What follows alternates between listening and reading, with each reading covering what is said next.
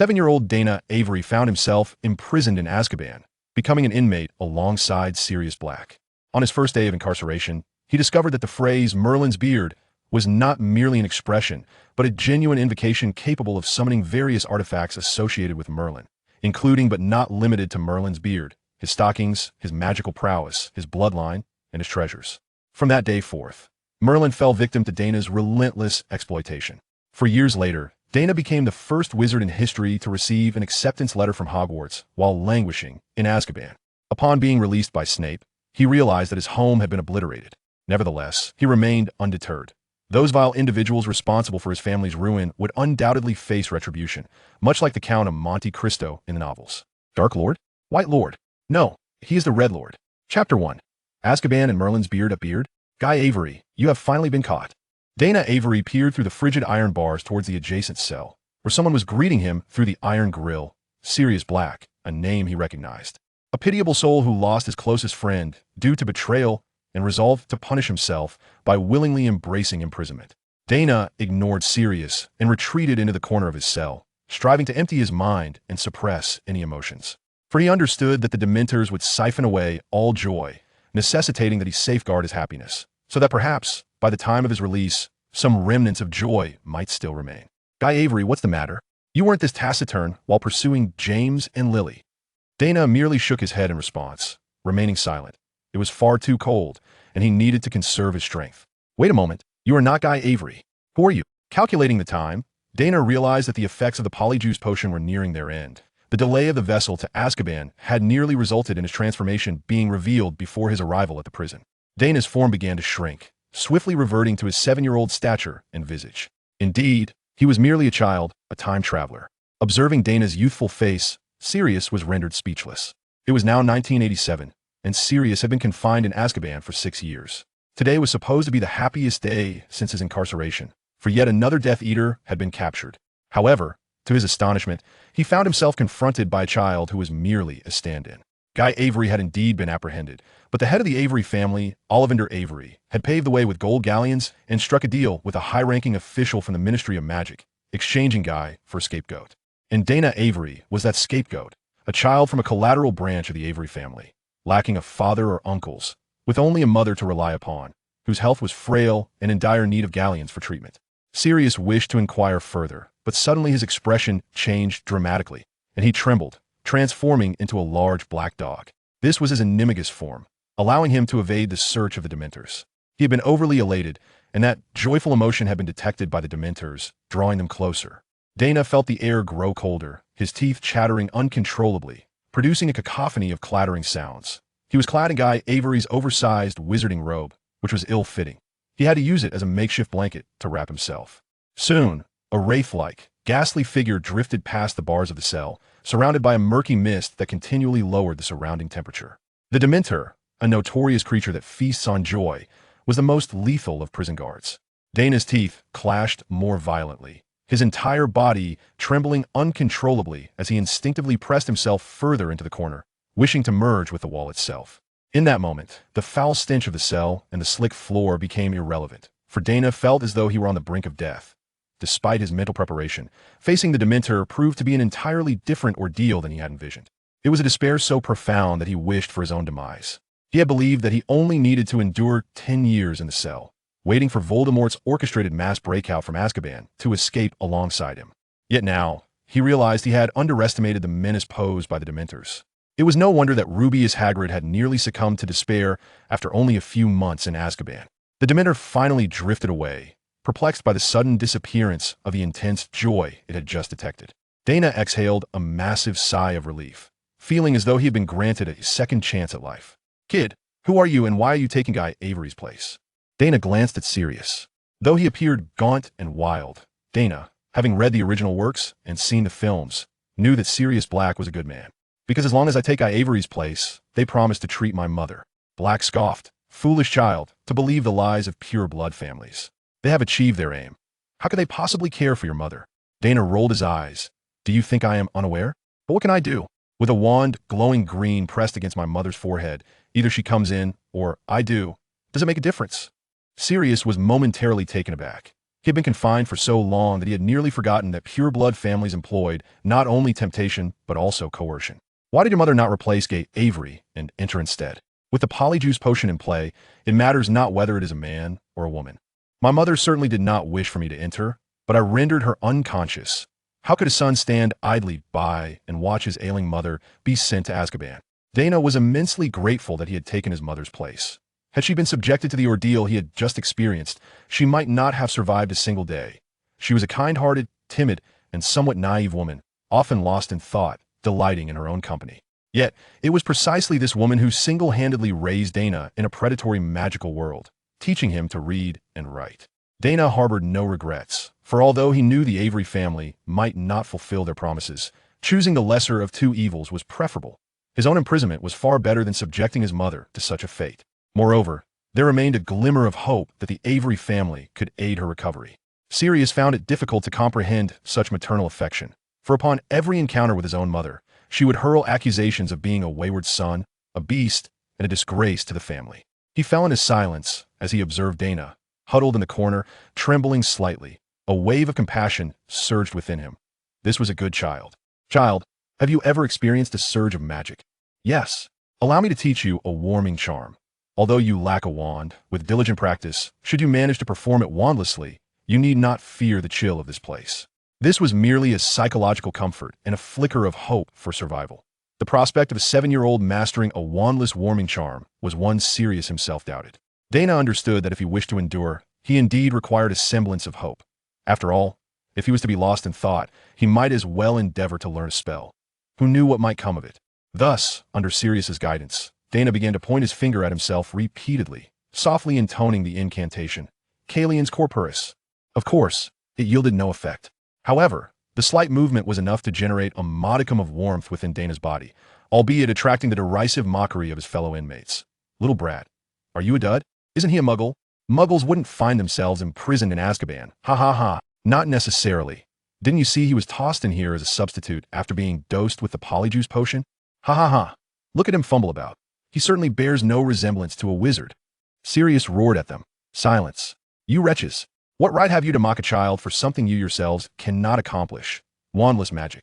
The criminals retreated, muttering curses as they withdrew to the depths of their cells. It was said that Sirius Black had obliterated an entire street with a single spell, and such a remorseless fiend was best avoided. Should he unleash a wandless explosive curse, it would be a grave injustice to perish in such a manner. As time passed, and mealtime approached, Daina gazed out of the cell.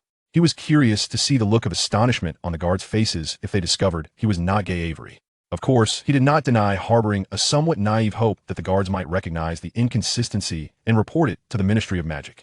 Yet, when a moldy piece of black bread and a cup of icy water abruptly appeared in the cell, Daina could not help but exclaim, Merlin's beard, I had forgotten this is a magical prison.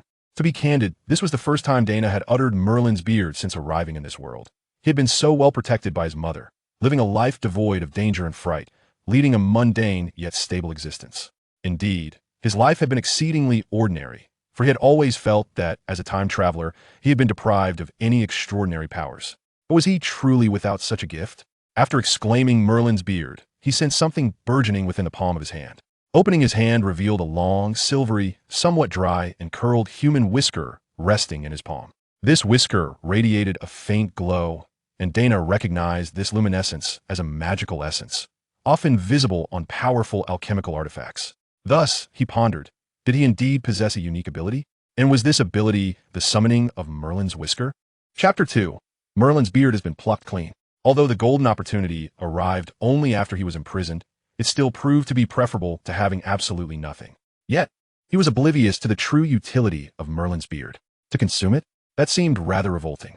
To insert it into his own chin, transforming it into his own facial hair? Goodness, what was wrong with him? Had he truly begun to lose his sanity the moment the golden opportunity materialized? As he spiraled into these errant thoughts, the magical essence embedded within the beard flowed through his palm and into his body. He sensed a significant amplification of his magical power, at least a doubling. This was indeed splendid news. Thus, could he truly exploit Merlin's beard to bolster his own magical prowess? That was rather remarkable. With reckless abandon, he stuffed the dry, hard, and oddly scented black bread into his stomach, and began to mutter softly to himself in the corner. Merlin's beard. Merlin's beard? No response. Perhaps he ought to consider summoning other relics of Merlin? Merlin's spellbook? Merlin's wand? Merlin's dentures? Merlin's hair? Merlin's stockings? Merlin's. It seemed as though the golden opportunity was a one-time affair, for thereafter it ceased to respond to Daina. Sirius, in the adjacent cell, merely shook his head. Poor child, he had gone mad within mere hours of his confinement. Daina was not one to easily surrender. He continued to muse about Merlin's various possessions, merely to stave off the boredom, until he found himself drifting into a drowsy stupor. Merlin Shubika. Merlin's mouse? Merlin's triangular shorts? Suddenly, Daina felt that peculiar sensation of foreign substance emerging in his palm. A jolt of realization roused him, and upon inspecting his hand, he discovered not the triangular shorts, but an ancient piece of parchment, aged yet adorned with a line of freshly inscribed text. Struggling to read by the scant moonlight filtering through the solitary ventilation window of his cell, he discerned, Merlin has no triangular shorts. Daina, taken aback, reflected on the multitude of fanfictions he had perused, having assumed Merlin's wardrobe was replete with all manner of clothing.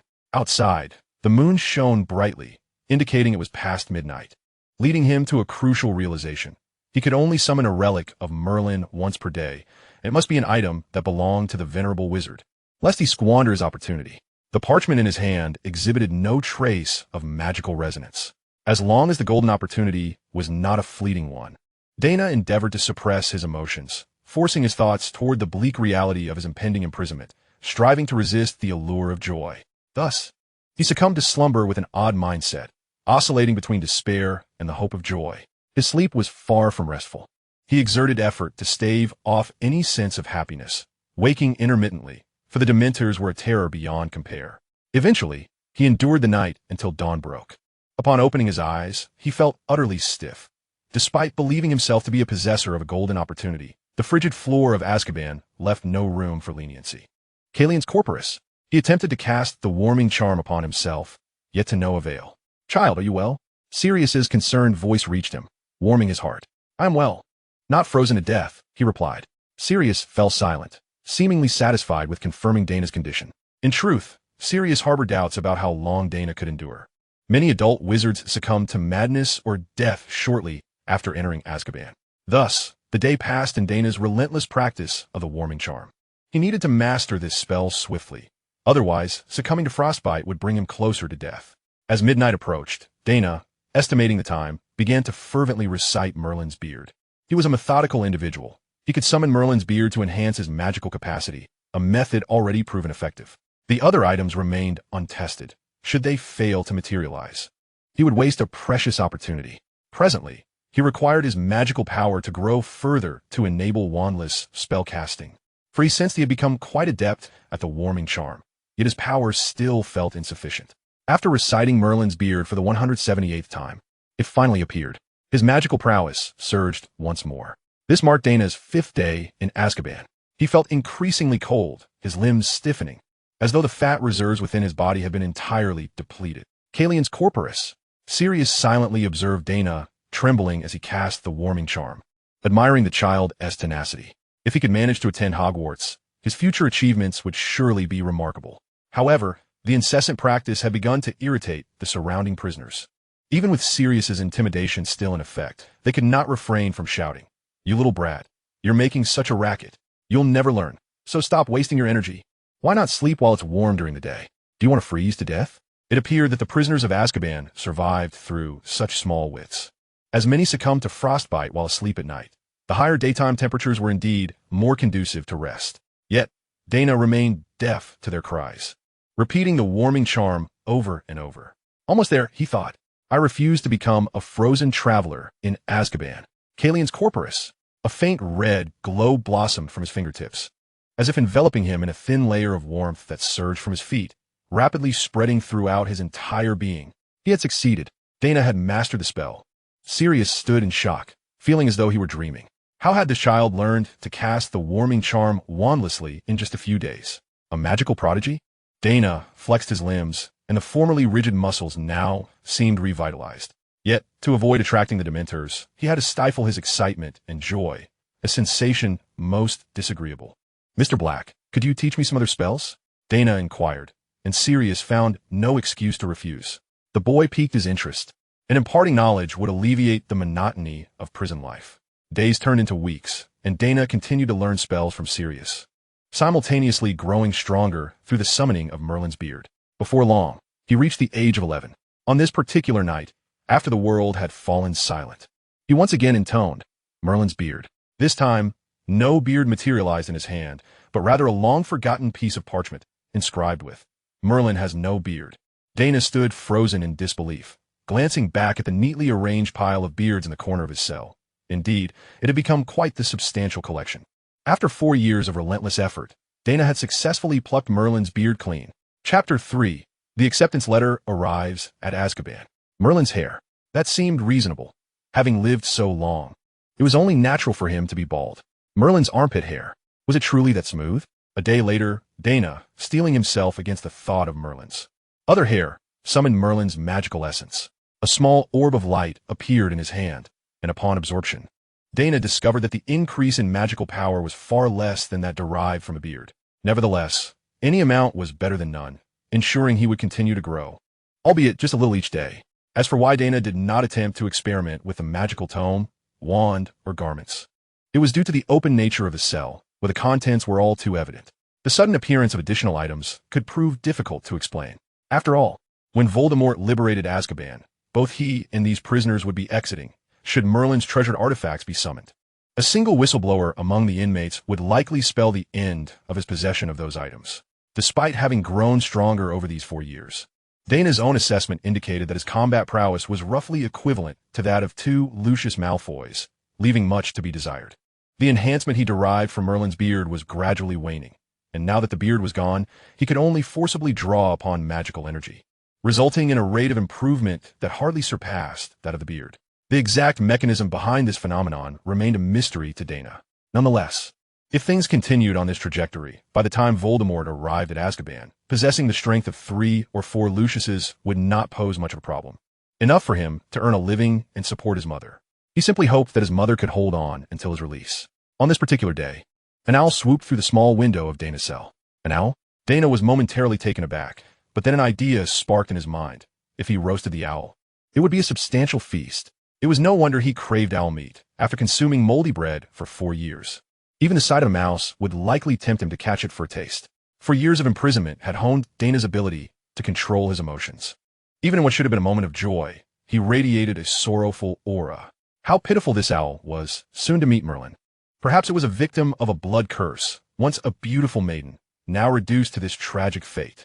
With such thoughts swirling in his mind, his hands moved without pause, stupefied. A beam of red light shot forth from his fingertips, striking the owl, which fell lifelessly to the ground. Daina picked up the owl, gauging its weight and estimating that it could provide him with at least 2 hearty meals. Just as he prepared to cast the dismemberment spell, he noticed a letter tied to the owl's leg. To his astonishment, he discerned the name Daina inscribed on the envelope. Was this owl delivering a message to him? What a dilemma. His conscience pricked at him. Since the owl had gone to such lengths to deliver the letter, he could not allow it to perish in vain. He gently set the owl down and removed the letter, taking a moment to glance at the plump Scottish round-faced chicken illustration before he regretfully smacked his lips and smoothed out the envelope. The Hogwarts crest adorned the front, causing Daina to gasp in astonishment. Could this be the legendary acceptance letter from Hogwarts? Could a convict truly be admitted? He continued to scrutinize the envelope, which bore the words, Azkaban cell number 435, Mr. Daina Avery. Remarkably, he might be the first little wizard in history to receive an acceptance letter while incarcerated in Azkaban. How unfortunate that he felt such joy. The thought of a professor arriving, discovering his innocence, and granting him release so he could finally reunite with his mother sent waves of elation coursing through him. Cursed be this overwhelming happiness. On an old-fashioned sailboat, Severus Snape stood at the bow, peering through the mist over the sea, where he glimpsed the peculiar tower with 3 walls. Azkaban, he muttered to himself. How could there be a young wizard of age in Azkaban? At the stern, a ministry employee chuckled, Professor Snape. It must be a mistake from Hogwarts. How could there be a new student in Azkaban? I checked the records, and Daina Avery was declared dead 4 years ago. Snape turned, casting a cold glare at the employee. The Hogwarts admission ledger and its acceptance quill have never aired. The employee awkwardly chuckled, inwardly scoffing. It's an ancient relic. It's not surprising it malfunctions occasionally. The sailboat soon docked at the pier. Snape tightened his robes, lamenting the wretchedness of this place. At that moment, he began to doubt whether a minor wizard could truly survive in such a locale. How strange. The employee, puzzled, lifted a lantern, a protective charm for ministry employees arriving on the island. As long as the Dementors saw the light, they would not attack. Normally, Dementors would be swarming at this hour. Yet none appeared. Before the employee could ponder the cause, a brilliant silver light erupted from a small window on one of Azkaban's floors, transforming the dark fortress with a gleaming belt of radiance. It was a Patronus. Snape immediately recognized the essence of the silver light and sprinted inside. The employee hurriedly followed. "Professor, slow down. Without the lantern, even you could be in danger in this prison." They navigated through the corridors and ascended the stairs, flanked by the eerie laughter and screams of the inmates. Snape paid no heed, pressing on. Azkaban was equipped with anti-apparition charms, forcing him to rely on his legs to climb the stairs, which felt as heavy as lead due to his lack of exercise. At last, they reached the floor from which the silver light emanated. The brilliance persisted, accompanied by the furious and frightened shrieks of Dementors. A silver raven flitted back and forth in the corridor, driving away the encroaching Dementors as a youthful yet somewhat raspy voice cried out, after 4 years of restraint.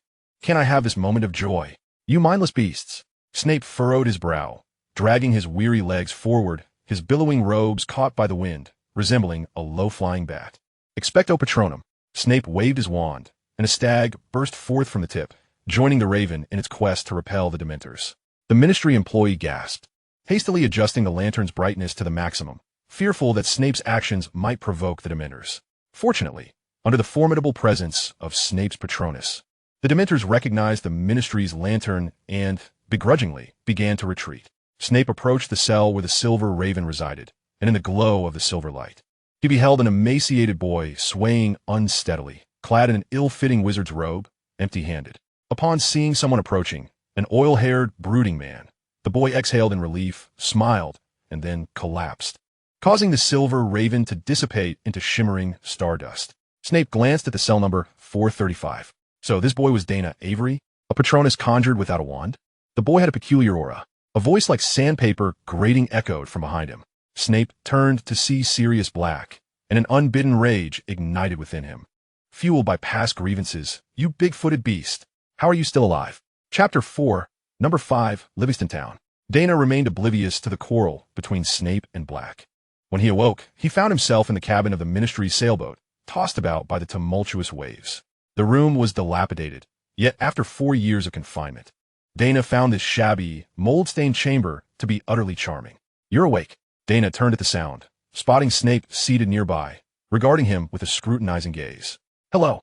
Daina beamed widely, perhaps due to having suppressed his joy for too long. He felt an overwhelming surge of happiness, rendering his smile utterly sincere. Of course, a significant portion of this joy stemmed from the anticipation of finally returning home to see his mother. "Daina Avery." "Indeed, I am Daina Avery. Might I inquire if you're a professor at Hogwarts?" "I am the potions master at Hogwarts. You may address me as Professor Snape." "Very well, Professor Snape." Snape fixed his unwavering gaze upon Daina and inquired, "I have perused your records at the Ministry of Magic. You were declared deceased 4 years ago, and the cell you were meant to occupy was actually assigned to the Death Eater Avery. Pray tell, how do you account for this?" Daina responded with a bittersweet smile. "It was the head of the Avery family who, under the pretense of seeking treatment for my mother, compelled me to take Avery's place." Snape nodded thoughtfully, a flicker of intrigue crossing his eyes. He seized Daina's arm and stated, "You may feel a bit disoriented. Bear with it." With a whoosh, Snape operated with Daina. When they materialized once more, they stood before an aged house. The door bore the number 5 Livingston.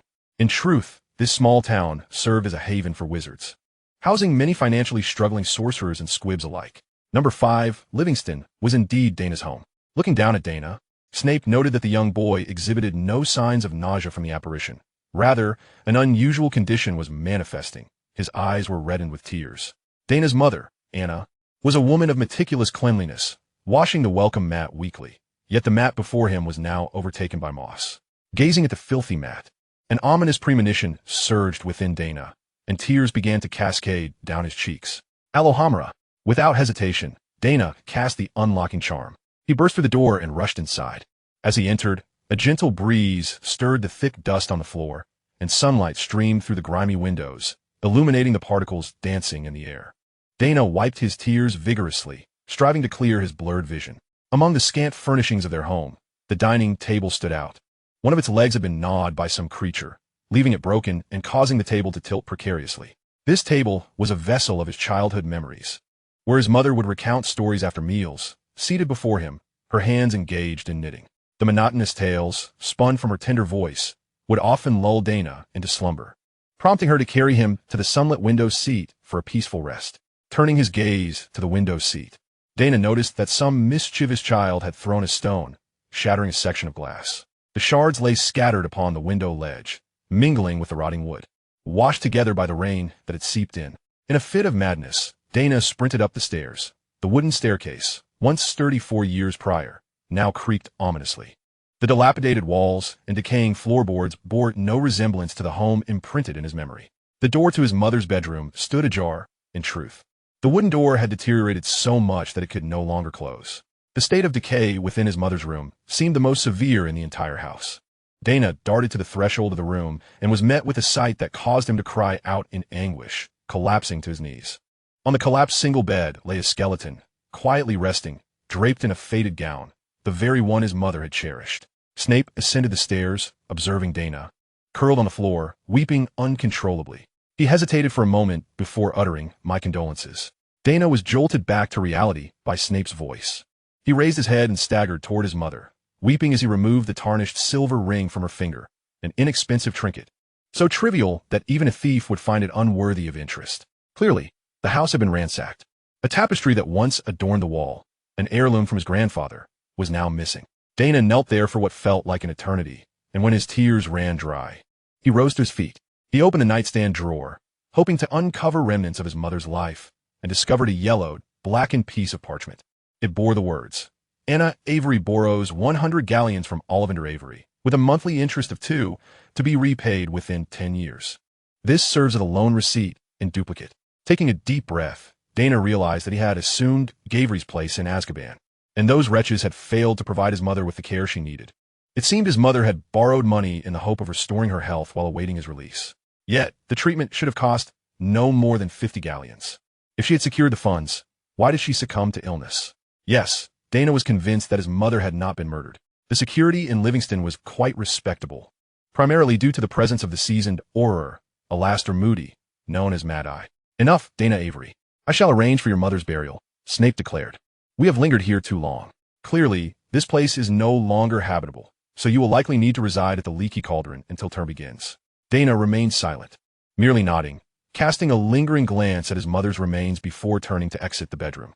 In a daze, Daina descended the stairs and pushed open the door, stepping out into the world.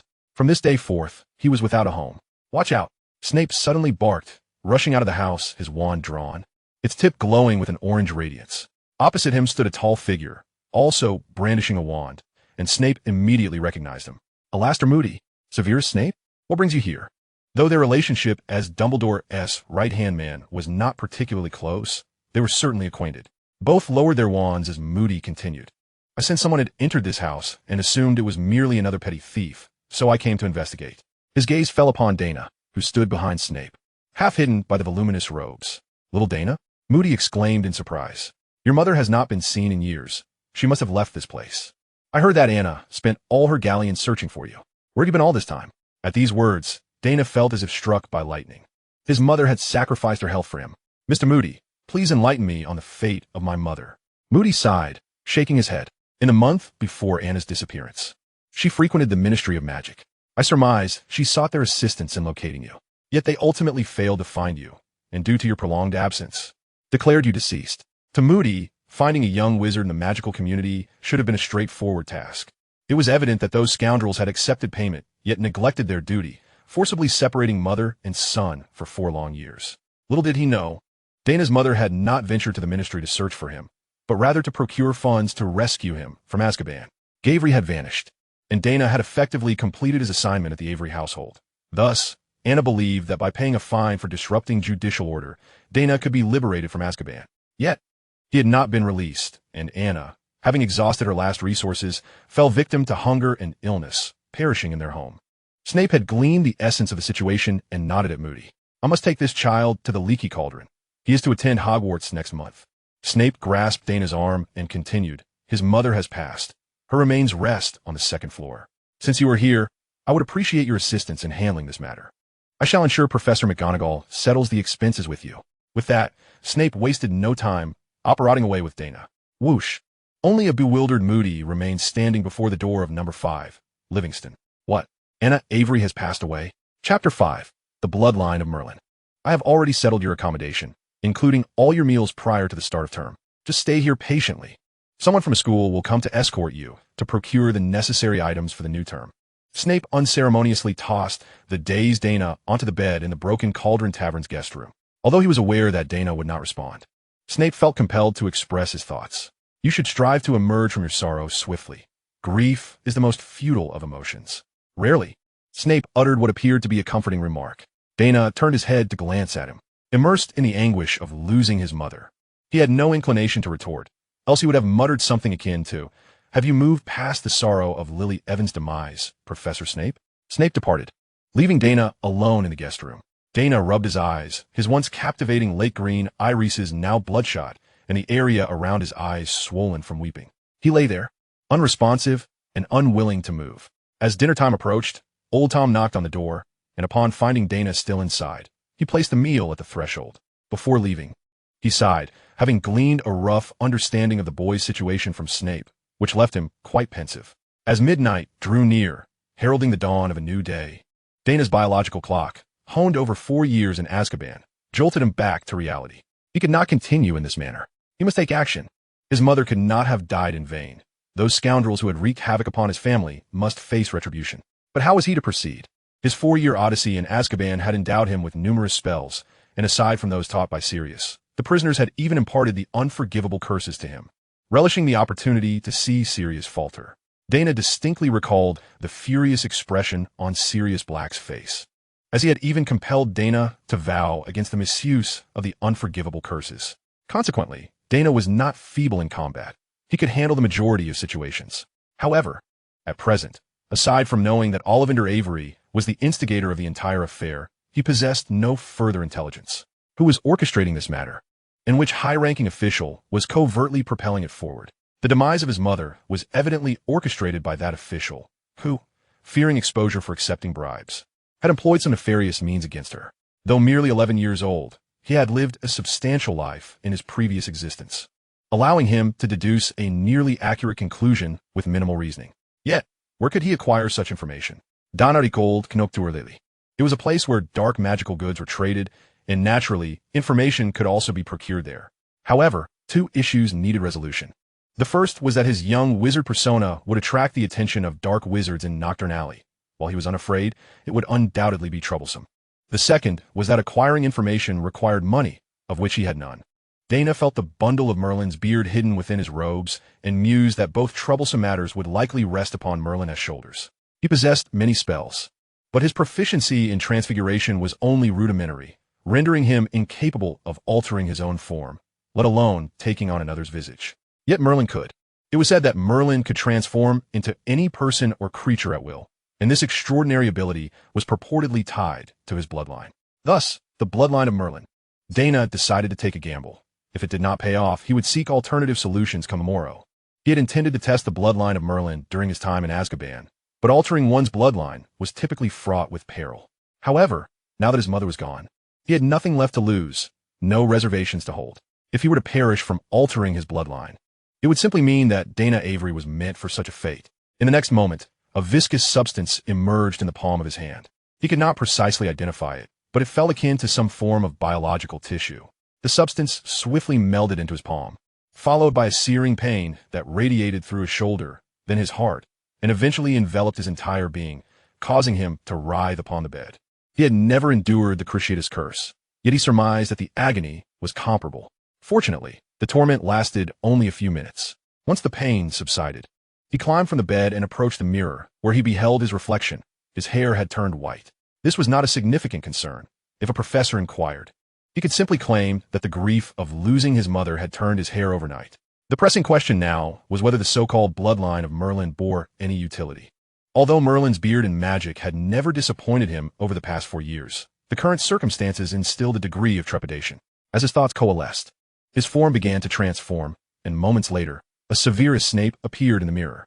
It worked. The ability to alter one's appearance was a success. As for the additional uses of the bloodline of Merlin, those could be explored gradually in due time.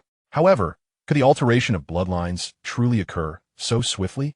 In the tales his mother told, ancient wizards underwent intricate and prolonged rituals to switch bloodlines. Even if his extraordinary abilities were linked to Merlin, who was universally acknowledged as the mightiest sorcerer of all time, surely even he must adhere to the fundamental laws of magic. Casting aside all doubts, Daina reverted to his original appearance, opened the door, and retrieved the food that old Tom had left at the threshold. Having gone a day without sustenance, he was now exceedingly hungry. A bowl of vegetable soup, a serving of fried potatoes, and a steak awaited him. The meal was simple. It was the finest he had enjoyed in 4 years. After finishing, he returned the empty dish to the outside, then climbed into bed. After 4 years in prison, his patience had become remarkably steadfast. He felt no urgency for vengeance. Matters must be addressed one at a time. Today, he resolved the issue of his appearance, and tomorrow he would tackle the financial dilemma. Gradual progress was essential. There was no use in haste, for his enemies would not simply present themselves.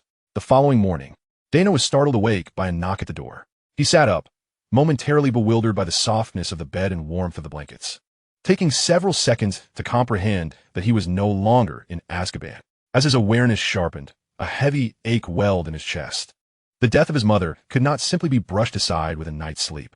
He still wore the ill-fitting wizarding robe, and his reluctance to use transfiguration stemmed from the fact that the spell had a time limit.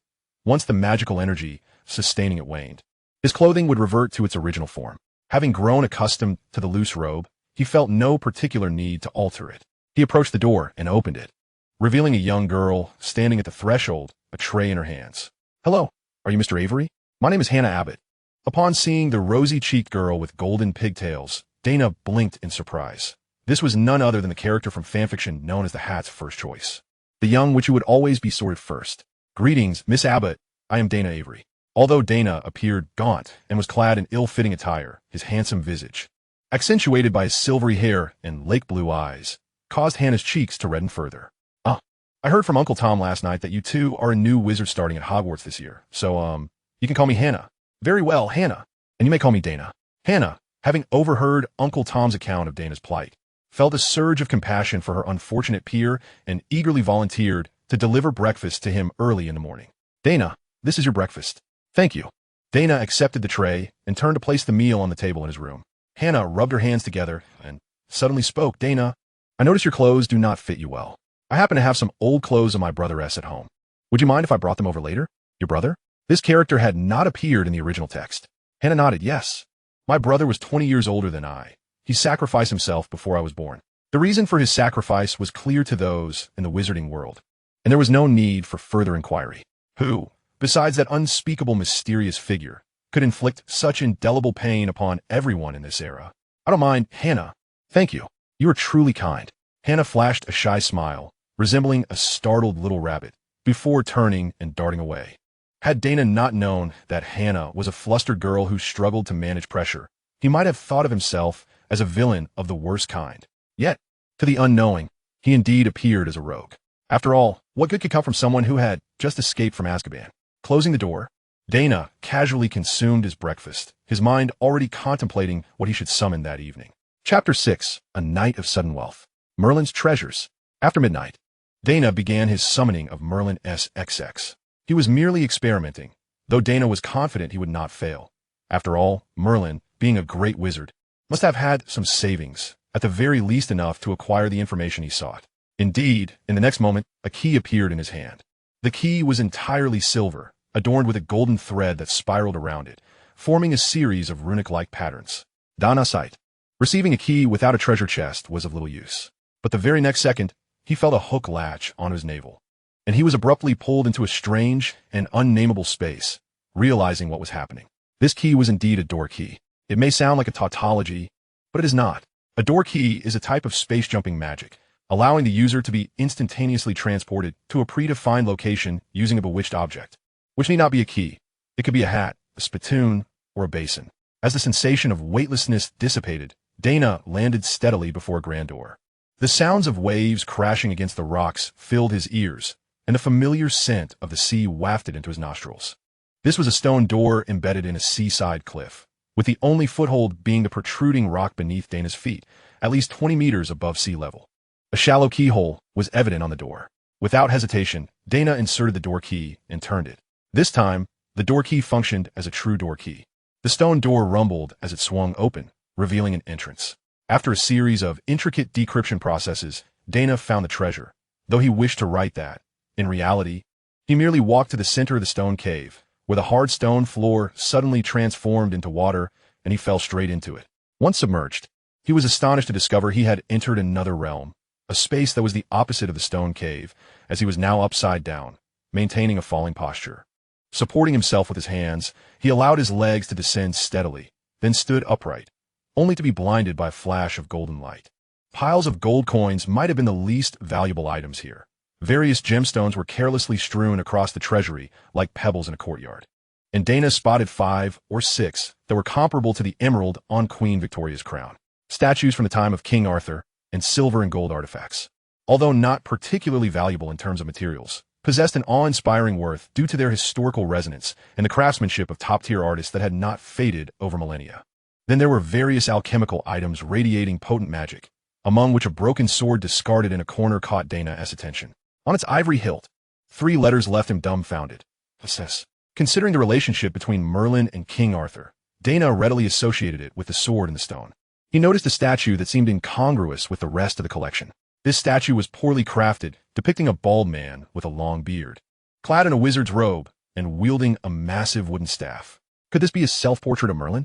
A silver chain adorned the statue's neck, with an apple leaf pendant shimmering in the cave's dim light. Upon removing the chain, Daina discovered that it was neither gold nor silver.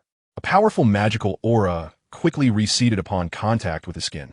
Finding the chain appealing, Daina unfastened its clasp and strung his mother's silver ring onto it, then wore it around his neck. In the next moment, the entire cavern began to tremble, and the treasures surged toward Daina, as if possessed by madness. He quickly shielded his head and face, but the anticipated pain did not strike. Upon opening his eyes, he found the treasury empty, yet felt a connection to the necklace. Focusing on the necklace, he involuntarily infused it with magic, discovering that all the treasures had been absorbed into it. Unlike the non-trace expansion charm, this alchemical item seemed to connect to another alternate space. Daina estimated that this space was 10 times larger than the cave before him. Well, the treasure was secured. But how was he to exit? Turning back, the unremarkable stone door stood there, as if the bizarre experience of plunging into water and traversing to an extraordinary realm had never occurred. Daina stepped out of the stone cave, and the door slowly closed behind him.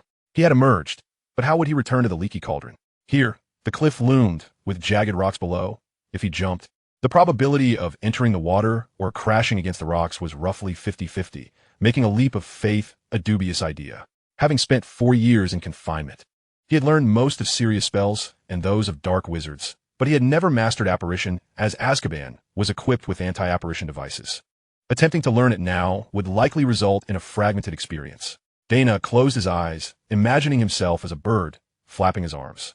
He felt a powerful force lift him up, and upon opening his eyes, he found himself transformed into a raven. Merlin's bloodline, how splendid! Soaring high into the sky, he gauged the direction of the continent and flew toward it, riding the strong sea winds. After approximately 10 minutes of flight, he distanced himself from the call of the sea and heard the whispers of the forest. A small town, evidently cloaked in a muggle-confounding charm, came into view. David stood astonished. He was all too familiar with this town. It was indeed the town of Livingston. How close was Merlin's treasury to Livingston? Descending from the air, he landed on a newly erected gravestone in the cemetery outside the town. Daina Avery rests here. Dropping 2 tears as a raven, Daina took to the skies once more. He needed to return to London and the leaky cauldron before dawn, for his acts of vengeance must remain concealed from all, leaving no trace behind. Do not inquire how Daina knew the way. He was now a raven, and the magical instincts of animals are not for humans to comprehend. After a night of diligent travel, Daina finally returned to his room at the leaky cauldron just before dawn. Resuming his human form, Daina felt as though his arms were about to snap from exhaustion. The night's journey had drained him, but he could not sleep just yet. For a knock on the door interrupted his thoughts. Daina, are you awake? It's Hannah. Daina approached and opened the door, and upon seeing him, Hannah was taken aback. Daina, what happened? Did you not sleep well last night? Why are your eyes so red, and your complexion looks so haggard? Daina managed a rather unattractive smile. utterly fatigued to the point where he could barely control his facial muscles. Mi fine, Anna.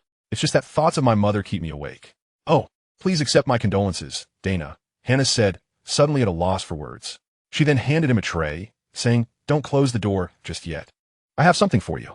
With that, Hannah hurried down the stairs. Daina placed the tray on the table and counted the few fries before he heard Hannah's vibrant footsteps approaching. Here you go, Daina. These are all my brother's clothes.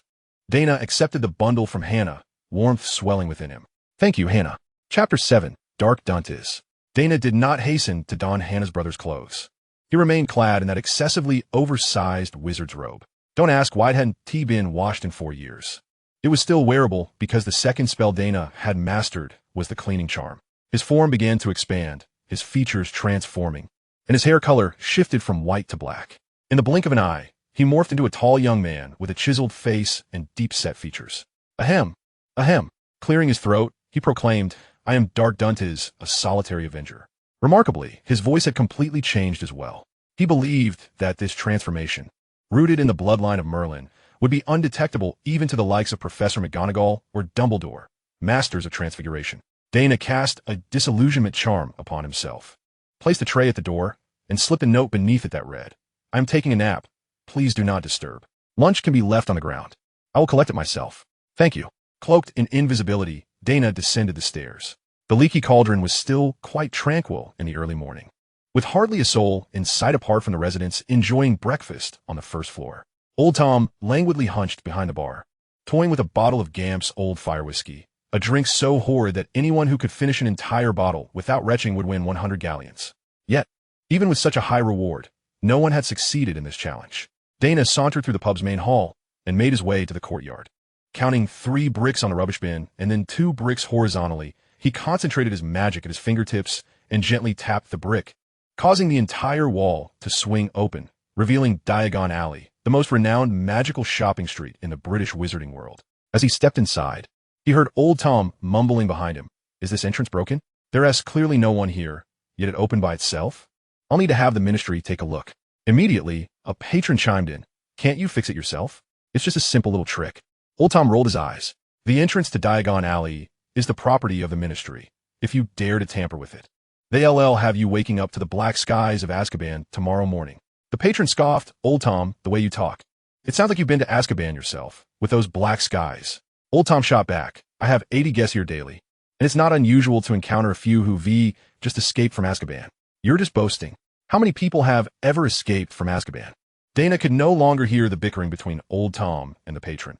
He walked straight toward the end of the street, where an asymmetrical white building that struck a strong sense of dissonance stood tall. It was his destination, Gringotts. He needed to acquire some galleons. After passing through 2 sets of guarded doors, Daina entered the bustling hall of Gringotts, taken aback by the robust security measures. Everywhere he looked, armed goblin guards scrutinized everyone as if they were criminals. Daina mused that this was quite reasonable, for in his memory, the original narrative described a theft at Gringotts on July 31st, the very onset of the Philosopher's Stone saga. As Daina proceeded, the goblins were busy working behind elevated counters. He surmised this design stemmed from their insecurities regarding their height, allowing them to appear lofty and superior. How may I assist you? A goblin banker asked as Daina approached a counter, not bothering to lift his gaze, merely glancing at Daina over his spectacles. Daina produced a gold coin and placed it before the banker, inquiring, Can this coin be exchanged? The banker's eyes suddenly sparkled. This is a coin from the time of King Arthur. Oh, what exquisite lines. Indeed, only the fabled Lady of the Lake could forge such a beautiful currency. The banker abruptly came to his senses. My apologies. We do accept this type of coin. One of these can be exchanged for 5 galleons. Daina scoffed. At that rate, I might as well seek out Mr. Bach at the Leaky Cauldron. His offer is 10 times yours. If it weren't for the sheer quantity I possess, I wouldn't be here. The banker froze. Quantity? Sir, I sincerely apologize. I misspoke. In fact, one of these coins can be exchanged for 20 galleons. As for Mr. Bach's rate of 50 galleons for one, I must say, if he were to do that, he would incur a heavy loss. In an instant, the exchange rate jumped from 5 galleons to 20, indicating that there was still room for negotiation. Daina pondered for a moment and replied, If you raise the price to 25 galleons, I'll exchange 1,000 coins here. 1,000. The banker's eyes widened. Though these ancient coins were not in circulation, they were highly coveted by goblin collectors. If he could acquire a pile of such coins, it would serve as the most compelling evidence of wealth. Selling 1,000 at once could easily fetch 100 galleons each. Agreed. We'll proceed as you suggest. 25 galleons each for a total of 1,000, amounting to 25,000 galleons. Daina understood he had undersold himself, yet he had no time to quibble over such matters. More pressing issues awaited him. With a flourish, Daina conjured 1,000 ancient coins onto the counter. The banker's greed overflowed, spilling forth like a river upon the pile of coins. Ring the bell. The banker shouted to the back room. Quickly bring out 25,000 galleons. He then turned to Daina, a facade of obsequiousness plastered across his face. Might I inquire if you require the establishment of a vault? A person of your affluence ought to possess a vault deep within Gringotts, guarded by dragons, immensely secure and a symbol of your esteemed status. You should acquire one, originally priced at 10,000 galleons. I can offer you a promotional rate of 9,995.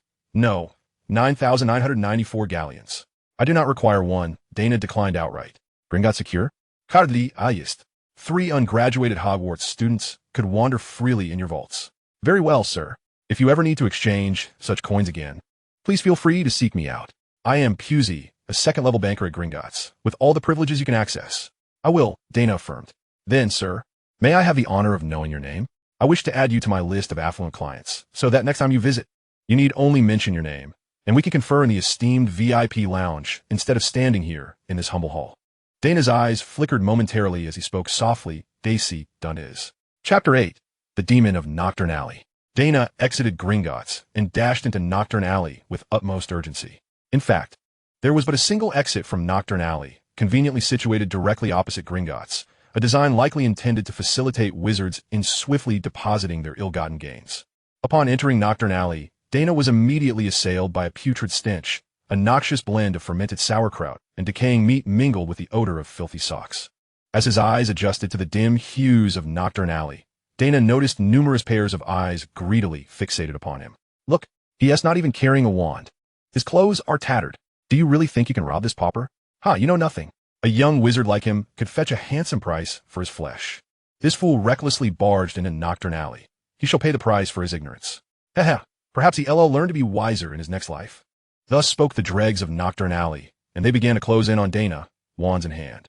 Are you gentlemen intending to take my life? Daina inquired coldly. Of course, young sir. Is that not abundantly clear? Daina nodded thoughtfully. I see. In that case, I believe I am well within my rights to defend myself. Am I not? What is the term again? Justifiable defense. Laughter erupted from the scum, a cacophony of mirth. Kekakik. Hey, he. An elderly woman among them cackled particularly heartily. Young man, I've never seen anyone so audacious as to enter Knockturn Alley unarmed.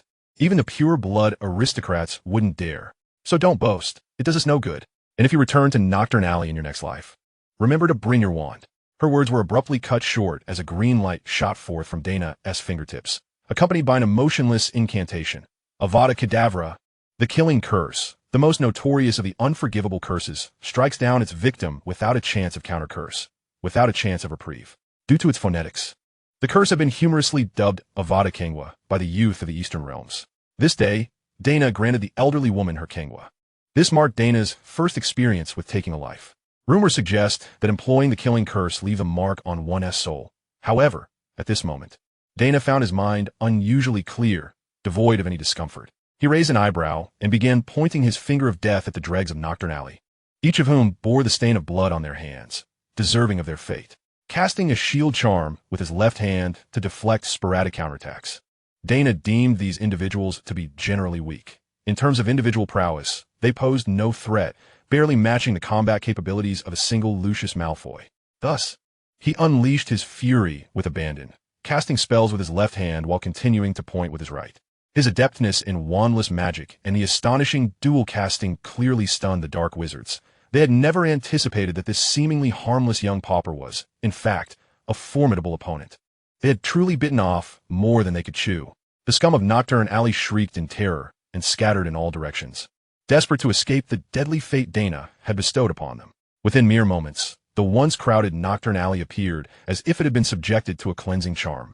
Utterly pristine, one unfortunate soul stumbled while fleeing, tripping over an unseen object and collapsing into a puddle, becoming a muddy caricature. Yet this was not the worst of it. An old pair of boots appeared before him, belonging to the very harbinger of death who had just wreaked havoc. The unfortunate soul glanced back, yearning to identify the entity that had ensnared him in his moment of doom. Need not look further. It was my transfiguration, Daina remarked. Ah, so, it was transfiguration. The unfortunate one sighed, only to realize a heartbeat later that this grim reaper had spared his life. Please, spare me. I was unaware they meant you harm. I merely approached to see what was amiss.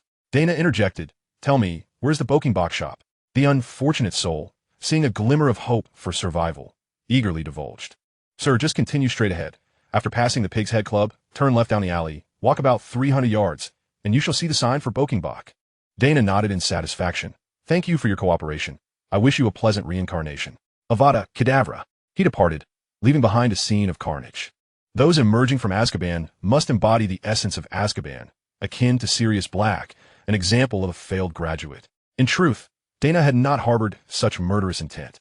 Whether it was due to the merging of bloodlines or the profound impact of his mother's death, in that fleeting moment, he felt compelled to eliminate these wretches. However, upon reflection, the influence of his bloodline may have played a more significant role. After all, Merlin was a Cambion, and the demonic blood coursing through his veins undeniably held sway over him. Following the unfortunate one's directions, Daina swiftly found the Boking Box shop.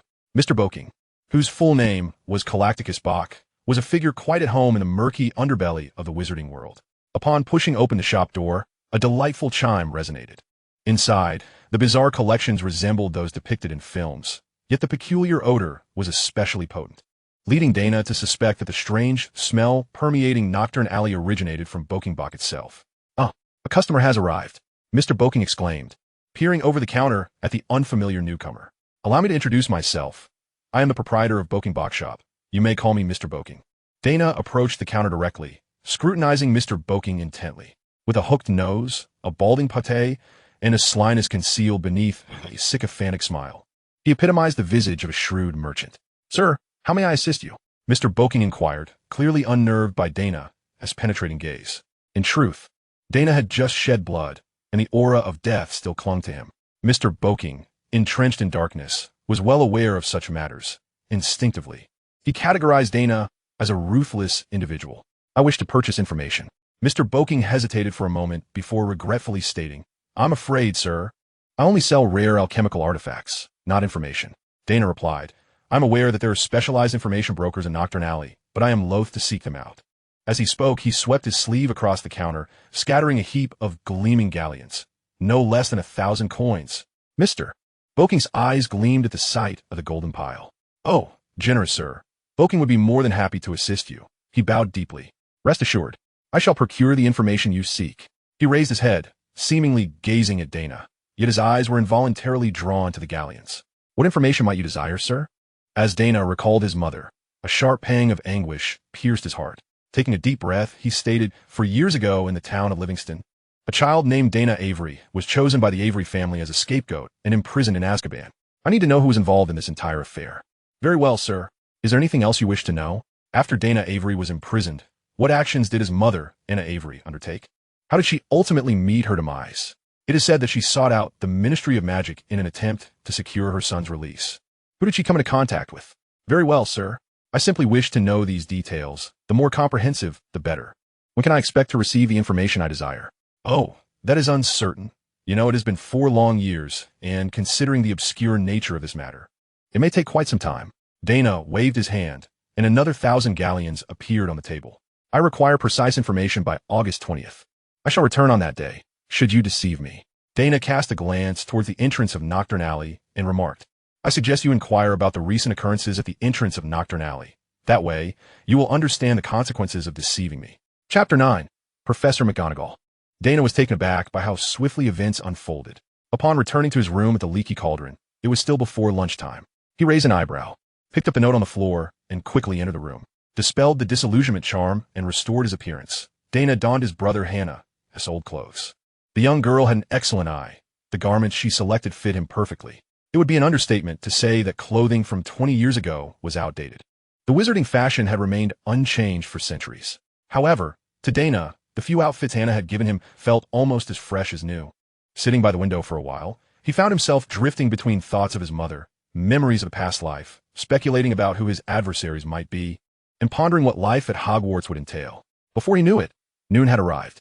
A knock at the door prompted Daina to hurriedly open it. Standing outside were Hannah, holding a tray of food, and a tall, slender witch in green robes, whose distinctive glasses immediately revealed her identity to Daina. Professor Minerva McGonagall. Before he had traversed here, Maggie Smith, the actress portraying Professor McGonagall, had recently passed away, leaving Daina sorrowful for several days, as she was his favorite character throughout the entire Harry Potter series.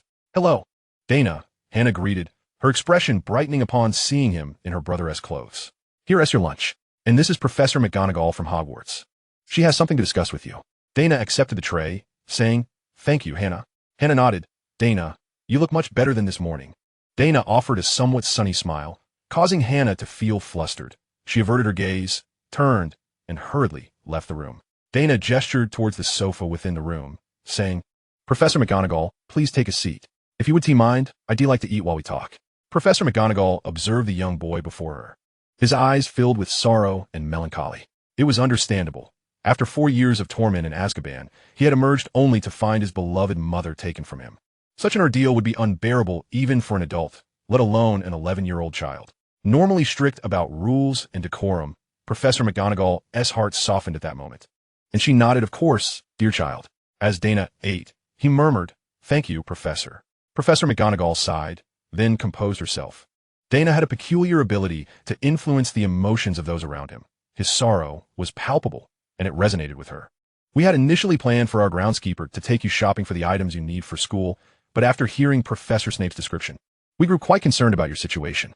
Thus, I have come today to ensure you procure everything necessary for your first year before escorting you to Hogwarts." Daina shook his head, setting down his fork and swallowing the food in his mouth before speaking. This action elicited a slight nod from Professor McGonagall. "Professor, I sincerely appreciate your concern. However, I must respectfully decline the invitation to go to Hogwarts early." "Why not? Isn't it obvious? If I go to Hogwarts, how will I obtain information from Mr. Boggins? My mother often told me that every new student at Hogwarts must experience the Hogwarts Express and the boat ride across the Black Lake to arrive at Hogwarts. Only then does one have a complete beginning. My mother frequently fantasized about what my entry into Hogwarts would be like. It was one of her greatest wishes. Therefore, Professor, when I walk this journey like other young wizards, I believe my mother's spirit will be comforted." Though the intentions differed, this was not a lie. The image of his mother, who always looked at him with pride, often recited, "If my little Daina takes the Hogwarts Express, he will undoubtedly find new friends. And if luck is on his side, perhaps he might even find a companion for life on that boat." Incidentally, it was on a similar boat that Daina's parents had forged their bond. Upon hearing this, McGonagall raised a hand to cover her mouth. She believed that Azkaban had not extinguished the goodness within Daina. How could a child who held his mother's wishes dear be considered bad? Severus Snape had surely misjudged him. Even if this child lived next to Sirius Black, it did not mean he would be led astray. "Very well, child, please eat quickly. Once you finish, we shall go shopping in Diagon Alley. I believe you should acquire your first wand." In Professor McGonagall's view, every young wizard felt excitement at the prospect of obtaining their first wand, and she hoped her words might uplift Daina's spirits a little. However, Daina's expression revealed no sign of emotional fluctuation. He merely nodded slightly. "All right. We need to elaborate on purchasing new robes, books, and cauldrons, as it is unnecessary. As for a pet, I regret to say that I have none." Daina's expenses would be drawn from Hogwarts accounts. As the deputy headmistress and financial overseer, Professor McGonagall believed it unwise to squander galleons on unnecessary matters. Nevertheless, she did purchase an additional copy of 100 Magical Uses of Transfiguration as a gift for Daina, of course, using her own salary. Eventually, they arrived at Ollivander's wand shop. The door was small and shabby. The gold lettering on the sign had mostly worn away. Yet the text was still legible, reading, "Ollivander, established in 382 BC, specializing in fine wands within moments of entering the shop." Old Ollivander emerged like a specter from behind a nearly obscured doorway filled with wand boxes. "Minerva, it's rare to see you personally bringing a young wizard to my store." Professor McGonagall nodded. "Good afternoon, Mr. Ollivander. This is Mr. Avery. I would appreciate your assistance in selecting a wand for him." Daina suddenly turned to Professor McGonagall and said, "Professor, I do not wish to keep the surname Avery. I would like to take my mother's surname instead. Would that be acceptable?" McGonagall paused for a moment before inquiring, "This is your own choice. But are you wishing to disassociate from the Avery family? Daina offered a wry smile. Do you think that family ever considered me a true member? Professor McGonagall sighed. Falling silent, Daina continued. So from today forth, I shall be known as Daina Emery's. McGonagall nodded, turning once more to introduce him to Ollivander. This is Mr. Emery's Mr. Ollivander, I appreciate your help. The wand selection process need not be elaborated upon. Ultimately, Daina acquired 12 5-inch wand made of ebony, with a core of Chinese fireball dragon heartstring. Professor McGonagall clapped her hands. Oh, ebony, I recall that wands of this material are particularly adept at transfiguration. She felt a sense of joy. As a professor of transfiguration, she always held a certain fondness for children gifted in the art of transformation. Ollivander nodded, acknowledging that Professor McGonagall's reservoir of knowledge was indeed remarkable, but this wand would prove exceptionally useful not only in transfiguration, but also when casting offensive spells. After parting with 7 golden galleons, Professor McGonagall led Daina out of the wand shop. All right, Daina, we have everything we need. It's time to return. Yes, Professor. The pair, one tall and the other small, strolled along the cobbled street, marked by the passage of time. Professor McGonagall gently grasped Daina's hand, and as they approached the wall leading to the leaky cauldron, she suddenly inquired, Mr. Emery's, I heard from Professor Snape that your hair was a deep chestnut, yet now it is white? Daina lowered his head and replied softly, I don't know. One day, I woke up and found my hair had turned white. Which day? The day after Professor Snape brought me to the leaky cauldron. I suppose I missed my mother too much. Chapter 10. Ancient Grievances. Who is the enemy? In the days that followed, Daina nearly confined himself to his room, engrossed in books, occasionally engaging in brief conversations with Hannah and Old Tom. He no longer utilized his golden touch at the stroke of midnight. Instead, he summoned Merlin's XX each morning upon waking. After all, he was still a child in need of ample sleep. Merlin's spellbook. Merlin has no spellbook. Merlin's magic notebook. An ancient notebook with a metallic cover appeared in Daina's hands, and he was elated. But his excitement quickly faded into a frown as he realized he could not decipher a single word within. Merlin's weapon. Merlin has no weapon. After 3 consecutive days without any growth in power, Daina felt somewhat vexed, and on the 4th day, he despondently exclaimed, Merlin's stockings. Then, the stockings appeared. Though these medieval crafted stockings were far from exquisite, without the presence of magic, Daina would have doubted their existence in that era. However, the crucial issue was that Merlin indeed possessed stockings. How could he have stockings when he didn't even have a pair of briefs? Daina soon recalled that such undergarments were seemingly invented in 1935, making Merlin's lack of them rather understandable. In his Mother and His Tales, women in the Middle Ages lacked such garments, while English men wore a contraption known as a codpiece, which, notably, was worn on the outside, typically fashioned from metal or leather, leaving the trousers underneath still quite empty. Isn't that liberating? Should he summon Merlin's codpiece? The answer, of course, was a resounding no. The summoned stockings provided Daina with not even a modicum of enhancement, rendering them utterly useless. Thus, after trying on Merlin's robe and acquiring a splendidly purple wizard's cloak, Daina returned to his regular engagement with Merlin's magic. Nevertheless, that robe was indeed a fine item, equipped with various defensive enchantments capable of resisting cuts, punctures, and water. It was the sole reward of his endeavors over the past few days. Soon, the 20th arrived, adorned in the purple wizard's robe. Daina once again assumed the guise of Dark Dantes and ventured into Nocturne Alley. The scene in Nocturne Alley was strikingly different from his previous visit. Daina observed a significant reduction in the ne'er-do-wells meandering about, and instead, he frequently spotted Aurors clad in black uniforms patrolling the area. It seemed the previous bloodbath had indeed caught the attention of the Ministry of Magic. This surprised Daina, as he had assumed the Ministry would overlook the demise of such scoundrels. Excuse me, sir, may I inquire your name? Daina was halted by an Auror, who flashed a smile. Dark Dantes. This was a test to ascertain whether the name Dark Dantes had drawn the Ministry's attention. Should the Auror react to the name, it would imply that either Gringotts Pruitt had leaked information or Mr. Boggin had spilled the beans. Dantes? That surname is quite rare. You're not from England, are you? Indeed. I am a Frenchman born in China, here in England for business. The Auror scrutinized Daina for a moment longer and asked, business? What sort of business? Daina gestured toward the direction of the Boggin and Burke shop. Alchemical goods. You see, in the East, people seldom utilize alchemical products. But recently there seems to be a burgeoning trend, so I must stock up before the wave arrives. The Auror nodded. Indeed, to earn money, one must have foresight. You must be quite wealthy, given that robe you wear looks rather expensive.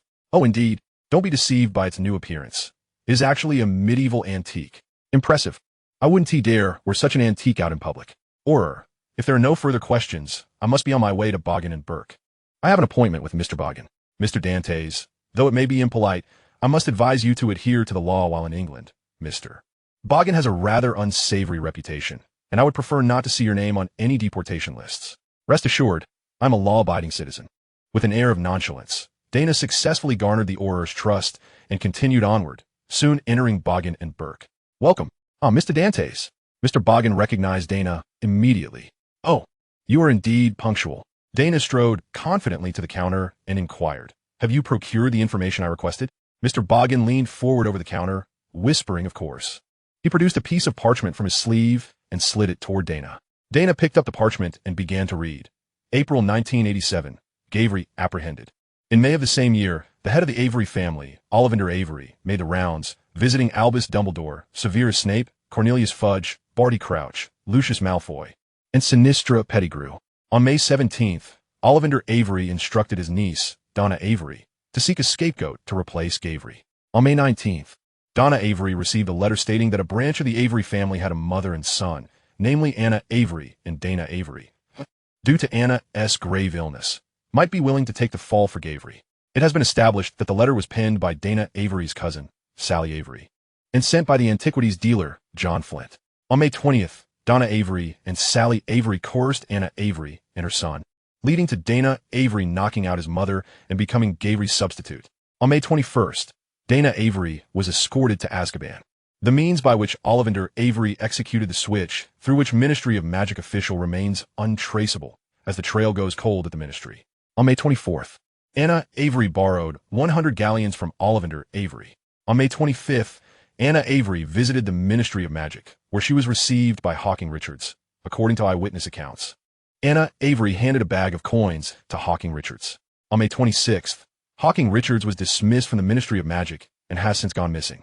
From May 27th to June 11th, Anna Avery repeatedly approached the ministry, requesting the release of Daina Avery, to no avail. On June 12th, Anna Avery did not leave her home. On June 15th, Sally Avery and John Flint entered Anna Avery's residence. An hour later, both departed, with John Flint carrying what appeared to be a rolled-up tapestry.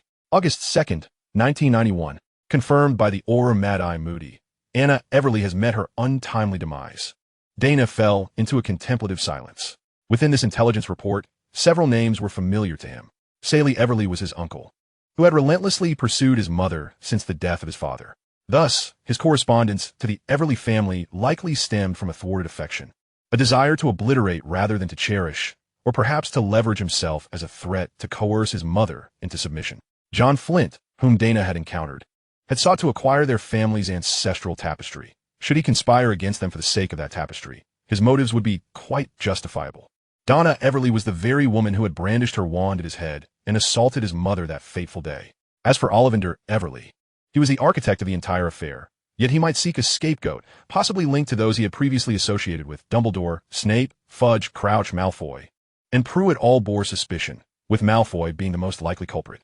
The Ministry of Magic employee, Hawkins Richards, was most likely sacrificed to preserve the high-ranking official who had consistently aided Ollivander Everly throughout the ordeal.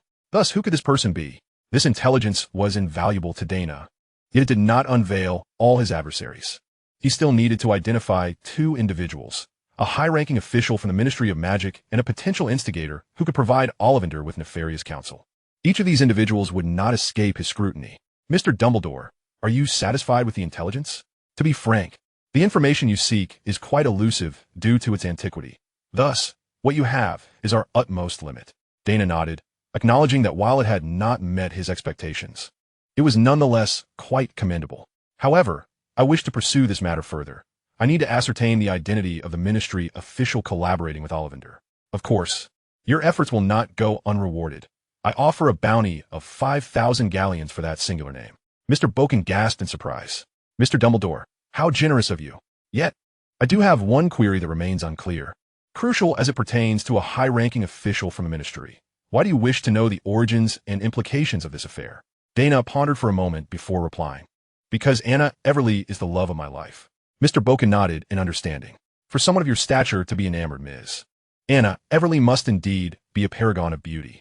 Rest assured, we shall continue our inquiries and provide you with an answer post haste. As they spoke, the shop's door swung open, and Daina turned to see the very Auror who had questioned him earlier enter the establishment. Chapter 11. The First. Did they still harbor suspicions? Daina mused, addressing Mr. Boken. I entrust you with that batch of alchemical supplies. Remember, I require only goods from legitimate channels, and do not intermingle any dubious dark artifacts. Mr. Boken hesitated for a moment, but upon spotting the entering Auror, he quickly responded with a smile. Of course, it shall be done. It is rare to encounter such a magnanimous patron as yourself, Mr. Dumbledore. I assure you, I will not disappoint. Once the goods arrive, I will contact you immediately. This is a two-way mirror. Please keep it safe. Should it begin to warm, it will signify my search for you. Daina nodded, stowing away the mirror, and placed an additional 1,000 galleons upon the counter, intentionally positioning himself to ensure the Auror caught sight of the glimmering gold. Indeed, the Auror's gaze was irresistibly drawn to the golden galleons. Excellent. This shall serve as a deposit. I trust Mr. Boken will not let me down. Certainly, sir. Daina turned and approached the Auror, greeting him warmly. It is a pleasure to see you again. By Merlin, are all Aurors in England so devoted to their duties? The Auror, evidently convinced of Daina's sincerity, replied, Actually, we are here on heightened alert due to a significant incident that occurred recently. A significant incident? If at ISNT classified, might you share the details? It would provide me with a fresh tale to regale my friends. It's nothing under wraps. It primarily concerns a dark wizard who wreaked havoc in Knockturn Alley, mercilessly slaughtering over a dozen individuals. You see, since the downfall of the Dark Lord, there hasn't been a single instance of so many unnatural deaths among wizards. Oh, how dreadful! Daina covertly slipped 5 galleons to the Auror. I must quickly vacate this place. If possible, could you escort me out of Knockturn Alley, or? The Auror beamed, of course. Protecting the public is our duty. Mr. Boken observed Daina and the Auror exiting the shop, wearing an expression of strange bewilderment. Sally Everly had been feeling increasingly unsettled over the past few days. He had closed his bakery early and returned to the accommodation at the back. As a member of the Sacred 28, Sally lived in Muggle territory, a rather unfortunate circumstance for him. In truth, he had long been disowned by his family, as he was a squib.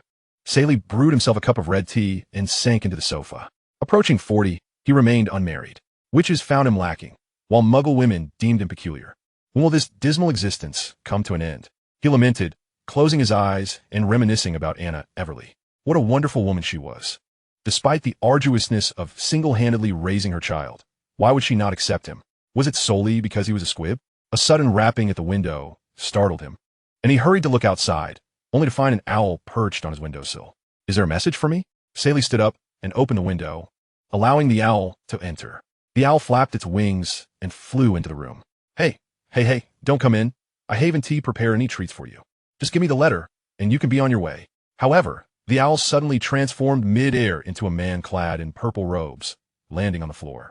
Sally was taken aback, stumbling back 2 steps and tripping over the coffee table, falling under the sofa. Why you? Who are you? The man in purple robes let out a cold laugh, pointing a finger at Sally Everly. Crucio. Sally was immediately engulfed in excruciating pain, yet his mind remained in a fog. What was happening? He did not recognize the man before him. What were his intentions? Who would cast the Cruciatus curse right away? Even if one sought to rob him, wouldn't they first inquire before inflicting torment? Perhaps the assailant was a coward, ready to confess at the slightest pressure? The Cruciatus curse persisted for nearly 10 minutes, with Sally howling throughout. When it finally ceased, he felt as though he had been pulled from the depths of a pond, on the brink of drowning. What do you want? Before Sally could finish his sentence, another spell was cast upon him. Imperio. This was the Imperius curse. Sally immediately froze in place, a dazed expression overtaking his face.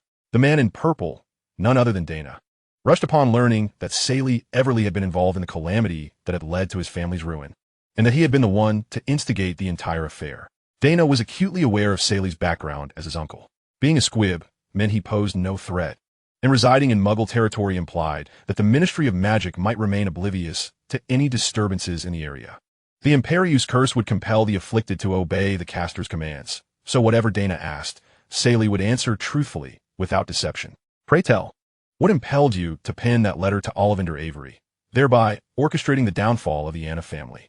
Anna Salisbury's emotions were in disarray, yet as a mute, he was utterly powerless against the soul-binding curse, only managing to utter, "It was John Flint who approached me, promising 50 galleons if I assisted in acquiring the tapestry from Anna's household." I reasoned that if I could send either Anna or her child to Azkaban, the other would inevitably yield the tapestry. You betrayed your sister-in-law for a mere 50 galleons? I am mute, and have long been cast out from my family. She is no longer my sister-in-law. You once sought her hand in marriage. How could you so easily forsake your past affections? She had the audacity to reject me. What affection is there to reminisce? Moreover, our connection was fleeting. I merely crossed paths with her a few times before my banishment. Daina inhaled deeply twice, regaining his composure, and then inquired, "Do you know where John Flint resides?" "I do not." After that day, he vanished without a trace. Are you aware of the transaction Daina Avery made with which high official from the Ministry of Magic? I do not know, but Daina Avery must have that information. Did you return to Anna's home to retrieve the tapestry? Indeed. What gave you such confidence that you could succeed in acquiring it? Especially with Mad-Eye Moody residing in the town? To rescue her son from Azkaban, Anna foolishly went to the ministry, surrendering all her funds without considering that the high official would never allow his misdeeds to be exposed. After days of causing a ruckus at the ministry, she not only failed to rescue her son, but also exacerbated her grave illness. As soon as John Flint and I learned of this, we went to claim the tapestry from a woman on the brink of death. Could she possibly resist? I may be mute, but Flint is a bona fide wizard. Subduing a gravely ill woman is hardly a challenge, and Moody would be none the wiser. Daina envisioned that fateful day, his mother lying helplessly in bed, unable to resist as the tapestry was stolen from their home. His pupils darkened, tinged with crimson, akin to blood surging from beneath the verdant lake. What was Anna's condition when you seized the tapestry? She could no longer stand, her speech reduced to mere whispers. And then you simply took the tapestry and left? Not quite. I demanded my payment from John Flint, but that scoundrel took advantage of my muteness and refused to pay. Out of frustration, feeling that I had orchestrated this plan, yet gained nothing, I then decided to take Anna. Daina felt as though his mind had been struck with a heavy blow. He could vividly perceive his mother's helplessness. His pupils transformed into a deep crimson, resembling radiant rubies, as a terrifying wave of magical energy began to emanate from him. Canceling the soul-binding curse, he restored his appearance. Salifri, do you recognize who I am? The recently awakened Salifri turned his gaze toward Daina. Donna? Salifri's complexion visibly paled. While under the control of the soul-binding curse, he had retained a memory of everything he had uttered. Daina, I did not mean to. It was John Flint who coerced me, and Donna too. I was compelled. Yet Daina let out a cold laugh, his scarlet eyes devoid of warmth. Avada Kedavra. The green beam of light appeared as thick as a barrel, clearly indicating that a typical killing curse would not possess such magnitude. Huh. To unleash all three unforgivable curses in one go. This certainly warrants a stay in Azkaban, Daina murmured, tears of crimson streaming from his eyes. Chapter 12. Harry Potter Salifri lay motionless on the ground, his expression frozen in terror. Daina waved his hand. Incendio. Flames erupted. Daina refrained from employing the fiend fire. Although he possessed the incantation, it was notoriously difficult to control. Instead, he opted for standard fire spell. Upon casting the incantation, he felt immensely relieved that he had not used the fiend fire. He discovered that his current state amplified his magical abilities. The prior Avada Kedavra was a testament to this. Now, his fire spell received significant enhancement, transforming from orange-red flames to a blue-white hue, indicative of extreme temperature. In an instant, Salifri's body was reduced to ashes. The fire ignited the old house, threatening to engender a catastrophic blaze. Aguamini, water gushed forth. Daina had initially considered using Aqua Eructo, but that spell would unleash a greater torrent, and in his current state, it could obliterate the house. Thus, he wisely chose the gentler water spell. A substantial stream of water surged from his fingertips, extinguishing the newly ignited flames, leaving only wisps of smoke in their wake. Daina exited through the front door, casting a Confundus charm and a Muggle-repelling charm upon the house. As long as Muggles remained oblivious to Salifri's demise, the Wizarding World would remain in the dark. With Daina's magical prowess, the Muggle-repelling charm would endure for at least 3 months. 3 months hence, Salifri's ashes would be indistinguishable from the dust of the house. Even if Merlin himself were to return, he would be unable to ascertain the perpetrator. And as for Merlin, Daina felt significantly strengthened. His frequent transformations into avian forms had effectively exercised his arms and upper body. Coupled with Hannah's and Old Tom's meticulous care, Daina had grown taller since early August, and his physique appeared less frail. Perhaps the act of slaying Salifri had somewhat assuaged the pent-up fury within him, prompting Daina to dine in the pub as main hall. It was unreasonable to continually burden Hannah and Old Tom. He ought to begin emerging from his grief. While he slowly avenged himself, he was still unable to confront the Avery family, let alone the elusive John Flint and Guy Avery. Not to mention that high official from the ministry and the scoundrel who had advised old Avery. It seemed prudent to gradually grow stronger at Hogwarts, especially with descendants from various families present. Perhaps he could glean some useful information from them. In retrospect, Daina felt that his methods of revenge against Salifery were rather crude. To take a life with a single killing curse felt excessively lenient for that scoundrel, perhaps allowing him to endure a fate worse than death until his last breath would grant him the peace he sought. As Daina descended the staircase, he encountered a young boy, sporting glasses, tousled hair, and a lightning-shaped scar on his forehead. "Hello, you must be a new student this year?" "Huh? Yes, I am. I am Daina Avery. And you?" Harry Potter." "Oh, I have heard of you, Harry. You are quite renowned in the wizarding world." "Oh, really?" Harry replied shyly, overwhelmed by the attention. It was rather amusing. Harry had long been residing at the Leaky Cauldron, yet Daina was only now meeting him for the first time, with only a week until the start of term. "Haha, Harry, do not fret. Once we reach school, I will help share the spotlight." "Are you famous too, Daina?" Harry inquired, his eyes widening behind his glasses. Daina smiled. "I am the first little wizard in Hogwarts history to receive an acceptance letter from Azkaban." "Azkaban? What is that?" Daina patted Harry on the shoulder.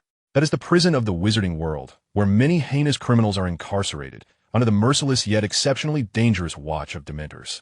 Harry's eyes widened. He found it utterly incomprehensible to associate the warm smile of the boy before him with such vile offenders. "Daina, you must be jesting." "I'm not joking, Harry. I was indeed confined in Azkaban for a full 4 years. Had the acceptance letter from Hogwarts not arrived, I might have remained there for a lifetime." Harry recoiled slightly. "But you were only 7 years old 4 years ago. How could a young wizard like you be imprisoned in Azkaban?" Daina inwardly acknowledged Harry's innocence, a testament to his kindness despite the torment he endured from the Dursleys throughout his childhood. Harry Potter was a child almost defying the tenets of childhood psychology. Rather than seeing fear or disdain on Harry's face, Daina perceived a profound empathy towards his suffering. "Perhaps the reality aligns with your conjecture. I committed no crime. I was coerced and used as a scapegoat." This is utterly." Harry's mouth fell agape. He had thought his own childhood was tragic enough, only to discover that others had endured even worse fates. "Now that you are free, why haven't you approached the police, or rather, the Ministry of Magic? Shouldn't you seek justice against those who wronged you?" Daina patted Harry's shoulder again. "Harry, those who framed me hold significant power. The Ministry of Magic relies on their donations for sustenance. Thus pursuing them through official channels would be futile." Harry believed that justice should be upheld, much like the day Hagrid transformed Dudley's posterior into that of a piglet. Yet, Daina's resigned expression elucidated the harsh truth. Sometimes, justice does not manifest as one hopes. "Well, Harry, we shall converse more later.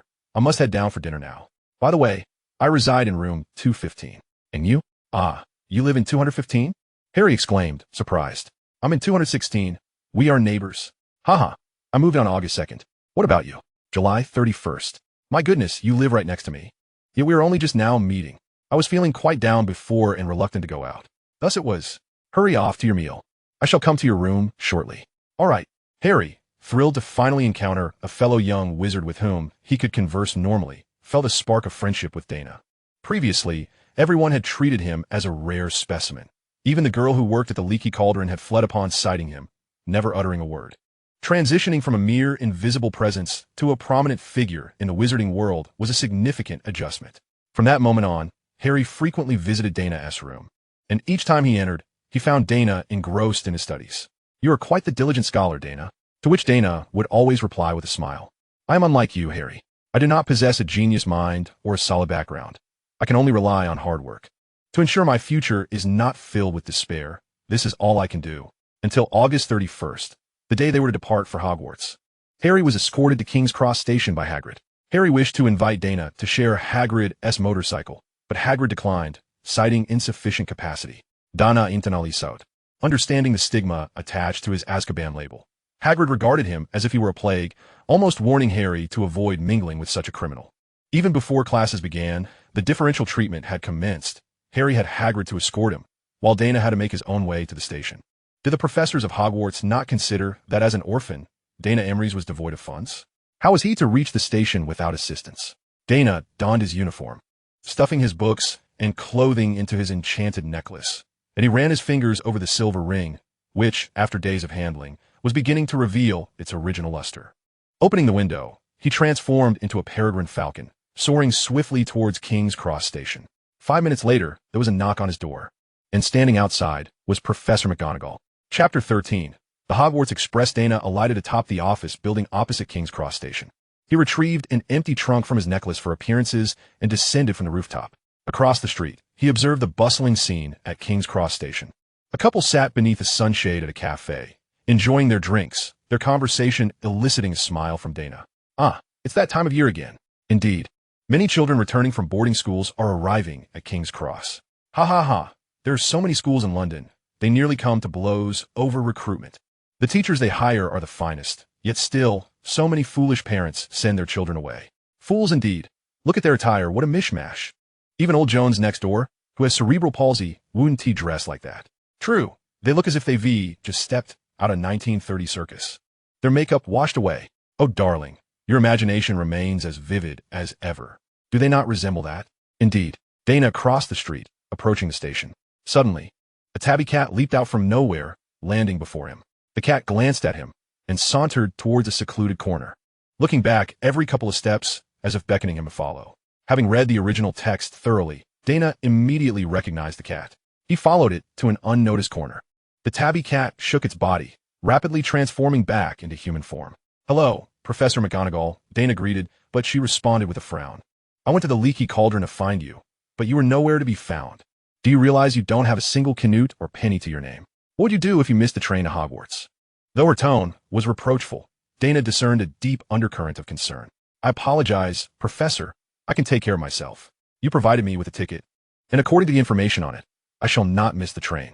The distance from the leaky cauldron to King's Cross is not far. It is merely 2 blocks away, a walk of an hour and a half. Professor McGonagall looked at the young man before her with tenderness, gently wrapping her arm around his shoulder. Child, once at Hogwarts, we professors will look after you. You are not alone. Her hand was warm, and Daina felt his heart swell with warmth. You must be weary from walking. Quickly enter the station, locate platform 9 3/4, and once on the train, you may rest. Daina nodded, slightly bowing. Then I shall go in first, Professor McGonagall. Go on. Compared to his earlier hesitant steps, Daina now felt light and buoyant, nearly jogging into the station. It was a relief to know that Professor McGonagall had not forgotten him. How wonderful. Harry stood at the door of the train compartment, anxiously gazing at the enchanted platform entrance. Where was Daina? Surely he wouldn't miss the train. He truly should have asked Hagrid to return for him. The station buzzed with wizarding families, the cries of owls mingling with the laughter of young witches and wizards. Need help? A voice called in Harry's ear. Turning, he saw a pair of red-haired twins. He recognized them as the sons of the kind woman who had assisted him in locating platform 9 3/4. Oh, I'm waiting for a friend. He hasn't arrived yet. Not yet? The train is about to depart. If he doesn't hurry, he'll miss it.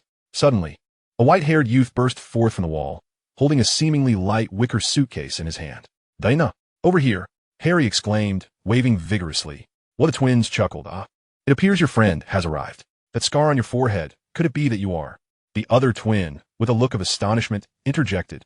Could it be that he is? Harry, bewildered, replied, What? In unison, the twins exclaimed, Harry Potter. Oh, that's me, Harry responded. Indeed I am. The brothers gazed at Harry in awe, causing his face to flush crimson. Fortunately, Daina approached him. Harry, let us get on the train. The twins grinned. Harry Potter. It's a pleasure to meet you. Since your friend has arrived, let us hasten inside. They assisted Harry in loading his heavy luggage onto the train, then waved goodbye with cheerful smiles. Thank you, Harry expressed sincerely, but the twins dismissed his gratitude with a wave. No need for thanks. We truly hope you can join our house at Hogwarts. Once aboard, Daina held his suitcase in his left hand while using his right to help Harry with Hedwig's cage. Curiously, Harry asked, Daina, why does your suitcase appear so light? Daina laughed. I possess considerable strength. The front compartments were fully occupied, so the two found an empty cabin toward the rear and settled in. Huh? We made it just in time, Daina remarked. Indeed, he continued, gazing out the window. Some parents were frantically helping their children load luggage onto the train, while others waved goodbye from the windows, and some more sentimental parents embraced their children, tears flowing as they faced the sorrow of parting. Daina pondered. Had his mother still been alive, she would likely have been crying and waving goodbye as well. He observed Mrs. Weasley attempting to wipe the dirt from Ron's nose and saw the twins sharing tales of their encounter with Harry Potter, while their little sister, Ginny, clung to her brothers, begging them to take her to meet Harry. He withdrew his gaze, reflecting on the enviable familial bond within the Weasley family. As the train departed, Daina glanced out the window once more, only to see little Ginny running alongside the train, crying and calling out for a long stretch. He couldn't help but wonder if Ron Weasley would join them in this cabin. Just then, the compartment door slid open, revealing a freckled boy with a head of red hair, Ron Weasley. "Is anyone sitting here?" he inquired. "All the other compartments are full." Harry looked to Daina, uncertain whether Daina would welcome a stranger into their cabin. Daina smiled and replied, "There's no one here. Please, make yourself comfortable." Ron cheered and took a seat. Daina asked, "What about your luggage?" Ron shrugged nonchalantly. "It's of my brother's." Daina felt a pang of envy. He realized he might never experience the quiet care of family that Ron enjoyed. "Hey Ron," the twins suddenly opened the door. "Listen, we're going to the middle carriage for a bit. We heard Lee Jordan has caught a huge spider." Ron's face visibly soured, muttering, "Oh." The twins wore triumphant smiles before turning to Harry. "Harry, we haven't introduced ourselves. We are Fred and George Weasley, and this is our youngest brother, Ron Weasley. See you later." With that, they departed, closing the door behind them. "So, you're indeed Harry Potter?" "Yes," Harry replied. "That is amazing," Ron exclaimed, his excitement palpable. Daina observed their interaction. It felt as if he had purchased a ticket to an immersive film, reliving the familiar scenes from the original story. Ron watched in envy as Harry effortlessly spent 11 sickles and 7 nuts on snacks. He longed to taste the treats Harry had brought, but his pride held him back. "Are you hungry?" Ron inquired. "I'm starving," Harry admitted, taking a hearty bite of pumpkin pasty. He turned to Daina. "I was so excited this morning that I forgot to have breakfast, and Hannah didn't bring me anything." Daina shook his head. "Harry, you really are scatterbrained. Hannah is also a first year." "Oh, right." Ron looked from Harry to Daina. "Are you two close?" Harry nodded. "We stayed together at the Leaky Cauldron. We're good friends."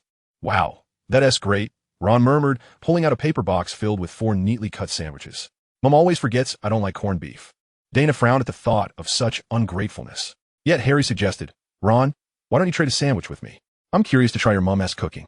"Oh, you might not like it," Ron replied, though he still swapped a pasty with Harry. "Ron, feel free to eat as much as you like, after all." "Daina and I can't possibly finish all this," Harry said. Daina nodded. "Indeed, I'm not fond of snacks." Ron shot a glance at Daina, internally scoffing. What a weirdo. What child doesn't like snacks? Soon, Harry and Ron were fast friends. In truth, Harry and Ron were of proper age, while Daina, with the experiences of a past life, was already 40. Harry and Ron began unwrapping chocolate frogs, revealing a Dumbledore card, as well as those of Hengess, Abercrombie, Sirs Paulus, and Merlin. "Is this truly Merlin, the greatest wizard of all time?" Harry asked. "Yes, Harry," Ron replied, taking on the role of a mentor in the Wizarding World. Merlin was indeed powerful. They say he could transform into various animals and people. However, I believe Dumbledore is likely even more formidable. Harry nodded, uncertain of his belief. Look, the Merlin in the picture resembles Daina." "What?" Ron leaned in for a closer look. Although he already owned 3 Merlin cards, he had never examined them closely. The image depicted Merlin with a bald forehead and a tuft of white goat beard. Apart from the wrinkles, his features bore a striking resemblance to Daina, especially his eyes, which seemed to be carved from the same mold. "All right, I suppose there is a slight resemblance," Ron conceded, "but I'm not particularly fond of Merlin." "Why not?" Harry inquired. "Because it said that Merlin was from Slytherin House." Daina gently shook his head. Hogwarts was established around 990 AD. While Merlin was most active in the 4th and 5th centuries, Salazar Slytherin hadn't even been born yet. Perhaps a certain generation of Slytherin wanted to enhance their house's reputation, leading to the rumor that Merlin hailed from Slytherin, something only a child ignorant of history would believe. What is Slytherin House?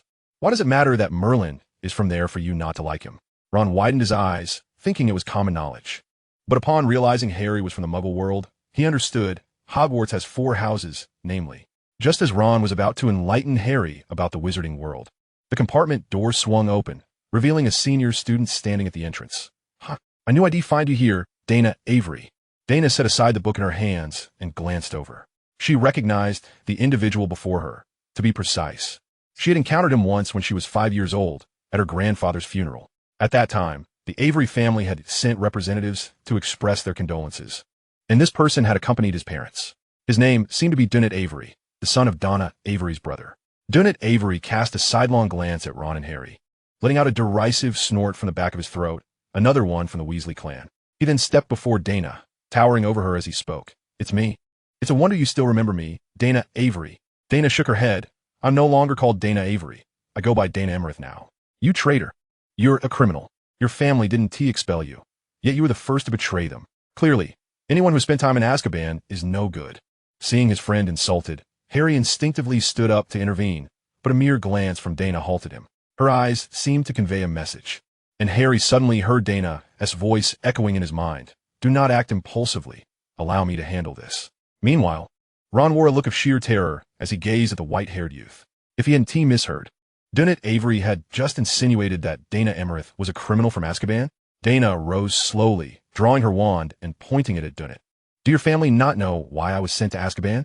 You exchanged my suffering for the peace of the Gaverys. How dare you stand before me and call me a traitor? Daina sneered and also drew his wand. Who gave you the audacity to point your wand at an upperclassman? You mere first year? Perfect. Your parents are dead. So let me teach you some manners. Petri Ficus Totalis. Daina uttered her incantation swiftly and clearly, finishing it before Daina could complete his mockery. A beam of blue-white light struck Daina, who gradually turned gray, his body stiffening as if he were a statue. Daina waved her wand, opening the compartment door, then gestured again, sending the stone Daina out into the corridor. Finally, with a flick of her wand, she sheathed it, and the compartment door closed once more. Truth be told, Daina's performance was seamless and impressive. However, to Ron, it appeared to be the nonchalant demeanor of a dark wizard accustomed to cleaning up after a kill. You been to Azkaban? Ron mustered the courage to inquire. Daina nodded.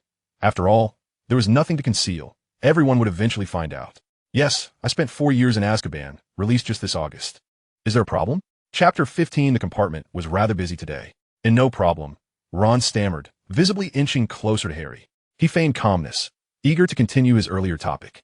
The reason I dislike Slytherin is that Voldemort hailed from there, and most dark wizards are from Slytherin, along with the criminals from Azkaban.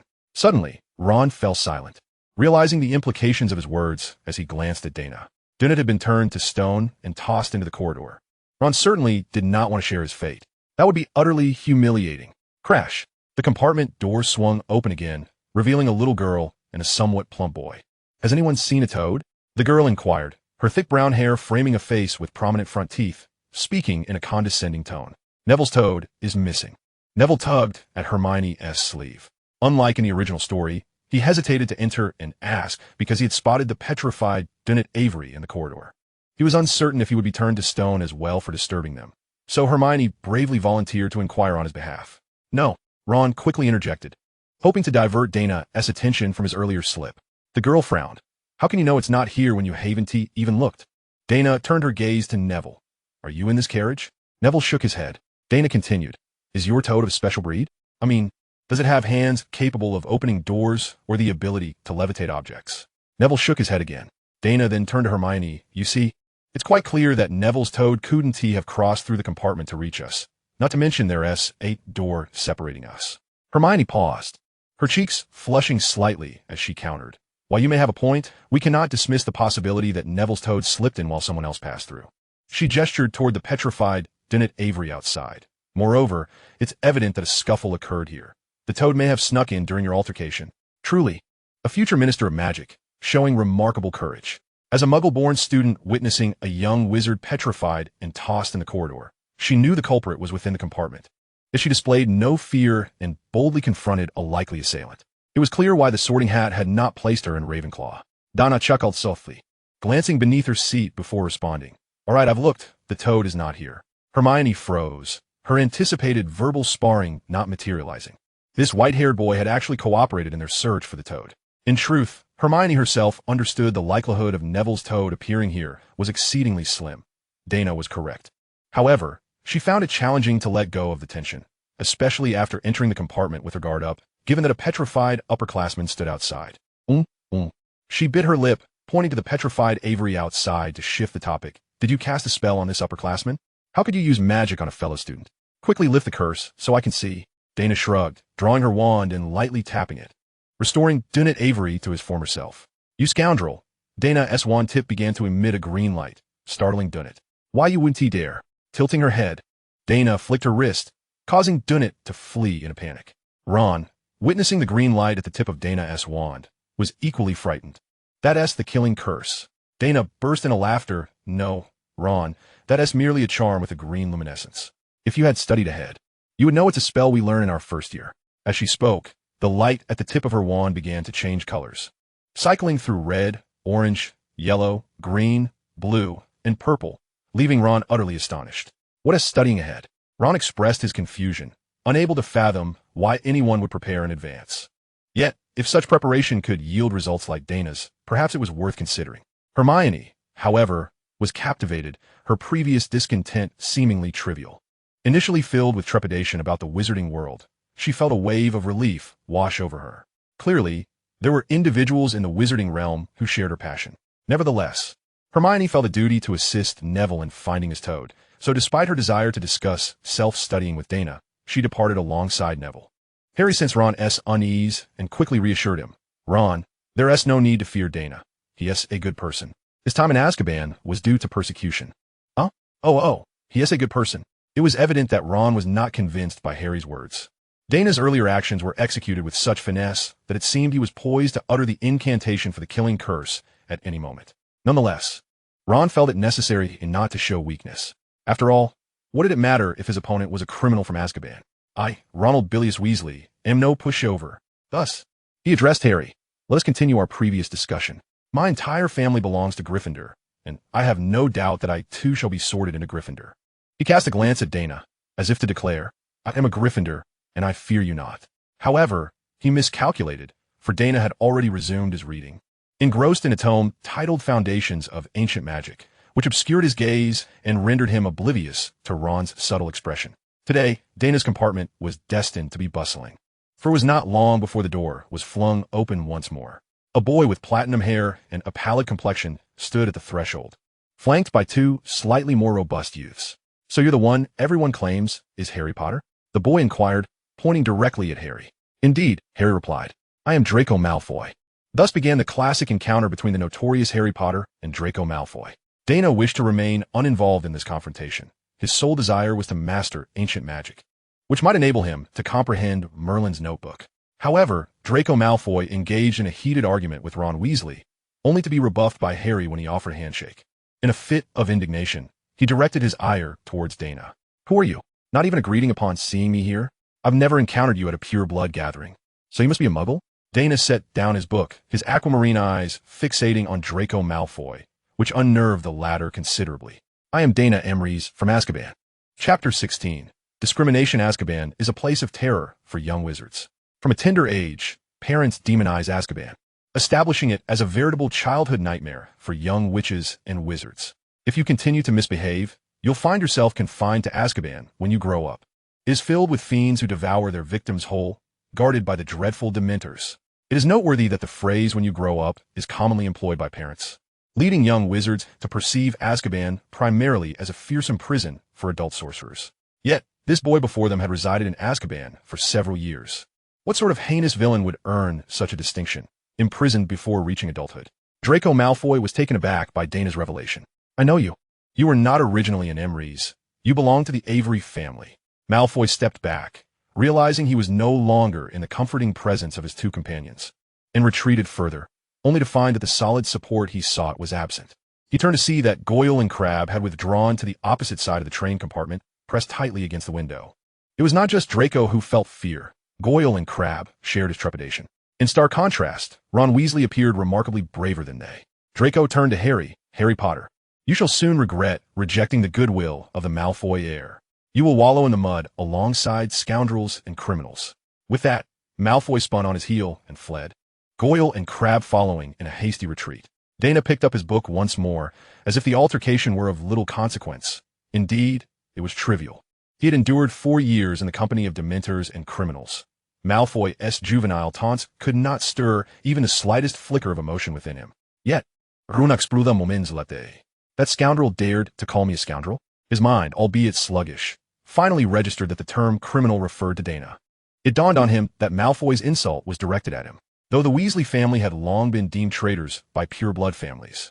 It was Ron's first experience of being openly berated in such a manner. Harry, that Malfoy is surely going to Slytherin.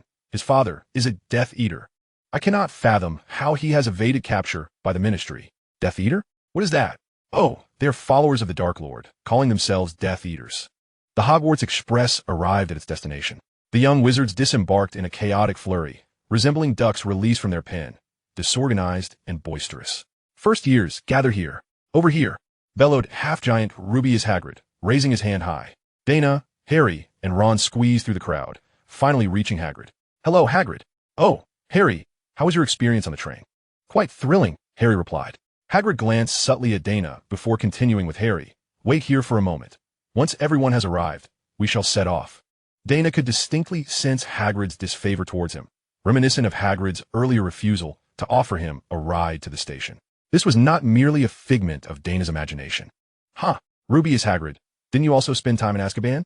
The first years quickly assembled, following Hagrid along a narrow path. Flanked by looming shadows where only the occasional rustling of trees and Neville Longbottom's sniffles could be heard. "Turn the corner, and you will behold Hogwarts Castle," Hagrid declared over his shoulder. Indeed, at the end of the narrow path lay a vast black lake, with a towering castle perched on a hillside across the water. "Hogwarts. Each boat can only accommodate 4 individuals," Hagrid shouted, indicating the small boats by the lakeside, despite the fact that he alone would occupy one. As Daina prepared to step into a boat alongside Harry, Hagrid interrupted. "Oh, Longbottom, you take this boat." Hagrid forcibly ushered Neville ahead, effectively relegating Daina to the back. Was Hagrid implying that he should not approach Harry Potter? Although Daina had braced himself for discrimination, being treated differently by Rubius Hagrid, whom he admired, was particularly disheartening. Hermione, who intended to board the boat with Neville, noticed Daina standing alone and was about to invite him to join her on another boat, believing that like-minded individuals should congregate. However, a voice from across the way called out, "Daina, over here." It was Hannah Abbott, the golden pigtail girl from the Leaky Cauldron. Daina waved to Harry and moved towards Hannah. From his perspective, it seemed that Harry, Ron, Neville, and Hermione would all be in the same boat, and he would not fit in. Sharing a boat with Hannah, this kind-hearted girl, seemed a satisfactory alternative. The boat began to glide across the mirror-like surface of the Black Lake. As they drew nearer to Hogwarts, the imposing presence of the castle became increasingly palpable. While other young wizards may have envisioned the joyful times awaiting them at Hogwarts, Daina felt an uncanny resemblance between the Hogwarts at night and Azkaban, both exuding a subtle aura of magic that evoked a sense of returning to Azkaban. He shook his head, dismissing such absurd thoughts. He was free now. Azkaban was no longer his concern. Passing through a concealed entrance, the boat docked at a pebble-strewn jetty, guided by Hagrid's lantern. The young wizards shuffled towards the castle like chicks following a hen. The sensation of being enveloped by magic grew increasingly intense, sending a shiver through Daina's body, as if at any moment a Dementor might burst forth from the castle's entrance. Hannah, noticing Daina's unease, approached him and inquired, "What's the matter, Daina?" Daina merely smiled and shook his head, choosing to remain silent. How could there possibly be Dementors at Hogwarts? He truly felt as if he had been imprisoned for far too long. The doors swung open, revealing a magnificent, warm glow from within. It was not a Dementor that emerged, but Professor Minerva McGonagall. "Professor, all the first years have been brought in," Hagrid reported. "Thank you for your efforts, Hagrid," McGonagall acknowledged, turning to the young witches and wizards. "Now, follow me inside, and line up in an orderly fashion." Perhaps it was a trick of perception, but Daina sensed a subtle smile flicker across McGonagall's face as her gaze swept over him. Chapter 17. On the distinctions between Hogwarts and Azkaban rather than ushering the first years directly into the Great Hall, Professor McGonagall led them into a small chamber. She explained the sorting and the house cup, matters with which Daina was already well acquainted through the original texts, films, and various fanfictions. In a few minutes, the sorting ceremony would commence in the Great Hall, and I advise you all. McGonagall's attention was particularly drawn to Neville and Ron. One had his cloaks tie askew, and the other had neglected to clean the dirt from his nose. "Do tidy yourselves up a bit. It will make you look more presentable," she instructed. Approaching a small door, she added, "When everything is ready outside, I will come to fetch you. Please maintain silence." Yet, tranquility did not ensue within the room. As the first years began to chatter about the sorting, it seemed there existed an unspoken tradition among wizarding families to instill a sense of dread in their children regarding the sorting, with all manner of absurd rumors circulating. Fred Weasley, for instance, had told Ron that the sorting was extremely harmful to young witches and wizards, which was among the gentler tales. Some spoke of facing trolls. Others claimed one must survive a 3-minute duel with a dragon to gain admission, painting Hogwarts as a place more terrifying than Azkaban itself. After all, Azkaban does not pit criminals against Dementors. A sudden shriek pierced the air, and Daina turned to see over 20 pearlescent ghosts drifting into the room, engaged in conversation. The apparitions evidently startled the young witches and wizards, rekindling in Daina a sense of déjà vu reminiscent of his time in Azkaban. For both ghosts and dementors evoke a chill. Fortunately, the kind and jovial fat friar of Hufflepuff greeted them warmly. First years, you are here awaiting your sorting, I presume? I hope you are placed in Hufflepuff, for I once belonged to that noble house.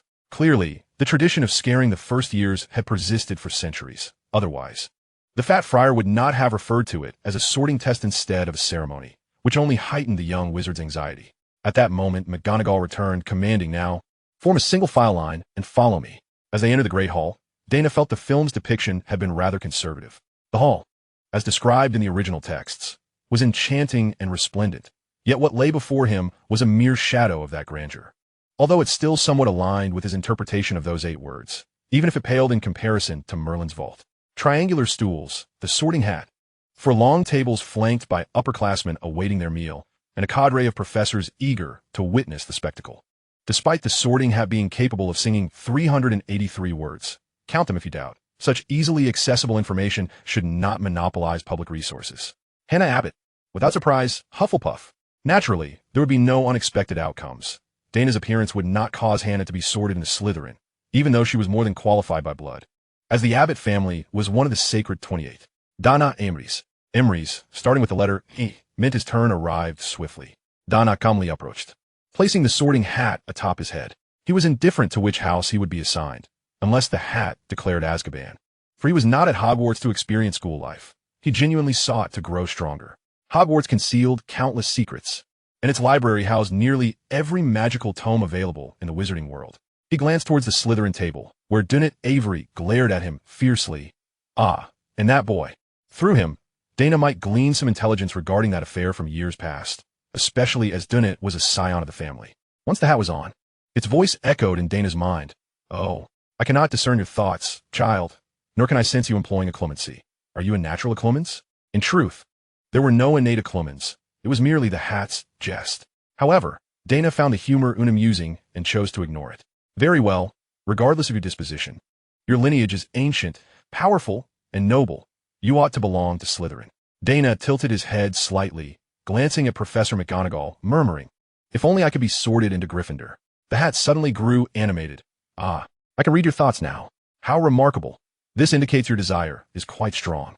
The hat declared loudly, "Gryffindor." Daina removed the hat and placed it back on the stool, pondering, "You perceive my thoughts? Let us consider the possibility that you did not read them, but rather overheard them."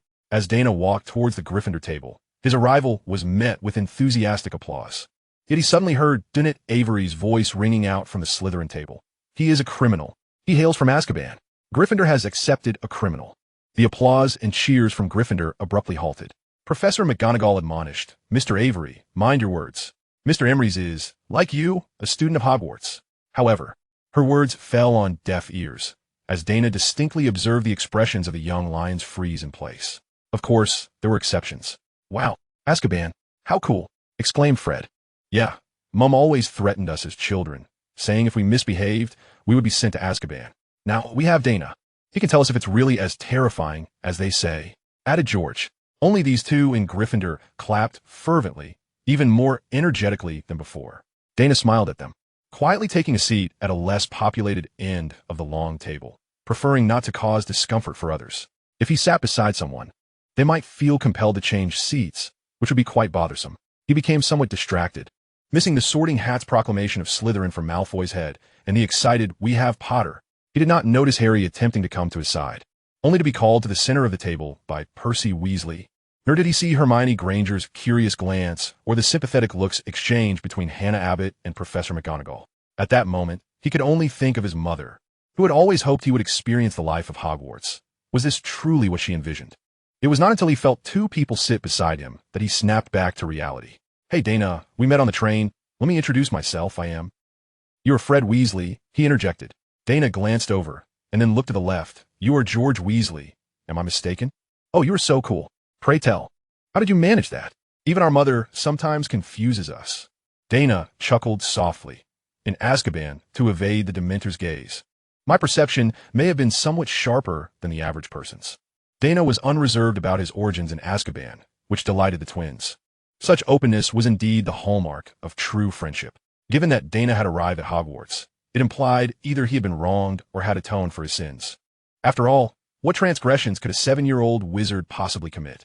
Stealing someone else's wand, or perhaps accidentally blowing up a public restroom? If that were the case, then the mischief the twins had once orchestrated was far more severe. They had, after all, transformed 3-year-old Ron's teddy bear into a living spider, instilling in him a lasting fear of arachnids. It must be said that the twins' talents were remarkable, achieving such a feat in transfiguration at the tender age of 5. They had also once tricked Ron into nearly swearing an unbreakable vow, had it not been for Arthur Weasley, their father, who intervened in time. Little Ron's inability to control his mouth and hands might have led to dire consequences. Impressive, George remarked. If only we could visit Azkaban ourselves. Daina shook his head. No, you wouldn't want that, Fred retorted. We don't believe you, unless you tell us what Azkaban is like. Just then, Dumbledore announced the commencement of the feast. And a sumptuous banquet appeared on the long table. Daina glanced at the bread occupying most of the table, raising an eyebrow. To be honest, I feel Azkaban is rather similar to Hogwarts. Both are brimming with magic, both possess an element of chill, both are rife with prejudice and oppression, and both serve bread. Oh, I must speak candidly. Hogwarts bread is far superior to Azkaban's. After 4 years of moldy bread, merely seeing this food makes me nauseous. Ha ha! So that's it. The twins clapped joyously, with Fred saying, Then you're right. We don't want to go to Azkaban anymore. George added, Because we don't want to attend school at Hogwarts either. Daina paused, asking why not. The twins replied in unison, Because there is no freedom here. Chapter 18. Daina is driven out of the dormitory. Freedom. Daina speared a piece of steak onto his plate. Indeed, freedom was more precious than anything else. Right? We all feel the same. Daina was no longer a mere child, and the twins had come to sit beside him, completely disregarding Harry Potter, certainly not to discuss Azkaban. Did you not notice that while the twins inquired about Azkaban, Daina had not divulged any specifics? The twins swiftly shifted the topic. Hence, they could not stand to see Daina isolated and had come to offer warmth. Thank you guys, Fred chuckled. What is there to thank? Today is your first day at Hogwarts. How about some entertainment later tonight? What is that? George chimed in, whispering, Of course, it's a night adventure. Daina raised an eyebrow. Intrigued. Where do you usually go on your night escapades? What places? Everywhere we can in the castle. The twins took great pride in their nocturnal exploits, aside from the headmaster. They were likely the most familiar with Hogwarts Castle. Daina smiled, popping a piece of already cut beef in his mouth. Mumbling, Have you ever been to the Slytherin common room? The twins paused. Fred glanced at his brother, then turned to Daina. If you're referring to Ravenclaw and Hufflepuff, we've been there. But entering the Slytherin common room requires a password, just like ours in Gryffindor. You know, Slytherin and Gryffindor have always been at odds. No Slytherin student would divulge the password to us. Daina nodded. Tonight, I plan to visit the Slytherin common room. Are you interested? What? You can enter the Slytherin common room? Really? Fred lowered his voice, yet excitement was unmistakable in his tone, while George nearly choked on his pumpkin juice, coughing incessantly. Of course. But I wonder if you dare to join me. Go. Why not? The twins felt pleasantly surprised. They had merely intended to comfort Daina, but unexpectedly found a kindred spirit in him, perhaps even more reckless than themselves. A nighttime exploration of the Slytherin common room? This was an achievement that many Gryffindor predecessors had not accomplished. At this moment, whether Daina could actually enter the Slytherin common room became less significant. What mattered was this audacious attitude. It's settled then. Let us meet later in our common room. With that, the twins dashed over to Harry's side. After all, the boy who lived was the hottest topic of discussion, and they had met him on the Hogwarts Express, so they could not neglect him. In truth, because Harry had seen the twins rush over to accompany Daina, he held a particularly favorable impression of them, deeming the two brothers to be truly exceptional individuals. Aside from the constant, peculiar glances from other young wizards directed at Daina, the entire feast unfolded without incident. The interactions between first-year students and ghosts did not pique Daina's interest. Of course, he did notice Harry wincing in pain due to Professor Quirrell, and heard Dumbledore caution students against approaching the corridor on the right side of the 4th floor. Finally, when everyone sang the Hogwarts school song, Daina hummed to the tune of The Man Should Be Strong, albeit so softly that no one could hear him. As the feast concluded, Daina followed the throng towards the Gryffindor common room. Along the way, they encountered Peeves, but Percy Weasley used the blood-curdling Baron to threaten and drive Peeves away. This scene, which should have intrigued Daina, stirred no emotion within him. He realized that since entering Hogwarts, he felt somewhat amiss, unable to muster enthusiasm for anything. his mind solely fixated on revenge, especially after encountering Daina Avery. He knew this was not healthy, yet he could not rein in his heart. What should have been an exciting journey at Hogwarts felt rather like a spectator's experience to him, as if none of it concerned him. Arriving before the portrait of the fat lady, the entrance to the Gryffindor common room, the portrait spoke. "Password." Percy answered, "Dragon dung." The portrait swayed aside, revealing a circular opening. The young wizards climbed through, with Neville being given a helping hand. The Gryffindor common room was a cozy, circular chamber, its primary colors reminiscent of a tomato and egg stir-fry, furnished with plush armchairs that exuded warmth due to their warm hues. Percy guided the girls to their dormitory, then led the boys through another door. After navigating a spiral staircase, the first-year students arrived at their dormitory. Clearly, the Gryffindor dormitories were situated in the tower. Upon opening the door, they found 6 four-poster beds adorned in the same red and gold color scheme.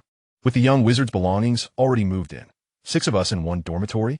Ron asked Percy. I heard Fred say there were only 4 in their dorm. Percy explained. In our Gryffindor dormitory, typically 4 to 6 individuals reside together. Fred's year, however, had a larger number of young wizards, necessitating the use of 2 dormitories, one accommodating 5 and the other 4. In your year, there are merely 6 of you. Thus, there is no need to squander an additional dormitory. No, I refuse to share a room with a criminal. Dean Thomas suddenly interjected. My father perished while resisting criminals. Ron muttered under his breath. Truth be told, I also would rather not share with Daina. His voice was so soft that only he could hear it. Percy furrowed his brow and glanced at the other 4. What are your thoughts? Harry was the first to express his opinion. I am friends with Daina, so I will not expel him. Neville stammered. I have no objections. I'm fine with anything. Seamus Finnegan aligned himself with Dean's perspective. For our safety, I believe it is best not to let Daina Avery share a dormitory. With 2 votes against, 1 in favor, and 1 abstention, Percy turned to Ron. Ron, what do you say? Ron glanced at Harry. Torn between wanting to oust Daina and fearing it might jeopardize his relationship with Harry, he shook his head. I'm with Neville on this. Thus, the majority opposed Daina's residence in the dormitory. Percy sighed and addressed Daina. Amorous, I regret to inform you that you cannot stay in this dormitory. I will arrange alternative accommodations for you. I will have a house elf assist in packing your belongings shortly. Until then, you may have to wait in the common room. Daina appeared to be a mere bystander, seemingly unaffected by the discord he had instigated. He nodded and naturally exited the room. Percy briefed the young wizards in the dormitory and followed suit. Amorous, I will first take you to your new room, so you can familiarize yourself with it. Daina nodded and followed Percy as they ascended towards the tower's peak. They arrived at a small room near the top, its entrance shrouded in dust. I apologize, Amorous. This was previously a storage room, but it has now been vacated. I trust that at least here, you will not face bullying from your classmates. To assign Daina to a storage room was in essence a slight, yet Percy acted out of genuine goodwill, fully aware of the temperament of Gryffindor's young wizards. Their excessive sense of justice often ignited an innate fervor against perceived evils, yet their impulsive natures frequently led to a failure in moderation, resulting in bullying. Were Daina merely an ordinary young wizard, the repercussions might have been mild, perhaps just skirmishes, which were hardly uncommon in Gryffindor. Yet, Daina was the first individual in history to enroll at Hogwarts after being incarcerated in Azkaban. Even if Percy bore no prejudice against him, he could not risk placing Daina alongside the other young wizards, as he could not bear the consequences of such actions. Chapter 19.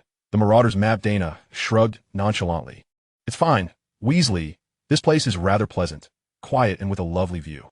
Indeed, the room offered a splendid panorama, being one of the highest points in Hogwarts. Very well. Then, I will have a house elf tidy up the room. By the way, are you familiar with house elves? Percy sought to ease the awkward atmosphere, though he was the only one feeling uncomfortable. Of course, Senior. I used to belong to the Avery household. Oh, right. I completely forgot about that. Percy chuckled awkwardly. Shall we proceed?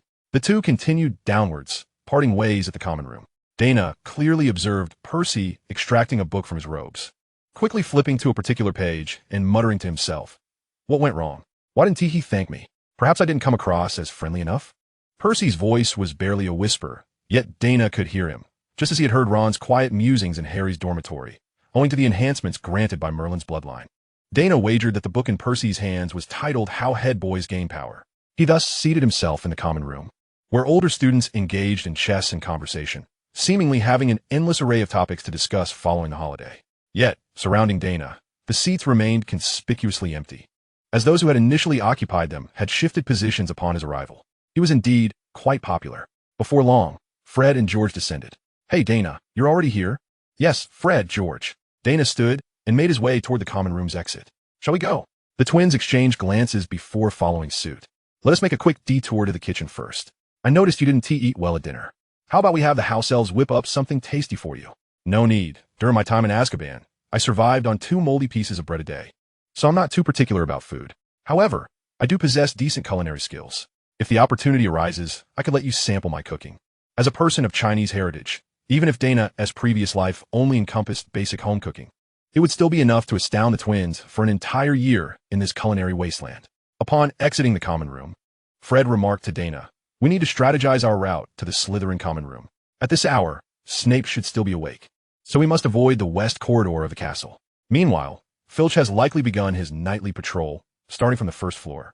Considering the timing, he should be in the second-floor trophy room. We could descend through the tower on the east side of the 8th floor to evade them and reach the dungeons." Daina's mind raced. So, at this moment, the twins had not yet acquired the Marauder's map? He shook his head and replied, "No need for all that.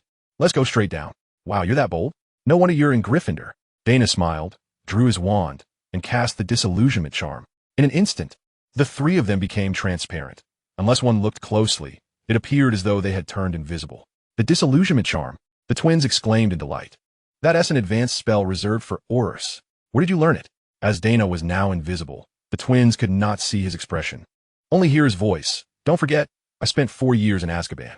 The people there are quite talented, articulate, and eager to teach me magic. They treated me very well, so they're all good people." The twins chose to overlook Daina's outrageous claim about the goodness of Azkaban's inhabitants, focusing instead on the fact that Daina had learned many spells not taught in school. "So, can you teach us? Of course, you'll surely grasp it quickly, especially considering you 2 were capable of transforming a teddy bear into a spider at the age of 5. As the trio departed the Gryffindor Tower and made their way down, Daina asked, "Are we heading straight to the Slytherin common room?" "No. We're making a quick stop at Filch's office." "Wow, you truly are a genius at nighttime escapades. Knowing that the most thrilling experience in the castle is Filch's office on your very first night." Upon reaching the 2nd floor, they unexpectedly encountered Argus Filch, the castle caretaker. The 3 pressed against the wall, remaining utterly still, minimizing the chance of being discovered. However, Filch's beloved pet, a cat named Mrs. Norris, with eyes as bulbous as his own, lingered at their feet for quite some time, causing Daina's heart to race slightly. Daina found himself surprised by the familiar pang of nervousness, a flicker of happiness igniting within him. Despite Mrs. Loris calling out to him several times, Filch remained oblivious, mistaking her inquiries for a conversation about dinner. "My dear, today's the opening ceremony, so the banquet must be splendid. The 2 roasted cod I brought back are delightful, aren't they? I knew at first glance that you would adore them." As they parted ways with Filch, the trio continued downstairs, where Fred, bubbling with excitement, exclaimed, "Wow, this is exhilarating." George echoed his enthusiasm, adopting Filch's tone, "Oh, my sweet." "Ha ha." The 3 made their way unimpeded to Filch's office, and without hesitation, Daina cast the unlocking charm to enter. Their audacity left the twins in awe. It was evident that breaking the rules came as easily to them as eating and drinking. Upon entering, they were greeted by the robust scent of roasted fish. A kerosene lamp hung from the ceiling, accompanied by numerous polished iron chains and handcuffs. Daina strode directly to Filch's storage cabinet, within which lay an array of confiscated contraband. One drawer, marked confiscated goods, highly dangerous, piqued his interest. However, he refrained from opening it, knowing from the original text that it contained items seized from the twins, which held little intrigue for him. His sole objective remained clear, the Marauder's map. With the disillusionment charm lifted, Daina rummaged through the cabinet until he finally unearthed the map, its distinctive appearance standing out amidst the contraband. "I solemnly swear that I am up to no good," he declared. The twins, still puzzled, watched as ink lines began to materialize on the parchment, revealing a map of Hogwarts. Merlin's beard. Fred gasped. "We discovered this parchment ages ago and have been curious about what it was doing here. Surely not just an ordinary piece of parchment." George chimed in. "I can't believe it's a map." "Daina, how did you know?"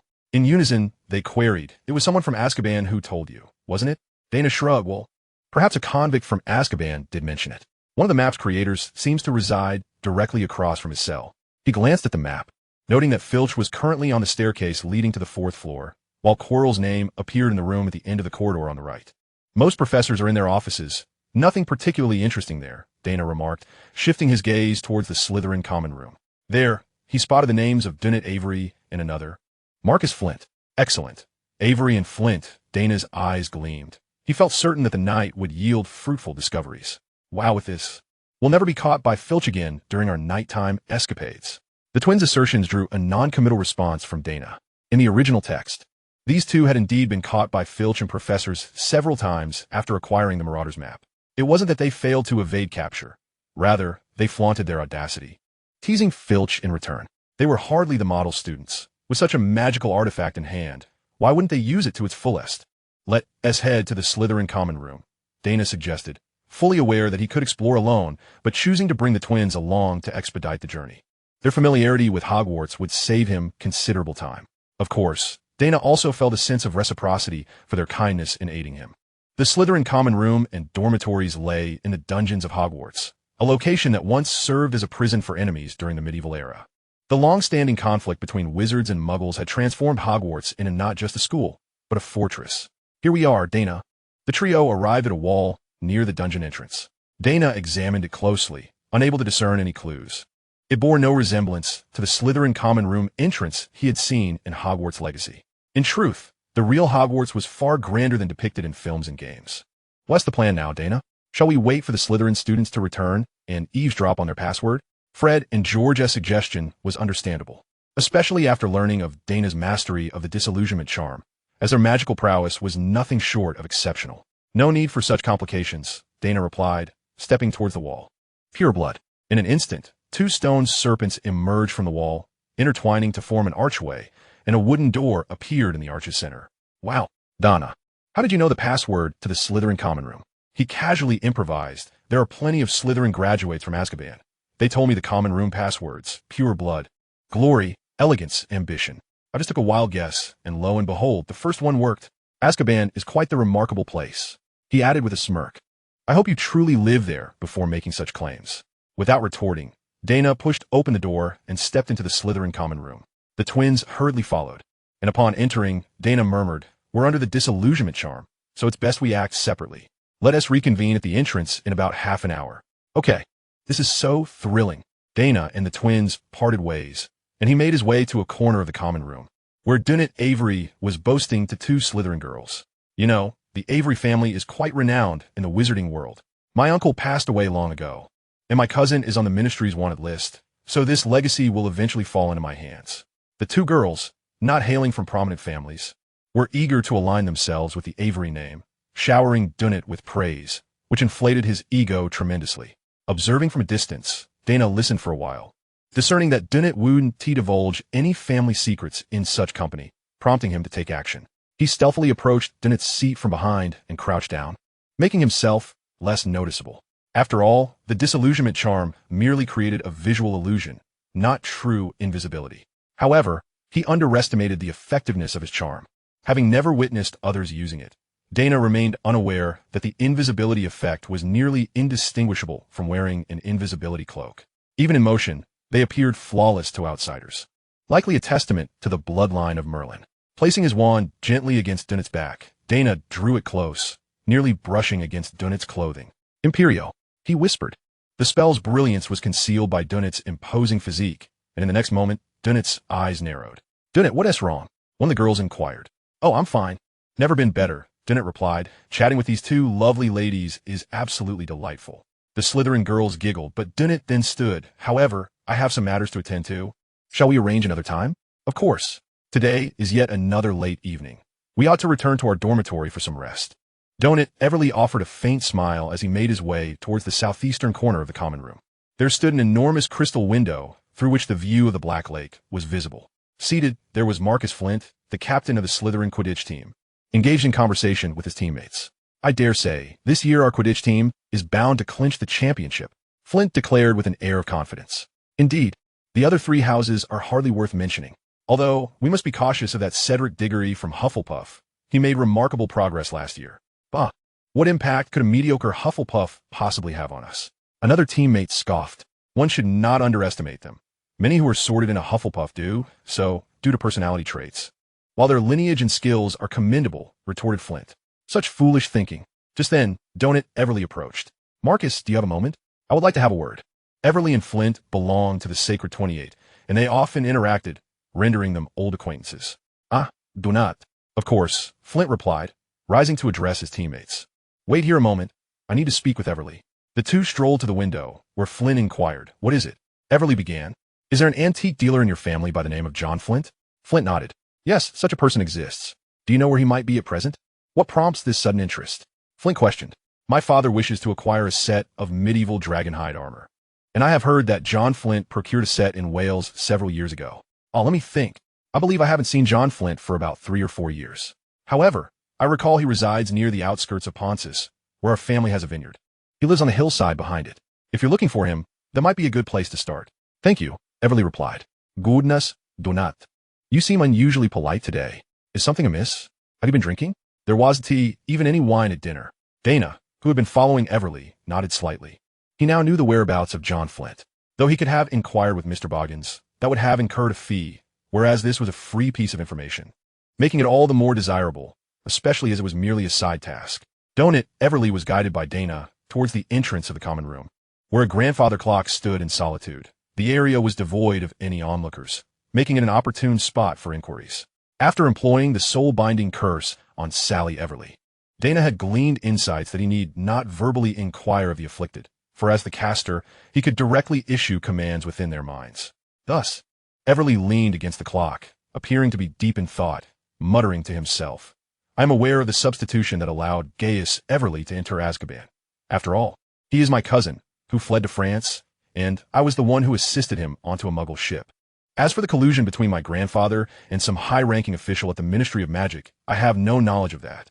Many matters within the family are decided solely by my grandfather, and unless one assists him, no one is privy to the occurrences.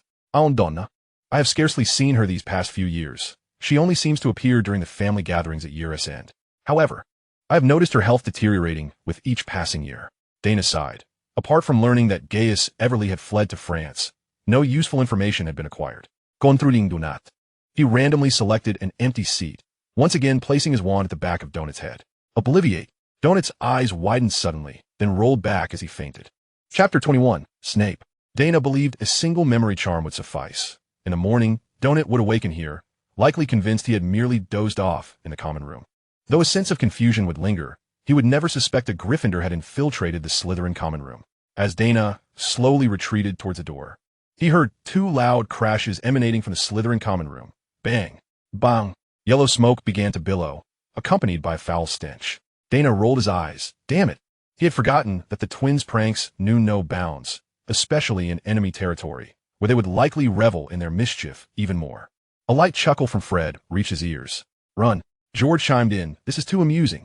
The door swung open and then shut again, suggesting the twins had left. Yet, Daina felt a sense of foreboding. If this escalated and attracted Snape's attention, the incident involving Donut's use of the soul-binding curse would be easily exposed. While the younger wizards might fail to notice, how could someone of Snape's caliber, a master of both magic and potions, overlook Donut's peculiar state? Someone is using a soul-binding curse at Hogwarts? That cannot go unpunished. The more one feared something, the more likely it was to occur, as a Slytherin wizard shouted. Go find Professor Snape. Yes, fetch Professor Snape. How could they be allowed to seek Snape? Daina sighed, transformed into Snape's likeness, and feigned as though he had just entered. Silence. It must be said, Daina's impersonation of Snape was remarkably convincing. Not only did he mirror Snape's appearance, but his mannerisms and speech also bore striking resemblance. What has caused you, who should be asleep, to create such a ruckus in the common room? TSK. Has someone suffered from a bout of indigestion? I recall there is a lavatory in the common room. Could you not manage the mere distance of 2 steps? How absurd. Even the dung beetle, notorious for its unpleasantness, knows better than to relieve itself outside its own nest. Head boy Gemma Farley stepped forward. Professor, it appears someone has played a prank and thrown dung eggs in the common room. Snape cast her a regretful glance. Daina, unfamiliar with her, could only respond vaguely. Zungek? I recall that these items are classified as forbidden. How dare you bring such contraband into the school and utilize it in the common room? Imbeciles. Were I not your head of house, I would deduct 100 points. Everyone, immediately clean up this foul stench. The Slytherin wizards trembled and hastily set to work. But the twins' dung eggs were not easily dispelled, being laced with additional ingredients. I'm afraid, Professor, we are unable to clean it up. Snape frowned, waving his wand. Had there been a more astute young wizard present, they might have noticed that the professor's wand was amiss, but at that moment, all were captivated by Snape's imposing presence. Who would pay heed to such details? Scourgify. Though Daina's magical prowess was not on par with Snape's, it certainly surpassed that of these ungraduated young wizards. After all, he now possessed the combat strength equivalent to 22 Lucius's. As the spell was cast, the pervasive yellow smoke dissipated, yet the foul odor lingered. Whispers erupted among the young wizards, speculating as to who had thrown the dung eggs, marveling at the power that even Professor Snape could not entirely eradicate. Enough. Return to your dormitories and retire for the night. Snape's countenance was grim, his expression conveying that the matter was resolved, prompting the young wizards to hastily retreat towards the entrance of the dormitory. However, someone exclaimed, "Professor, Donut Everly seems to have fainted." Snape feigned a glance, reprimanding. "It is quite evident that he has been overcome by the stench. This is merely an allergic reaction. A good night's sleep will suffice. Why are you all still standing there? Shouldn't you carry him back to the dormitory? Must I take matters into my own hands?" "Indeed. Yes, Professor." Watching the anxious young Slytherins hastily return to their dormitory, Professor Snape let out a disdainful snort before turning and exiting the common room. Fred and George, ever loyal, awaited at the entrance for Daina to emerge. The door swung open, but instead of the anticipated empty space, it closed again, revealing none other than Severus Snape walking out from the Slytherin common room. The twins froze, cold sweat trickling down their foreheads. They hadn't seen Snape enter, had they? Snape proceeded to a corner devoid of portraits, his form twisting and transforming into that of Daina. "Fred, George, you truly have a penchant for trouble," Daina remarked, casting a disillusionment charm upon himself. "How dare you throw dung bombs inside? If Snape had been drawn to the commotion, we would all be doomed. I might even find myself expelled on the very first day of school, or worse, thrown back into Azkaban. Wow, Daina, you're so cool. Are you a Polyjuice Potion Master?" Clearly, the twins did not heed Daina's warning, their excitement over his ability to transform into Snape overshadowing their concerns. "I suppose so. Now, let us hurry back." Daina set off, with the twins hastily following in his footsteps, chattering incessantly. "Daina, you're incredible. Your disillusionment charm is nearly undetectable even in motion. How do you achieve such mastery?" "It's a gift," Daina lamented, regretting his nighttime escapade with the twins. Fortunately, such antics would not recur, as he had gathered all the information he could during his time at Hogwarts. Meanwhile, the twins were in a state of exhilaration, marveling at their new friend, who had not only escaped from Azkaban, but also possessed a repertoire of advanced spells. The disillusionment charm enveloped them like an invisibility cloak. If he paraded around with Snape's visage right before Filch, not only would Filch not apprehend him, but he might even bow in respect. The twins were utterly envious. Alas, Daina seemed to have lost interest in the nocturnal adventure, parting ways with them early and returning to the common room alone. Upon arriving at the common room entrance, Daina dispelled the disillusionment charm. The fat lady, astonished, remarked, "Ah, the little rascal returns. But where are the other two?" Daina replied, "They're still indulging in a midnight snack." The fat lady shook her head. "Child, you've just started school. Don't follow their example. You should know that last year, they accumulated over 300 points in deductions for Gryffindor, which thoroughly exasperated Professor McGonagall." Daina nodded. "Of course, I shall heed your advice." Fat lady, "In truth, I find nighttime escapades rather dull." "What a good child. Now, tell me, what is the password?" Dozagongjung. Chapter 22, The Isolationist Alliance. As Daina passed through the common room, the remaining Gryffindor lions cast him a glance before quickly turning away.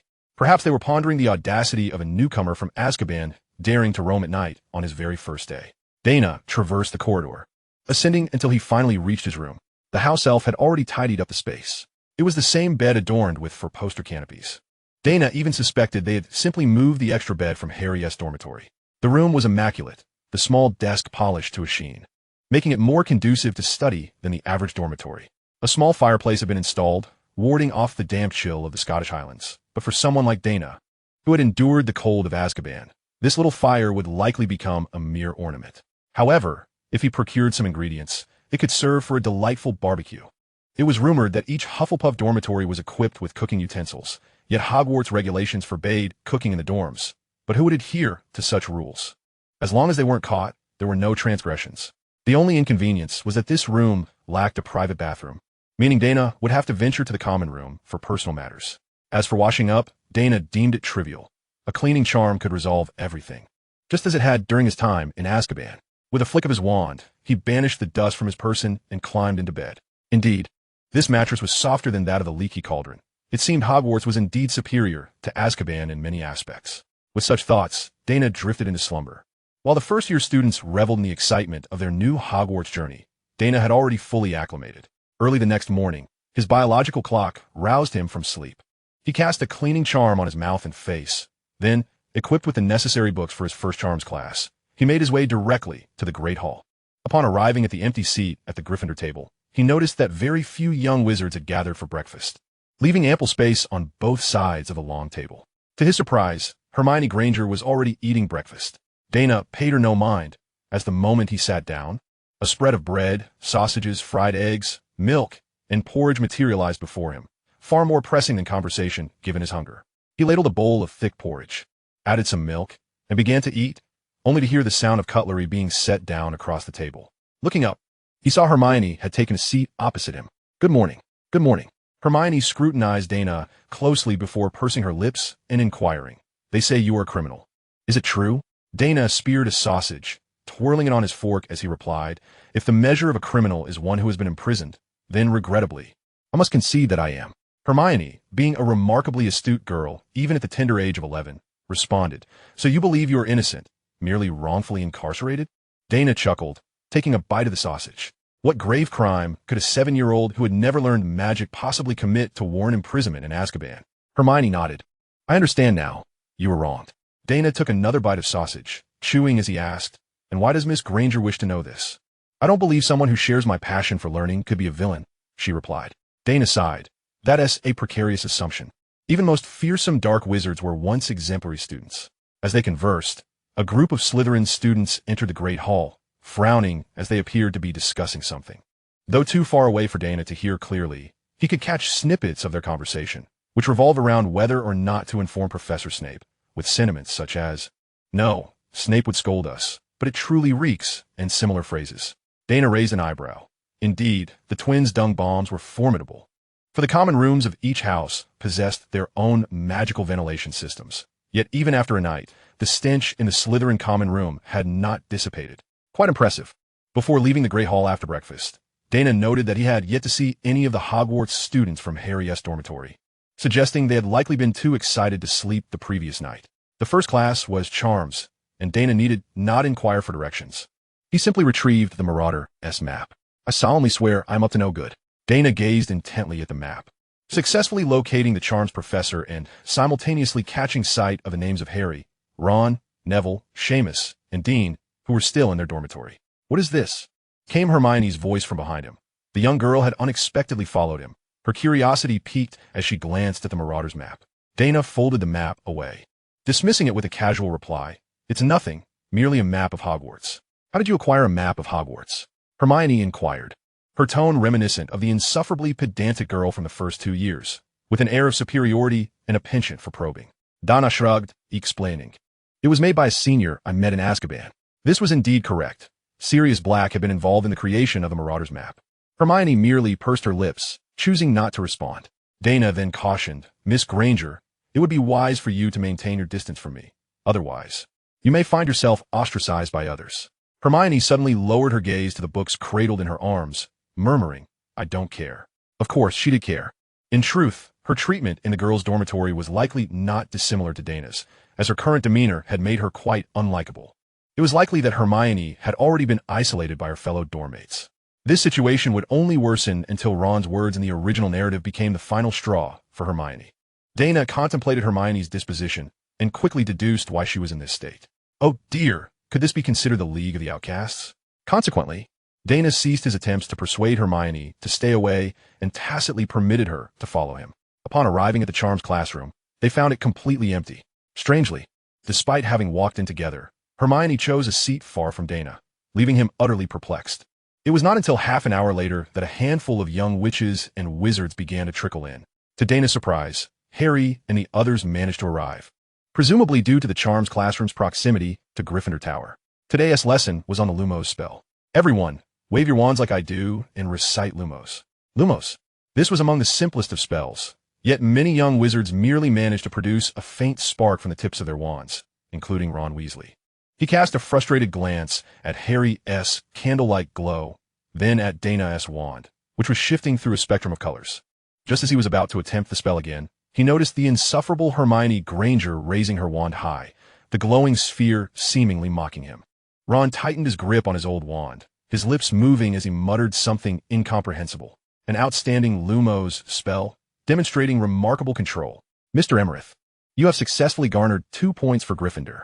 Professor Flitwick, standing atop a stack of books to elevate himself above the podium, smiled at Daina, awarding him the first points of the new academic year.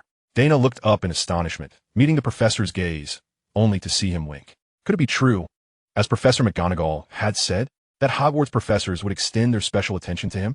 Chapter 23. Snape, Damn James, and Sirius.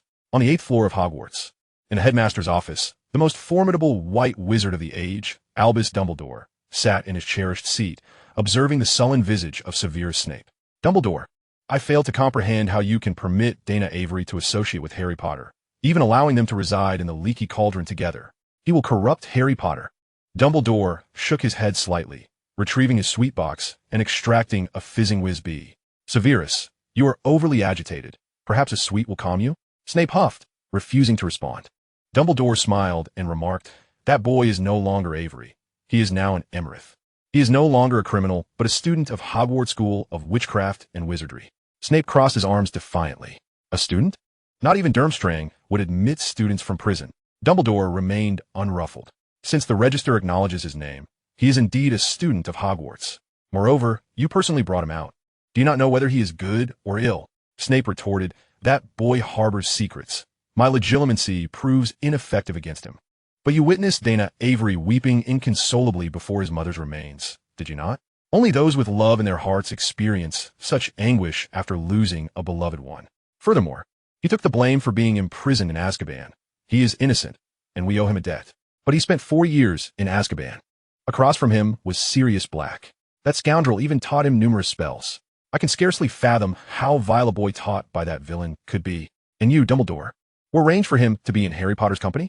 Dumbledore pondered for a moment. The psychological scars inflicted on Snape by the Marauders, particularly by Black, were profound. Hence, Snape's prejudice against Sirius Black was deeply ingrained, despite Dumbledore's awareness of the potential complexities behind Black's imprisonment. Dumbledore sighed. Minerva has interacted with him a few times and described him as a good boy, cultured, loyal, and unwilling to cause trouble. I trust Minerva's judgment. Besides, he is still young. With proper guidance, he shall not stray onto a dark path. Snape took a deep breath, nearly roaring. Dunbar Avery told me that Daina Avery used the petrifying charm on him on the train, and later even attempted to use the killing curse. Dumbledore chuckled, explaining, I am aware of that incident, and I trust you have investigated thoroughly. Daina did indeed use the petrifying charm, but that was in response to Mr. Avery's disrespectful remarks. The so-called killing curse was merely Daina's Lumos spell. Snape glared at Dumbledore. Even so, we cannot take chances. After all, he has spent 4 years in Azkaban. He is no ordinary child. A boy capable of casting the Patronus charm barehanded is certainly exceptional. If he were to act against us, we would be powerless to stop him unless we kept a constant watch. Dumbledore reminded him. He has suffered in Azkaban for 4 years. He should never have borne such a burden. Moreover, his ability to conjure a Patronus in Azkaban indicates that his heart has not succumbed to darkness. Snape raised his voice once more. Are we discussing this issue today? I do not care what you think, Dumbledore. It is one thing to be lenient towards that boy, but he must stay away from Harry Potter. Dumbledore replied, as far as I know, due to the opposition of his dormitory peers. Daina has already moved out and is now residing alone in the tower. As for the rest, I cannot guarantee anything. Harry also has the right to choose his friends. Snape's lips pressed into a thin line as he stood up, turning to leave, offering Dumbledore only his back. I will employ my own methods to ensure he does not associate with Harry Potter. Dumbledore shrugged. As a professor, you certainly have the authority to educate your students. Just do not harm them. Oomph. Snape exited the headmaster's office, heading towards the Great Hall. His mood was abysmal, his anger causing his stomach to ache. He felt the need for sustenance to soothe himself. At this moment, it was lunchtime. He could have returned to his office and summoned a house elf to bring him food. Yet he felt an inexplicable urge to go to the Great Hall. The matter concerning Daina Amorith and Harry Potter weighed heavily on his mind. He felt a profound sense of responsibility to guide Harry correctly. Last night, he had scrutinized Harry Potter, noting that his eyes bore an uncanny resemblance to those of his mother. Regrettably, the rest of the boy's visage mirrored that of James Potter almost perfectly. The shape of his face was of little consequence. but he sincerely hoped that the boy's temperament would not echo that of the insufferable James Potter. What a dread it would be if Daina Avery had been molded into a second Sirius Black, if the two were to find themselves together. Harry Potter would be cursed with James's countenance, yet possess Sirius's equally troublesome disposition. The mere thought sent a shiver down Snape's spine. More critically, he struggled to discern Daina Avery's true nature. Should the boy turn out to be a Death Eater, Harry Potter would be in grave peril. Upon entering the hall, he had scarcely made his way to the professor's table when Gemma Farley approached him. "Professor, it is a relief to finally see you."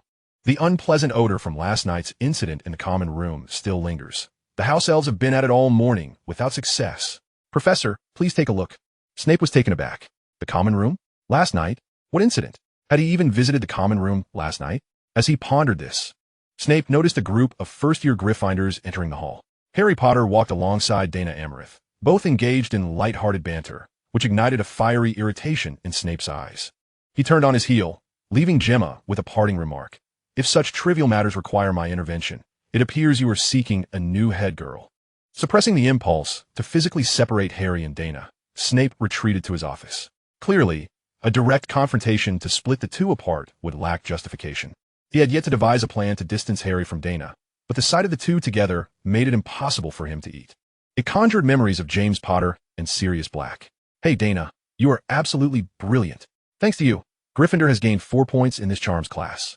Daina shrugged and glanced at Hermione, who chimed in, "Didn't I also contribute to our points?" The young girl proudly lifted her chin, while Harry responded with a grin. "With the two of you, our house will surely outshine the others. At this rate, the house cup is ours for the taking." Ah, youth and naivety, Snape thought to himself, for he had yet to unleash his true potential. Suddenly, Daina caught a glimpse of Snape from afar. The professor cast a fleeting glance their way before turning away. The look in Snape's eyes sent a chill through Daina. What was that disdainful gaze? It was unlike anything he had encountered during their last meeting. Confused, Daina pondered what had caused the old bat's change in demeanor. Had last night's incident been revealed? No.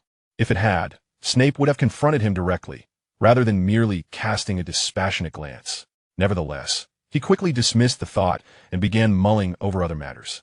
The first-year student's attitude towards him had subtly shifted following today's charms class. Those who had previously avoided him now displayed a hint of admiration, allowing Harry to walk beside him without reservation. However, this proximity could prove problematic, as Harry Potter was the epicenter of chaos. To avoid being ensnared in trouble, Daina advised Harry, "You should keep your distance from me. My reputation is rather dubious and might implicate you." Harry shook his head dismissively. "I don't care." At that moment, Harry was eager for attention, regardless of its source. Ron, trailing behind Harry, quickened his pace to catch up on Harry's left side. "Harry, you should heed Daina's advice. He deserves some space.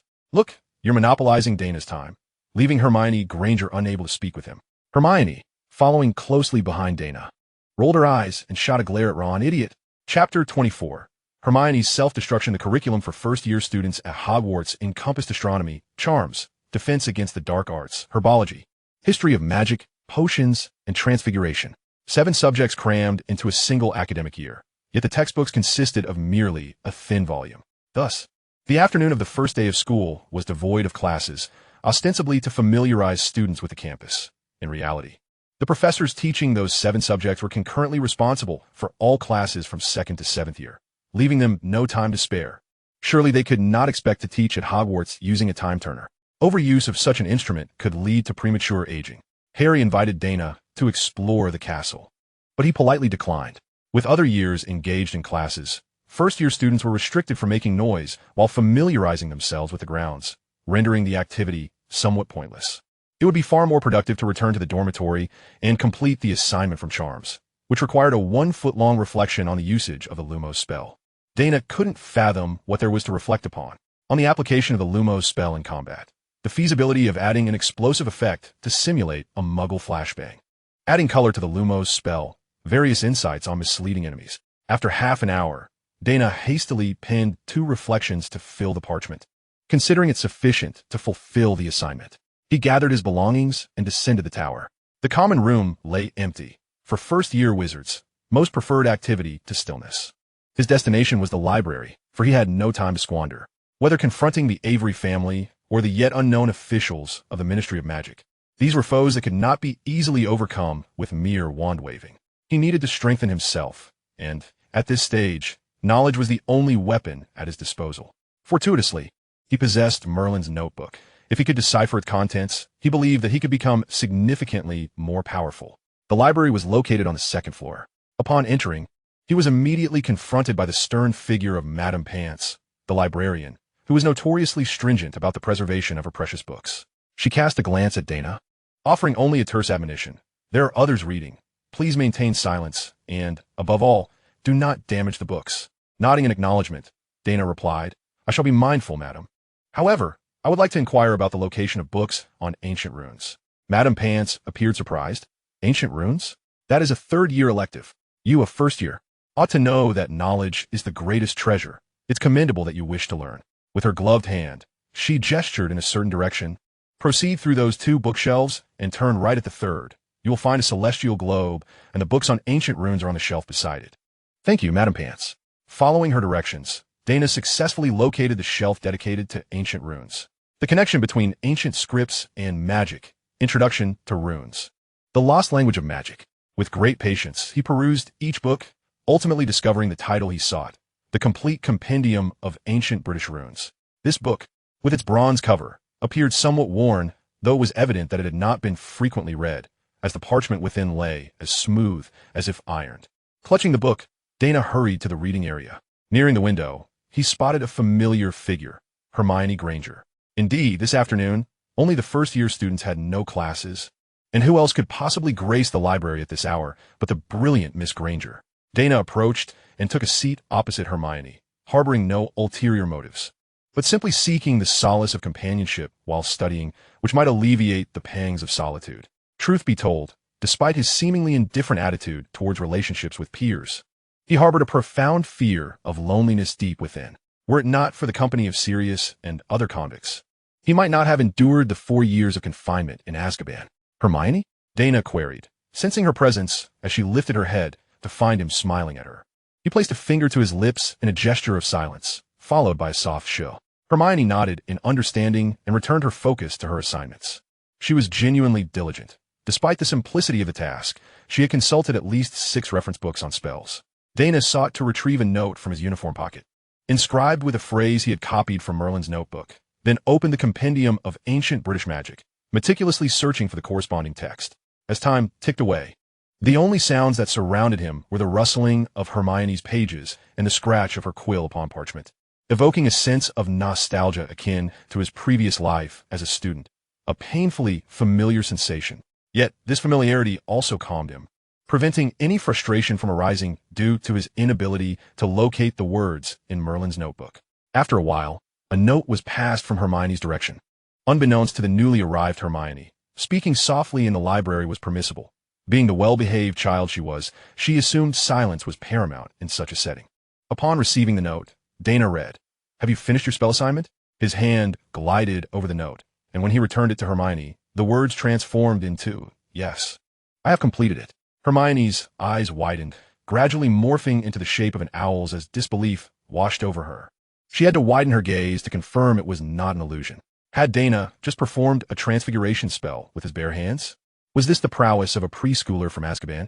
Hermione added a line of small text beneath Daina's message and pushed it back to him. "Could you tell me what book you were reading?" This time, Daina chose not to respond verbally, but instead displayed the cover of his book for her to see. Hermione Granger suddenly felt an overwhelming sense of pressure. Originally, she had believed that as a young witch from the Muggle world, she had to work harder than those born into wizarding families. Yet, witnessing Daina not only complete his assignment with remarkable speed, but also engage in self-study of ancient magic left her feeling daunted. My goodness, am I going to fall woefully behind? Hermione hastily lowered her head, and Daina observed that the pace of her page-turning had more than doubled. Daina continued to focus on his own endeavors, but as dinner time approached, Madame Pants came to usher them out. Daina still had no clarity regarding the text used in Merlin's notebook, despite having flipped through the entire book twice. The two left the library, one frustrated for not finding the answers he sought, the other because her assignment remained incomplete. "Daina, you are truly impressive," Hermione exclaimed unexpectedly, leaving him momentarily bewildered. "What?" he replied. Hermione looked at him earnestly. "I mean it, you are remarkable. Not only did you earn 4 points for our house in the spell class, But you also completed your assignment so quickly and even self-studied additional material. Daina shook his head. No, no, no. You overestimate me. I merely scribbled my thoughts for Professor Flitwick's assignment without consulting other books. Really? Is that permissible? Daina shrugged. Why not? After a good dinner, go to the common room, and you'll discover you are far ahead of everyone. Hermione remained skeptical, but after dinner, she clutched the book she had borrowed from the library and headed straight to the common room. Harry, how do we write this? Ron exclaimed. I don't know either. Neville, do you have any ideas? No. Harry, I've never written a reflection before. We still have time before the next spell class to submit the assignment. We can think about it tomorrow. How about we play wizard's chess instead? Ron suggested. Hermione, I think it's better to finish the assignment first. But I suspect Professor Flitwick won't have time to grade each one individually, so we might as well write something to get by. That makes sense. Hurry up and write. Once you're done, let me copy it. Ron sighed. If only Daina were here, he would surely know how to write it. Watching the boys fret over their assignments, Hermione felt a wave of calm wash over her. She then sought out her fellow first-year roommates, and, upon finding them, discovered they too were visibly distressed. So, was Daina truly the only one excelling in their year? However, it seemed he had claimed his assignment was hastily done, which could imply that she might have written the best one this time. This thought invigorated Hermione. What did it matter if he was from the Azkaban preschool? Watch me, Hermione Granger, surpass you. Yet, 2 weeks later, when Professor Flitwick announced that Daina's assignment, on the application of the Lumos charm in combat, the feasibility of simulating Muggle explosion effects, had been sent to Contemporary Charms magazine and accepted for publication in half a month, Gryffindor was awarded an additional 10 points. Hermione's spirits plummeted. The audacious fraud. He had deceived her into believing his assignment was hastily written, but that was a tale for another time. For now, Daina had left the common room, preparing to visit Professor Babbling, the instructor of ancient runes, to inquire about the answers he sought. Chapter 25, Professor Babbling. The classroom for ancient runes, or ancient runic studies, depending on the translation, was located on the 3rd floor. Typically, professors at Hogwarts had their offices adjacent to their classrooms, with living quarters in a separate space. As Daina approached Professor Babbling's office, poised to knock on the door, he noticed the inscription identifying the office of the ancient runes professor swiftly transformed to read, "The door is unlocked. Come in, child." He pushed the door open, only to find what defied the conventional understanding of an office. Surrounded by a clutter of peculiar items, there was merely an old sofa amidst the chaos, devoid of any traditional workspace. This room resembled a storeroom brimming with an assortment of oddities, from medical skeleton specimens to variously shaped ceramic jars, and an array of novels with pages yellowed by age. A cursory glance revealed several books that piqued even his interest, such as You Abandoned Me, Yet Your Wand is in My Hand, The Romantic History of Dumbledore, and The Love Story of Salazar and Godric. Merely perusing these titles provided insight into Professor Babbling's character. Navigating through the narrow room, Daina arrived at a noticeably newer door. Just as he was about to knock, it opened silently on its own. A slightly hoarse female voice beckoned, "Come in, Daina Avery. It has been quite some time since a student found their way to me." This was indeed true. Ancient Runes was an elective course, and due to its complexity, it was often avoided by most students, save for a few ambitious scholars aiming for outstanding in all 12 subjects, along with a handful of the audacious who believed they could manage the course. Daina stepped into the room, which contrasted starkly with the cluttered space outside. 2 words could aptly describe it: opulent. He immediately spotted Professor Babbling, draped languidly in a navy blue vintage nightgown, reclining on a circular bed with a diameter exceeding 3 meters. Engrossed in a book, as if she had not just guided and conversed with Daina moments before, this professor possessed a cascade of straight black hair, neatly styled at the back of her head. Perhaps due to her pronounced slenderness, her face appeared quite angular, accentuating her large eyes, with prominent dark circles that left a lasting impression on Daina. "Good evening, Professor," Daina ventured. Professor Babbling set her book aside and turned her head towards Daina, inquiring, "Child, what brings you to me? I do not recall first-year students having ancient runes class. Perhaps you encountered me in the auditorium and were captivated by my charm?" The youthful and restless heart. Daina found the professor's demeanor perplexing. Her appearance projected a distinctly old-fashioned and conservative image, yet her actions were refreshingly unconventional. "Actually, Professor," Daina decided to disregard her teasing remarks and get straight to the point. "I have a phrase, but I am uncertain of its language." With that, he presented a note inscribed with several words to Professor Babbling. He was not about to transcribe an entire sentence, as he was unfamiliar with the script. Should he accidentally record something crucial, it would reveal his possession of Merlin's notebook to her. The professor chuckled lightly as she accepted the note, glanced at it, and then asked, "Do you believe this to be ancient runes?" "Yes, Professor, but I could not locate this language in the comprehensive guide to ancient runes of Britain." Professor Babbling suddenly erupted into laughter. "Child, of course you found nothing. For this is not ancient runes at all. In fact, this language is still spoken today." "Then, Professor, could you enlighten me as to what it is?" "Patience, patience," she replied, placing her book on the mahogany nightstand inlaid with silver, turning over to lie on her stomach. "After a long day, my back aches. If you could massage it for me, I shall disclose the language to you once I feel better." Daina was taken aback by her request. However, he was not one to be easily manipulated. He strode over to a large sofa in the room, turned, and, much to Professor Babbling's astonishment, withdrew his wand. With a flourish, he transformed the coat rack and full-length mirror into two burly men who approached the professor. "Professor, I may be small and weak. Perhaps these two could assist you with your back?" Professor Babbling was taken aback by Daina's transfiguration skills. Was he just a first year? Truly, he was worthy of the Emery's name. "Wait, no need for that," she replied, reaching for the wand tucked beneath her pillow. Daina pondered what she intended with such a concealed wand. Was she guarding against someone? With a wave of her wand, the two burly figures reverted to their original forms. Returning to their places, the professor sat up. Her previously frivolous demeanor vanished. "The script on your note is Welsh, a language of the Celtic group. Moreover, the legendary Merlin hails from Wales." She waved her hand at Daina. "All right, now that you have your answer, you may leave." "Professor, might you teach me Welsh?" Daina inquired. A smirk danced at the corner of Professor Babbling's lips. "Of course. However, I shall require some form of compensation for this extracurricular endeavor." "What sort of compensation?" "I have yet to determine that, but you may promise me a favor to be fulfilled once I decide. In that case, I can begin teaching you Welsh right away." Daina rose, offering a slight bow. "Thank you for your guidance, Professor. I apologize for the intrusion. Good night." As he exited, his actions conveyed his refusal to acquiesce to Professor Babbling's proposal. Such a notion, owing a favor, was fraught with uncertainty. Who knew what that could entail? The professor exuded an air of mystery from head to toe. To agree easily would be sheer folly. It was merely Welsh. After all, once the language was identified, everything would become manageable. Upon returning to his dormitory, Daina idly flipped through his textbooks until midnight. Merlin's Welsh. Yet his attempt clearly faltered, for he found himself in possession of a note that read, "Knowledge necessitates learning. No one can cram a wealth of information into your mind. No one. Fool." It appeared that his golden finger possessed a certain character capable of retorting. Quite amusing, indeed. To avoid appearing awkward, Daina mused. That night, Daina struggled to find restful sleep. He longed to transform into a bird and fly to Wales, seeking a muggle fluent in Welsh, and compel him to teach him the language with the Cruciatus Curse. Or perhaps to translate Merlin's notebook into modern English. Yet, he feared that such actions might draw the attention of Hogwarts professors. After all, Dumbledore was inscrutable. Who could say whether he had set any detection spells around the castle?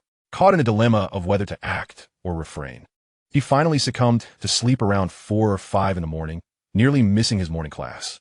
Professor McGonagall's Transfiguration class. However, the arduous night bore some fruit. At least Daina had solidified his action plan. The Welsh matter could wait until the Christmas holiday. For now, he would focus on his studies at school. With this resolve, Daina entered the Transfiguration classroom, where he beheld the dignified figure of the tabby cat perched on the podium. Chapter 26, The Transfiguration Prodigy. Daina approached the tabby cat, offering a slight bow before selecting an unoccupied seat. His actions elicited laughter from a few young wizards who regarded him with disdain. Draco Malfoy sneered, "Look, the criminal is bowing to a cat." Pansy echoed, "I've heard that those released from Azkaban tend to have a few screws loose. Why hasn't the school expelled him? Allowing such scum into the school is a crime." Daina shot a pointed glance in their direction. Though he perceived his gaze as merely calm, to Draco Malfoy, it appeared as a threat from a criminal. "Professor, where's the professor? That criminal is trying to kill me." "Silence. Malfoy," Daina called from across the classroom. "Class is about to commence. If you wish to cause a disturbance, kindly leave and do not disrupt everyone else." This statement quelled Malfoy's outburst. Ashamed of his fright, he fumed, "Emery's, what right do you have to dismiss me? You threatened me just now. I shall tell my father."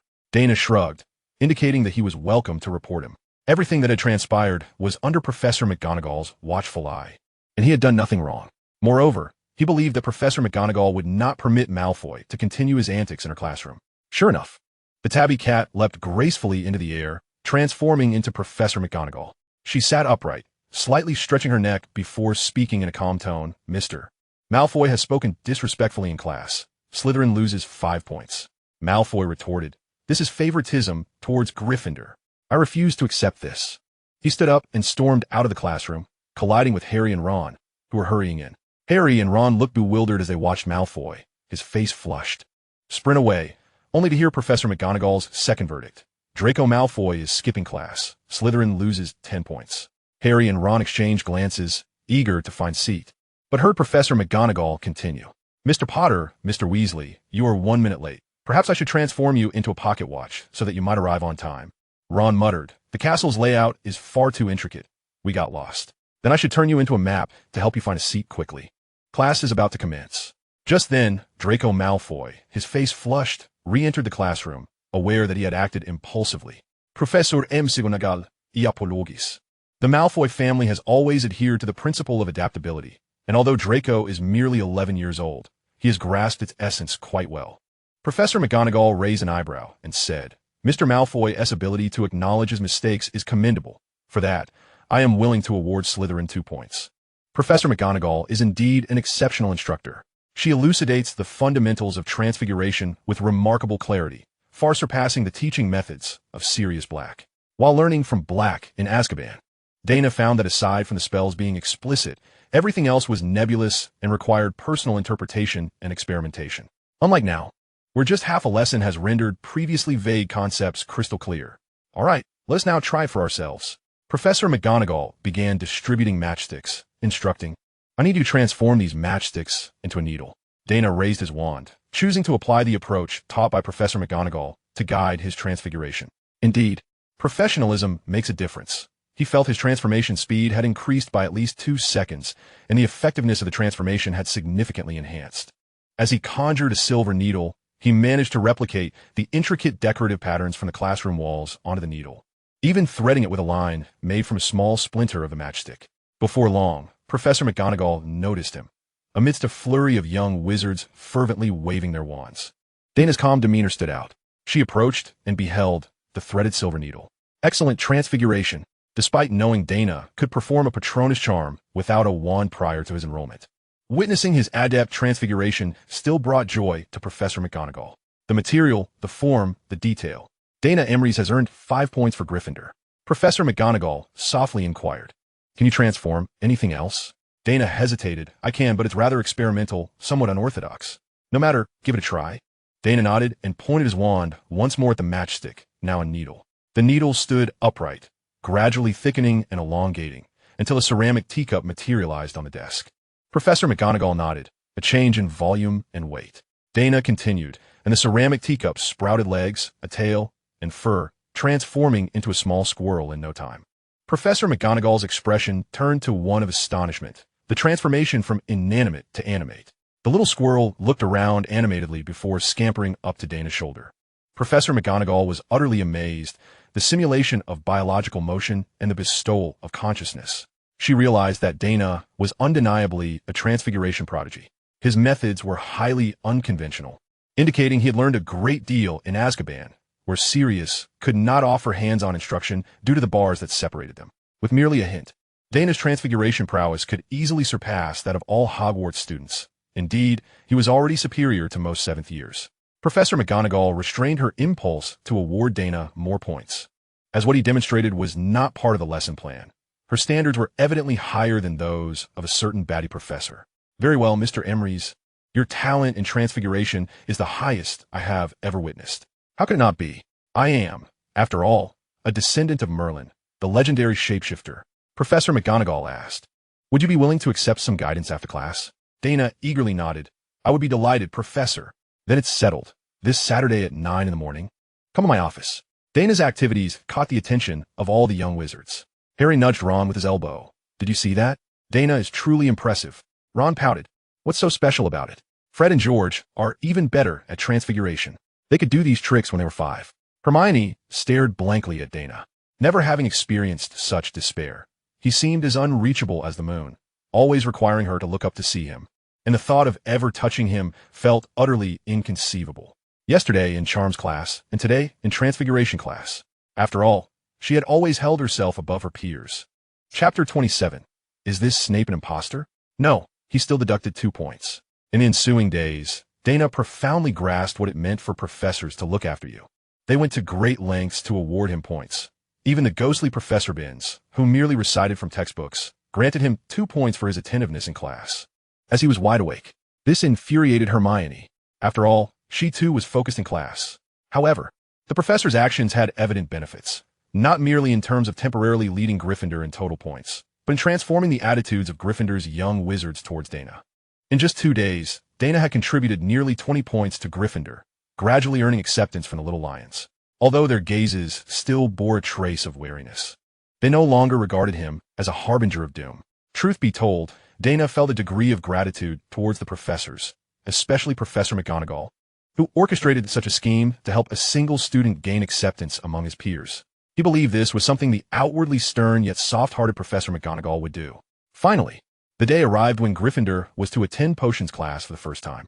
The warnings from upperclassmen filled the first-year Lions with inexplicable anxiety, fearing they might provide Snape with grounds to deduct points from their house. With Gryffindor currently in the lead, they felt an unspoken burden upon their shoulders. This potions lesson was a joint session with Slytherin, marking the second time this week that these two houses would share class. As Snape drifted into the room, just as depicted in the original text, he called the roll and delivered his customary opening speech, subsequently singling out Harry Potter. Potter, what would happen if I added powdered daffodil root to an infusion of mugwort?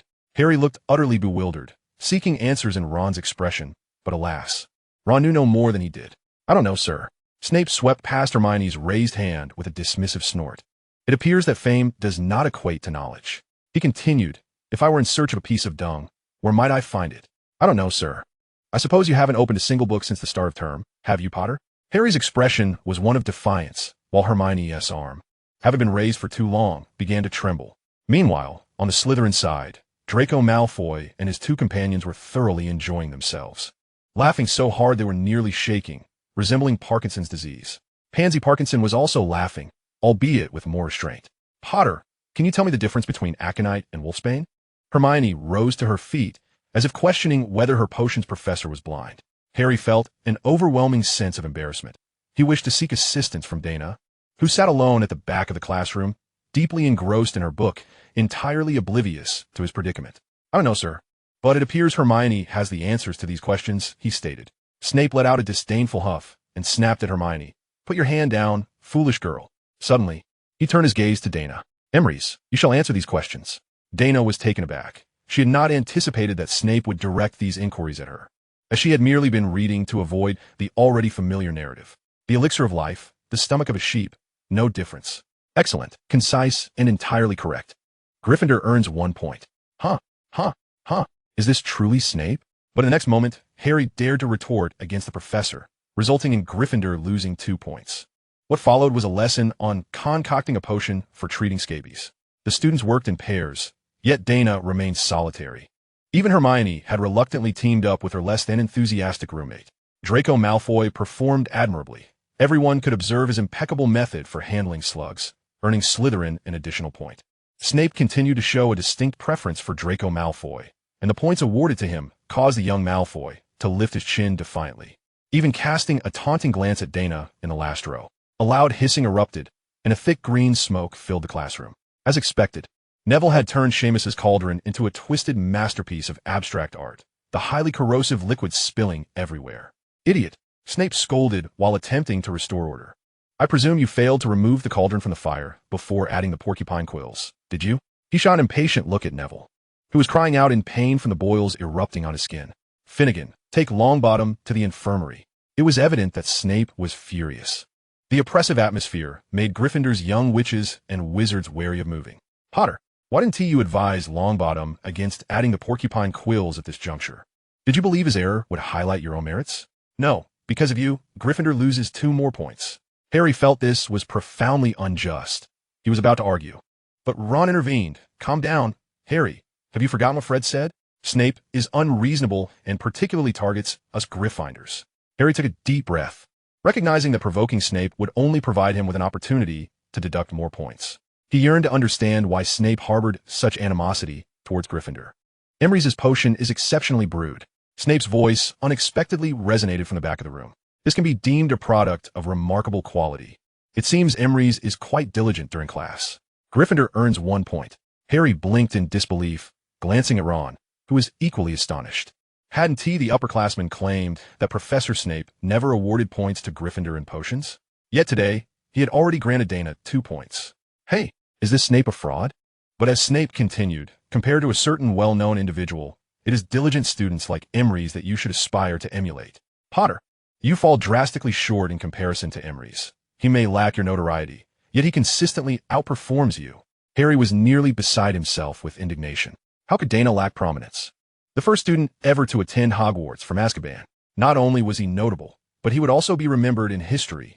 However, inevitably, a flicker of resentment towards Daina emerged within him.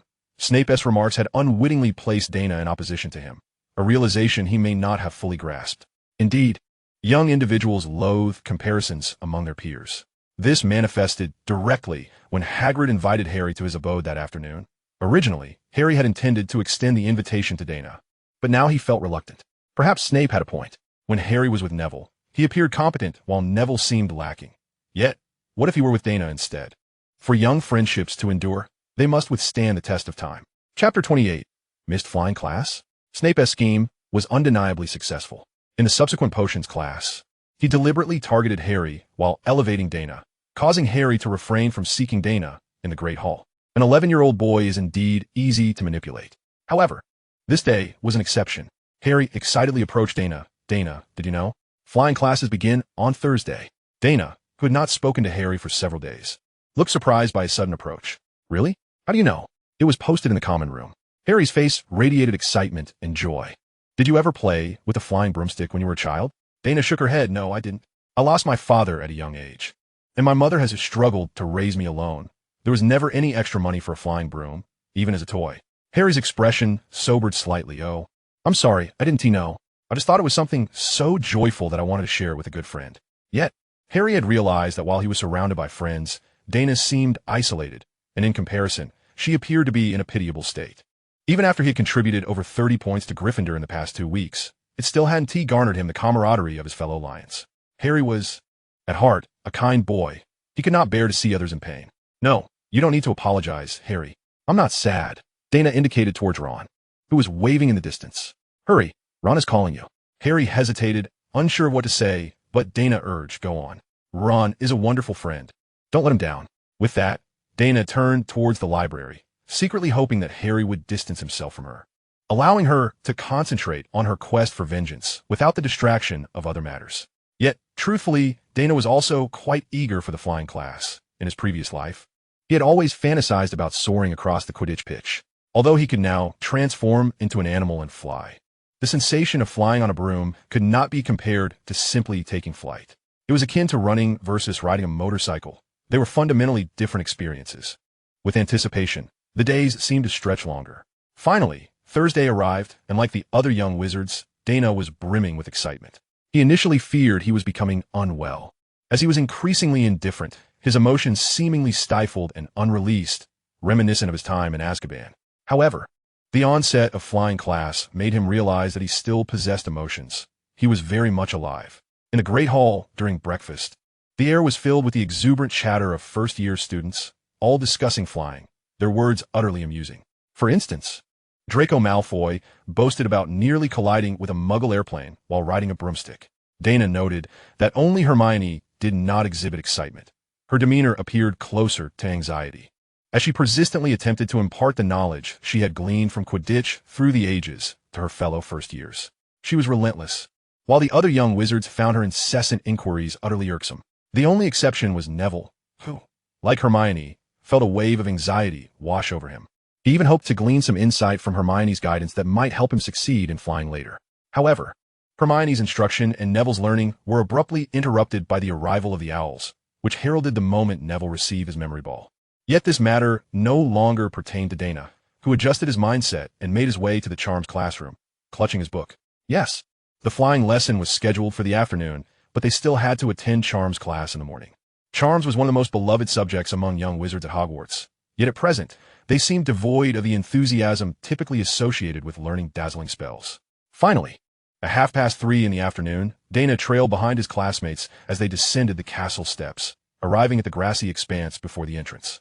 Approximately 20 brooms lay scattered on the ground, causing Daina's heart to race with anticipation. Just then, a wave of warmth enveloped his chest. Of course, it was not a fever induced by an accelerated heartbeat. Had it been so, Daina would likely have already succumbed. The source of the warmth was the two-way mirror gifted to him by Mr. Boggin a month prior. Damn it, why now? Daina had no choice but to seek out Harry. Harry, I'm feeling a bit unwell and need to visit the hospital wing. If the professor inquires, could you explain for me? Without waiting for Harry's response, Daina dashed back into the castle. He quickly found a secluded spot and transformed himself into the likeness of Dark Dantes before opening the two-way mirror. On the other side, Mr. Boggin's visage emerged, clearly situated in his shop. Thank Merlin, Mr. Dantes, you finally activated the mirror, he exclaimed. What is it, Mr. Boggin? Daina's tone conveyed his displeasure. The flying lesson he had eagerly awaited was being disrupted, and if Mr. Boggin had no valuable information to impart, Daina did not rule out the possibility of causing a ruckus at his shop during the holidays. Oh, have I disturbed you, sir? I was merely eager to share the news you've been waiting for, and, regrettably, lost track of time. Most people have pressing matters at this hour. I shall be more mindful in the future. Daina nodded, his expression softening considerably. Speak then. What news do you have? Well, sir, we have traced the whereabouts of Hawkenriches. Hawkenriches was the former ministry employee who had attended to Daina's mother, Anna, when she sought to secure his release from Azkaban. Oh, where is he? Mr. Boggin wasted no time in responding. He currently resides in London's Chinatown, next to the Royal Chinese Restaurant, at the address of 26½ Baker Street. This address was indeed magical. Daina nodded as Mr. Boggin continued. We expended countless resources and enlisted numerous informants to locate him, which has not been inexpensive. Therefore, Mr. Dantes, well, might you settle the payment with me? A special price of 1,500 galleons. Your previous advance of 1,000 galleons may not suffice. Daina replied, I am currently unable to visit your shop, but I will come to see you a few days after Christmas. If possible, please continue your search for the answers I seek. Very well, sir. I shall await your arrival in the shop. Best of luck to you. After closing the two-way mirror, Daina reverted to his original appearance. Mr. Boggin's efficiency was commendable. He had swiftly located the long-missing Hawkenriches. As long as Daina could find this individual, he would uncover the identity of the ministry official who had been bribed by Daina Avery. If Hawkenriches proved unwilling to speak, that was of little concern. Graduates of Azkaban possessed various means to extract information. Yet now, Daina yearned to return to the flying lesson. However, having feigned illness to visit the hospital wing, he could not return so swiftly. Thus, he remained hidden in a corner, anxiously counting the passing seconds, each one dragging on interminably. At last, he caught sight of Professor McGonagall rushing out of the castle, escorting Harry Potter away from the flying lesson. So, the incident involving Malfoy throwing Neville's memory ball and Harry successfully intercepting it had already transpired? How had he missed seeing Madame Pomfrey take Neville to the hospital wing? He must have overlooked it while contacting Mr. Boggin. Oh no, the hospital wing. He had lied about going there. Chapter 29. He belongs to the sky. Daina contemplated rushing to the hospital wing and casting a memory charm on Madame Pomfrey, compelling her to forget that he had requested leave before class. However, the mere thought was swiftly extinguished. He had emerged from Azkaban, yet he had never considered himself a criminal. Casting a memory charm on a professor was highly effective, but it was a serious violation of school rules. Moreover, what purpose would it serve? To prevent himself from losing house points? When had he ever become a person with a sense of collective honor? Among all of Gryffindor, there were only 3½ individuals who were close to him, the twins, Hermione, and Harry. Did he truly first think of concealing his lie out of a desire not to disappoint the professors? Yes, that was the conclusion he reached upon introspection. The professors had treated him well, so he wished to reciprocate their kindness. However, the truth remained the truth. There was no need for concealment. What harm would come from losing points? He was merely an 11-year-old child, and making mistakes was entirely normal, was it not? Besides, even if he cultivated an image of a good child, it would take time for his classmates to accept him. Since the start of the term, he had already accrued nearly 30 points for Gryffindor. Had he seen anyone else grow closer to him? A criminal might appear amiable, but perhaps that was merely due to his talent for acting. See, biases are not easily shifted. People will go to great lengths to find evidence to support their perceptions, and if none exists, they will fabricate it, confusing cause and effect. Therefore, since change was unattainable, why should he subject himself to such discomfort? With this thought, Daina smiled as he exited the castle. First-year Gryffindor and Slytherin students were idly passing the time. Yet they were animatedly discussing the exhilarating sensation of being 3 feet off the ground. Only Hermione stood apart, seemingly isolated from the world, staring blankly at the broom in her hands. Daina extended his hand toward the broom that was originally meant for him, not even needing to call out. With a mere thought, the broom leaped into his grasp, conveying a sense of joy upon contact. Surely, Merlin must have been an exceptional Quidditch player. Had the sport existed in his time? Daina approached Hermione, who had noticed him, and inquired, "Are you feeling better?" "I feel quite well now," Daina replied. Hermione nodded, then asked, "How did you manage to make the broom jump into your hand just now?" "I've tried every method I could think of, yet nothing worked." Daina pondered for a moment before suggesting, "Why don't you try it now and show me?" Following his instructions, Hermione placed the broom on the ground, her eyes widening as she fixed her gaze upon it. "Up," she commanded, her tone authoritative. "Up." This was the tone of friends urging each other to wake up. "Up, please." This was perhaps a melodic plea. "Up." This was a tone of coaxing that sent a shiver down Daina's spine. "Up." This was a tone of desperation. Yet the broom on the ground only rolled over reluctantly when Hermione pleaded, perhaps not wanting to respond, much like Daina had been struck by a revelation. "See? That's how it works." With a resigned sigh, Hermione bent down to retrieve the broom, shrugging her shoulders. "Daina, can you discern what my issue is? Is it my gestures? Or my tone? Am I not assertive enough? Is it possible that this broom simply looks down upon your flying prowess?" Daina shook his head. "Your movements and calls are commendable. They appear resolute. Perhaps flying is not your forte, but no one is perfect. Everyone has their own shortcomings, Hermione. Do not take it to heart." Hermione seemed to accept her fate, nodding before inquiring, "Daina, you speak of this philosophical notion of imperfection. So what is it that you struggle with?" This question caught Daina off guard, leaving him uncertain of how to respond. Perhaps his inability to bear children would suffice as a fitting answer. Thankfully, Malfoy interjected, "Look, it's the sickly criminal and the muggle who can't even summon a broom. What's the matter, Daina Avery's? Do you think your flying skills are akin to Granger's, which is why you choose to associate with her?" Annoyed, Daina refrained from elaborating, promptly drawing his wand. Silencio. A flash of light transformed Draco Malfoy into a silent mime. His lips moved, yet no sound emerged, causing his expressions to shift rapidly from shock to anxiety and then to anger. In a fit of rage, he momentarily fumed, recollecting that Daina Avery's was not to be trifled with. Even upperclassman Daina Avery had learned that lesson the hard way. Thus, he resolutely sealed his lips to avoid appearing foolish. Malfoy vowed revenge. Thinking it was never too late, Daina Avery's, just you wait. At that moment, Madame Hooch returned. Her keen eyes quickly spotted Daina amidst the crowd. Daina nodded to her, signaling, "Madam, you may begin deducting points." However, to his surprise, Madame Hooch merely paused, then shifted her gaze as if Daina had not been in the infirmary at all. It was as if he had jumped out the window, fearing the medicine, despite the infirmary being on the 2nd floor.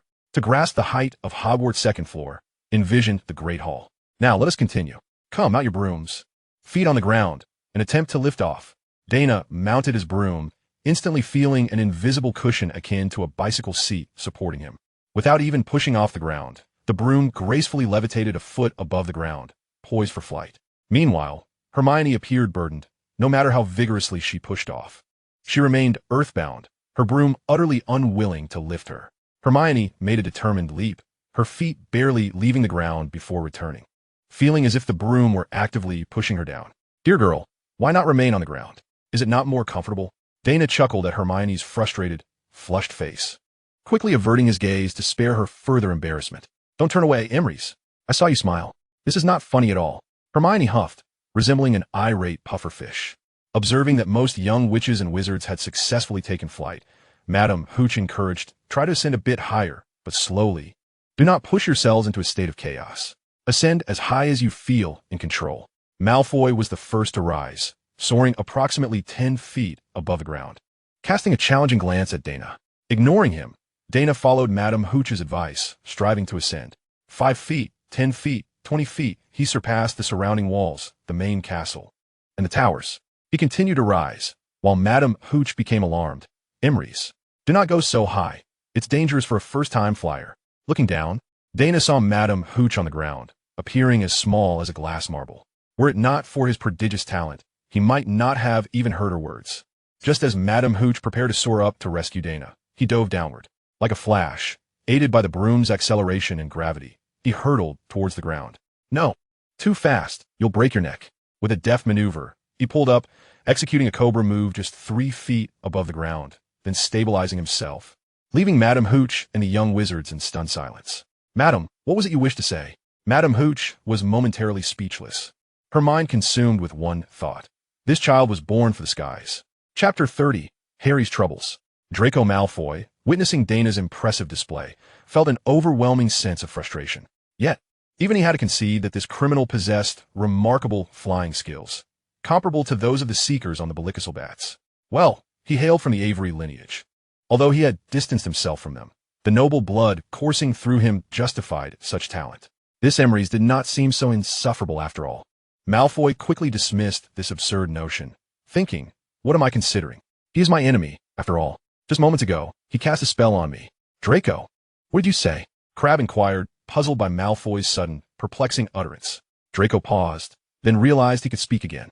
"Oh, nothing." He shook his head, deciding to refrain from further contemplation about Daina, as it would only bring him discontent. Today held far more delightful prospects. Why should he torment himself? Harry Potter had defied a professor's orders and was caught by the deputy headmistress. He had been taken away, and surely his fate would not be favorable. The deputy headmistress, now in a quandary, was approached urgently by Madam Hooch after class. "Listen, Minerva, Daina Avery's is a flying prodigy. He performed maneuvers on the school's rickety broom that even professional players struggle to execute." Professor McGonagall was taken aback. "Oh, is that so?" "Indeed. That boy only needs a bit of practice to qualify for professional competition." "That is splendid news. But Rolanda, what is your purpose in telling me this?" "A talent like his should be introduced to Quidditch at the earliest opportunity." "Minerva, are you not considering adding him to the house team?" Professor McGonagall appeared conflicted. "But I just introduced Harry Potter to Wood. Hogwarts has never had a first-year join the house team. I've already made an exception for Harry. If I make another..." Madam Hooch shook her head. "Since an exception has already been made, what harm is there in making another?" Professor McGonagall sighed. "But you are aware of Daina's current situation, are you not? He has suffered at the hands of others and was imprisoned in Azkaban. Now, nearly all the students ostracize him. As you know, if he were to join the house team under these circumstances, he would likely face exclusion from his teammates, potentially extinguishing his passion for Quidditch. Furthermore, being ostracized is not a beneficial experience for an 11-year-old. He has already endured a month of isolation." Madam Hooch dismissed her concerns. "You are being overly cautious, Minerva. Fred, George, and Harry Potter all have good relations with Emery's. He will not be excluded." Professor McGonagall shook her head. "In the positions on the field, George and Fred have an irreplaceable synergy, and Harry's slight build suits him as a seeker. This leaves only Wood's position as keeper and 3 chasers. Currently, Daina seems best suited as a chaser, but whichever one he replaces. The other 2 would surely view him with hostility, and chasers need to work together more than any other position." Madam Hooch fell silent, acknowledging that Professor McGonagall had a point. Alas, how unfortunate it is, such a promising talent. A seeker? Ron nearly forgot to chew the pie in his mouth. But first-year students never cease to astonish. "You must be the youngest member of the house team in many years." "It's been a century," Harry exclaimed, as Wood informed me. "Daina, you're here." Upon seeing Daina enter the hall and take a seat at the end of the long table, Harry eagerly approached him, saying, "Did you know? I have become a member of the Gryffindor Quidditch team. Donalith, congratulations, Harry. I am certain you will bring us victory. They say I'm the only first-year to join the house team in a century." Harry appeared exceedingly pleased, and Daina, of course, did not dampen the mood, providing emotional support. "How impressive, Harry, to be the only one in a century. You will surely be recorded in a brief history of the school and have your name enshrined in the honor chamber." Being selected for the house team instilled confidence in Harry, making him feel closer to Daina, just as beans belong with beans, and cabbages belong with cabbages, right? However, Malfoy arrived, taunting and challenging him to a duel. This incited Harry's anger, and he rashly agreed to the duel. "Potter, you cannot seek assistance from me of Emery's. If you enlist the help of a criminal, winning would be dishonorable. Daina is not a criminal." Harry struggled to restrain himself, asserting, "You don't even need Daina to deal with you." He cut off the possibility of asking Daina for help, and thus sought Ron to discuss it, only to be overheard by Hermione. Daina quietly observed from the side. Unsurprisingly, this marked the beginning of the trio's initial venture into the corridor on the right side of the 4th floor. However, this had nothing to do with Daina. He was now immersed in the ocean of magical knowledge, with the library being his favorite place to visit. His days were fulfilling, attending classes, spending time in the library, and receiving extra tutoring from Professor McGonagall on weekends. he discovered that he possessed a remarkable aptitude in many areas. It must be said that the wizarding world is indeed one that values lineage. Even though Dumbledore continuously strives to promote equality and integration between purebloods and muggle-born wizards, one cannot deny that a superior lineage can indeed make many endeavors more effortless. Just look at the core members of Dumbledore's army. How many wizards of muggle descent are there? Most of the prominent figures are either pureblood or at least half-blood. Therefore, it is fair to conclude that Miss Hermione Granger, who later emerged as a notable figure, is indeed exceptionally gifted. Daina studied astronomy, alchemy, potions, ancient runes, and herbology.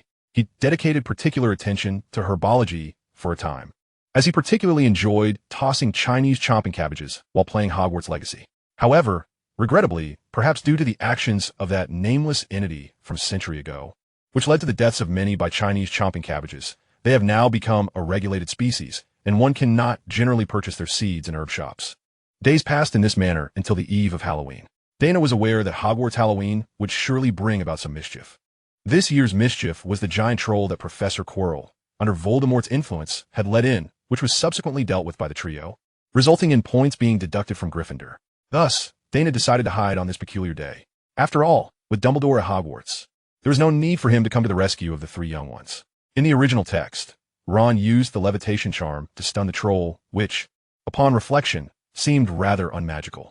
How could a spell that one struggles to cast in class suddenly become effective in a crisis? Of course, it is possible that Ron is the type of performer who excels under pressure, but for a first-year wizard to effortlessly lift such a heavy club seemed rather strange. Did it not? Can you guess why the feather was used as a prop when teaching the levitation charm in class? Thus, the truth is singular. Dumbledore intervened covertly.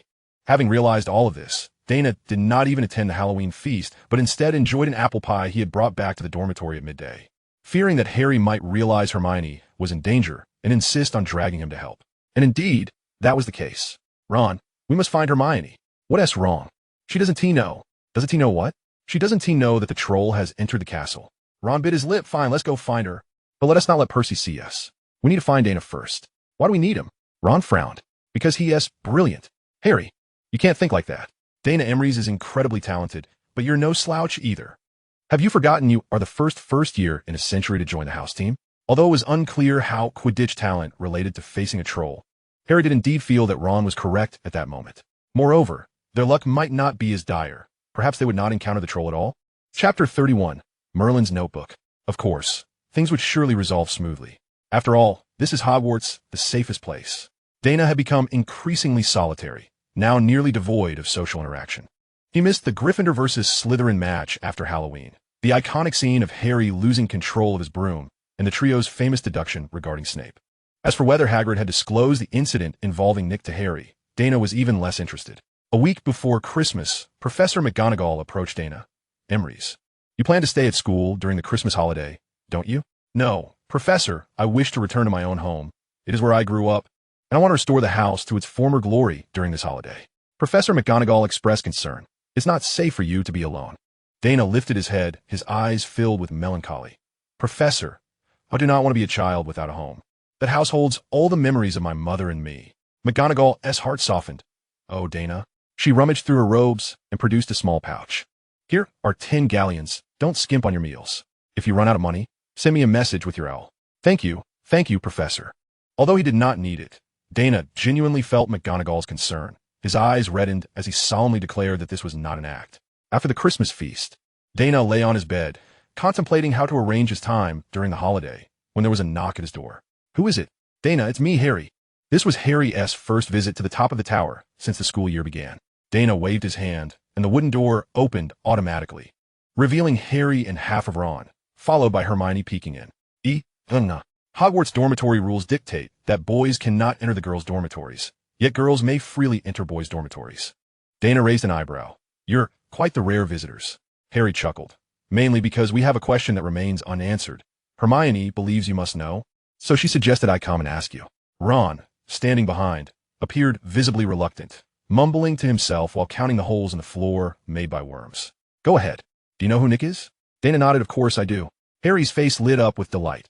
Hermione wore a look of expected certainty, while Ron suddenly lifted his head, his expression one of disbelief. Daina closed the book in front of him. Hermione saw the cover, which read, What to consider when hybridizing magical plants? Can you tell us? Certainly, Harry. Daina did not refuse, for they would eventually come to know the answer regardless. Whether or not he disclosed it made no difference. Nick LeMay was a great alchemist, having created the legendary Philosopher's Stone, which was said to grant immortality and the ability to turn stone into gold. Nick LeMay had lived for over 6 centuries, and many believe that his longevity was a result of the stone's power. Immortality, the ability to transmute stone into gold. Daina smiled and waved his hand, indicating that the answer had been delivered. He intended to return to his reading and wish them a joyful Christmas holiday. With 2 weeks of festive respite ahead, Daina devised a plan for himself. First, he would decipher Merlin's notebook. Enhancing his own abilities was paramount, especially as his forthcoming endeavors carried certain risks. Second, he aimed to locate Hawking Richards to inquire about that high-ranking ministry official from years past. Third, he sought to find John Flint. The means of revenge could be discussed later, but he needed to locate him and ascertain the situation. Finally, should time permit, he contemplated infiltrating the Avery residence. This was the most perilous undertaking, yet held a faint possibility of uncovering the complete truth behind past events. As he exited King's Cross Station alongside Hermione, observing her embrace her parents, Daina pursed his lips. Sensing his presence, Hermione glanced back in his direction, yet she could not find him. At that moment, a pigeon soared overhead, heading westward toward Wales. Daina had long anticipated this day. He had yearned to discover the contents of Merlin's notebook. In truth, finding a suitable muggle was no simple task. Ideally, this individual should be single, reside in seclusion, and possess proficiency in Welsh. Although Welsh is the official language of Wales, the number of those who speak it fluently is dwindling. Josh Foster was a native of the Vale of Glamorgan in Wales, a lineage of farmers stretching back generations. However, in his time, gambling had led him to sell the family farm, and now he resided alone in a small house at the edge of Foster Farm, tasked with overseeing the woodlands for the farm owner. Just after Christmas, the little wooden cabin bore no semblance of festive cheer, only the pungent odors of decaying food and a lingering stench of a hangover. Knock, knock, knock. The door was rapped upon, rousing Josh Foster from his slumber. Groggily, he rose from a faded sofa, one of its springs protruding, and muttered, "Who is it?" He rubbed his head, feeling heavy and pained, as if a 100-pound worm had burrowed into his skull. "I am from the Barry Heritage Inheritance Office. May I inquire if this is Mr. Josh Foster? There is an inheritance awaiting your acceptance." Josh immediately perked up. Regardless of the nature of the inheritance, it would be a welcome boon for him at this juncture. "One moment, I shall open the door." He donned his coat, swaying slightly as he opened the door. Standing before him was a well-dressed gentleman, a briefcase in hand, exuding the aura of an educated elite. "Good day, Mr. Foster. I am D.A.C. Duntes, here regarding an inheritance." "Oh, what inheritance? I was unaware my father had left me anything." Mr. Duntes smiled and shook his head gently. "This inheritance traces back to the medieval era. You may not be well acquainted with your own lineage. In the 8th century, one of your ancestors served as a knight to the royal family. However, the Foster family branched out, and your line settled here. Today, I bring you the legacy of another branch of the Fosters. By the way, Mr. Foster, are you prepared to conduct all necessary formalities right here at the door?" Oh, my apologies. Please come in, sir. The place is rather chaotic." Chaotic was an understatement. It resembled a landfill. Yet, D.A.C. Duntes maintained his composure, undeterred by the disheveled state of the Foster residence. He retrieved a small, pure gold statue from his bag, depicting a knight on horseback wielding a lance. As he placed the statue on the dining table beside a piece of dried beef bone, Josh's eyes widened in astonishment. The last living member of that branch of the Foster family, Matilda Foster, had passed away in London the previous week, leaving behind this golden statue. According to Matilda's wishes, this inheritance would likely fall to you. "Oh, this is wonderful," Josh exclaimed, though he quickly added, I'm saddened by Matilda's death." D.A.C. Duntes paid no heed to Josh's greedy gaze and continued, "However, we need to confirm that you are indeed a descendant of the Foster family. Here is a notebook, said to be readable only by those of the Foster lineage, so we may need to spend several hours reading through it." "Not a problem, sir. As long as I can inherit the estate, I would gladly read it all day." D.A.C. Duntes handed Josh Foster the notebook. It was, of course, not the original, but a replica created through a copying spell. Once the magic was depleted, the notebook would vanish. "This is it. Please begin." Josh Foster took the notebook and started to read word by word. Cambion blood. Wait, this should be bloodline. Cambion bloodline development record. The Druids believe that Cambions are not impure beings. Rather, they possess a significant affinity with nature. Josh stumbled through the reading. If the requirement was to read it flawlessly, he would certainly not inherit the fortune. Furthermore, the Welsh spoken by Merlin differed somewhat from modern Welsh, yet Daina comprehended the contents of the notebook. Merlin was not purely human. He was a Cambion, half human and half demon. In pursuit of unlocking the potential within his bloodline, he created this notebook. Demon blood harbors immense potential, and with proper cultivation, one can attain unparalleled power. A Cambion merely needs to reside in a place rich in magic and actively absorb magical energy to gradually awaken extraordinary abilities. This evolutionary process unfolds in 3 stages. The first stage allows one to transform into familiar creatures or objects, anything at all, even formidable dragons. Moreover, the magical effects wielded by a Cambion would surpass those of an ordinary wizard. The extent of that superiority varies from individual to individual. The second stage enables one to hear all things and communicate with all living beings. Merlin was revered as the immortal by the Druids precisely due to this trait. The third stage grants the ability to foresee the future, the most challenging yet formidable of powers. Daina suddenly pondered whether his direct inheritance of Merlin's bloodline through the golden finger might mean he could realize all 3 capabilities of the Cambion. After all, his initial desire was to obtain Merlin's bloodline, which might already be fully developed. However, when he attempted to foresee whether he could locate John Flint in Ponce's town, he regrettably found he could not predict the future. Nevertheless, it mattered not. As long as he continued to dwell in a place abundant in magic, he would eventually awaken these abilities. The notebook concluded with 3 spells of Merlin's own creation: Fate Manipulation, Possession, and the Spandam Door. Fate Manipulation was exceedingly powerful, capable of rewriting a target's fate within a short time frame, be it an enemy or oneself. This ability to alter destiny, combined with the Cambion's third-stage foresight, was virtually insurmountable. However, the cost was equally immense, requiring the expenditure of over 90% of one's magical energy and a significant amount of blood and essence. In other words, once the spell was cast, the practitioner would be rendered a bedridden invalid for the following year or 2. The art of possession allows the practitioner to inhabit the bodies of other beings, exerting control over their actions. While this technique may seem commonplace, its significance becomes extraordinary when juxtaposed with the transformative abilities of Cambion, which necessitate an intimate understanding of other life forms. The Spandam Gate, on the other hand, can create a portal between 2 spatial nodes, enabling instantaneous travel as long as the portal remains intact. Frankly, this spell is precisely what Daina requires at this juncture. After all, transforming into a bird for travel is exceedingly tiresome. Chapter 32, 2612, Baker Street. Josh Foster finally stumbled through the entirety of the notebook. He spent nearly 4 hours on it, yet the resplendent golden statue on the table served as his greatest motivation. "Sir, Mr. Foster," he expressed, clearly anxious.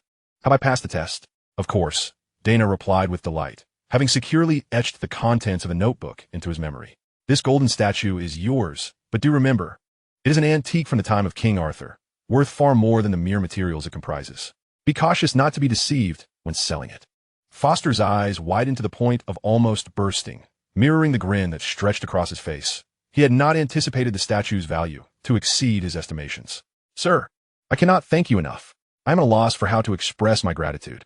Daina, smiling, drew his wand and pointed it at Foster, utilizing it to better control the spell and avoid causing him harm. "You need only forget me." With a flicker of light from his fingertips, he uttered the incantation. All shall be forgotten. In Nocturne Alley, at Borgin and Burke's, Mr. Borgin sat languidly behind the counter. However, this was the tail end of the off-season. With the Christmas holidays approaching, patrons would soon flock to his establishment. Suddenly, 2 tendrils sprouted from the floor before the counter, rapidly intertwining to form an archway. As blossoms unfurled along the vines, a cascade of starlight emerged within the arch. The starlight parted, and Dark Duntis stepped forth. "Ah, Mr. Duntis," Borgin greeted with obsequiousness. "Your magical prowess is truly impressive.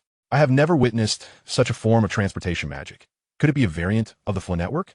Daina, however, did not entertain Borgin's query, but instead tossed 500 galleons onto the counter. In Nocturne Alley and Diagon Alley, the art of apparition is fraught with peril, for numerous anti-apparition jinxes are in place. In areas devoid of such enchantments, the risk of failure looms large, given the abundance of alchemical items that can easily cause interference. Daina's display of magic shattered Borgin's preconceived notions. If Daina could traverse freely using such magic, his sense of security would be utterly compromised, considering he was capable of effortlessly vanquishing multiple dark wizards. If he could unravel the essence of Daina's spell, Borgin could devise some protective measures. Yet it was evident that Daina was aware of this, serving as a subtle warning to Borgin against any treacherous inclinations. "This is to settle the previous expenses," Daina remarked. "I shall soon seek out Hockenrich's. I trust your information is accurate. However, should it prove to be a trap, then Mr. Borgin—" "No, no, no." Borgin hastily interjected, shaking his hands. "I assure you, my intelligence is unfailingly precise. Hockenrich's is indeed there. There is absolutely no trap. I have no reason to betray my esteemed client. Wouldn't you agree?" Daina shrugged. "That remains to be seen. After all, the renowned Mr. Borgin is known to play both sides. As a relatively obscure, foreign wizard with considerable wealth, it is not out of the question for you to orchestrate a scheme against me." Mr. Borgin's expression grew pained. "Sir, I would not dare." He genuinely felt the weight of Daina's presence, who had approached Borgin merely to verify the situation and provide a gentle reminder of his formidable prowess, ensuring that Borgin harbored no ill intentions towards him. "You had best not."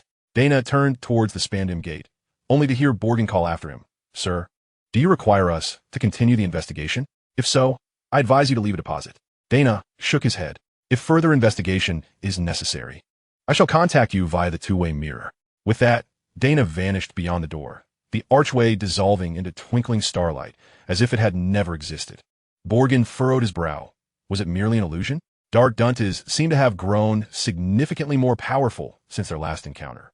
This individual was not to be trifled with. He possessed formidable combat skills, peculiar magic, and, most importantly, he was exceedingly cautious. Borgin should alert his colleagues in Nocturne Alley to remain vigilant, lest they tread upon treacherous ground. The Royal Chinese Restaurant in London's Chinatown is quite renowned, yet Daina had never visited. Contrary to his expectations of a traditional red-themed facade, it boasted a minimalist decor that concealed its identity as a purveyor of Cantonese cuisine. Glancing at the address labeled Baker Street, 2426, Daina positioned himself between the restaurant and 27 Baker Street. This was a familiar tactic among wizards, the Muggle-repelling charm combined with Confundus charm, a combination evidently trivial for Daina to bypass. With red brick walls, brass doors, and a brass nameplate inscribed with 2612 Baker Street, Daina approached and knocked. However, no response emanated from within. After repeated knocks yielded no answer, Daina resorted to the unlocking charm. He opened the door and stepped inside. The interior was far more spacious than it appeared from the outside, resembling a cozy two-story cottage. The room was warm and tidy, indicating that the occupant had maintained it well, evoking memories of his mother, Anna. He tread lightly, surveying the ground floor, which comprised a living room, dining area, kitchen, lavatory, and a fireplace where a box of flue powder rested. The kitchen, however, contained no cooking utensils, merely a pile of plates and chopsticks. Finding no one on the first floor, Daina ascended to the second, his steps as light as a cat's, for he had truly transformed into one. The second floor featured 3 rooms, all with their doors ajar. He first approached the simplest of the rooms, containing a bed and a wardrobe. The window was open, as if inviting a fresh breeze into the space. Daina noticed an ink-drawn figure on the pristine white wall. Somewhat familiar, yet he could not place it. The second room was virtually identical to the first, save for the addition of a vanity table, and still, it was unoccupied. Upon reaching the third room, Daina finally encountered a living soul, a gaunt man with stubble sprawled on the bed, his haggard face gazing vacantly at the ceiling. Daina quickly scanned the room for magical traps. Satisfied, he transformed into the guise of Dark Duntes and approached the man. "Hockenrich's?" Daina inquired. The man's eyes slowly shifted until he fixed a vacant stare upon Daina. "Ah, Hockenrich," he repeated, his expression dazed. "Hockenrich's." Daina frowned. If Borgin's information was accurate, this man was indeed Hockenrich's, yet in his current state, it was evident that he would yield no useful information. Suddenly, a faint sound of flames bursting forth from below reached Daina's ears. He immediately realized that someone was emerging from the fireplace via the Flume network. He swiftly cast a disillusionment charm upon himself and quietly retreated to the curtains by the window. Moments later, the sound of high heels echoed on the wooden staircase. Tap, tap, top. The carpeted corridor on the second floor muffled the sounds, rendering them somewhat muted. A tall silhouette subsequently appeared at the doorway, revealing a Chinese woman with ebony hair and dark eyes. The identification of her ethnicity was unmistakable, as Daina could never misrecognize the elegance of a Qipao. Chapter 33. Wang Shujing. The woman stepped into the room and leaned down to kiss the forehead of the dazed man. "My dear, I have returned." She adjusted the blanket covering him when, In a sudden turn of events, she hurled her wand towards Daina's position. Stupefy. Protego. A slender beam of magic was intercepted by a blue barrier, and as Daina materialized, she cast a disarming charm. Expelliarmus. The Chinese woman was taken aback by the swiftness of Daina's counterattack, and had no time to evade, resulting in her being struck by the spell, causing her to crash against the wall, her wand soaring through the air and landing in Daina's grasp. The woman quickly regained her footing, despite being unarmed. She lunged forward with a fierce expression. We have fled here. Why won't you let Hawkins go? She leapt into the air, attempting to claw at Daina's face with her crimson-painted nails, only to be ensnared by a binding spell. The immobilized woman thrashed her head violently, unleashing a torrent of curses that Daina found oddly endearing, as the woman seemed to switch back to her native tongue, presumably for more satisfying invective. Daina placed the woman's wand at the foot of the man's bed and spoke. Calm yourself, madam. I am merely here to investigate a few matters and shall not bring any harm to Hawkins Richards. Daina spoke in Mandarin, leaving the woman momentarily stunned, her face flushing crimson as she recalled her earlier insult about him being a coward. She could hardly fathom that this man understood her language with such fluency. From the woman's words, Daina had confirmed that the man lying on the bed was indeed Hawkins Richards, thus validating Mr. Boken's claims. Noticing the woman's composure returning, Daina waved her wand, lifting the binding spell. Madam, my intrusion was unwarranted, but I seek only to ask a few questions. Once I have my answers, I shall depart. And of course, I am willing to compensate you for your time. You intend to pay? Daina was taken aback. Indeed, it is customary to offer remuneration for information. Is it not? The woman rolled her eyes. Had you mentioned payment earlier, I would have welcomed you in through the front door, rather than lurking about. Daina shrugged. I knocked, but you were not home. The woman sighed. I had gone to St. Mungo's for a nutritional supplement. She glanced at Hawkins Richards before adding, let us converse in the living room. As you can see, Hawkins is in no condition to answer your inquiries. Daina followed the woman downstairs, and they sat opposite each other on the living room sofa. Madam, I am called Dark Dunis. May I inquire your name? The woman replied, Wang Shujing. Did you immigrate from the East? No, I was raised in England. I am a third-generation immigrant. Very well, madam. I am curious how you knew of my presence at that location. Wang Shujing cast a glance at Daina before responding, I possess a certain obsession with cleanliness. I cannot abide even the slightest filth in my home. Your footprints, though faint, appeared to me as if illuminated by a Lumo's charm in the dark. Ah, I see. Daina nodded slightly and ventured, for years ago, while the Ministry of Magic, Hawkins Richards hosted a lady named Daina Avery, who sought the ministry's assistance to release her son from Azkaban. Her son was innocent, having been replaced by a criminal through Polyjuice potion. Consequently, Hawkins Richards was expelled from the ministry. Wang Shujing gazed at Daina in confusion, clearly unaware of the reasons behind Hawkins Richards' dismissal. What I wish to ascertain is, which high-ranking official at the ministry was responsible for his expulsion? Wang Shujing paused for a moment before replying. I do not know the answer to that question, but I can tell you about that day. We were not residing here. We lived in Godric's Hollow. On that day, Hawkins returned home in a panic, urging me to move immediately. I sensed he had encountered serious trouble. We intended to relocate here. This house was left to us siblings by my grandfather, and, being unregistered with the ministry, it was relatively safe. However, while we were packing, a group of cloaked figures stormed into our home, casting oblivion spells on Hawkins, resulting in the state you see now. When they invaded, Hawkins concealed me in a wardrobe, and, thankfully, I was fortunate enough to escape their notice. I then brought Hawkins here, and we have been hiding for 4 years. Mr. Duntis, I initially thought you were an Auror. My apologies. Excessive use of oblivion spells can render the subject a fool. In severe cases, they may become a mere shell of their former selves. Hawkins Richards now exists in a state between that of a vegetable and a simpleton. Daina inquired, do you know who those cloak figures were? Wang Shujing nodded. When they burst in, Hawkins shouted something about Aurors and hit wizards not being meant to oppress the populace.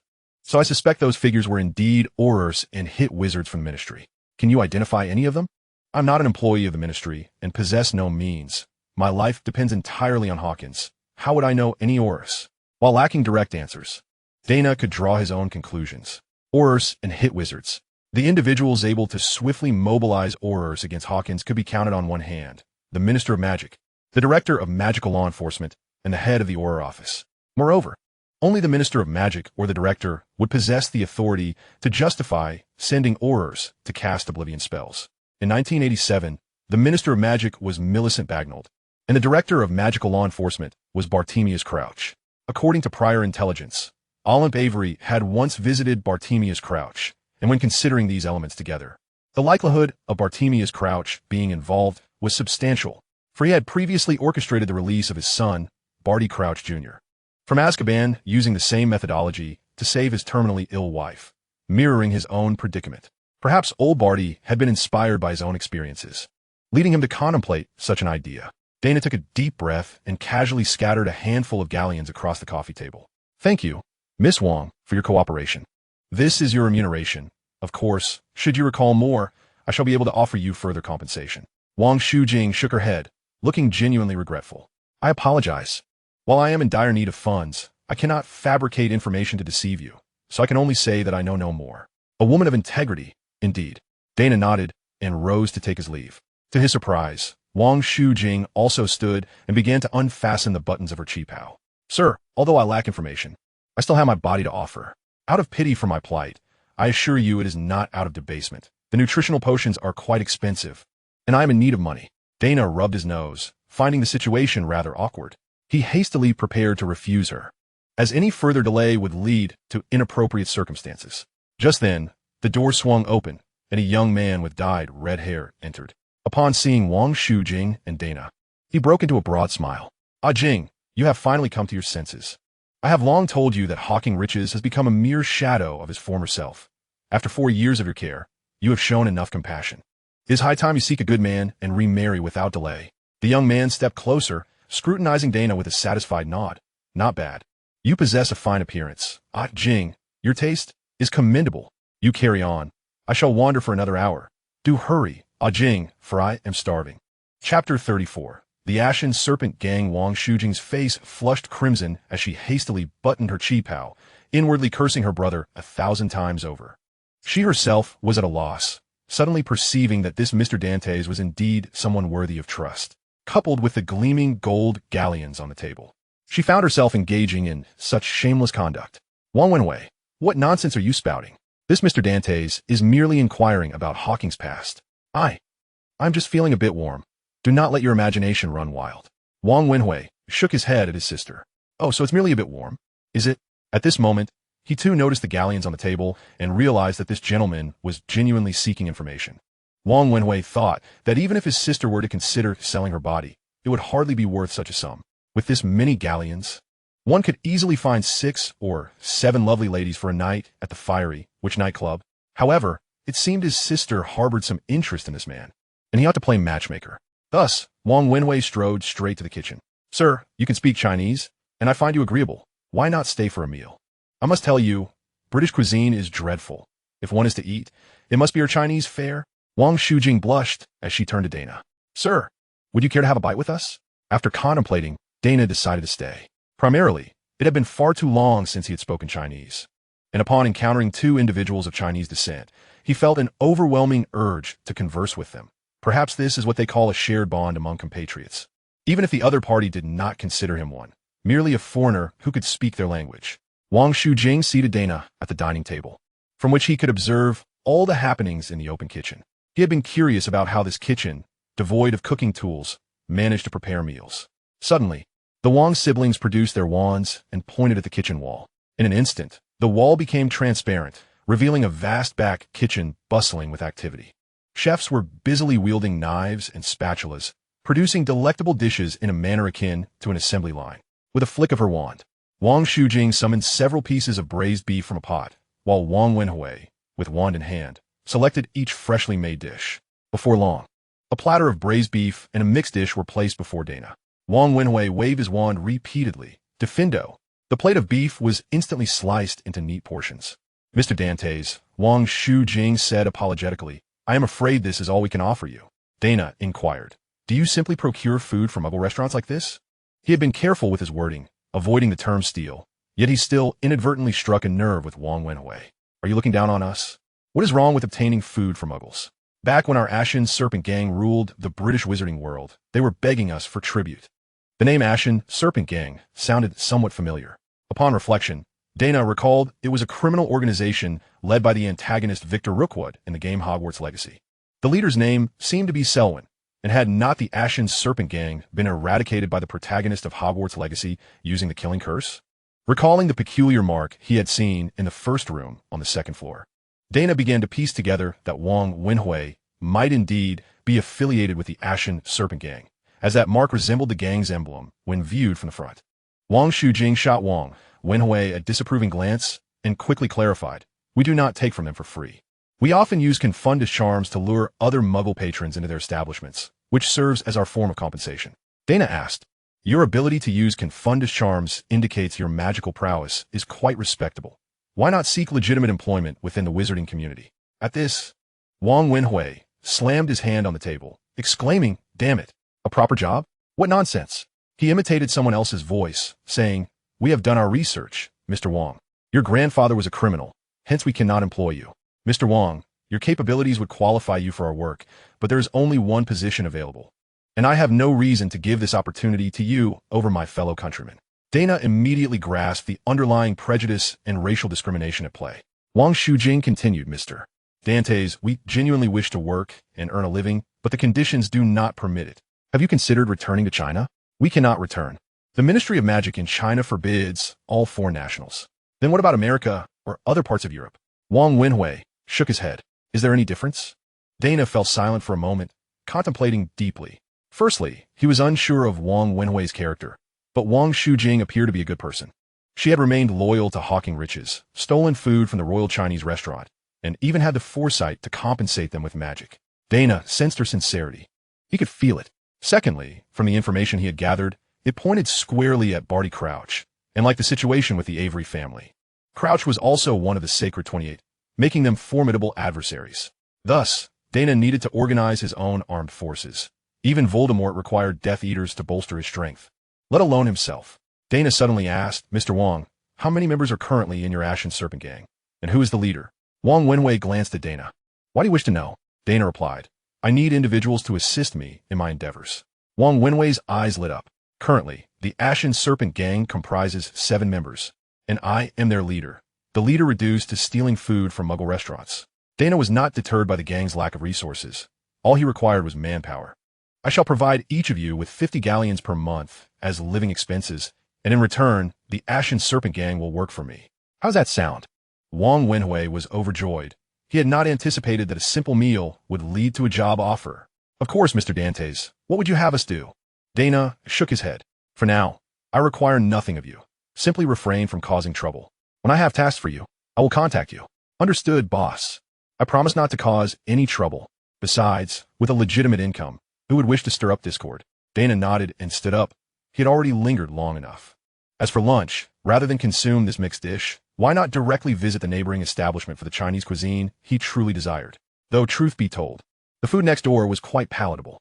Suddenly, Wang Shujing exclaimed, "Brother, I have made up my mind. I too wish to join the Ashen Serpent Gang." Hawking riches required treatment, and Wang Shujing would not overlook any opportunity to earn money, even though she had previously opposed her brother's affiliation with the gang. Wang Wenhui did not respond to his sister, but turned to Daina. "Boss, is that permissible? My sister joining the Ashen Serpent Gang means you will need to pay an additional 50 galleons, and such a significant matter must be approved by you." Daina shrugged indifferently. "No problem. I simply need you to strengthen and expand the Ashen Serpent Gang. We're not short on funds. Indeed, I shall certainly make it formidable, boss." Chapter 35. Tracking threads. Daina emerged from number 26.5, Baker Street. Although he had not acquired complete information, narrowing his focus to Barty Crouch was already a commendable achievement, not to mention the acquisition of the Ashen Serpent Gang, led by Wang Wenhui. The Christmas holiday was regrettably too brief. By the time summer break arrived, he was determined to properly train the newly acquired members of the Ashen Serpent Gang. Only then would he have the confidence to seek revenge. Otherwise, he would be left with no pawns at his disposal. A solitary owl swiftly approached in the sky, landing gracefully on the telephone booth before Daina. "Hoot! Don't just stand there. Extend your hand, and you shall receive your message." Daina was taken aback. Could he truly comprehend the owl's words? After some contemplation, considering his lineage traced back to Merlin, possessing a fraction of second-stage abilities at this moment, it seemed hardly astonishing. Thus, he extended his hand, and the owl descended, perching steadily upon his forearm. "Hoot! Quite stable. Who would have thought you possessed such strength? The recipient should be a little wizard, yet you appear to be over 20. I hope I haven't delivered to the wrong address? Hoot! Indeed, the essence of your soul is unmistakable. Ah, I see you're a little rascal. Don't just stand there. Quickly take the letter. It seems you have no treats for me. Once I deliver the letter, I must return. My eggs are about to hatch, and I cannot linger here. Daina raised an eyebrow and removed the letter tied to the owl's leg. Hoot! Message delivered. I'm off. With a powerful flap of its wings, the owl soared into the air, sending a gust of owl-scented wind that left Daina momentarily dazed. He adjusted his fringe and gazed at the letter in his hand. To Daina Avery's, number 26.5, Baker Street, London. Department of Magical Law Enforcement. Office for the Regulation of Magical Abuse. Opening the letter, he read, Dear Mr. Daina Avery's, we have detected the use of magic at Foster Farm in the Vale of Glamorgan, Wales, on the morning of December 26th. You have violated the reasonable restriction of Underage Wizards Act. However, since no muggles witnessed your use of magic, and the resulting negative impact is minimal, this infraction will not be pursued. Nonetheless, your actions will be recorded. The Ministry of Magic hereby warns that should Mr. Emery's use magic off school ground again, we shall subject you to trial and impose appropriate sanctions. Sincerely, Department of Magical Law Enforcement. Office for the Regulation of Magical Abuse. Daina furrowed his brow in dismay. Damn it, he had forgotten all about tracking threads. Fortunately, the previous instances of magic use had either occurred in Nocturne Alley or in other locations populated by wizards, causing the Ministry to be unable to ascertain whether the spellcaster was an underage wizard or an adult, allowing him to evade scrutiny. Otherwise, he would likely be facing interrogation and trial at the Ministry by now. As for seeking revenge on Salivri, he had not yet enrolled in school at that time, so he had not left any tracking threads. With a sigh, Daina realized this was not good news. It meant that any future actions involving magic would inevitably be detected by the Ministry. Although his enemies were all wizards and he would not be immediately held accountable, it still left traces that could potentially be discovered by astute aurors. He needed to exercise even greater caution. With this in mind, Daina hailed a taxi, directing it towards the Leaky Cauldron situated between 48 Charing Cross Road and 12 Great Newport Street.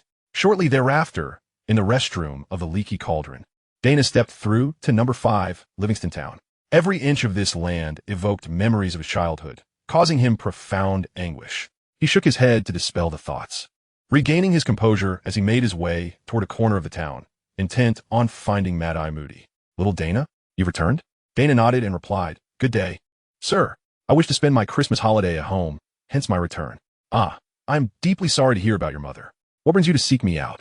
Sir, you are aware that underage wizards cannot use magic off school grounds, but given my home situation, which I trust you know I must tidy up, I was wondering if you could assist me with a few cleaning charms? Of course, no problem. Moody strode forward, the door closing behind him automatically. The old warrior had barely taken a few steps when he suddenly turned back to ask, How is your arm, which you broke when you fell at 6 years old? Is it well? Daina shook his head. Mr. Moody, you must have me mistaken. I have never been particularly fond of climbing and jumping. I have never broken an arm. Moody nodded. This was the old auror's professional instinct. Even though his magical I could see through most spells, he still retained a habit of skepticism. Indeed, Mad-Eye Moody doubted the authenticity of the Daina before him. Hence, he tested him. Daina took no offense. He had long since grown accustomed to such scrutiny through his interactions with Moody over the years. The damaged items in the house were repaired, and mildew and dust were cleared away. Although the place still appeared aged and dilapidated compared to 4 years prior, it was at least fit for habitation. Thank you, Mr. Moody. Old Moody was greatly pleased with the polite Daina and inquired, Child, how is your life at Hogwarts? Daina nodded slightly. The professors have all been very kind to me. Moody sighed. Only the professors are kind to you. It seems your time at Hogwarts has been quite challenging. Moody had been unaware of Daina's 4 years at Azkaban, but since the start of term, he had gleaned information about Daina as circumstances from the Order of the Phoenix. As their current mission revolved around Harry Potter, and Daina's close association with Harry made him privy to such knowledge. This child, although innocent, would inevitably face prejudice upon his release from Azkaban. Not just the young wizards, but even Moody himself harbored doubts about Daina at this moment.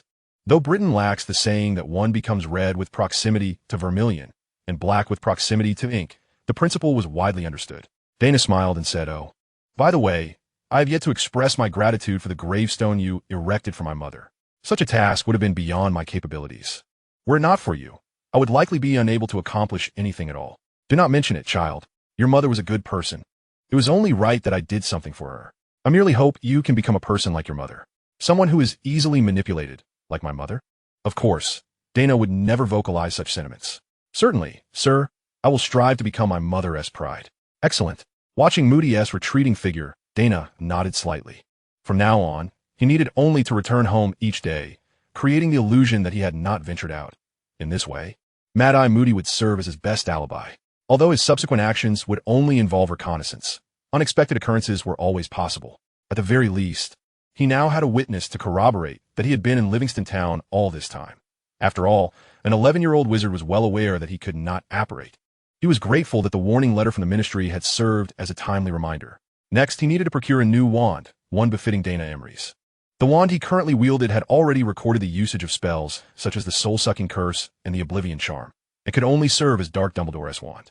After all, should he find himself in trouble, the ministry would utilize the Rewind Charm to examine the recent usage records of the wand. If he resolved the issue at the root, then he would have no problems to contend with. That night, after the lights went out at 10, Daina opened a portal and returned to the Leaky Cauldron. Chapter 36. Dog Bites Dog. Ollivander encountered an unusual patron as a wand measuring 12.8 inches. Crafted from ebony and featuring a core of Chinese fireball dragon heartstring, chose him. This peculiar visitor also produced another wand that, apart from being short by a mere 3/10 of an inch, bore an almost exact resemblance to the newly selected wand, leaving the venerable Ollivander momentarily stunned. However, he soon found himself devoid of any recollection of this strange guest, or even of the wand he had personally crafted, having fallen victim to a forgetting charm. Even the details of the Daina Avery wand had been rewritten to match the 12.8 inches of the new wand. On the same day, Gringotts Banker Pew encountered the esteemed millionaire, Dark Duntes, once more. The latter exchanged 2,000 ancient coins and, rather peculiarly, also converted several tens of thousands of pounds into Muggle currency, leaving Pew baffled as to why anyone would desire to exchange such a substantial amount of Muggle money.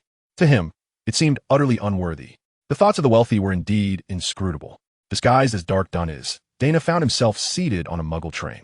Like the disapparition spell, the caster must possess precise knowledge of the destination's location or its appearance. Without having been there or possessing a corresponding photograph, wizards cannot traverse time and space, including via port keys. Daina had inquired about John Flint's residence from Marcus Flint, learning it was located in the nearly untraceable town of Ponzes, a place that required an hour's drive through mountainous roads from Haywicombe to reach. Consequently, Daina spent nearly an entire day locating this destination, arriving at Ponzes by 5:30 in the afternoon.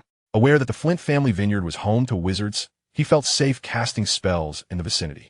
After half an hour, he located the caretaker's cottage of the Flint vineyard, where he encountered a wizarding couple and a young witch.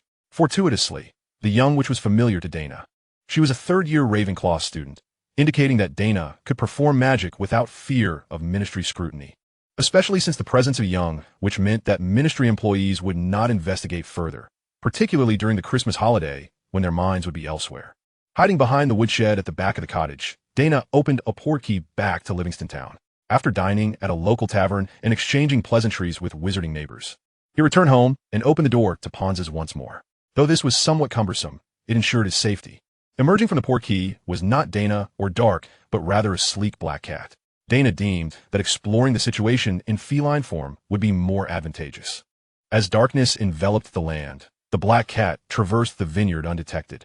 Marcus Flint's vague directions made the search quite laborious for Daina, and it was not until the moon hung high in the sky that he stumbled upon an inconspicuous cottage behind a hill. Had it not been for the glow of an oil lamp within, he might have searched for much longer. The cat's soft paws made no sound against the overgrown hillside, and as he approached the cottage, about 100 yards away, he overheard a heated argument from within. Now that Sally Avery is missing, you dare tell me that Key has vanished? Do you think me a fool, trying to hoard that treasure for yourself? The voice belonged to a woman. One Daina would never forget, Daina Avery, the wicked woman who had tormented both him and his mother. What is she doing here? Another voice, presumably a maness, interrupted. I cannot find Sally Avery either. Besides, if I truly wished to keep the treasure for myself, I wouldn't have entrusted a mute to guard the key. It has been locked in a goblin-crafted vault.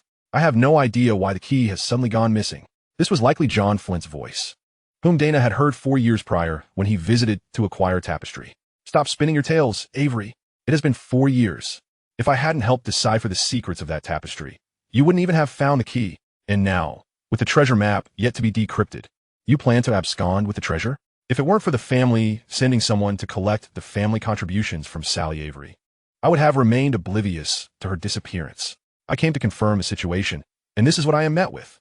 John Flint, now visibly irate, retorted Daina Avery. The key is indeed missing. I have no clue how it happened. Furthermore, when we discovered that tomb, I suspected you had tampered with it. The location of Merlin's tomb was deciphered by you first. You had ample time to replace Merlin's body. I found it strange that all images and statues depicted Merlin with a beard, yet the corpse lacked one entirely. Moreover, considering how long Merlin has been dead, how could his body still exhibit such vitality?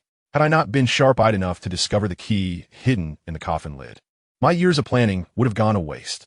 Now you enjoy the benefits of Merlin's corpse, and you dare accuse me of wanting to hoard the treasure, thinking that just because you are an Avery, you can act with impunity? I'm a Flint. Nonsense. What good is Merlin's body?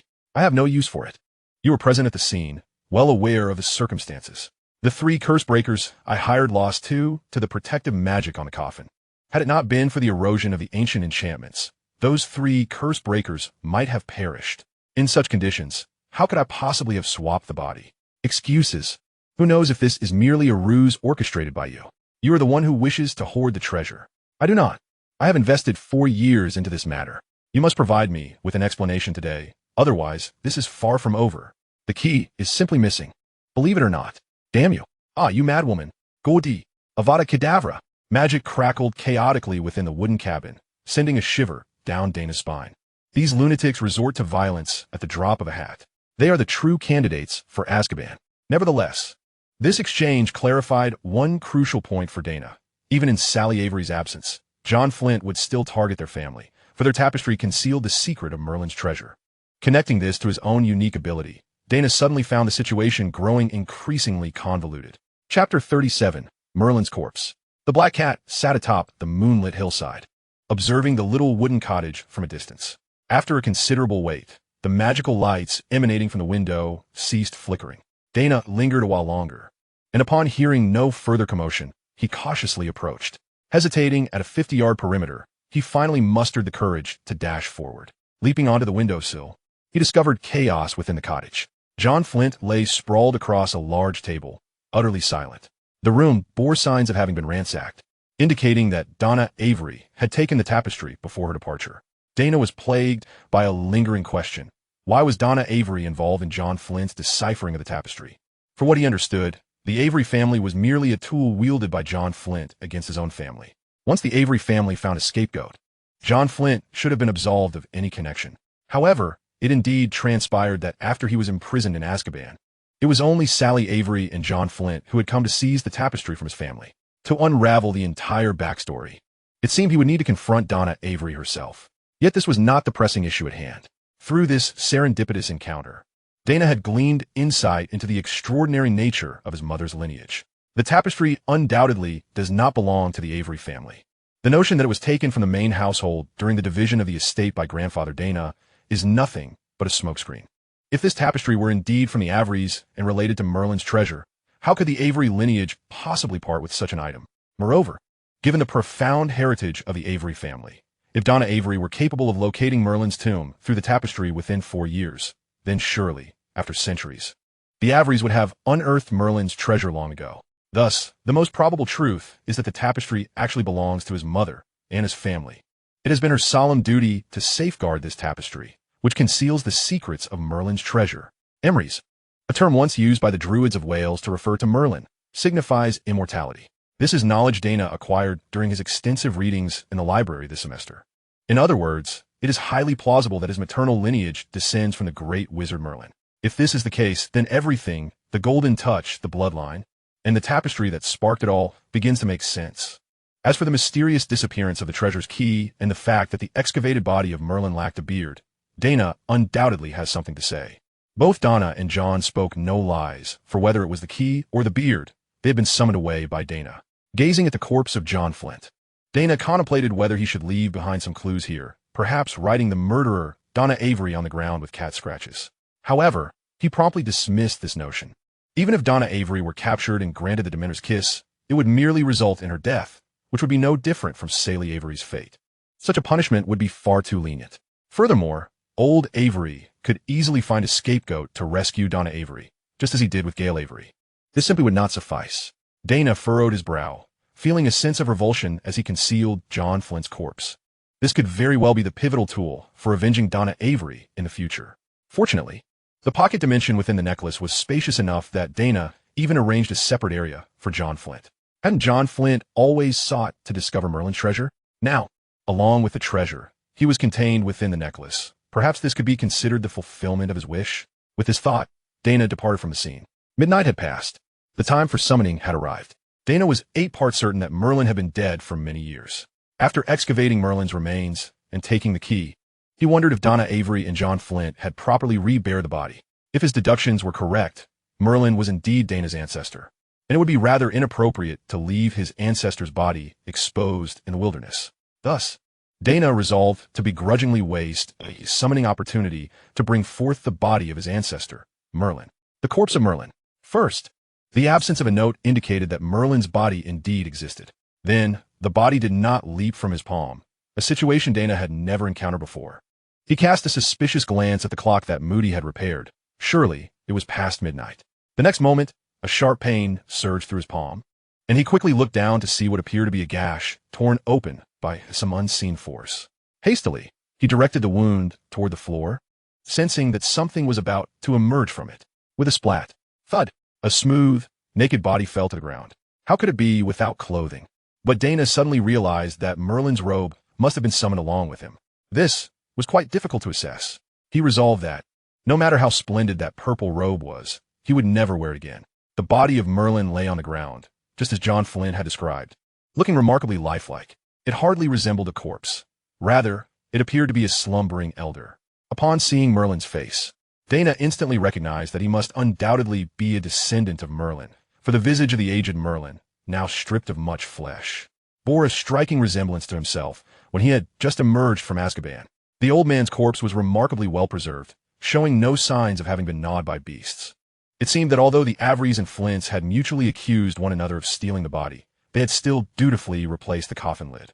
After all, they frequently spoke of Merlin's beard, and it was likely that upon encountering Merlin's remains, they felt at least a modicum of reverence. Yet, since the ancestor had been properly interred, it was ironically he who summoned him forth, thus being the most disrespectful. Never mind, having summoned him, there was no way to return him, especially since he had no knowledge of the grave's location. Adhering to the principle of having come this far, one must not leave empty-handed. Daina pressed his palm against Merlin's forehead. If the beard could bestow him with a wealth of magical power, there was no reason a whole body could not do the same. He wondered if the Averys and Flints were blind to the overwhelming aura of magic radiating from the corpse. It was glaringly apparent. Why had they not noticed? However, such confusion could not deter Daina. Since Daina Avery and John Flint had missed their opportunity, this chance was now his. In the next moment, a torrent of magical energy began to flow into his body, and in an instant, Daina felt as if he had overindulged. His body felt as if it might burst, every inch of him aflame with pain. He attempted to withdraw his hand, but found that a channel of magic had already formed. Even if he were to distance himself from the body, the magic contained within it would continue to surge into him. This was akin to the excruciating experience of his so-called bloodline transformation. Oh, right, perhaps it wasn't a transformation at all, but rather an activation of the Merlin bloodline that had always existed within him through that marrow-like substance. Daina knelt upon the ground, sweat streaming down his cheeks, each drop falling to the floor and quickly pooling into a small lake. Time lost meaning as he endured, but eventually the infusion of magic subsided, and Daina staggered to his feet. Though his body felt frail, a profound sense of dominion coursed through him. He stowed the now depleted corpse of Merlin within the necklace, placing it alongside the beard in a separate compartment, and intended to return to his room for rest. However, the very next moment, he realized he was not walking but rather floating in the air, gliding forward. Goodness, such phenomena are quite common in the wizarding world, yet they typically occur following a magical surge in young wizards. In other words, this was evidence of his body's inability to effectively control the magic. Excellent. He had overindulged in magic. Chapter 38. The Arrival of the Headmaster and Deputy Headmaster. Daina floated up from his bed. He gazed out at the bright sunlight streaming through the window, momentarily at a loss for words. An entire night had passed, yet his body had yet to acclimate to the magic. In his estimation, his total magical capacity was merely 3 times what it had been before. Shaking his head, he concluded that venturing outside today was out of the question, let alone entering Muggle territory. This magical energy that perpetually emanated from him would surely draw the attention of the Ministry of Magic's underage wizarding warning notice the moment it manifested in Muggle lands.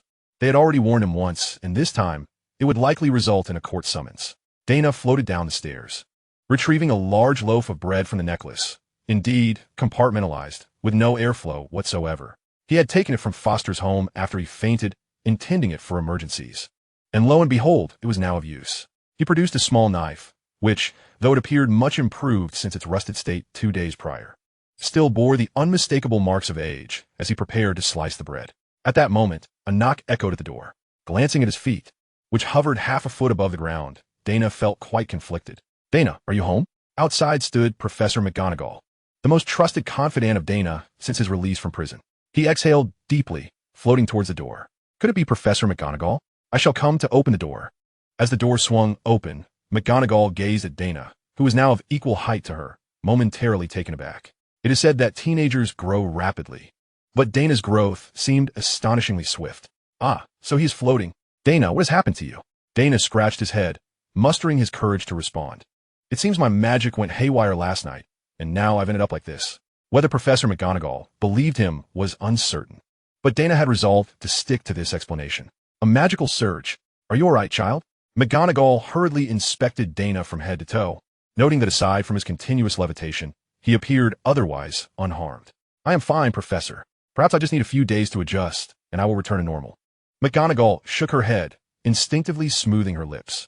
"No, this is not to be taken lightly. Young wizards rarely experience magical surges after the age of 11. This is quite abnormal. If left unaddressed, you could very well become squib."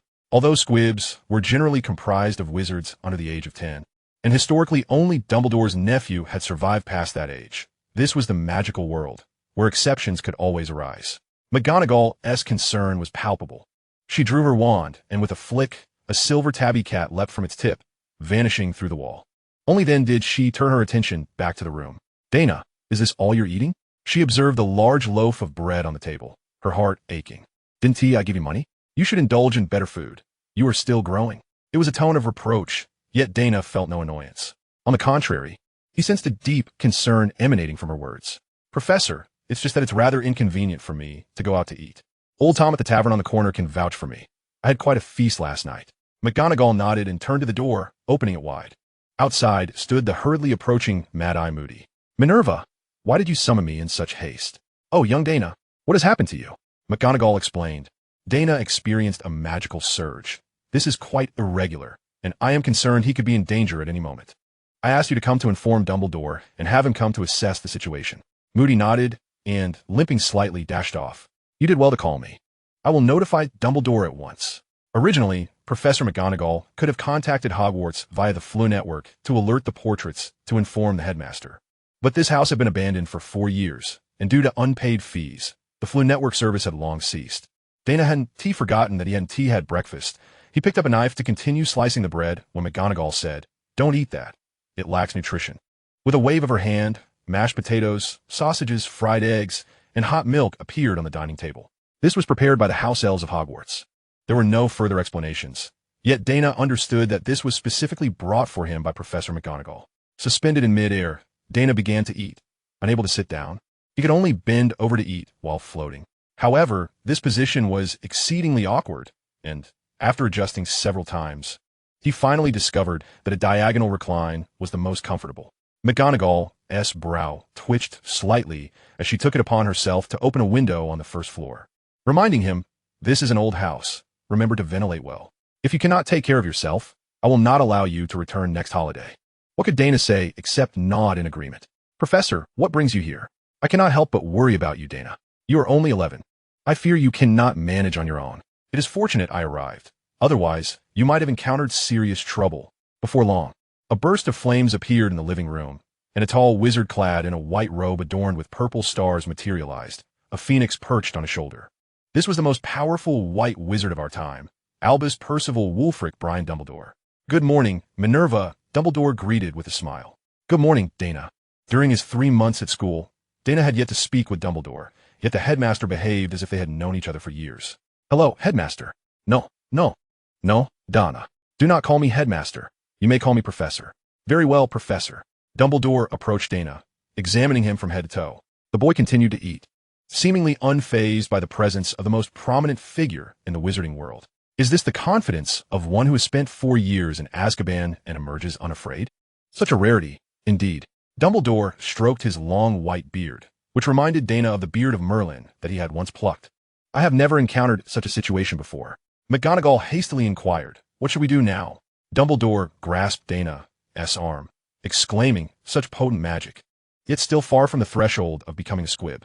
However, we must act swiftly to guide Daina's magic. Otherwise, if left unchecked, he may inevitably become one. Though I have never seen a young wizard become a squib after the age of 10. He turned back to McGonagall, asserting, "Minerva, we must take Daina back to Hogwarts. We need to help him channel his magic there." Return to Hogwarts? Daina still had holiday plans to fulfill. Yet upon reflection, he had now mastered the Spandam door. Perhaps he could navigate Hogwarts freely as well. If that were the case, things might improve. "Daina, come with us back to Hogwarts." "All right, Professor Dumbledore. Let me just go upstairs to gather my things." Chapter 39, Departure. Just 3 days after the holiday began, Daina returned to school. His return astonished Harry and Ron, who had just finished breakfast and were leaving the Great Hall when they spotted Dumbledore, McGonagall, and Daina. What surprised them even more was that Daina was floating. Had he turned into a ghost? Yet his complexion did not suggest such a thing. "Hey, Harry," Daina greeted Harry enthusiastically. "Hey, Daina." And then Daina was led out of the castle by Dumbledore. Yes, led. Although he floated in the air, his pace was exceedingly slow, clearly indicating he had yet to learn how to fly in human form, forcing Dumbledore to use magic to guide him. Once the headmaster and deputy headmistress had taken Daina out of the castle, Ron quickly turned to Harry, saying, "I have a feeling Daina Avery must have done something wrong. Otherwise, why would Dumbledore be escorting him like that?" Harry shook his head, never believing Daina to be a bad person. "Let us follow them and see." "Sound good."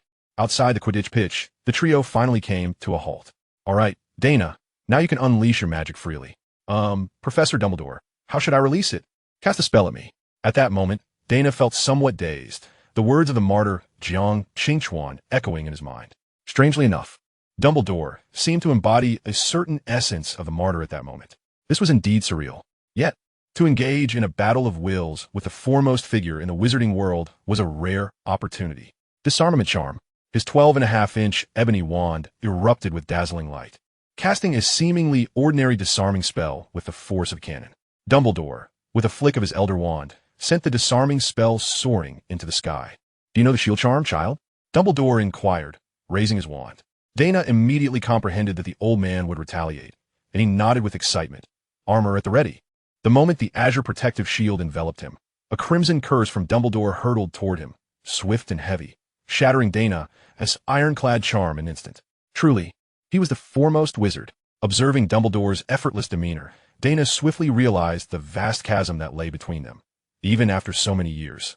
He did not believe that the magical power contained within Merlin's corpse equated to the prowess Merlin wielded in life. Suspended in the air, his movement hampered, Daina could only engage in direct confrontation, relying on sheer fortitude. Ironclad Charm, Explosive Charm, Gale Charm, Ironclad Charm. Although Daina could not modulate the intensity of his spells, unleashing them at maximum capacity, Dumbledore remained unfazed, as if he were merely facing a first-year novice. Yet, Daina's onslaught stirred the very earth. Had he unleashed such magic in his own home, it would have been reduced to rubble. From a distance, Harry and Ron gawked in disbelief, jaws nearly scraping the ground. Rubbing his eyes vigorously, Ron wondered if there was something wrong with his vision, beyond the remnants of sleep still lingering in his eyes. The terrifying duel raged on without pause. That was indeed Daina, wasn't it, Harry? Yes, Ron, that was Daina. He is dueling with Dumbledore. Goodness, how is this possible? Harry stood frozen, unable to respond to Ron, his mind swirling with intense curiosity about Azkaban. Could this be the true essence of its formidable reputation? The spectacle of Daina and Dumbledore's clash continued unabated. Gradually, Daina began to master the rhythm of spell casting. At times, it was unnecessary to employ specific incantations. When his magical energy reached a certain threshold, a mere flick of his wand would unleash powerful magical bolts. This mode of combat, reliant solely on his wand and requiring no movement, significantly enhanced his battle experience. Dumbledore, too, was taken aback, despite the duration of Daina's assault. The boy showed no signs of depleting his magical reserves. In fact, as the skirmish progressed, Daina's combat skills and reflexes improved at an astonishing rate. Initially, Dumbledore had approached the duel as a teaching exercise, waiting for Daina to fully cast his ironclad charm before launching his own attacks, which were easily deflected by simply altering the direction of his spells. However, Daina's speed in casting the ironclad charm increased, and his attacks became fluid and dynamic. It seemed that most Aurors in the Ministry of Magic could scarcely match this level of combat proficiency. Thus, Dumbledore found it necessary to apply genuine focus to fully suppress Daina's burgeoning talents. Daina's aptitude was indeed exceptional. Such a child must not be allowed to stray from the right path. He couldn't help but lament the Avery family. Had this boy not been sent to Azkaban, he could have entrusted him to assist in protecting Harry. Yet it was not too late. Minerva's judgment was sound. This child was deeply empathetic. For the respect and admiration he directed at Professor McGonagall were unmistakable. Pausing, Dumbledore cast another stunning spell, halting the duel. "Daina, how do you feel now?" Feeling the abundant magical energy coursing within him, Daina replied, "Though controlling my magic remains challenging, I feel much improved." Dumbledore nodded, turning to Professor McGonagall. "Minerva, as long as you continue to help Daina expend his magic, he will soon return to normal. However, I have matters to attend to, so I shall leave him in your capable hands." "Very well, Albus." Dumbledore winked at Daina before vanishing with a disillusionment charm. As the headmaster, he possessed privileges at Hogwarts. Perhaps he alone could disapparate within its confines. Professor McGonagall withdrew her wand. "All right, Daina, it's my turn now." This round of combat differed markedly from the previous one. Dumbledore's overwhelming strength had left Daina without a glimpse of true magical duel techniques. It had been a sheer numerical domination from start to finish. Now, however, while Professor McGonagall's magic was superior, it was not insurmountable.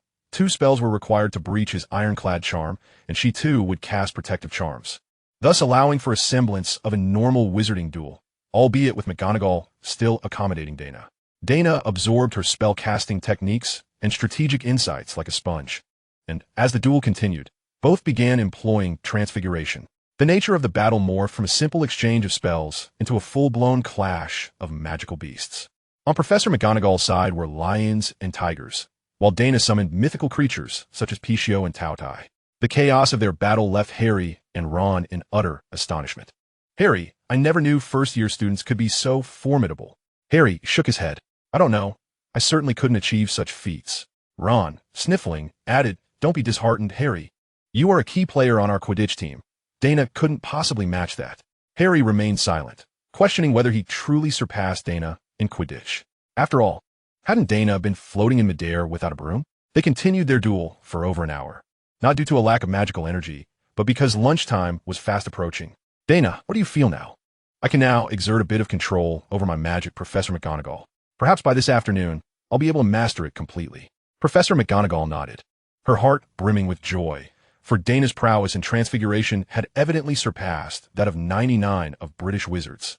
Daina also began to assess his newfound abilities, comparing himself to Professor McGonagall, Snape, and Lucius Malfoy, estimating his combat strength to be roughly 60 of McGonagall's, equivalent to approximately 7 Lucius Malfoys. Chapter 40. That child must be a Death Eater. "Daina, your eating style is quite unique," Harry remarked with genuine admiration. Daina resembled a flag billowing in the wind, reclining at the long table while dining. "I can't help it. What's the matter with you? I experienced a surge of magic, and now I cannot control the overwhelming power." Ron interjected, astonished. "A surge of magic? Isn't that something that only happens to 11-year-old wizards?" Ron spoke as though he had long since left his own childhood behind. Daina shrugged. "I don't know, but the professors think it's dangerous. So they brought me back to Hogwarts." Harry, bewildered, was unaware of what a magical surge entailed and looked to Ron for clarification. Ron, drawing from his family's extensive knowledge, though not well-versed, could nonetheless articulate, "It's indeed rather dangerous. If a young wizard cannot control their magic and their emotions are suppressed, they could become a muggle. Historically, very few muggles have managed to thrive past the age of 10, so if Emery's cannot control himself, it could be fatal." Suppressing emotions. Did Daina feel oppressed? To Harry, it was evident that Daina's mood was indeed somber. The young wizards of Hogwarts seemed to shun him entirely. In the months since the school year began, only Hermione and that Hufflepuff, Hannah Abbott, had been willing to converse with Daina. Reflecting on this, Harry felt a pang of guilt. He prided himself on being Daina's friend, yet upon introspection, he realized he had largely overlooked Daina's presence. When had this behavior begun? Harry struggled to recall. Daina floated in the courtyard, resting briefly before Professor McGonagall summoned him for afternoon magical guidance. The old wizard and the young boy engaged in an intense duel on the lawn. Daina could not help but admire Professor McGonagall's remarkable vitality. Even at such an advanced age, she could still engage in combat of such intensity. Undoubtedly, she ranks as the second most formidable force at Hogwarts, second only to Dumbledore himself. Well, barring any unforeseen circumstances, she is indeed the second, for although Professor Flitwick was once the dueling champion, in terms of overall magical power and mastery of transfiguration, he pales in comparison to Professor McGonagall. As time progressed, Daina's spellcasting frequency accelerated, with many incantations now cast silently, a feat attainable only after reaching a certain level of proficiency and understanding of magic. Professor McGonagall, while continuing to guide Daina in the unrestrained release of his magical energy, was inwardly astonished by the boy's astonishing talent. His grasp of magic was simply unprecedented. Two others shared this sentiment. No, to be precise, one and a seventh. A bald head, paired with another bald visage. Professor Quirrell stood by a window in the Ravenclaw Tower, quietly observing the two small figures in the distance exchanging spells, surrounded by a plethora of magical creatures engaged in fierce combat, creating quite the spectacle. It was the Christmas holiday, and nearly all the young wizards of Ravenclaw had returned home, leaving behind a few who were either engrossed in their studies or courting. Thus no one was wandering about the tower. This allowed Quirrell to converse freely with his master. Master, that Daina Avery's is remarkably powerful. If he remains close to Harry Potter, I shall have no means of dealing with him. Do not forget your primary objective, Quirrell. A shrill, coarse voice echoed in Quirrell's mind. Finding the Philosopher's Stone is your foremost concern. Harry Potter, the voice paused, is not significant, at least for now. Yes, Master. You are correct. However, I have heard that Imry's has a good rapport with Harry Potter, and Potter has been investigating the end of the fourth floor corridor. I fear that their association may jeopardize our plans. How did I end up with such a worthless pawn? Afraid of a mere underage wizard. Quirrell swallowed hard, casting another glance at Daina, who was launching an exploding charm that Professor McGonagall deftly deflected, sending it crashing into the distant wall of Hogwarts and blasting a hole through its sturdy structure. Quirrell shuddered at the thought of facing such a little monster. With me around, what is there to fear? The fragment of Voldemort's soul growled angrily. Quirrell dared not respond. He was acutely aware of his own limitations. If his master were to confront Daina Avery's directly, he would likely find himself utterly depleted. The last encounter with the three-headed dog in the fourth floor corridor had already strained his body significantly, although he escaped unharmed. He felt as though his physical form was slowly deteriorating. Enough of your worries. Voldemort seemed to have calmed down. That child may yet become our ally. An ally? Quirrell relaxed at the prospect of not having to contend with Avery's directly.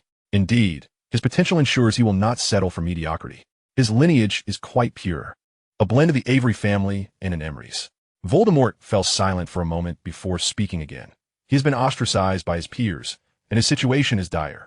Dumbledore foolishly believes that a few professors' attentions will suffice, but alas, this is an old folly of his. He knows not how to win the hearts of young wizards.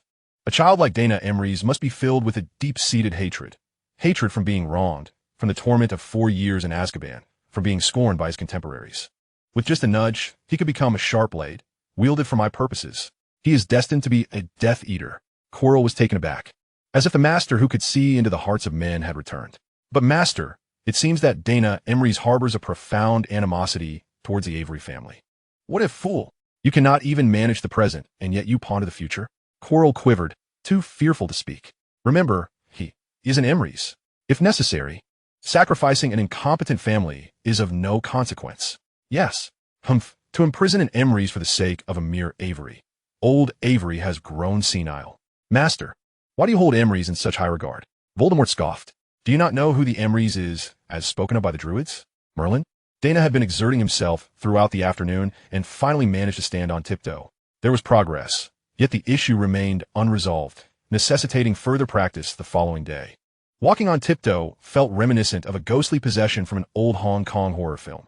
Had it not been the holiday, with so few young wizards in the castle, he would have truly faced social embarrassment, perhaps akin to Daina Avery, who had fainted from the stench of dung. He hurried to the Great Hall, finished dinner in record time, and swiftly returned to his solitary chamber in Gryffindor Tower.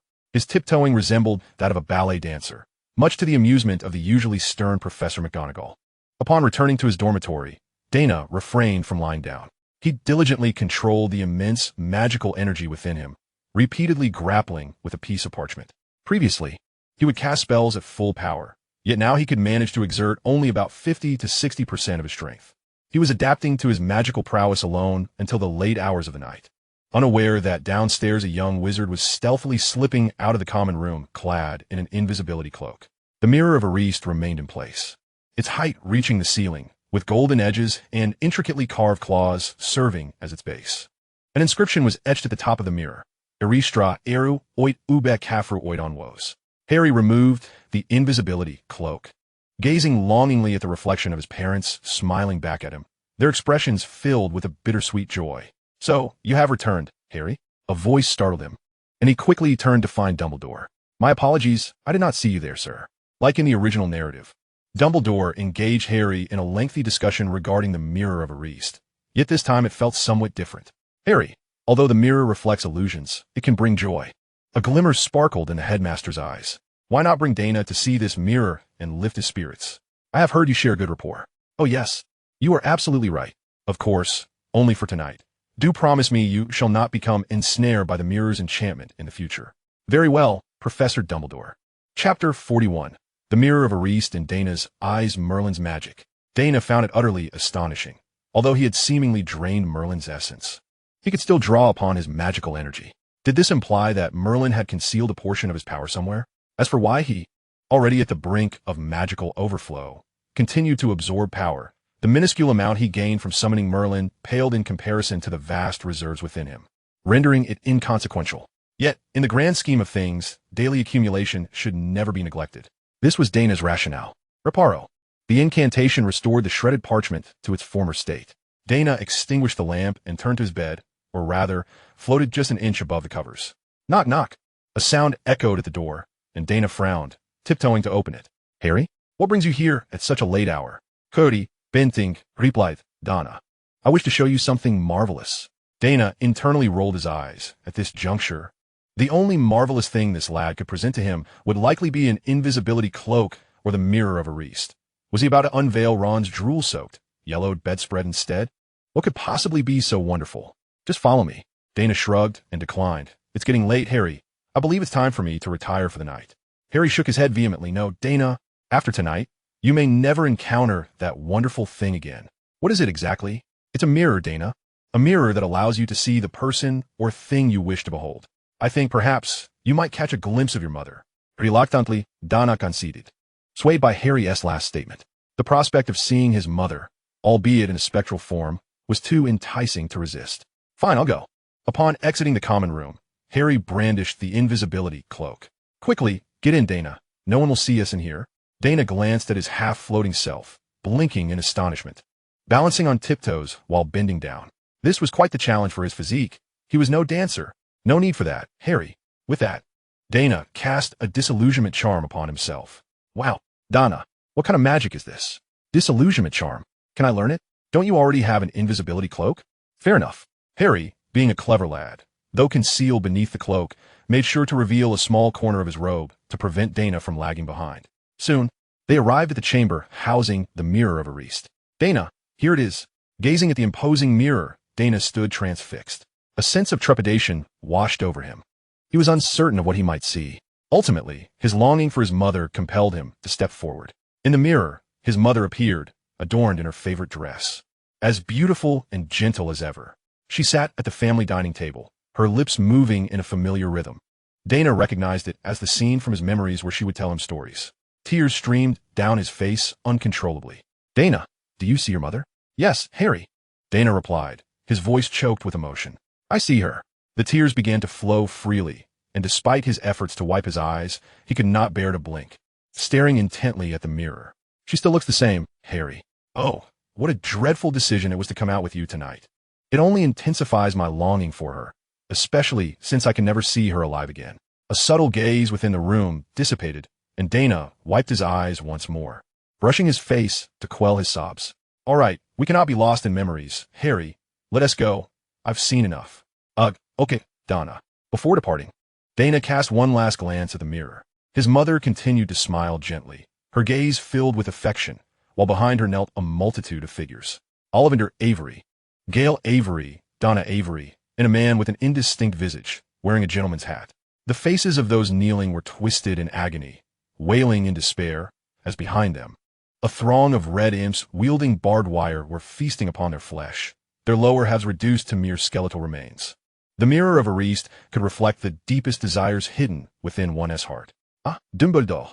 Originally, Daina had hoped to master the surging magical power within him in a single day, yet it took him 2.5 days to achieve that goal. By noon on the third day, he triumphantly declared his ability to control his magic perfectly. It had not been an easy feat. He could finally move like an ordinary person. Moreover, the trials of those days had not been in vain. Daina's proficiency in spells and transfiguration had ascended to new heights. Even with Professor McGonagall's full efforts, Daina could now maintain his spells for several minutes. Do not underestimate this achievement. Though Professor McGonagall's reputation may not be as illustrious, she has always been an undeniable genius since her youth. She is a formidable figure mentioned in the original text, never having recorded a defeat, even against Voldemort. While it was true that at that time Professors McGonagall, Flitwick, and Slughorn had been embroiled in a battle against Voldemort. But still, that was quite remarkable, wouldn't you agree? Let us not forget, Daina is merely 11 years old. After spending the entire afternoon in the library, when darkness fell, Daina cast the Spandim door in his room. As he had anticipated, Hogwarts' anti-disapparition charms could not counter the Spandim door. Merlin's magic was indeed splendid. With a single step, he traversed hundreds of kilometers, arriving in a small room. This room was modest, containing only a bed, thick with dust, clearly indicating it had not been inhabited for quite some time. Daina opened the window and transformed into a black cat, leaping out. This was the Avery Manor, and this room served as temporary accommodation for members of the cadet and affiliated families during the family's annual gatherings. In his younger years, Daina had accompanied his mother to such gatherings and had stayed here. Navigating the garden with ease, he made his way toward the main house. His objective for the evening was clear: to retrieve the tapestry belonging to his mother's family. His intuition told him that the tapestry concealed even more secrets. Moreover, it rightfully belonged to his family. How could it remain in the hands of outsiders? The black cat leapt onto the kitchen roof, following the ridge to a room above the north side of the main house, and descended decisively, transforming into a bat midair, hanging upside down from the eaves, allowing him a clear view of the interior. Daina Avery stood before a makeshift table, formed from a nightstand and a vanity combined, with a tapestry spread out before her. She scrutinized the tapestry intently, a parchment floating beside her, accompanied by a quill. She murmured softly, and the quill swiftly recorded her words on the parchment. 121813421. As a bat, Daina possessed exceptional hearing, and given his extraordinary auditory acuity, he could discern every number she uttered with perfect clarity. Damn it! The rest is just this gibberish. I can't decipher it. Surely, there is something significant I've overlooked. Right, the codebook. The accompanying codebook for this tapestry is missing. Cursed John Flint. That codebook must be in Merlin's vault. Otherwise, the first half of this tapestry would so plainly depict Merlin's tomb. Wait, the key was found in Merlin's tomb. Perhaps the codebook is there as well? Daina straightened, stretching her neck. Yes, it must be. Tomorrow, I shall return to that graveyard for another look. Daina seemed to have lifted a great weight from her heart, shedding her clothing in preparation for sleep. But her gaze lingered on a poster affixed to the wall. The man in the poster was strikingly handsome, grinning with 8 gleaming teeth, casting flirtatious glances and striking poses, revealing his dazzling smile once more. Oh, Gilderoy Lockhart, you truly are captivating. Daina's eyes sparkled with hearts as she retreated to her bed, omitting 2,000 words here. Suspended outside the window, Daina thought, this is it. I'm going to develop a long-term peeping habit. Chapter 42. Daina's plan for revenge. Daina hung there for a full half hour. Of course, he could have easily stormed into the room while Daina Avery was enamored with Gilderoy Lockhart and eliminated her. However, doing so would have exposed him due to the trace. He was no pervert. Spying on Daina's privacy was not his intent, and thus he turned his head away from the scene, relying on sound. He waited until the room fell silent, and he could hear Daina Avery's steady breathing before he turned his head again. The lights in the room had dimmed, and Daina Avery was already snug under her covers, fast asleep. Daina transformed into an ant, squeezing through the crevice of the window. Although this old house bore the weight of history, the passage of time could not be halted, even by magic. Upon entering, Daina reverted to his human form. Gazing at Daina's face, a green glow began to emanate from his fingertips. Daina Avery, do not presume upon my kindness. The Master has deemed it necessary for you to sever ties and fulfill your duties. This is a recognition of your worth. Today, whether it be you or your son, one of you must take the place of Gaius Avery. Your descent is irrelevant.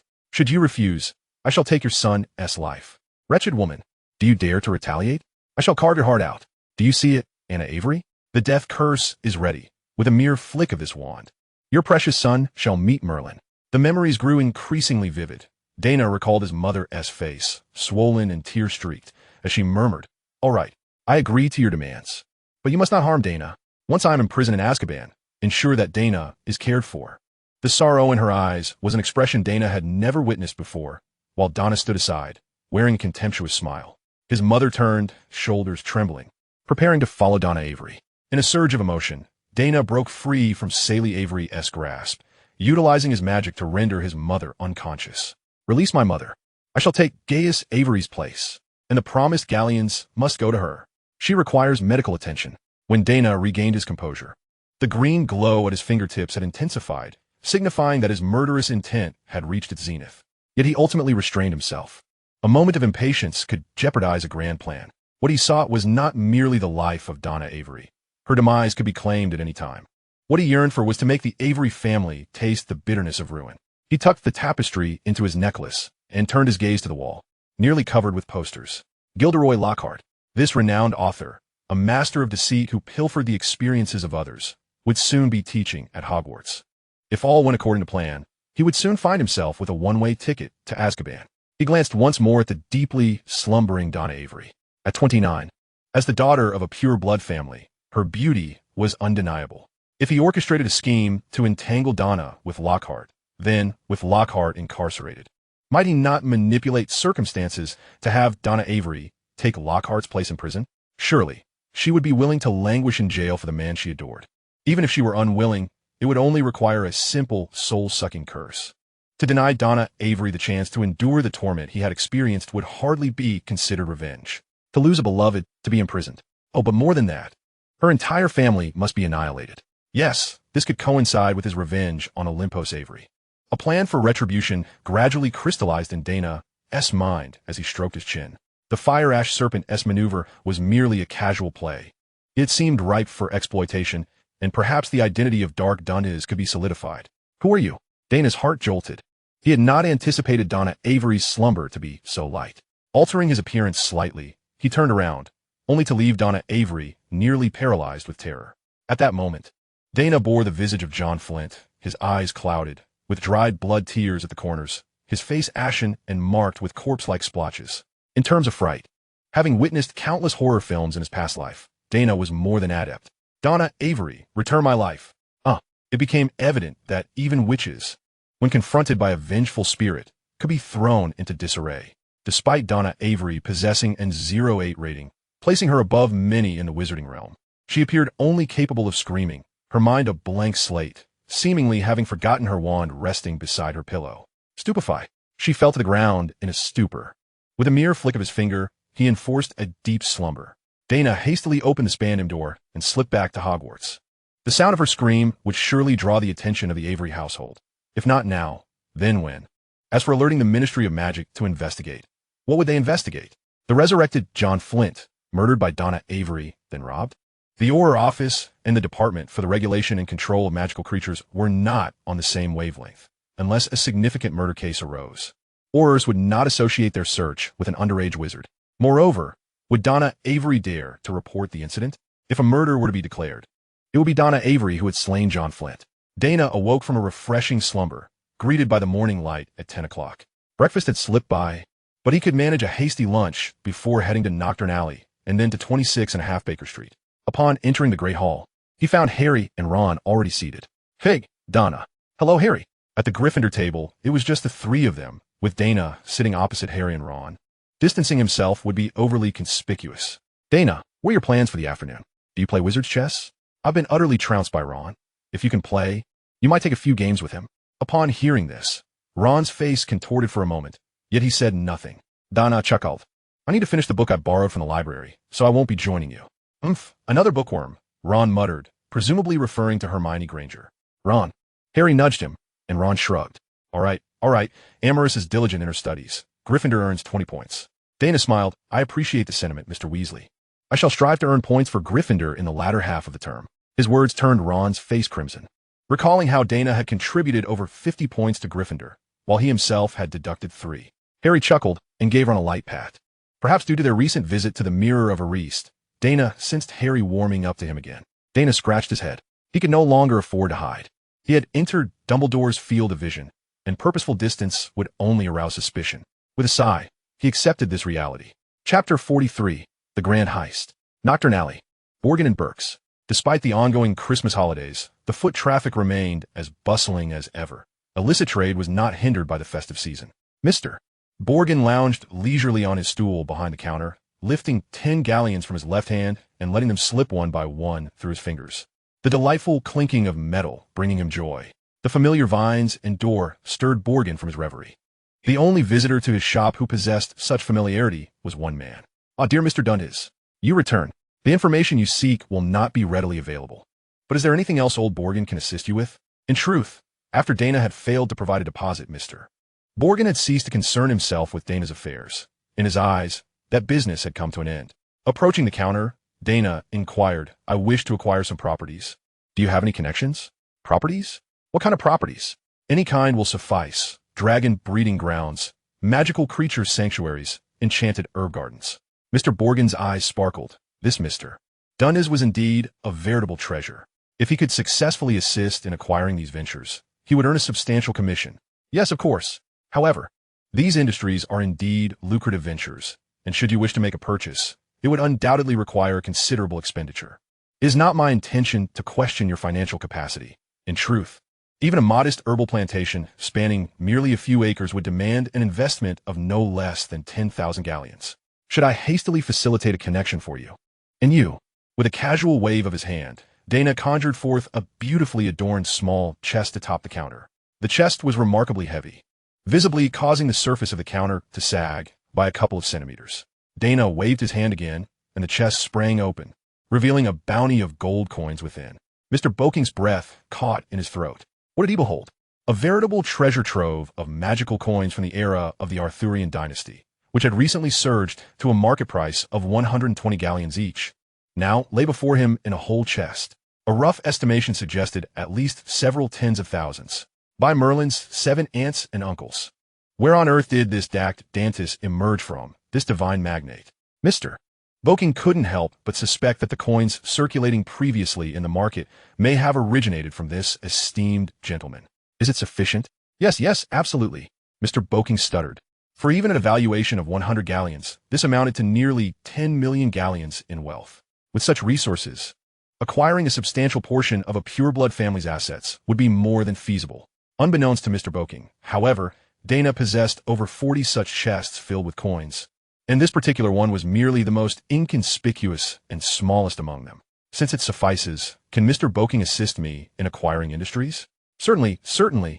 Dragon breeding grounds, magical creature sanctuaries, enchanted plant nurseries, potion manufacturing facilities, alchemical production factories. I can facilitate connections for all these industries. Daina nodded, saying, I have heard that the last heir of the Black family has also been imprisoned in Azkaban. What is the current status of their assets? Mr. Boking pondered for a moment before responding.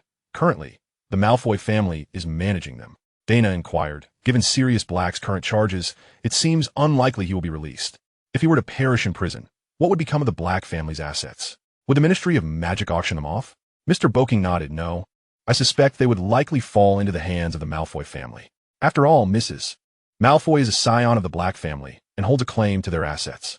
Daina waved his hand dismissively. Very well, I understand.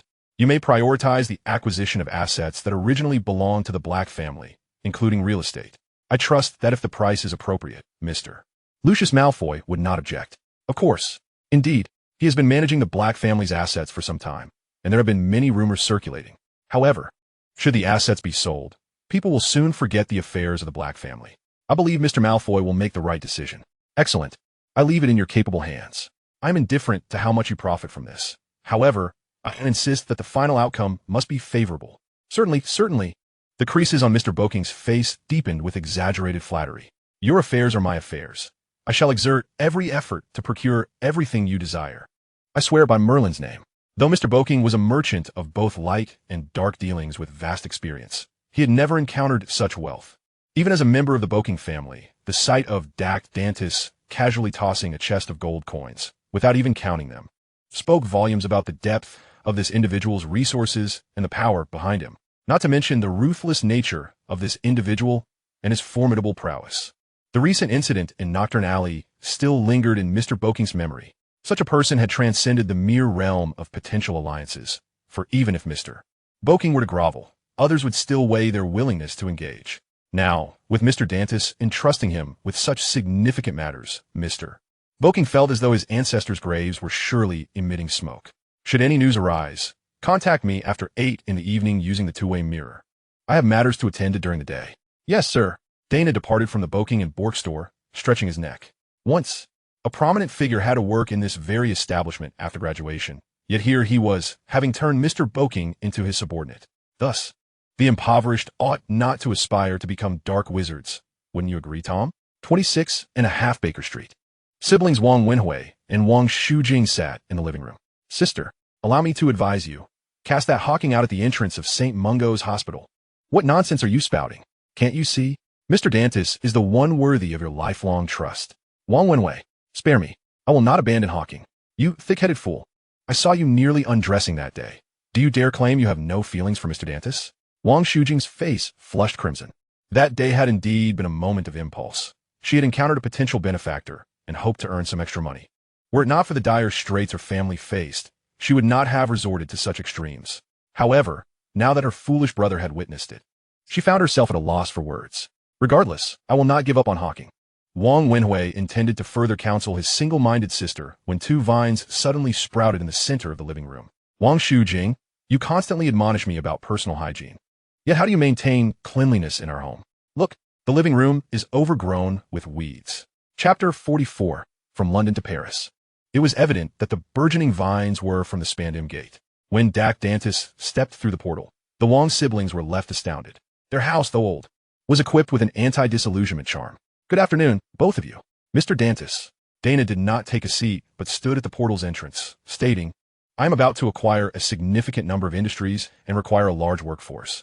Wang Wenhui, I need you to swiftly recruit personnel and expand the Ashen Serpent Party. Can you manage that? Wang Wenhui was still reeling from the shock of seeing the Spandam Gate when Wang Shujing sharply elbowed him in the ribs. Ouch. Oh. Yes, I can do it, boss. Daina nodded. The Ashen Serpent Party does not require pure-blood wizards. We will only recruit impoverished muggle-born and half-blood wizards. With you as the core of the organization. I do not need you to be exceptionally powerful. I only require loyalty and unity. Can you manage that? Wang Wenhui's eyes lit up. Of course, boss. The Ashen Serpent Party has always welcomed the most marginalized wizards. It was so a century ago, and it remains so today. His statement bore truth. Were it not for dire circumstances, who would willingly risk imprisonment in Azkaban by engaging in criminal activities? Do you remember what I told you? I remember, boss. Do not cause trouble. Excellent. Notify me each time you gather 100 members, and I will meet with everyone at once. 100 members? Wang Wenhui blinked. So many? Wang Shujing jabbed her brother again, and despite his grimacing, he listened as she declared, You idiot. Do you not understand what boss means? 100 members is merely the beginning. We need 200, 300, or even more. Wang Wenhui rubbed his sore ribs. Ugh. That girl doesn't know how to hold back. What I mean is, if each person earns 50 galleons a month, then 100 members would amount to 5,000 galleons. If we cannot pay the salaries, I fear we won't be able to control those ruffians. Daina remained succinct. Money is not an issue. Wang Wenhui promptly stood upright, saluting awkwardly. Understood, boss. As long as the funds are available, I will certainly accomplish the task. Wang Shujing could hardly bear to watch her foolish brother. From the outset, Mr. Dantis had indicated the need for manpower to manage his enterprises. How could there possibly be a shortage of funds? With a casual flick of his wrist, Daina sent 2 items flying towards the siblings. Wang Shujing received a bag, while Wang Wenhui was presented with a double-sided mirror. Inside the bag were 30,000 gold gallons. And Wang Shujing, you are responsible for managing the accounts.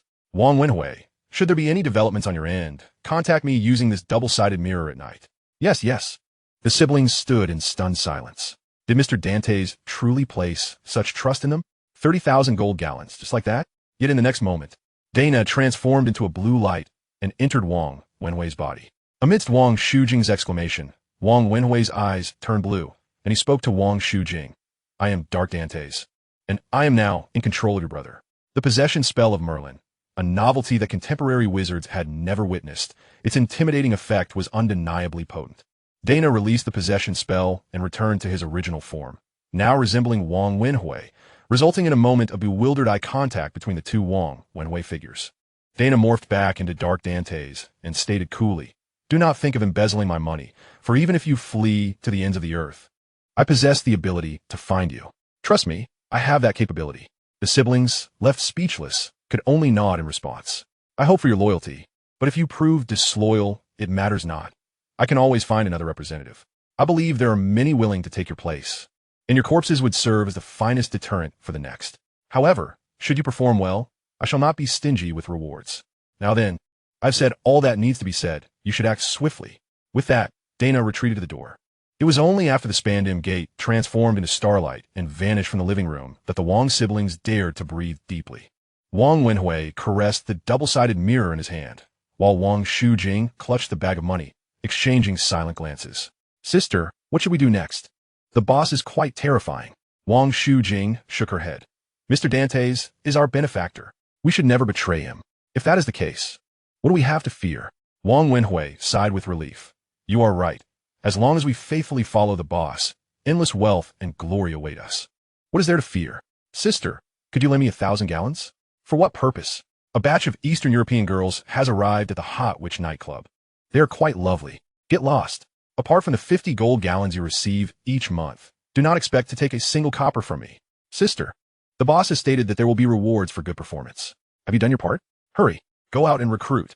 In Paris, at the end of the alley between 23 and 24 Avenue de Champs-Élysées, there stood a seemingly forgotten little house. With a twist in space, Daina, under the guise of Dark Dantes, smuggled himself here. He approached and knocked on the ornate yet weathered blue wooden door, taking note of the intricate rose carvings on its frame. A sign on the door bore an inscription in German, which regrettably, Daina could not comprehend. However, after he knocked, the German text transformed into French. "Regrettably, I still do not understand. Pardon, madam, I only speak English." The inscription on the sign immediately changed to, "What brings you here?" Daina frowned slightly, tentatively replying, "For the greater good?" The words on the sign reverted to their original form. Just as Daina contemplated whether to force his way in, the blue door swung open automatically. The orange and brown artistic tiles intermingled, and the snow-white walls adorned with golden linings almost led Daina to believe he had mistakenly entered the Louvre, although he had never actually been there. Various sculptures and masterpieces adorned the sides of the corridor as he walked, and at the crossroads, a sudden, floating arrow indicated the direction for him to proceed. Soon, he arrived at a courtyard reminiscent of the gathering spots for noble women described in novels and films. A white and gold birdcage-like gazebo was veiled by vibrant green grape leaves. Despite it being winter, this was the Wizarding World. An elderly woman clad in a black velvet dress sat in the gazebo, holding a copy of The Life of Napoleon in her left hand, while her right hand dangled over the side of the chair, preventing Daina from seeing it clearly. However, he was certain that her right hand gripped a wand. "Good day, Madame Rogier. My name is Dark Dantes. It is a pleasure to make your acquaintance." Chapter 45. The Ever-Blooming Black Rose of France. Before Daina stood the revolutionary who once nearly upended the Wizarding World, the renowned Dark Wizard, the beloved of Dumbledore, strike through.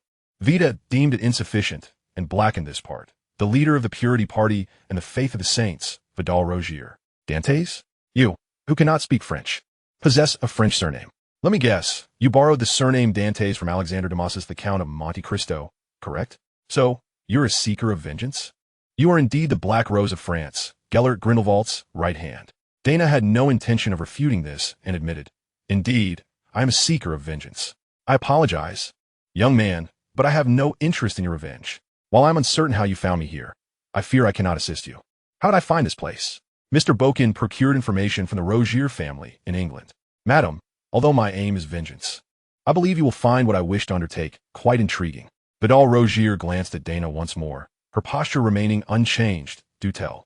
"I intend to overthrow the British Ministry of Magic." Vidal chuckled. The youth is indeed spirited. "However, I have no interest in toppling a nation's Ministry of Magic. Moreover, as an elderly woman nearing death, what assistance could I possibly offer you?" Daina had anticipated that Rogier would refuse and calmly inquired, "Madam, what do you believe was the reason for Mr. Grindelwald's failure?" Vidal was taken aback by Daina's question. "Why did Gellert fail? Newt Scamander? Albus Dumbledore? Nicholas Flamel? No, that is not the answer." Vidal placed the book she held on the table and countered. "What do you propose as the reason?" Daina smiled, aware that Vidal Rogier had taken an interest in the topic. "It is class.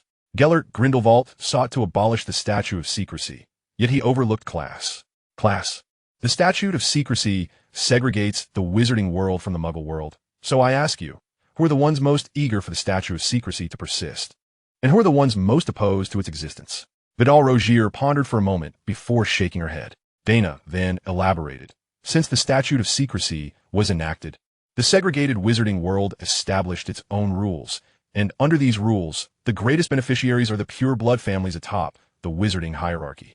With all due respect, that includes your family, madam. Should the statute of secrecy be abolished, the wizarding world would inevitably face a backlash from the muggle world, making it exceedingly difficult for pure blood families to maintain their lofty status. They currently exploit the lower-tier wizards, including muggle-borns, half-bloods, and immigrant wizards. However, once the statute of secrecy is gone, lower-tier wizards could blend into the muggle world and thrive with the aid of magic. At that point, who would work for the pure blood families? Daina paused, allowing the elderly lady to digest his words before continuing. Grindelwald sought to abolish the statute of secrecy. But what kind of people did he gather? I have not lived through that epoch. Hence I refrain from asserting that he had no inclination to ally muggle wizards and half-bloods. However, Ms. Rosier, you ought to be most aware that the core members surrounding him are predominantly from pure blood families. Are they not? Now, this raises a pivotal question. Perhaps you all genuinely follow Mr. Grindelwald with earnest intentions, but can you guarantee that your families will accompany you on this path? Shall we allow those who have profited from the status quo to incite their own revolution? Even in the absence of Dumbledore, even without Newt Scamander, your endeavors would still falter. Without them, perhaps the very relatives by your side will become your greatest impediment. Only by establishing a ministry of magic led by the lower echelons of wizarding society can Mr. Grindelwald's aspiration to dismantle the statute of secrecy be realized. As for whether we coexist peacefully with muggles or dominate them thereafter, that can be deliberated later. However, before that, subverting the fundamental order of the wizarding world must take precedence. At this moment, Vita's gaze towards Daina underwent a profound transformation. So, Mr. Duntes, do you wish to rally the powers of the lower wizarding class in Britain to overthrow the current Ministry of Magic? Indeed, should I succeed, such endeavors could be attempted elsewhere in Europe as well. In that case, Mr. Grindelwald would no longer need to confine himself to Nurmengard. I have always believed that a revolutionary pioneer such as he should not waste his life in such a manner. Confined. Vita noted this term. She was taken aback by how much this young man seemed to comprehend about Grindelwald. Tell me, Mr. Dunnes, what do you wish for me to do? I require an identity as a French wizard born in China. If possible, an ancient title would be even better. Vita rose, her aged visage swiftly rejuvenating, her gray hair transforming into lustrous black strands. She slightly raised her head, her crimson lips parting. As you wish. For the greater good. She strode towards the room, suddenly glancing back with a smile. However, Mr. Duntes, if you intend to masquerade as a French wizard, it would be prudent to learn some French. In the final days of the Christmas holiday, unlike before when Harry seldom glimpsed Daina, their encounters gradually increased. Yet Daina was invariably seen engrossed in a copy of basic French. Impressive. Daina had not only self-studied spells, alchemy, herbology, potions, astronomy, and ancient runes, but he was also learning French. Harry suddenly found Hermione far more endearing, as at least the pressure she exerted upon him was not as overwhelming as that of Daina. Observing Daina in such earnest study made Harry feel as though his idleness was a grave sin. Fortunately, the holiday eventually came to an end, and the students returned to Hogwarts, which brought Harry great relief. However, correspondingly, some odious individuals also returned. At dinner, Draco Malfoy boisterously regaled the hall with tales of a significant figure from the East who had arrived in the British wizarding community. This gentleman's wealth was immeasurable. Upon arriving in Britain, he purchased numerous properties. How'd I know this? That gentleman collaborated with my father to acquire nearly 30 million galleons worth of assets. Consequently, our family profited at least 500,000. Impressive, isn't it? Unlike some disgraceful pure-blood families who may not even possess 100 galleons. This gentleman was born in China, but possesses French lineage.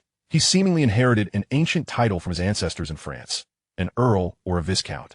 I believe it is an earl, with lands near Bordeaux. Although those lands have long since been reclaimed by muggles, it remains a prestigious and ancient title. What does this gentleman intend to do? What a foolish question. Surely it is because life in our British wizarding community is so prosperous. Perhaps he seeks to find a lady here. His name? Remember it well. The esteemed Earl is called Duntes, a friend of the Malfoy family. You shall eventually become acquainted with this remarkable individual. Listening to Draco Malfoy's extravagant praises, Daina scratched his chin, turning to regard him with a quizzical expression. Yet young Malfoy failed to grasp the meaning in that gaze, returning a glare. What are you staring at? Such a distinguished personage is not someone you, having just emerged from Azkaban, could possibly know. Chapter 46. Ron's world came crashing down. After dinner, Daina visited Professor Flitwick, as the remuneration for his small thesis had finally arrived, 30 galleons in total. This sum came at a fortuitous moment, allowing Daina to acquire some small trinkets. And he could also repay a few Christmas gifts. This Christmas, Hannah Abbott, Hermione Granger, and Professor McGonagall had all sent him gifts, each consisting of a book. Professor Flitwick, beaming with delight, offered him tea made from tea leaf dust. Daina directly returned to the Gryffindor common room. Hermione was engaged in a game of chess with Ron. While Harry observed, Hermione only ever lost during chess, and both Ron and Harry believed that this was beneficial for her. With the commencement of classes, students naturally became busier, particularly the Quidditch team, who was almost obsessed, not sparing his players even on stormy days, insisting they train on the pitch. His zeal for victory was palpable. When they entered the Great Hall, Harry felt the weight of many gazes upon him. He had begun to relish this attention, unconsciously glancing towards Daina, who smiled and nodded at him, prompting him to return a broad grin. Harry thought Quidditch was marvelous. It instilled confidence in him before Daina. Others might not perceive it, but he was acutely aware of Daina's exceptional talents. The stack of notes on his desk had already accumulated into a thick pile. It was worth noting that they had only been at Hogwarts for less than half a year. Harry even doubted whether he could match Daina's written output after completing 7 years at Hogwarts. He settled down, with Ron to his left, Hermione to his right, and facing him were Neville, Seamus, and Dean, while diagonally across from him, separated by several empty seats, sat Daina, which filled him with great contentment. If the Harry of last July could see himself now, surrounded by so many friends, he would have never dared to dream of such a day. Suddenly, Madame Hooch burst into the great hall, her face radiant as she approached Daina. "Mr. Emery's, please come with me." Daina, bewildered, followed Madame Hooch outside.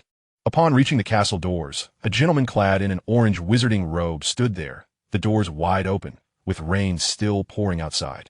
"Emery's, this is Mr. Ramsay, the coach of the Chudley Cannons." "Greetings, Daina Emery's. I am Sloane Ramsay, an old friend of your flying class professor." "Hello, Coach Ramsay," Daina replied, his expression one of confusion, as his gaze flickered between the two. "I am Daina Emery's. May I inquire as to why you seek me?" Madame Hooch smiled broadly. "I recommended you to Coach Ramsay. A flying prodigy like you should not be overlooked. If Minerva could not place you on the house team, then I shall directly approach a professional coach." Ramsay forced a smile, though he clearly doubted the capabilities of an 11-year-old. "Were it not for my long-standing friendship with Rolanda, I doubt anyone would consider trialing a first-year wizard. It seems utterly mad." "Trial?" Madame Hooch nodded. "It's termed a trial. But really it's just to let you fly a few laps and showcase your talent. Do not feel any pressure." Daina felt somewhat incredulous. Had they not consulted him before arranging this trial? However, personally, he genuinely enjoyed flying, and the prospect of becoming a player seemed enticing. "All right, when does it begin?" Now. But I haven't finished my dinner." Madame Hooch turned and briskly headed back towards the Great Hall. "It matters not. I shall reserve some for you. Once your trial is complete, you may return to the common room to dine." Daina, battling against the tempest, Daina soared above the Quidditch pitch. Despite the fierce winds and torrential rain, even atop a broom that should have long been retired, a shedding Hogwarts broom, Daina executed a myriad of aerial maneuvers with remarkable grace. Performing swift, cobra-like turns, abrupt stops during dives, and seamless ascents between the 3 goalposts without losing speed. Coach Ramsay's eyes sparkled with growing excitement. It seemed as though the aspirations of the Chudley Cannons were finally within reach. Although the young wizard was still quite juvenile, his flying prowess far surpassed that of their seeker, who had gone 78 matches without ever catching the golden snitch. In a fit of enthusiasm, Ramsay launched a training golden snitch into the air. "Emery's, attempt to catch it," he urged. Ramsay felt a pang of madness. Sending a child after the snitch in such inclement weather was risky. Should he fail, it was likely the snitch would be lost forever, even if it was merely a training tool worth a galleon. Yet, his concerns were unwarranted. Mere seconds later, Daina executed a swift dive and a sudden halt, hovering effortlessly in midair. He raised his arm, fist clenched, as a pair of wings fluttered from his fingers, desperately flapping. "Ron, what do you think Madame Hooch called Daina out for?" Ron, engrossed in transcribing Hermione's homework, inquired of Harry. Harry shook his head, scribbling fervently on his parchment. I don't know, Ron. Beside them, Hermione, puffed up with frustration, attempted to snatch her homework back, only to be thwarted by Ron's quick reflexes. Hermione, don't be stingy. What if I do poorly and the professor deducts points? Hermione hesitated before retracting her hand. That's not acceptable. Copying homework won't teach you anything. Ron shrugged nonchalantly. As long as I pass the exams, I don't aspire to be the Minister of Magic. At that moment, the door to the common room swung open, and the twins burst in. Big news, big news. The entire gathering of young wizards turned their attention towards them. Fred, brimming with excitement, exclaimed, You'll never guess why Madame Hooch summoned Daina Avery. George, not waiting for guesses, divulged the answer immediately. It turns out that Coach Ramsay of the Chudley Cannons has invited Daina for a trial. Impossible. Ron leaped up. The Chudley Cannons? The Chudley Cannons were Ron's favorite team, without exception, his room plastered with posters of the team. Fred chuckled. And that is just the beginning. Listen, Ron. Daina's trial just concluded, and guess what? Ron fixated intently on his brother's lips, oblivious to Hermione subtly reclaiming her homework. Daina passed the trial.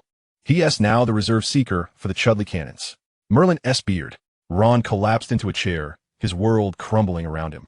Daina Avery, this fellow who had emerged from Azkaban, had become a player for the Chudley Cannons? Chapter 47. Hail the Ashwinder, a substantial chapter of 4,000 words. When Daina returned to the Gryffindor common room, carrying his meal, he was met with a standing ovation from all the young lions. They nodded in approval, smiling as they applauded. The twins were especially fervent, rushing forward to embrace him tightly, shaking him vigorously. Daina had to bow his head to prevent the mushroom soup in the bag from spilling. Daina, you are amazing. You're officially a professional player now. After straightening his ruffled hair, Daina shook his head. I'm merely a reserve. Reserve? A reserve is still a professional player. Fred shouted. George took the food from Daina's hands, saying, How can you eat leftovers? We're throwing a feast today. Fred, and I will fetch you something fresh from the kitchen. Daina continued to shake his head. No, I need to study. Let us forego the celebration. He nodded at the young lions and made his way toward the staircase leading to the dormitory. Fred, Daina doesn't want to celebrate. George, no matter. We can still celebrate without him. Fred, George, let us head to the kitchen. George, absolutely. Lee, bring out your hidden fire whiskey. We're going to have a splendid time today. Daina felt a surge of happiness. After half a school year, he had earned many points for Gryffindor. It had not received due recognition. However, merely becoming a player for the Chudley Cannons had instantly garnered him the goodwill of the entire Gryffindor house. It can only be said that Quidditch holds an unparalleled significance in the hearts of young wizards. Yet, he noticed Ron's vacant stare and Harry's strained smile. Was Harry concerned that he might lose his position as the team's seeker? Perhaps the young boy was grappling with insecurities? Daina shook his head and continued climbing the stairs. Harry had a long journey ahead of him to become the worthy savior. Upon reaching the dormitory, Daina began to eat.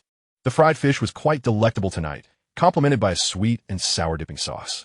As for the bread from Madame Hooch, it was acceptable, though he wished she would not insist on serving bread, as it was not to his liking. Of course, he merely disliked bread. He did not refuse to eat it. He had consumed moldy bread for 4 years, so surely he could indulge in this soft and sweet loaf before him. Once he finished his meal, Daina tidily bagged the kitchen scraps and casually placed them in a corner of the room. Knowing that a house elf would come in the middle of the night to collect them, no need for him to fret. Sitting at the table, he opened his French textbook. Outside, darkness enveloped the world, rendering everything invisible, save for the raindrops tapping against the window, illuminated by the warm glow of the room, resembling radiant snails. Suddenly, the two-way mirror in his possession grew warm. Daina retrieved it. It was the one belonging to Wong Wenwei. He swiftly transformed into Dark Dantes and activated the mirror. Boss, it's me. The 120 new recruits have assembled as per your instructions. Daina nodded. At the Black family estate? Yes, as you commanded. They are now gathered at 12 Grimmauld Place. Excellent, I understand. I will be there shortly. Jack Murray was a muggle wizard, derogatorily referred to as a mudblood by purebloods. He nervously glanced around. This was clearly an ancient mansion belonging to a pureblood family. Surrounding him were over 100 similarly downtrodden wizards, crammed into the first-floor hall, all appearing no different from homeless individuals. The staircase leading to the second floor bore a large blank space on the wall, having previously worked in renovations. Jack recognized it as a place where a portrait once hung. At the entrance to the kitchen, an elderly house elf stood, gnashing its teeth, muttering incantations as if cursing something. The crowd began to grow restless, with some even questioning whether that fellow named Wang Wenhui had deceived them and harbored ulterior motives. They were aware of the Ashwinders, a criminal organization that had been declared defunct a century ago. Had it not been for the lure of a 50-galleon salary, they would never have ventured to this place. In truth, who would willingly offer these down-and-out individuals a job with a 50-galleon monthly salary? Opportunities do not simply fall from the sky. The noise and curses erupted. Expecting these lower-class wizards to exhibit decorum was naive when one is struggling to survive. Who has time for etiquette? Wang Wenhui descended from the second floor. Silence. Silence. Our boss will be here shortly. The crowd quieted for a brief 2 seconds before erupting into chaos once more, the noise giving Wang Wenhui a headache. Look, what is that? Suddenly, someone pointed towards Wang Wenhui's back. As Wang Wenhui turned around, he beheld the familiar portal woven from vines. Emerging from the starlit veil was an imposing young man. Clad in a luxurious purple wizard's robe, Daina had ultimately broken his promise. The allure of this robe remained undeniable, despite it possibly being Merlin's funeral shroud. His gaze was piercing, and with a mere sweep over the crowd, an immediate hush fell over the assembly. People swallowed nervously as they awaited their fate. I am Dark Dantes, a French wizard born in China. He brandished his wand, casting a spell with a soft incantation. The previously cramped hall, reminiscent of a sardine can, instantaneously expanded, ample enough to accommodate several hundred individuals. The no-trace expansion charm, a wizard exclaimed, astonished by the young wizard's prowess. Daina smiled, waved his wand again, and chairs materialized behind each wizard. While this transfiguration spell was elementary, something a third-year student could execute, the precision required to conjure a chair behind each of the 120 attendees showcased an extraordinary level of control and magical power. Ladies and gentlemen, please take your seats, Daina beckoned. Once everyone was seated and silence enveloped the room, Daina began. First and foremost, I sincerely wish to employ each of you in my enterprises. I possess numerous ventures, so rest assured, there will be ample work available. And I promise a monthly salary of 50 galleons, which I shall undoubtedly fulfill. Observing the apprehensive expressions on the faces of the crowd, he waved his wand, and a large sack of galleons materialized from his chest, hovering in the air and spilling its contents like a golden galaxy. Look, you shall soon lead a respectable life, provided you exert yourselves. The crowd of wizards buzzed with excitement. There was indeed work, and there were indeed galleons. Then Daina added, of course, I understand you may have reservations, particularly regarding Wang Wenhui. He gestured towards Wang Wenhui, who stood solemnly to the side. He has urged you to join the Ashen Serpent Party. I am aware of the party's notorious past. However, today I wish to convey that the former Ashen Serpent Party has long since perished. The current iteration is entirely transformed. Daina surveyed the crowd. I see that many of you are struggling. Have you ever pondered why you have endured such a wretched existence over the years? The wizards exchanged glances, and finally, one boldly shouted, because we are wizards of Muggle descent. With the first voice raised, others followed suit. Their responses varied but resonant. Because we are not locals. Because I have committed crimes. Because I have a Muggle father. Daina pressed his hand down to quell the noise. So, you have been unjustly treated due to your past and your lineage, correct? Yes. The unified response rang out, clear and resonant. Daina nodded. Is this your fault? Absolutely not. He affirmed with a wave of his hand. You merely wish to live your lives well, to provide for yourselves and your families. What is wrong with that? Yet, this wizarding world denies you that opportunity. In my view, it is the wizarding world that is at fault. The wizards were taken aback. They had not anticipated that this seemingly esteemed gentleman would voice the rebellious truths they had long harbored but dared not express. Are you afraid? Do you perceive me as a rebel against the wizarding world, a criminal? Daina chuckled, shaking his head. Yet it is precisely this rebel who is offering you a chance for a better life. The current wizarding realm is dominated by pure-blood families, who monopolize 95% of its resources. They deny you sustenance, while forbidding you from seeking sustenance in the Muggle world. My brothers, if you do not resist, will you simply await your demise? Or will you willingly descend into criminality, only to be captured by the righteous Aurors and imprisoned in Azkaban, enduring a life of torment and suffering? The wizards absorbed his words. Mr. Dantes spoke with conviction, illuminating the reality that the wizarding world had afforded them no escape. Satisfied? Daina continued. If I wished to establish an organization, I could choose many names, yet why have I opted for the once infamous Ashen Serpent Party? The wizards shook their heads, prompting Daina to elucidate. The Ashen Serpent is born of fire, its life fragile, yet within its brief hour of existence, it begets offspring. They are delicate, Yet none dare underestimate them, for should one do so, their eggs could swiftly incinerate an entire building. The reason I adopted the name Ashen Serpent is that all we are about to undertake is for the sake of our progeny. Now I pose a question to you. Do you wish for your descendants to live as you have, like rats in a sewer? Daina raised his voice, his innate gift of communion resonating within him, solidifying the resolve in the wizard's eyes. Will you accept this fate? A profound silence enveloped the room, and Daina intoned once more. Will you accept this fate? Jack Murray felt a surge of fervor coursing through him, and he shouted, I refuse. Inspired by his boldness, the wizards echoed his sentiment. I refuse. I refuse. We refuse. Daina nodded approvingly. Indeed, we refuse. Since we refuse, why not unite and transform into ashen serpents, incinerating this unjust world and establishing a fair, liberated wizarding realm where everyone can lead a good life? Jack Murray felt the name Ashen Serpent Party take on a newfound grandeur, as if a beacon were guiding him toward the righteous path. He rose, proclaiming, Unity! Unity! The crowd, already attuned to Daina's rhythm, rallied behind Jack, chanting, Unity! Unity! Thus, Daina interjected, his voice overpowering all others. Are you willing to join the Ashen Serpent Party? After a brief moment of silence, the crowd erupted like a volcano. We are willing. We are willing. Long live the Ashen Serpent Party. Satisfied, Daina advanced toward the center of the hall. As he moved, the chairs and wizards were gently nudged aside by the floor, creating a vast circular space in the middle. The audience soon realized it was a circle large enough to accommodate them all. Protego Diabolica. With Daina's incantation, blue flames engulfed the circular area. This spell, learned from Videller Zill, was a signature move of Grindelwald.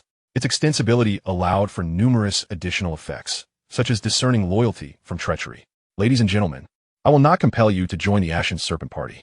Those who wish to, please step across this ring of fire.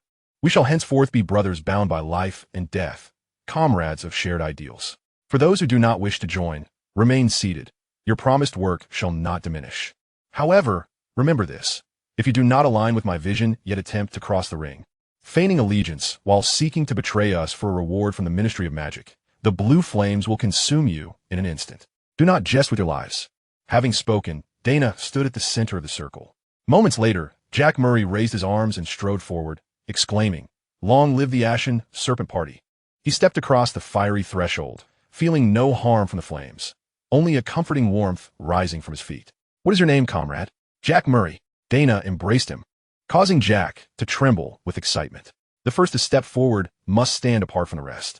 Regret coursed through Wong Wenhui as he stood to the side. He should not have hesitated. Now, the limelight had been seized by an outsider. He was the second to step forward, swiftly crossing the ring of fire, emerging unscathed. Approaching Daina, he bowed respectfully, to which Daina responded with a nod of acknowledgement.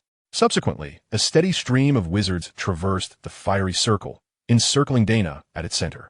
Upon observation, Daina noted that out of the 120 individuals, 118 had entered, leaving only 2 standing outside the circle. These 2 exchanged glances, uncertain of how to proceed. Sir, we only need to work, one of them ventured. Indeed, we are merely workers. The notion of revolution is beyond our courage. The other added. Daina nodded in understanding. I can appreciate that. Everyone has their own aspirations. Turning to Wong Wenhui, he instructed, Please escort these 2 gentlemen to the guest rooms upstairs, and have them report to the dragon breeding grounds tomorrow. Understood, boss. By the way, do either of you have family? Daina inquired. If so, we can arrange accommodations for them near the breeding grounds as well. No, sir, we are but solitary souls. They replied. Daina nodded again.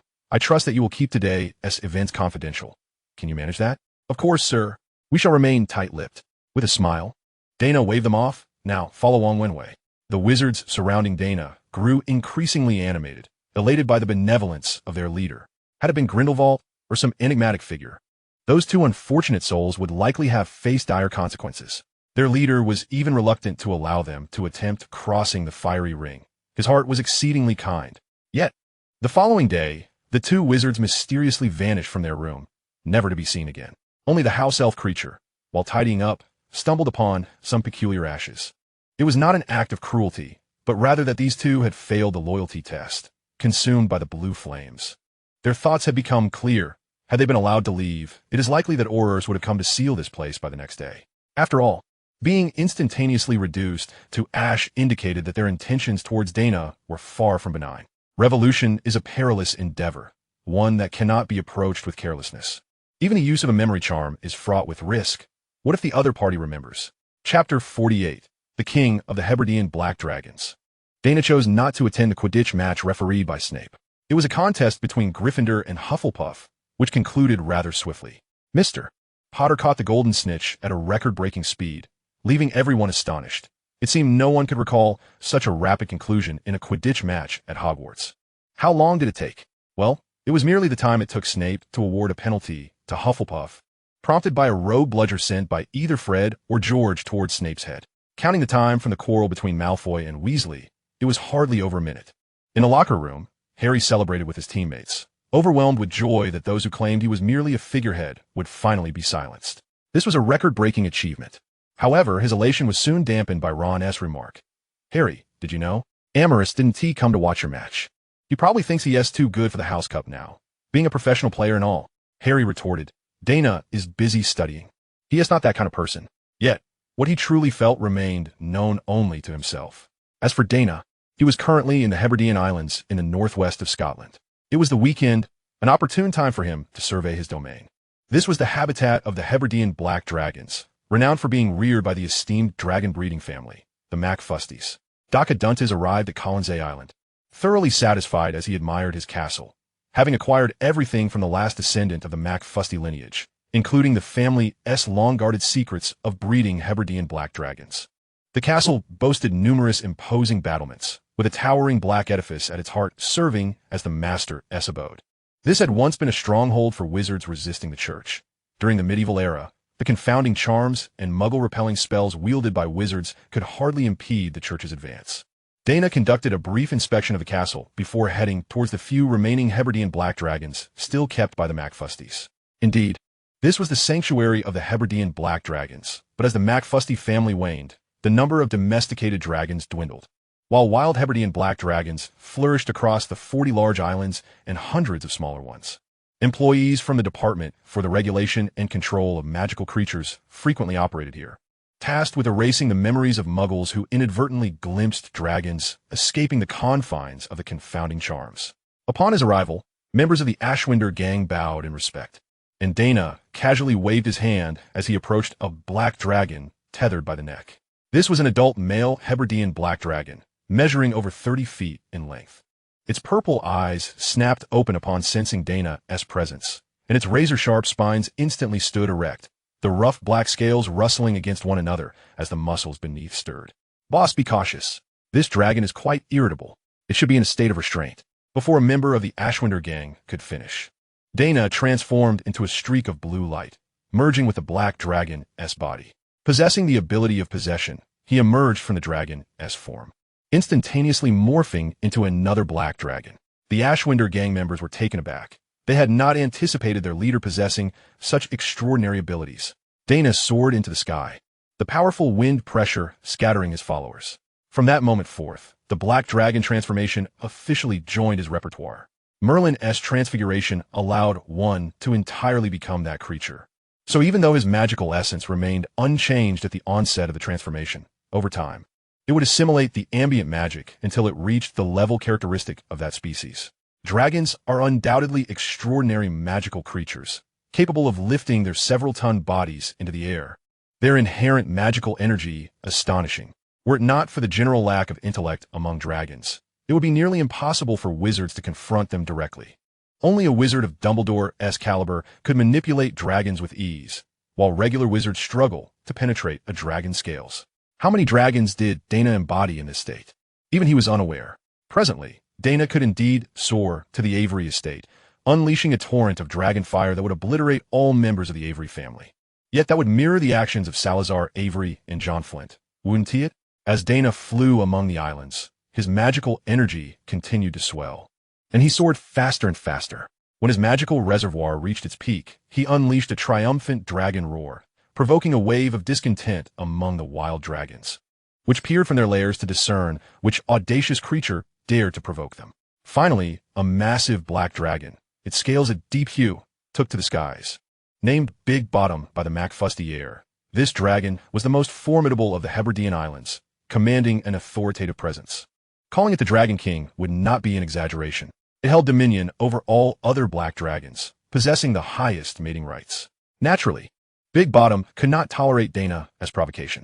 With surprising speed for its size, it charged at Daina, eager to teach this impertinent young dragon a lesson. As dragons age, their scales grow darker, while Daina's scales at this moment bore the deep gray hue characteristic of his copied form. Daina adeptly evaded the assault from the hefty creature, adjusting his posture in mid-air before firmly planting his hind claw upon the beast's back. The creature lost its balance, hastily flapping its wings to regain equilibrium, summoning its entire magical essence in a desperate attempt to stabilize. Yet, how could the astute dragon, Daina, afford him such an opportunity?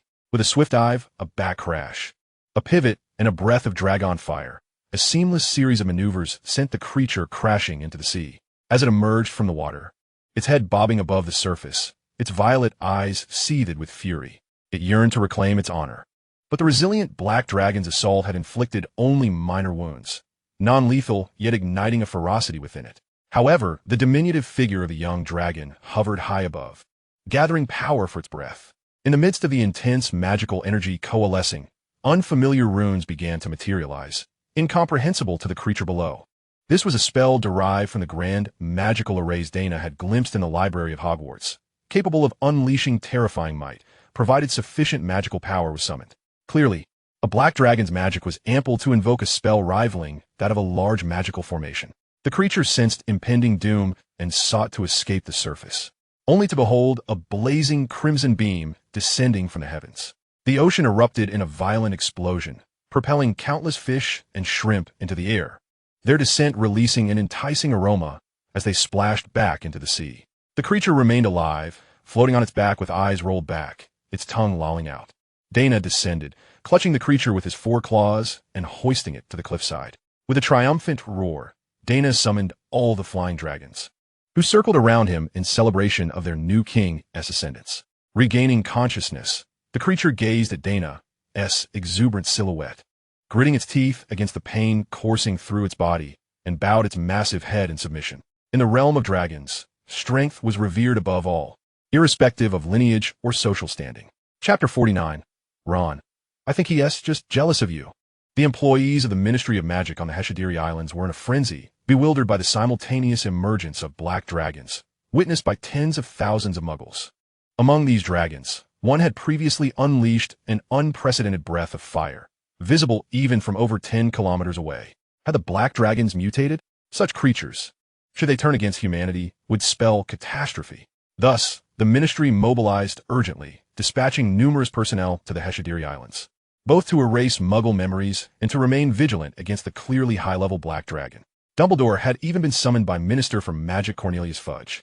Yet, the detection systems of the Department for the Regulation and Control of Magical Creatures had not been triggered, for they were too advanced. Upon detecting magical fluctuations near young wizards outside Hogwarts, the system would first verify the area to determine if they were in a wizarding community. If so, the notification would be classified as a false alarm. This oversight, a result of the employees' laziness, allowed Daina to slip through the cracks. Had the Department for the Regulation and Control of Magical Creatures been more meticulous, they might have noted the absence of a young wizard from Hogwarts, thereby exposing Daina to danger. However, the department only concerned itself with the misuse of magic, disregarding the truancy of young wizards, deeming it a matter beyond Hogwarts' purview. Daina had perused many texts at Hogwarts but found no definitive answers regarding the trace. He had formulated numerous hypotheses, first dismissing the notion that it resided on the wand, as many young wizards had attempted spells upon receiving their first wands without receiving warnings. Yes, that includes you, Hermione Granger. He himself had even cast the killing curse before enrolling. Had the trace followed the wand, he should have been back at Azkaban by now. However, it was now evident that as long as he operated near a wizarding community, the Ministry would not trouble him.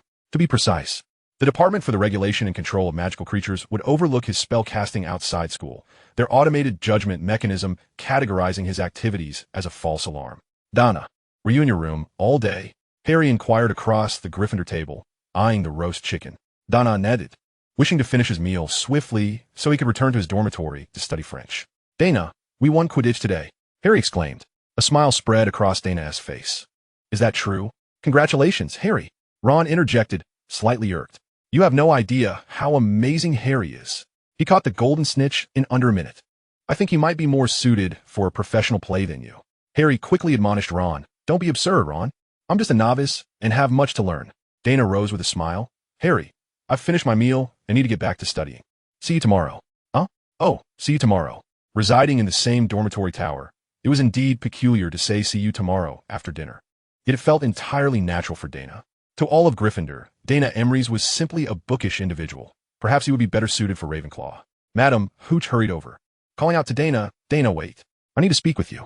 Daina halted and turned. Good evening, Madam Hooch. She patted his shoulder. Tomorrow at 2.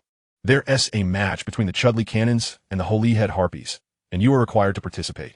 Daina looked puzzled. But I'm a substitute, right? I would only play if the main players are unable to. Quidditch rules were quite peculiar.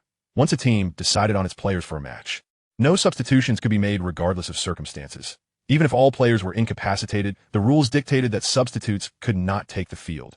Listen, you need to understand. The Cannon's seeker, Calvin Granger, is performing terribly. If you weren't still in school, Coach Ramsay would have replaced him immediately. Tomorrow being Sunday, and coinciding with match day, Coach Ramsay had decided to field you. Daina scratched his head, initially planning to deliver a speech tomorrow during the day. Wong Wenhui had impressively recruited over 100 members in just a few days. Well, he would have to reschedule his speech for the evening. Following is a stream of consciousness depiction of the match, reminiscent of early black and white silent films. A sea of faces, astonished gazes, a child, distrust from teammates, mockery from opponents. The Chudley Cannons are doomed. The match begins. A flash of gold, a dive. The Firebolt 2000 is far superior to the school's rickety broom. 5 seconds. The golden snitch is caught. 150-0. Teammates are shocked. Opponents are stunned. The audience is agape. Coach Ramsay beams with pride. The youth waved before returning to the locker room. Home. Sunday dinner time. Harry scanned the long table twice, and once again, he did not spot Daina. Ron. Daina didn't come for lunch, and he's not here now. He'll ruin his health with all that studying. One tea. Ron dismissively refused a chicken leg, muttering, "We care. If I were to guess, he is probably just jealous that you broke the record for the fastest snitch catch." Harry shook his head. What's there to be jealous of? Didn't he just participate in a match? That's a professional game. Minnie will never have the chance to play. Ron placed the bone at the edge of his plate and called out to Fred on the other side. Fred, pass me that bowl of mashed potatoes. After scooping the potatoes towards himself, he turned to Harry and remarked, he should have had lunch with the team today. It's only natural that he's not at Hogwarts. But not showing up for dinner? He must be feeling humiliated after playing so poorly. I mean, he must be afraid that people will say that a professional player like him is worse than you, an amateur. How could he face you? Upon hearing this, Harry experienced a peculiar sensation. He genuinely hoped Daina would win, yet it seemed he hadn't performed well, and strangely enough, he felt a twinge of satisfaction at that. The 11-year-old quickly shook his head, thinking it wrong to feel this way. Daina would definitely win. He had to. The following morning, Owls brought letters from home along with numerous copies of the Daily Prophet during breakfast. Ron snatched the newspaper from Percy, eager to learn the results of yesterday's match as a devoted Chudley Cannons fan. He wished for the Cannons to win, but he didn't want Daina to shine, caught in a web of conflicting emotions. Yet, Daina was a seeker, and if he performed poorly, the Cannons' chances of victory would be bleak. Ron swiftly turned to the sports section. Chudley Cannons triumphed over the Holyhead Harpies, led by Gwenod Jones, with a score of 150-0. The Cannons' reserve seeker, Daina Avery, displayed remarkable prowess, catching the golden snitch just 5 seconds into the match. This is the closest record to the fastest snitch capture, which currently stands at 3.5 seconds, set by Rodri Plunton in 1921. Remarkably, Daina is only 11 years old, and his future is limitless. Perhaps in the near future, he will break Plunton's record. In summary, a new star in Quidditch is rising, and it seems all we can do is await his brilliance. Ron wore a strange expression, caught between joy and sorrow. He mechanically returned the newspaper to Percy and, with his head down, shoveled porridge into his mouth, oblivious to the dribbles staining his robe. His mind was consumed by a single thought. How could this be? Chapter 50, a meeting with Professor Quirrell. Look, our future star has arrived. Fred's shout jolted Ron from his strange reverie. He looked up to see Daina walking into the Great Hall. The Gryffindor students erupted in cheers. It seemed most were aware of the match results. From being feared as a graduate of Azkaban to being celebrated as a Quidditch prodigy, it appeared that a single match could drastically alter one's reputation. Thus, one could conclude that the influence of the Quidditch League surpassed even that of Azkaban. Daina waved at everyone with a smile and took his usual seat at the end of the Gryffindor table. Fred and George rushed over. shaking him vigorously while one of them ruffled his hair, turning his white locks into a wild mess. "You are incredible, Daina. You quietly pulled off a major feat. Too bad your performance can't earn Gryffindor any points. If it could, it would surely be worth 100. Oh, 100. Just think of how many times we could sneak out at night without getting caught. 5 seconds. Merlin's beard. Daina, you're the best seeker I've ever seen." Daina shook his head and replied softly, "George, actually Merlin doesn't have a beard anymore." "What? What did you say?" "Nothing. I just got lucky. It was sheer chance." Fred patted Daina's back enthusiastically. "You can't say that. Out of so many seekers, I haven't seen anyone else snatch the golden snitch in 5 seconds. George nodded in agreement. Exactly. Rodri Plun's record was pure luck. He was just trying to fly over to his girlfriend to kiss her. And who knew the golden snitch would happen to fly right past them? And he caught it. Daina was unfamiliar with such lore, especially when it came from George, and he suspected that half of it might be exaggerated. He shared a laugh with the twins for a moment before saying, "Fred, George, you're making it impossible for me to eat. We have potions class this morning. You and T want Snape to deduct points from Gryffindor for my tardiness, would you?" The twins laughed heartily and left Daina alone, but he found it challenging to enjoy his meal as he suddenly became a sought-after figure, with numerous young witches and wizards approaching him, eager to make his acquaintance. The once-avoided Daina had suddenly become the center of attention. Fortunately, he was not late, yet he could distinctly feel that Harry Potter seemed to be deliberately avoiding him. This pleased Snape immensely. Upon seeing Harry choose to sit in the front row to distance himself from Daina Avery, he couldn't help but smirk slightly. In this class, Snape, unusually, did not trouble Harry, giving him the illusion that as long as he stayed away from Daina, his fortunes would improve. Of course, Daina was indifferent to Harry's thoughts. If he had to name the only friends he genuinely acknowledged at Hogwarts, it would be the twins. If Harry, the source of trouble, wished to befriend him, that was fine, but if he didn't, Daina wouldn't force it. Ultimately, life at Hogwarts was merely a guise through which Daina severed his identity from that of Dark Dumbledore. As potions class ended, the young witches and wizards surged out of the classroom, rushing towards the Great Hall. Time flew swiftly. It felt as though they had just finished breakfast and were about to have lunch. Daina walked through the castle, sunlight streaming through the tall windows, casting a dance of light and shadow on the walls. The portraits that adored the sun stretched their necks, while those that preferred the shade bowed their heads to escape the light. "Mr. Amrith," a voice called out, halting Daina in his tracks. Turning, he saw Professor Quirinus Quirrell standing around the corner, a smile gracing his face. Quirrell appeared to be in worse shape than when school had commenced in September. He looked pale, and a sheen of sweat glistened on his forehead. "Hello, Professor Quirrell," Daina greeted, maintaining a respectful demeanor, though he involuntarily held his breath, trying to mask the foul odor that even garlic could not conceal. "Daina, I would like to speak with you. Could you come to my office?" "Of course, Professor." This was an expansion not present in the original text. Quirrell had no reason to seek him out, so it was likely that the one truly wanting to converse was the figure lurking behind Quirrell's mind. Daina felt no fear. This was Hogwarts, the safest place in the British wizarding world, with his combat prowess exceeding 7 galleons. Even if Quirrell were possessed by the Dark Lord, it would not be easy to eliminate him. As long as he could create a commotion and hold on for a while, Dumbledore would arrive in no time. Furthermore, given Quirrell's current frail state, even under the Dark Lord's control, he would hardly pose a threat. Once inside the defense against the Dark Arts Professor's office, Quirrell gestured toward a sofa, saying, "Please have a seat, Mr. Amrith." Daina sat down and inquired, "Professor Quirrell, may I ask what this is regarding?" "I believe I have submitted all my assignments for defense against the Dark Arts on time." "Oh, Daina," Quirrell chuckled as he settled behind his desk. "Your assignments are always the best among the young witches and wizards. There's no need to worry about those. I did not summon you for that." Daina remained silent, tilting his head slightly. Quirrell raised an eyebrow and continued, "You see, Daina, I am quite concerned about you." "Concerned about what, Professor?" "Concerned that your status as a Quidditch player may put you in harm's way." "I don't understand, Professor." "It is as such, due to your uniqueness, dear child. You are aware of my meaning. The young wizards at school have consistently ostracized you, labeling you and inflicting upon you a form of subtle cruelty. No matter how well you perform, it avails you nothing." "Indeed, Professor." Yet I remain perplexed. As a professor at this institution, I am the most discriminated against. I am ridiculed as the stuttering Professor Quirrell, the dull Professor Quirrell, the cowardly Professor Quirrell. This, too, is prejudice, for it does not reflect my true self. There are reasons behind it. However, no one is willing to listen to my explanations, for prejudice is the most difficult affliction to eradicate. Now, because you have become a professional player and delivered a thrilling performance, The young wizards are greatly changed in their perceptions of you, eager to befriend and associate with you. Yet this is but an illusion.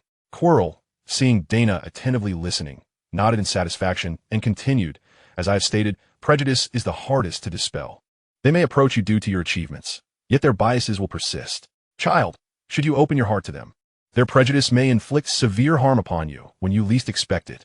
Daina nodded. He was well aware that the label of Azkaban would follow him for a lifetime. Even if he were to save the world, people would still ponder. Although this fellow saved us, who knows when he might betray us? After all, he had once been imprisoned in Azkaban for 4 years. A tiger may appear tame, but it remains a tiger. He inquired, Professor Quirrell, you speak the truth. I shall heed your words, and I believe I should make my way to the Great Hall now. No rush, child, in truth. I hope you can thoroughly resolve the prejudices held against you. Chapter 51. The rewritten first-year script. Completely eradicate prejudice? How does one achieve that? Daina's retort filled Quirrell with delight, and he replied, not entirely eradicate, but rather instill a fear of prejudice. You are a clever child and should grasp that as long as you are sufficiently powerful, any bias will vanish before you. Much like Voldemort, under his reign of terror. Who would dare speak ill of him? Daina quietly awaited Quirrell's next words, which likely contained his true intent. Do you desire to become powerful, Daina? Daina nodded. Quirrell continued. I know of a great being who can grant you immeasurable strength. With your talent, should you choose to follow him, you could even become as powerful as Dumbledore. The plot thickens. Daina smiled and asked, there is no such thing as a free lunch in this world. So what must I offer in return? Quirrell gazed into Daina's eyes. Those lake green orbs he found inscrutable. You need only pledge your allegiance to that great being, vowing never to betray him. Is there a ritual involved? Certainly. Some minor rituals are necessary. Daina stood up. I am grateful for your kindness, Professor Quirrell. But this matter is significant, and I wish to ponder it further. Of course, child, caution is a virtue. Quirrell continued, his eyes narrowing to slits. But I advise you to keep our conversation from a third party. Should others learn of it, you may find it challenging to safeguard some of your little secrets. Daina, who had been making his way toward the door, paused and turned back to inquire. Little secrets? Quirrell's expression was one of complete mastery over the situation as he responded. Indeed, little secrets. I can see that you carry a life upon your shoulders. And not just one. This is a familiar understanding among wizards versed in dark magic. You know, I teach defense against the dark arts, after all. Daina had never heard of any dark wizard possessing the ability to discern how many lives another dark wizard had taken. Even Dumbledore could not perceive the burden of lives on his own hands, let alone Quirrell. Thus, the only one capable of such insight would be Voldemort himself, who had nearly merged with dark magic. He had no desire to join the Death Eaters or become Voldemort's pawn, nor did he wish to expose himself prematurely and cut off his retreat. His mind was in turmoil, but moments later, his chaotic thoughts coalesced, and Daina donned a smile. Professor, I shall give this serious consideration, and by the end of this term, I will certainly provide you with a satisfactory response. That would be splendid, Daina. However, you should decide promptly. The sooner you make a decision, the sooner you may grow stronger. In the days that followed, Daina behaved as if nothing had transpired. He attended classes during the day and taught others at night, as though Quirrell's threats had no effect on him, until, inevitably, Gryffindor lost 200 points, plunging to the bottom of the hourglass among all houses. What was destined to happen did happen. Hagrid had illegally raised a dragon. And when the dragon Norbert grew too large to remain in Hagrid's hut, Harry, Hermione, and Ron handed Norbert over to Ron's brother, Charlie Weasley. As they departed the tower after transferring Norbert, they were so exhilarated that they forgot the invisibility cloak and were promptly caught by Filch. Earlier, Neville had been apprehended by Professor McGonagall while frantically searching for the trio, and it was Draco Malfoy who had betrayed them. Consequently, Harry, Ron, Hermione, Neville, and Draco were all sentenced to detention, which entailed patrolling the Forbidden Forest. Daina had awaited this moment for a long time. As Filch escorted the miscreant young wizards out of the castle toward Hagrid's hut, no one noticed an owl swooping down from Gryffindor Tower, following them through the air. Shortly thereafter, Hagrid led Harry, Ron, Hermione, and a giant dog Fong into the Forbidden Forest, while Neville and Draco took a separate route, tracking the blood of a unicorn. Draco played a prank that caused Neville to set off a flare, which compelled Hagrid to keep Neville close, leaving Harry and Draco to partner together. Then, Harry and Draco stumbled upon the deceased unicorn. The unicorn was breathtakingly beautiful. Even in death, her silvery white mane radiated a celestial glow. Yet, with a rustling sound from the underbrush, a hooded figure emerged like a beast, approaching the unicorn and sinking its teeth into her. The ghastly sound of drinking blood echoed through the tranquil night, particularly unsettling. Malfoy screamed and fled, while Fong also took off, leaving only Harry behind. The figure raised its head, and, upon seeing Harry, Harry's scar began to throb painfully, causing him to stagger backward, while the figure lunged at him menacingly. Up until this point, everything had unfolded according to the original script, and soon, a centaur named Firenze would arrive to save Harry. However, someone had drastically rewritten the script. Before Firenze could reach the scene, a thick beam of green light shot from behind Harry, striking the shadow directly. A piercing scream echoed, reminiscent of a banshee's wail, and Harry collapsed into unconsciousness. The green light pierced through the shadow and struck a massive tree that would require two people to embrace, causing it to crash down. The shadow lay still, but a surge of dark mist erupted from it as an exasperated voice rang out. "Who is it? Who has thwarted my plans?" The dark mist sped toward the source of the green light, but upon arrival, found nothing. Only a bewildered owl remained perched in the tree. "Who is it? Who are you?" Hiding and revealing only bits and pieces. What does that amount to? To cast a curse of such magnitude, you cannot be an ordinary individual. Show yourself. Yet no one responded to the dark mist, save for the hooting of the owl. Who? The dark mist lingered stubbornly in the air until a crimson flame surged skyward, subsequently revealing the fiery silhouette of a phoenix beside the unicorn's lifeless form. The dark mist trembled in discontent before soaring southeastward, vanishing into the night. Meanwhile, the charming owl shook its feathers and let out a soft hoot, seemingly mocking the fallen Dark Lord, before flying off toward Gryffindor Tower. Beside the unicorn's body, Hagrid mourned for the unfortunate, beautiful creature, while Ron, Hermione, and Neville encircled the unconscious Harry. Dumbledore, with a grave expression, gazed at the unmoving shadow on the ground. Lost in contemplation, at last Professor McGonagall arrived, meticulously examining Harry before confirming he was relatively unharmed, and then she inquired of Dumbledore, "Albus, what on earth has transpired here?" Dumbledore replied, "Someone has stolen the unicorn's blood, discovered by Harry, who has now fallen unconscious, while the perpetrator lies dead. Firenze has just visited. He informed me he witnessed a powerful killing curse." McGonagall furrowed her brow as she turned over the body on the ground. The hood fell away, revealing a bald head, and the face was none other than Quirinus Quirrell, his lips stained with the unicorn's silvery blood. "It is Quirrell," McGonagall stated, glancing toward the nearby tree, severed in half. "Who could have done this to him?" Dumbledore sighed. With Quirrell's demise, what would become of the defense against the dark arts classes for the next few months? And what of his meticulously crafted challenges? Chapter 52 of the second-year script would surely require rewriting. Mr. Voldemort pondered in confusion. Who could have dispatched Quirrell? Could it be some being lurking in the Forbidden Forest? He was aware of the forest's mysteries, that its depths concealed numerous secrets. Yet, Quirrell had merely slain a unicorn. What grievance could warrant such a brutal killing? He felt a sense of injustice. The Philosopher's Stone was within reach. He was so close to resurrection. No, he had not yet failed. There remained an opportunity to obtain the stone. Yes, he still had that young wizard, Daina Avery.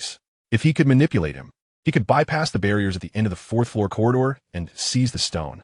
The three-headed dog posed a challenge for Quirrell, but Emery's could manage. If he could control that magically infused body, he would be 100 times more formidable than Quirrell. With this thought, Voldemort veered and made his way toward Hogwarts. Entering a hidden passage beside the castle, Voldemort navigated through the tunnels until he arrived at a vast underground chamber suffused with a green haze, where a colossal statue of Salazar Slytherin stood at the far end. Gliding to the statue, the dark mist exclaimed, "Speak to me, Slytherin, the greatest of the four founders." The mouth of the Slytherin statue gradually opened, and after a lengthy silence, a massive serpentine creature emerged, the basilisk that had haunted Harry Potter's second year. Voldemort whispered, "Hiss." "It has been a long time." The basilisk, shaking off the remnants of slumber, responded, "Hiss, is my young master truly back?" Voldemort regretted not seeking the basilisk sooner. With it, slaying Fluffy would be a trivial task. Had Quirrell not perished, he could have retrieved the stone for him. Perhaps due to the excessive soul-splitting for the creation of Horcruxes, Voldemort's mind had become somewhat impaired. Nevertheless, it was not too late to find the basilisk. The dark mist coiled around the basilisk's head, although Voldemort was currently weak and unable to possess the creature as he had done with Quirrell. Conveying messages through the basilisk was not beyond his capabilities. "Hiss, go, find a young wizard named Daina Avery, deliver my message, and bring him here." "Understood, young master," the basilisk replied. As for why Voldemort did not seek Daina himself, He believed that in his weakened state, the young wizard might not be inclined to heed him. However, if the powerful basilisk acted as a mere messenger, his stature would be greatly elevated, and his words would carry weight. The events in the Forbidden Forest did not spread. Harry was instructed to remain tight-lipped about the matter, and the knowledge of Quirrell's death was confined to Hagrid, Dumbledore, and Professor McGonagall. Naturally, once Hagrid knew, it was only a matter of time before Harry Potter would too, for it was well known that Rubeus Hagrid could not keep a secret. Harry spent 2 days in the infirmary. His spirits were utterly dismal. Just 2 days' delay felt like an insurmountable mountain of unfinished assignments loomed over him. Although Hermione was willing to tutor him, it was evident that she had a low tolerance for foolishness, and, at times, Harry wondered if she might be Severus Snape's illegitimate daughter, for her sarcasm mirrored his so precisely. Seeing the empty hourglass belonging to Gryffindor in the Great Hall only exacerbated his gloom. Ron, why was I so foolish? I forgot to grab the invisibility cloak. Ron grimaced at this, unsure how to respond, as all 3 of them had been caught up in the moment that night. After all, they had just seen Norbert off and witnessed Draco Malfoy being punished, which seemed like the pinnacle of joy. Thus, you failed to address the root cause of the issue. Instead, contemplating how to perfect the next transgression, Hermione retorted hotly, though she was also partly to blame for that night's events. She believed she would learn from her mistakes and never venture out at night again, though everyone knew she would not. Thus, upon hearing Harry's words, she instinctively shot back, implying that she was diligently working to earn points for the house, and he best behave himself to avoid losing more. Look at Daina. Since that day, he has earned numerous points for the house. You're his friend. Why not learn from him? Hermione's words seemed to strike a nerve with Harry, and he sprang to his feet. Daina, again with Daina. Please, do not mention him to me again. Fuming, Harry stormed out of the Great Hall, brushing past Daina, who was arriving for a meal without so much as a greeting, as if he had not seen him at all. Daina found it perplexing. Who had upset this foolish boy? As Harry ascended a certain staircase on the 2nd floor, he suddenly halted, for he heard a chilling, shadowy voice whispering in his ear. Daina Emery's. Where's Daina Emery's? My master commands I find Daina Emery's. A shiver coursed through Harry as the voice continued. My master requires Daina Emery's assistance. Gradually, the voice faded away. Harry stood frozen for a long moment. He wished to return to the Great Hall to inform Daina of this occurrence, yet inexplicably, he refrained and silently made his way back to the Gryffindor common room. Daina emerged from the greenhouse, his spirits lifted by herbology class. For working with plants was beneficial for his weary mind, even if some flora posed minor dangers. Today, he had asked Professor Sprout several questions about cultivating magical plants, which had caused him to linger longer than usual. The fervor surrounding Quidditch professionals had begun to wane, and Daina's life had returned to a sense of tranquility. Quirrell had not been entirely incorrect. The Azkaban filter had always been worn by the young wizards of Hogwarts, and their attitudes toward Daina had cooled, as if the previous fervor had merely been an illusion. Nevertheless, today, Daina felt an unsettling sensation of being followed. Was it a fervent admirer? It is non-existent. The kindness of these classmates, with whom he shares his daily life, pales in comparison to that shown by the opposing team's fans during away games. Taking advantage of the opportunity to turn left into the castle, Daina discreetly glanced back. There was no one. However, after only a few steps, that unsettling sensation of being followed resurfaced. He perked up his ears, and indeed heard faint footsteps accompanied by subtle rustling sounds. The footsteps were somewhat familiar. He had heard them at Harry's feet when visiting the Mirror of Eris during the Christmas holiday. So was Harry following him? Daina was bewildered. Why would he do that? Just then, the peculiar rustling intensified. Daina was heading upstairs. He intended to visit the library. At this hour, few young wizards ventured to the library. Most would first return to the common room, rendering the corridor leading to the library eerily quiet, almost deserted. Suddenly, a sound akin to a tire landing from the sky echoed from the corner ahead. Daina halted, and the next moment, a massive serpent's head emerged from around the corner. Its waxy yellow eyes as large as basins. One must not gaze directly into the basilisk's eyes, for that could be fatal. Unexpectedly confronted by the basilisk, Daina remained composed. He promptly closed his eyes, allowing his magical power to surge forth, enabling him to perceive the creature's outline upon receiving the rebound of his magic. He even spotted Harry, crouched and sneaky about 30 yards away. This ability to locate through magic was not something an ordinary person could achieve unless their magical prowess reached a certain level. Daina. Harry's voice called out from behind. Daina swiftly turned and shouted, "Get away! Don't come over! Go find a professor!" Chapter 53. Truly concerned for the little diary. Harry left. Daina redirected his focus to the basilisk. At this time, the creature should not have been unleashed. Was it sent to kill him? No, that night. Voldemort clearly did not know who had struck. Therefore, considering Quirrell's abrupt attempt to engage him in conversation earlier, could it be that the basilisk was sent to him as a continuation of Voldemort's designs? Indeed, the basilisk made no move to attack, but instead slowly swam closer to Daina. The location it chose was quite strategic. There were no portraits, armor, or statues surrounding it. Only a small holly bush perched against the wall. The basilisk lowered its head, and then a luminous gleam flashed across its forehead, causing a line of letters to materialize in midair. The creature hissed, and Daina, possessing the blood of Merlin, could naturally understand it. Please open your eyes. I've already closed mine. Please read the message your master has given you. Daina was at a loss for words. Sending a basilisk to deliver a message was truly a clever move by Voldemort. Had he reacted even a moment slower, he might have already become a corpse. Perhaps Merlin's constitution could withstand the basilisk's gaze, but the likelihood of turning to stone was still substantial. If one were to perish, what use would a message be? And now, if he could not comprehend Parseltongue, how would he know the basilisk was there to convey a message? It might as well have been a blasting curse while his eyes were closed. Clearly, Voldemort was unaware of his ability to understand the languages of all creatures, and thus, his decision to employ such an unreliable method only served to demonstrate that his mind had truly deteriorated. Daina opened his eyes, and indeed the basilisk had its eyes shut. The message read, "Please follow the basilisk to find me, Amaryllis. I am a master of Quirinus Quirrell, and I shall grant you power to become the most formidable wizard." Daina smirked. For his sake, Voldemort had risked detection by Dumbledore to sneak back into Hogwarts. How touching.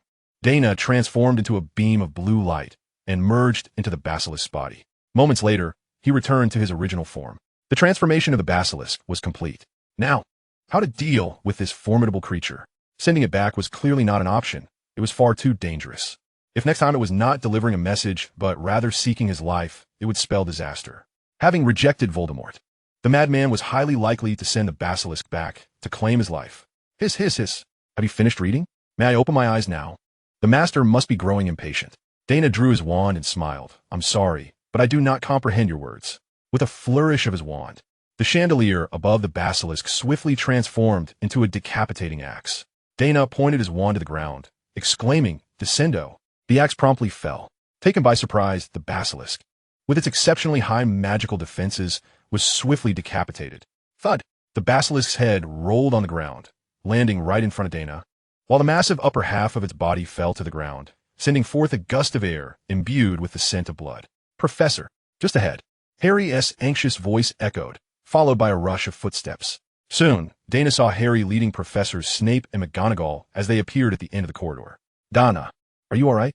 McGonagall called, her wand held aloft as she hurried towards him, with Snape trailing half a step behind. "I'm fine, Professor." Merlin's beard.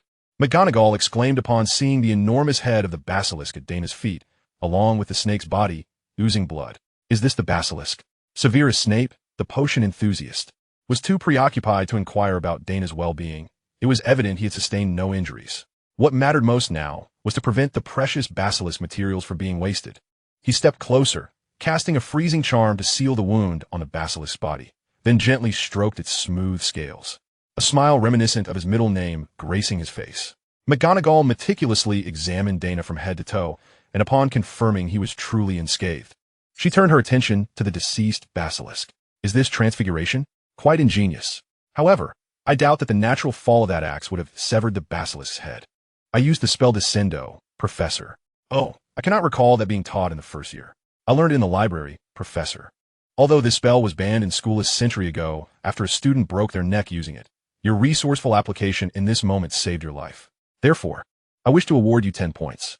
Just as Snape was deeply engrossed in planning how to utilize the basilisk's remains, he suddenly froze, casting a subtle glance at McGonagall, and emitted a barely perceptible grunt from deep in his throat. 10 points it is, compared to this basilisk. Awarding points to Gryffindor is inconsequential. After all, Gryffindor is currently in dire straits. I do not care for these trivial points. Daina flashed Harry a broad smile. "Thank you, Harry. Thanks to you." The professors arrived so swiftly. Harry stammered, his face flushing. "I didn't help. You took care of that enormous snake yourself." "Not all, Harry. My victory over the basilisk was largely due to luck, but your assistance ensured that had I made an error, the professors would be there to back me up. I owe you a great debt of gratitude." Harry waved his hands repeatedly, his face growing even redder. "Really, No need for thanks, Daina. It was the least I could do. I should be damned, Harry thought. I actually suspected that Daina might be colluding with some dark wizard, plotting something nefarious. Yet, Daina unhesitatingly vanquished the monster. It is clear that Daina is a good person.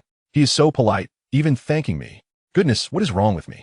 How could I have doubted my first true friend? Dumbledore appeared before them, exclaiming, Harry, Daina, I am most relieved to see you both unharmed. The old headmaster cast a glance at the lifeless basilisk and remarked, an extraordinary display of transfiguration and remarkable adaptability. Truly commendable for a young wizard. Well, Dumbledore, if you're inclined to award points, Professor McGonagall has already done so. Snape interjected, timely interrupting Dumbledore. The headmaster widened his eyes. Oh, is that so? How splendid. He turned to Harry, who, instead of panicking in the face of the formidable basilisk, had calmly summoned the professor for assistance to rescue his classmates, a quality most admirable. Thus, Gryffindor shall receive 10 points. Snape rolled his eyes. Both of you, the headmaster and the deputy, are Gryffindors. What more can I say? He shot a menacing glare at Harry and added, I shall be taking all the basilisk materials, Dumbledore. Dumbledore nodded in agreement. Of course, Severus. These materials can only reach their full potential in your capable hands. By the way, do you require my assistance? No. Such a trivial matter can be handled by the house elves. Dumbledore inclined his head slightly. He cast one final glance at the basilisk, his mind drifting back to the so-called monster of the Chamber of Secrets from 50 years past, and to the recently deceased Quirrell. He pondered, is it you, Tom? He felt compelled to return to the headmaster's office, to rally the portraits and ghosts of the castle. The basilisk's brazen appearance within the school was indeed significant. With a swish, Dumbledore vanished. Professor McGonagall raised an eyebrow and gently patted Daina's shoulder. All right, my child, make haste back to the common room for a brief respite. Dinner shall be served shortly. No, Professor, I wish to go to the library, Daina replied as he departed. Before settling down in the library, he was preoccupied with a single thought. What would next year's diary make of the vacuous Chamber of Secrets? Chapter 54. The Immature Hermione.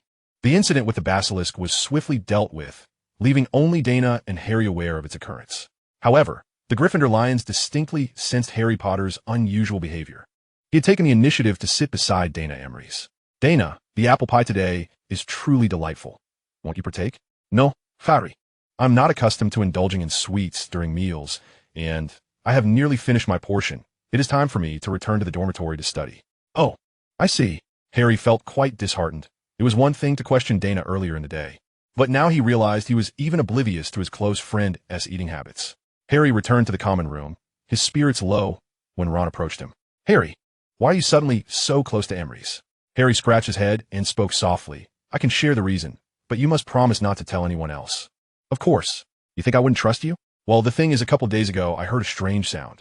I suspected Daina was in league with some dark wizard, so I followed him under my invisibility cloak. It was an enormous snake, and according to Professor McGonagall, it was a basilisk. Ron made a fearful and exaggerated expression.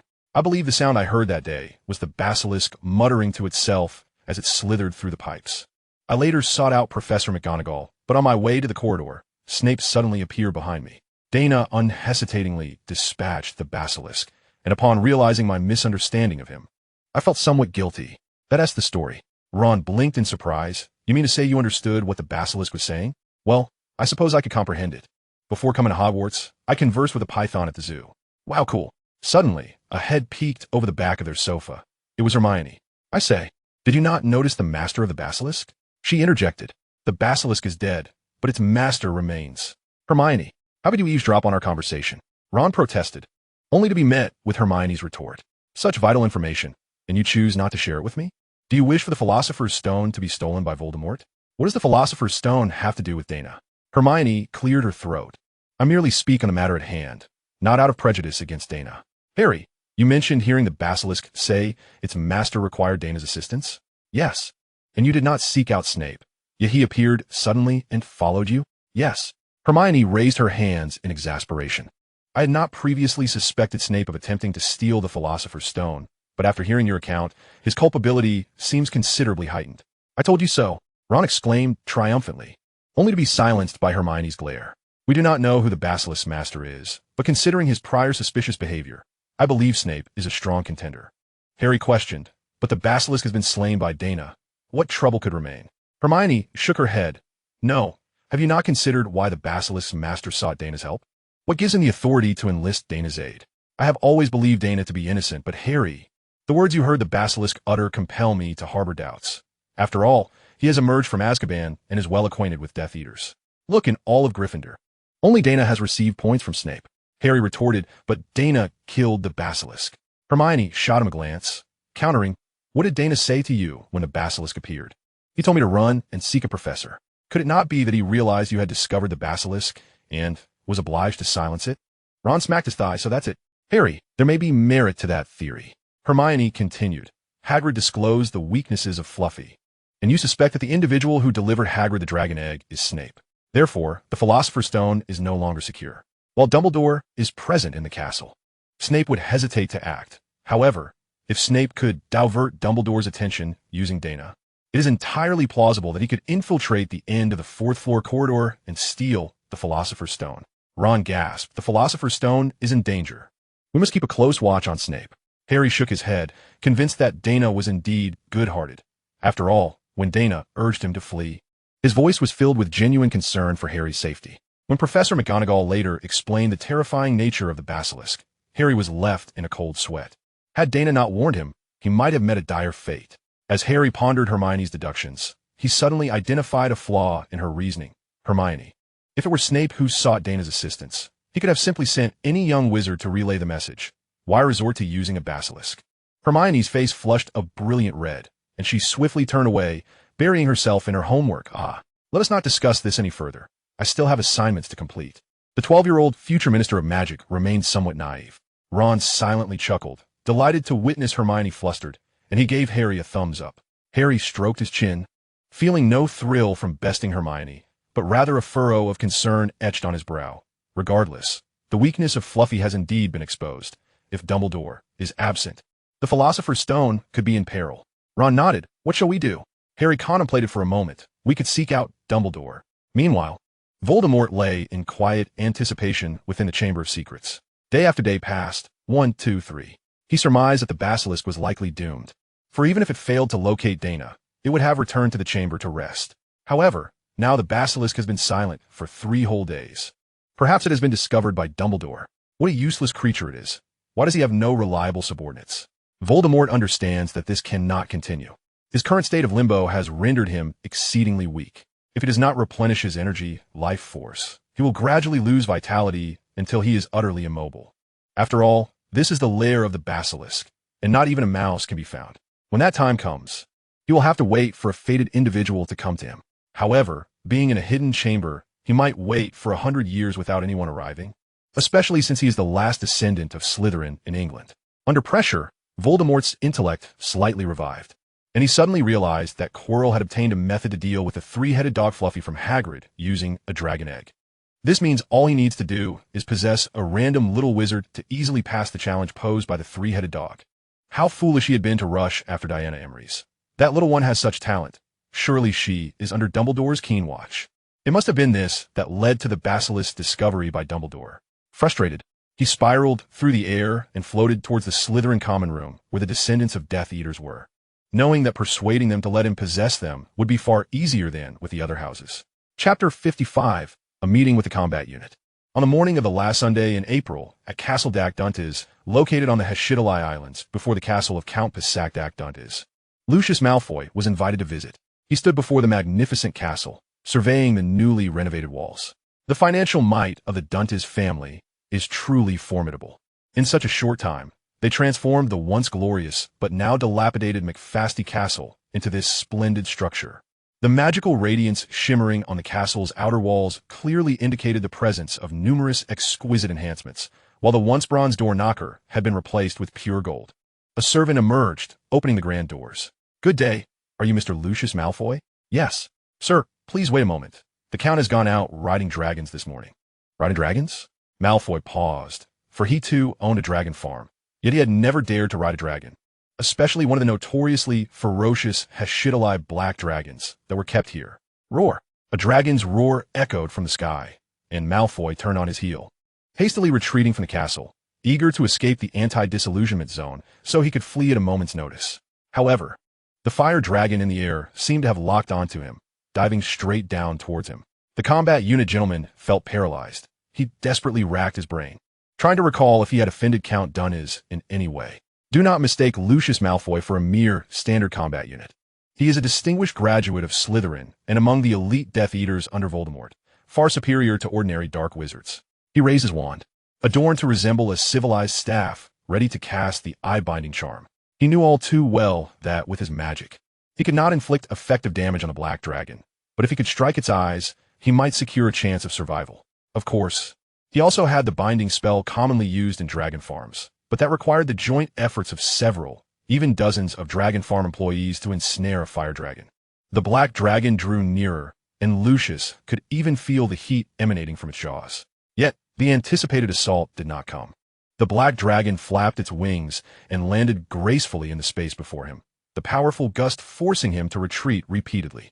A handsome young man clad in a purple robe leapt down from the dragon's back, gently patting the dragon's foreleg. "All right, big butt, return." The black dragon seemed to comprehend his words, nodding its head, extending its elegant neck, exerting its limbs, and with a powerful flap of its wings. It took to the skies. The young man tidied his wind-blown hair and approached Malfoy. "Hello, Mr. Malfoy. I believe this is our first meeting. Due to some unresolved matters in France, I had to entrust Mr. Boking with our transaction, which I find rather impolite." Lucius Malfoy, still reeling from the shock of the earlier encounter, took a few seconds to hastily lower his wand, offering a somewhat strained smile. "Greetings, your lordship Duntis. Please pardon my rudeness. It was your impressive presence atop a dragon that startled me." Duntis chuckled, waving his hand dismissively. "You jest, Mr. Malfoy. As a prominent figure in the British wizarding world, I cannot believe you would be frightened by a mere black dragon." He gestured invitingly. "Come, let's go inside and talk." Malfoy followed Duntis into the castle. In his earlier visits, the castle had been entirely different. Now, it was transformed beyond recognition. The most trivial aspects, such as exquisite paintings and masterful sculptures, paled in comparison to the curtains woven from the fur of various magical creatures, which shimmered with a warm glow. The castle's interior was opulent, with all the fixtures seemingly crafted from gold. What astonished him most was the wall in the center of the reception room, where a broken sword was magically suspended. If he was not mistaken, it was the legendary sword of Gryffindor. "Your lordship is that sword." "Oh, indeed, it is the sword of Gryffindor, unearthed by a group of adventurers in a secret cave. It has been verified by masters as authentic." Malfoy's pupils constricted. "Authentic? That must have cost a fortune." "Not too much, just 300,000 galleons. Good heavens. He had sold off all the assets that the Black family could part with, bundled together for 600,000, even though he pocketed 200,000 from the transaction. Yet this broken sword was nearly equivalent in value to the entire Black estate. He gained a newfound appreciation for Count Dunnis's financial prowess. He could not believe that the sword was a counterfeit, surrounded by so many treasures. How could it possibly be fake? "Your lordship's financial capabilities are truly astounding." Duntis smiled, gesturing for Malfoy to take a seat. "It is merely the legacy of my ancestors. It is not much." "Please have a seat, Mr. Malfoy." Lucius settled onto the sofa, which was soft and comfortable, radiating a gentle warmth. His palm glided over the fabric, which felt even smoother than silk. Adjusting his posture slightly to maintain his composure, he began to seek conversation to break the ice. Recently, the black dragons here have been agitated, drawing the attention of the Ministry of Magic and Dumbledore. Even now, the ministry has yet to produce a report. "Your lordship, don't you find it dangerous to reside here?" Duntis shook his head. "That incident was due to my staff, who had just taken over the dragon farm and lacked experience, causing a fright to the black dragons. For that, I compensated the ministry employees involved with a total of 5,000 galleons as a reward. As for now, I have tamed those little darlings." Lucius inwardly scoffed, referring to the Hashidali black dragons as little darlings. Yet, thinking back to Duntis's breathtaking dragon-riding debut, he had to concede that this young count spoke the truth. Thus, Malfoy donned an expression of admiration. "Your lordship is truly a young talent. Individuals as remarkable as you are seldom seen in our time." Duntis smiled, but did not pursue that topic. Instead, he cut to the chase, directly revealing the reason for his invitation to Malfoy. "To be candid, Mr. Malfoy, as an outsider, I wish to quickly integrate into the British wizarding community, which requires a respected figure to guide me. Coincidentally, you are such a person, so I would like to ask for your assistance in introducing me to the British wizarding world." Malfoy grinned widely. "Without requiring my introduction, as His Excellency the Earl, you need only to extend an invitation to become acquainted with everyone. No, no, no, that is not quite the same. I'm unfamiliar with anyone here. Inviting families with whom I have poor relations would surely bring discontent to all. Malfoy nodded in agreement. There was merit in this statement. If Lord Duntes were to simultaneously invite both him and the Weasley family, it would be most distressing. In that case, allow me to take charge of this matter. I truly appreciate your assistance, Mr. Malfoy. You are indeed a kind-hearted individual. No need for thanks, Your Excellency. When do you plan to meet with everyone? July 1st. How does that sound? The magical school will be on break, and the children can come to my castle for some merriment. I believe no young wizard would resist the allure of riding a dragon. Ah, indeed, certainly. Malfoy envisioned the joyful face of his son and could not help but smile. It is their honor to meet such an esteemed figure as yourself. I can hardly wait to share with everyone just how remarkable you truly are. Chapter 56. Is the Earl interested in Azkaban? Having settled their business, the two began to engage in casual conversation. They discussed the Ministry of Magic, Gringotts, and the formidable Dark Lord. Is Your Excellency intrigued by the Dark Lord? Not particularly. My interest lies more in the aftermath of his disappearance, which has resulted in many being imprisoned in Azkaban. In truth, I find myself more fascinated by Azkaban itself. Azkaban? Indeed, Azkaban. It is reputed to be utterly escape-proof, and I am quite curious whether no one has managed to escape from Azkaban in all these years. Is Azkaban truly impregnable? I find it hard to believe.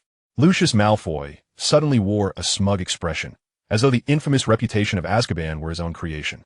Azkaban is indeed that unassailable. You must understand that it is guarded by Dementors, a horde of fiends. Once you have encountered them, you would realize that no one can escape their watch. Even someone as formidable as Dumbledore would be unable to flee the confines of Azkaban if deprived of his wand. Duntes stroked his chin, pondering for a moment. If, hypothetically speaking, someone were to utilize a visit to smuggle a prisoner out of the prison, what do you think would be the likelihood of success? Malfoy calmly shook his head. Who would be willing to rescue a condemned prisoner only to endure that torment themselves? Duntes chuckled. But what if the prisoner were close to death or had been coerced? Malfoy nodded. That is indeed a possibility. However, Azkaban is strictly monitored by the Ministry of Magic, and bribing officials there is no simple task. Duntes leaned back on the sofa, his index finger gently tapping the armrest, revealing no discernible emotion. But what if it were the minister or a high-ranking official from the Department of Magical Law Enforcement who wished to do so? For instance, the recently admitted Daina Avery from Hogwarts replaced the Death Eater Grey Avery, did he not? When was he imprisoned? Oh, in 87, when the head of the Department of Magical Law Enforcement was Barty Crouch. Do you suppose this could be linked to Mr. Crouch? Malfoy displayed a peculiar expression. Dunnes continued. Oh, Mr. Malfoy, please forgive my inquisitiveness. I am simply one who enjoys delving into the depths of mystery. I believe we wizards should perpetually tread the path of truth-seeking. Thus, we are merely speculating, hypothesizing, and no one would report this to the ministry, would they? Malfoy nodded, while Duntes earnestly requested, therefore, if you could, please share your insights regarding Mr. Crouch's potential involvement in the Daina Avery affair, based on your understanding of Azkaban and Mr. Crouch. Lucius Malfoy contemplated for a moment before replying, I find it highly improbable that Barty Crouch was involved. Although he was demoted to the Department of International Magical Cooperation due to his son's imprisonment, he is fundamentally an upright and honorable man. Duntes smiled and inquired, then, do you believe is most likely to have been involved? I am quite eager to know. Malfoy shook his head. I cannot venture a guess. Duntes sighed, expressing his frustration. I despise unresolved cases. They render my life, driven by the quest for answers, unbearable. He rose, pacing restlessly around the room. My herb garden is thriving of late. If Mr. Malfoy could assist me in unraveling this mystery, I would gladly sell you the potion ingredients at a 10% discount. Malfoy chuckled. Is it truly necessary to invest so heavily merely to demonstrate that Azkaban is unreliable? Over time, a 10% discount amounts to a considerable sum. There is an ancient saying in the East, to hear the truth in the morning, one would not mind dying by evening.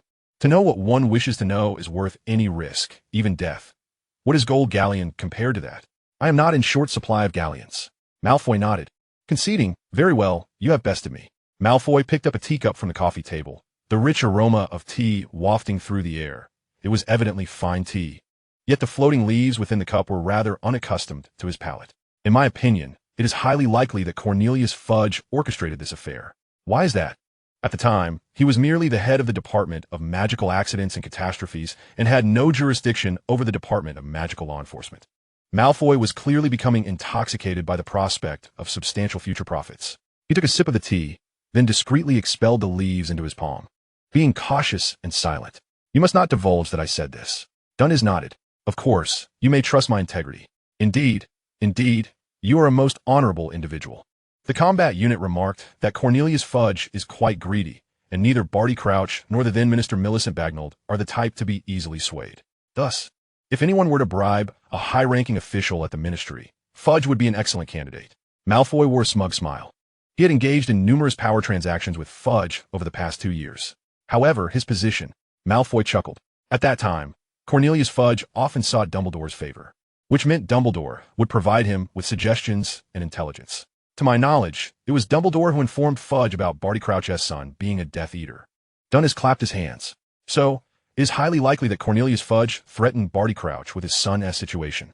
Malfoy remained silent, as though he had said nothing at all. Dundas remarked, Azkaban is indeed the most escape-proof prison in the world. However, even the most fortified bastions can be breached from within.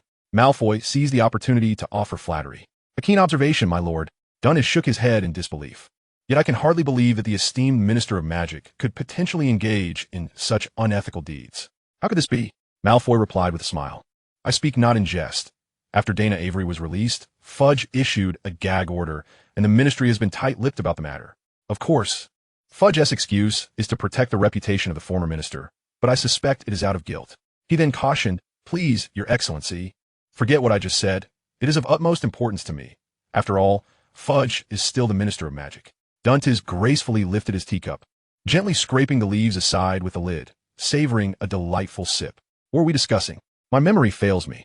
I seem to recall nothing at all. That evening, Daina returned to her dormitory, sitting on the edge of her bed, unable to collect her thoughts for a prolonged time. The likelihood of Lucius Malfoy's involvement in the events of that year is exceedingly low. Daina does not believe that any combat unit could conceal even the slightest flaw in the presence of his formidable aura. Thus, the suspect from the Ministry of Magic regarding that incident transformed from 1, Barty Crouch, into 2. Could it be Cornelius Fudge? This possibility is indeed quite substantial. Daina, feeling somewhat agitated, shook his head. Regardless of who was responsible, his intent to dismantle the ministry would ultimately ensnare them all. Yet, upon reflection, would that not merely benefit the guilty party? Calm, he reminded himself. Today had already yielded a breakthrough, and he would eventually unearth the enemies lurking within the ministry. Knock, knock. The door was rapped upon. Who is it? Daina, it's us. Waving his hand, Daina caused the door to swing open automatically, revealing Fred and George, laden with bags that unmistakably contained food. Donna, I knew you'd be so engrossed in your studies that you'd lose track of time, Fred remarked, while George thrust the food towards Daina, exclaiming, Look, we had the house elf prepare a grand feast. It includes your favorite roasted chicken wings. Daina smiled. Thank you ever so much. I was just feeling peckish. Peckish? How could that be? He had just enjoyed a lavish meal at the castle. The head chef at the castle was a Chinese wizard, specifically sought out by Wang Wenwei. Chapter 57. The conclusion of the first academic year. Daina sat there, dining, while the twins stood by, observing. Fred, George, you must have a reason for seeking me out, right?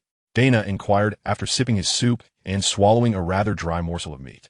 Fred exchanged a glance with George before responding. Indeed, we wish to visit the Slytherin common room tonight. Daina's expression darkened. The last time these two had dragged him along, he had nearly been exposed. I'm not going. I have numerous books to read.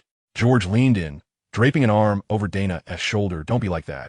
The Slytherin common room is so entertaining. We have something fun to see tonight. Fun?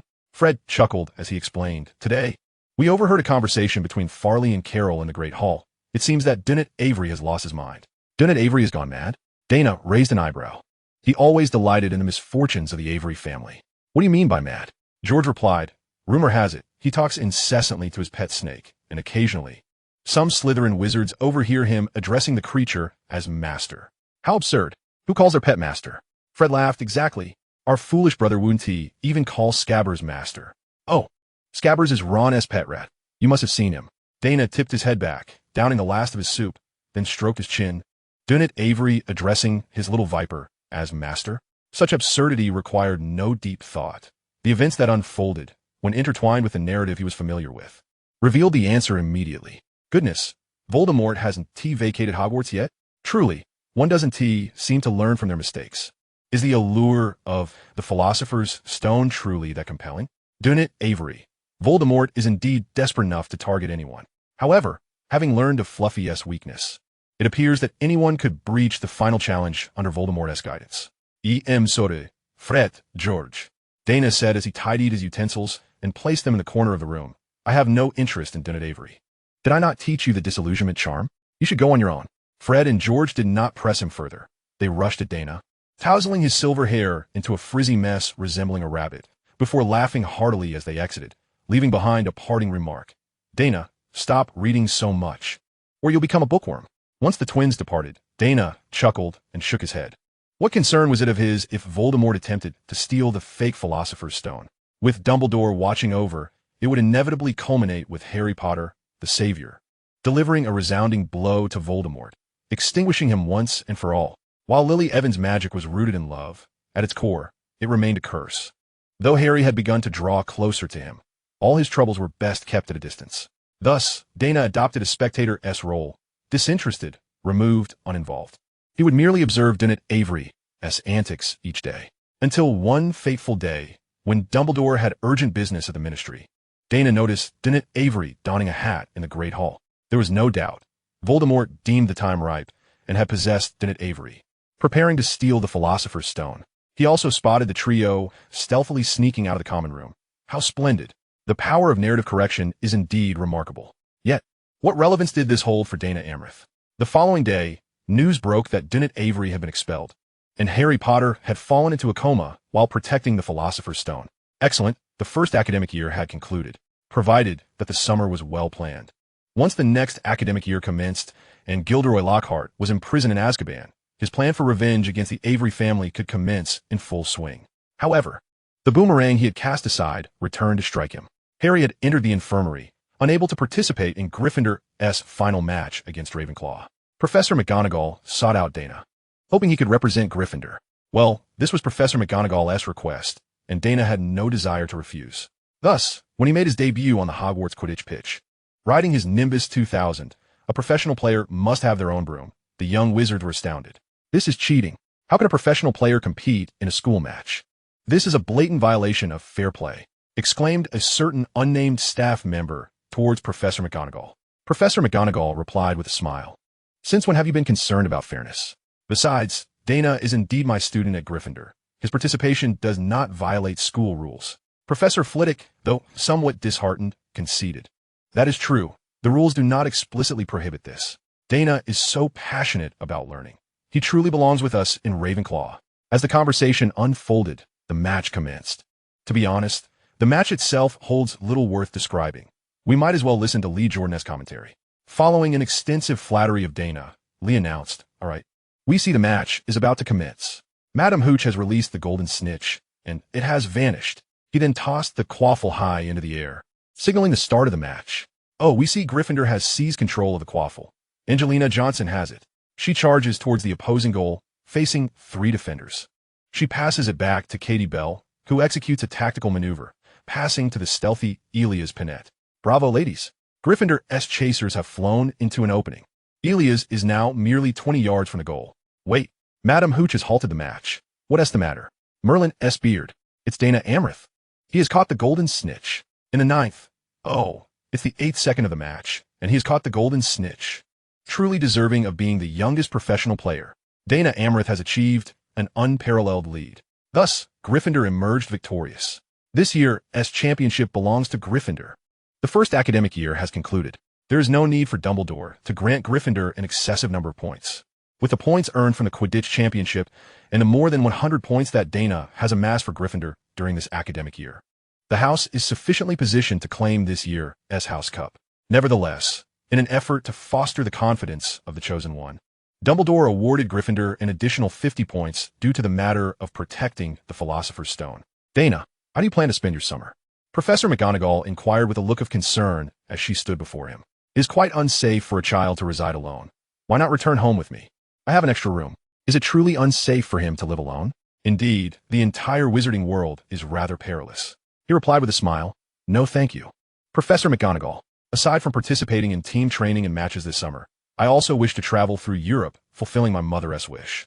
She often dreamed of taking me to explore various historical landmarks, but unfortunately, financial constraints prevented her from doing so. Now that I have begun my professional career and have some money, Just last week, I was infuriated to learn that Windshield Goggles sought me out for an endorsement. All I need to do is take a few photos, and I will receive 500 galleons. That should suffice for 2 months of adventures in Europe. As he spoke, Daina revealed the silver ring strung upon his necklace to Professor McGonagall. This is my Mother S ring. Wearing it feels as though I am accompanying her throughout Europe, thus compensating for her unfulfilled dreams. Professor McGonagall embraced Daina tightly, her lips pursed and her eyes glistening with unshed tears. Oh, what a good child you are. But you must promise me to take care of yourself. And remember to abide by the laws when abroad, especially regarding the confidentiality regulations. I understand, Professor. Chapter 58. Not human, even deceiving house elves. Harry, have you seen Daina? Hermione inquired hesitantly as she closed her book on the Hogwarts Express. Harry shook his head. I haven't seen him. Perhaps he yes with Fred and George? Ron interjected. No, I just passed by Fred and George's compartment. And they were sitting with Lee and Angelina. Harry then asked Hermione, why do you suddenly want to know about Daina? Hermione shook her head, remaining silent. In truth, that day, Voldemort, who had possessed Daina Avery, had foolishly and arrogantly revealed everything to Harry, from Quirrell to Avery, from the Basilisk to Daina. Perhaps he relished the opportunity to flaunt his intelligence before his impending victory, having evaded the notice of the entire Hogwarts, now on the brink of triumph. Thus, a mindless Voldemort is indeed not to be feared, even if the majority of people cannot contend with him. However, when Harry learned that Daina was targeted by Voldemort solely due to his exceptional abilities and the exclusion he faced from other young wizards, both Harry and Hermione were filled with guilt. They felt complicit in the ostracism of Daina, particularly as Harry prided himself on being Daina's friend, while Hermione had briefly joined Daina in a coalition of the isolated. Yet Harry had neglected Daina due to his own insecurities, while Hermione had distanced herself from Daina upon forming friendships with Harry and Ron, both from reputable families. It is worth noting that Daina had contributed significantly to Gryffindor this year, tying for first place in the end-of-year exams with Hermione. It is well known that perfect scores are not the same as merely achieving full marks. Daina was indeed the most outstanding young wizard in Gryffindor, and such treatment was unwarranted. The more they contemplated this, the more remorseful Harry and Hermione felt towards Daina. Although a certain house's head had also been wronged, their feelings of guilt could not compare to what they felt for Daina. It is a mystery how Daina managed to endure this academic year. He only felt a semblance of warmth from some classmates when he first joined the Chudley Cannons. I just want to apologize to Daina in person. It was he who helped me endure the isolation at the start of this year, Hermione sighed. Harry remained silent, quietly resolving to ensure that he would not neglect Daina in the coming academic year. Ron, oblivious, chimed in, what is there to apologize for? Although we wronged him, we never confronted him about it, or told anyone else. Besides, I reckon he will slip up eventually. That Azkaban, the place holds the most notorious criminals. Ron, Daina is not a bad person, Harry exclaimed. Right? Yes, very nice, Hermione agreed. Ron shrugged, dismissing the topic, while the three friends discussed Daina. He had already traversed through the restroom on the Hogwarts Express and returned directly to the castle on the Isle of Heshadiri. He needed to prepare for the impending meeting. He would enter the British wizarding community under the esteemed name of an ancient noble, using this as a stepping stone to initiate his plans. First, he aimed to approach Fudge to extract information. Second, he would play matchmaker to facilitate Daina Avery. Third, he intended to weave a beautiful dream for the pureblood families, gradually leading them into his trap. As Daina made his way to the dining hall on the first floor of the castle, he was halted by Jack Murray. Boss, I have urgent news to report. Speak. The house elf at number 12, Grimmauld Place, is shouting for us to vacate the premises or he'll inform the Ministry of Magic. He is currently under our control, but we are unsure how to proceed, so we seek your guidance. Daina tapped his forehead. He had long intended to properly settle the old elf creature, but managing 2 roles had consumed too much of his energy, causing him to forget entirely. I will handle it immediately. You've done well, Jack. Please notify the kitchen that we will have an additional meal tonight. You've all worked hard for half a year, so let us celebrate with some good wine this evening. Boss, you're too kind. Daina dismissed Jack Murray and conjured the spandam door. Creature was bound with his hands behind his back, his fingers shackled with handcuffs made of mantron metal, effectively nullifying his magical abilities, rendering it nearly impossible for the house elf to apparate. Upon Daina's arrival before Creature, the elf was still vehemently cursing, a bunch of mudbloods. Country bumpkins, stowaways. How dare you desecrate the noble ancestral home of the Blacks? You should all be ground into meat paste to feed the hippogriffs. Daina spoke gently. Be silent, Creature. When Malfoy sold this mansion to me, your ownership was included in the sale. So you are my house elf now? No, I am not a traitor. Creature wailed loudly. Creature only wishes to maintain the dignity of this house. He sobbed, tears and snot streaming down his chin, soaking the filthy, greasy pillowcase. Sir, I know you possess noble blood. Hence, I do not oppose your taking over this ancestral home, for you will only enhance its grandeur. Blame Malfoy, that outsider who, relying on being Miss Narcissa's husband, recklessly sold what rightfully belonged to the Black family. However, sir, you allow those low-bred scoundrels to roam freely in this house. Creature cannot bear to witness it. Sir, you must not trample on the everlasting dignity of the noble Black family, though there are no male heirs left. The name of Black still endures. Daina silently sympathized with Sirius Black, who seemed to have been entirely disregarded by his family as house elf. Creature, this is merely a house. While it represents the history of the Black family, it now belongs to me. I have the right to utilize it. You cannot betray me and act against my interests due to your own emotions. Creature, allow me to remind you once more, you are now my house elf. Creature shook his head vehemently. No, sir, it is not so. The House of Black can offer me the most honorable death, and I cannot let go of the Black family. Daina chuckled. The most honorable death? Are you referring to having your head severed and hung in the hallway to dry like prosciutto? Creature, I can grant you a death far more dignified. Not only will your head adorn this house, but your skin will also be preserved to document the lineage of my family, the Dantises. The poor creature felt the ancient bloodline emanating from Daina, yet he remained oblivious to the fact that the Dantises' family did not exist in this world. He leaned forward in excitement, his hands restrained, creating an exaggerated posture that made his nose and chin the most prominent features of his form, thus preventing the mixture of tears and snot from further soiling the pillowcase. Sir, is that truly the case? The murky eyes of the old creature sparkled with anticipation. Indeed, creature, not only can I bestow upon you the honor you seek, but I can also fulfill the tasks assigned to you by your former master that you were unable to complete. Sir, creature's eyes widened with horror. How do you know of that? Daina smiled gently. I possess the most ancient and powerful bloodline. There are few things in this world that can elude me. Oh, sir. Creature's eyes glistened with tears. My poor Regulus. Creature, still incredulous, asked, Sir, can you truly do it? Of course, I can destroy that locket. However, I have a condition. You must henceforth completely obey me and refrain from causing any disturbances like today's incident. Can you comply? Creature bowed his head. Yes, sir, no, master. You shall be Creature's master from now on, provided you can fulfill the wishes of my young master Regulus. Chapter 59. Heroes should not be forgotten. Creature cradled the Slytherin locket box in both hands and presented it to Daina with hopeful eyes, seemingly at a loss for words. Daina smiled and opened his mouth.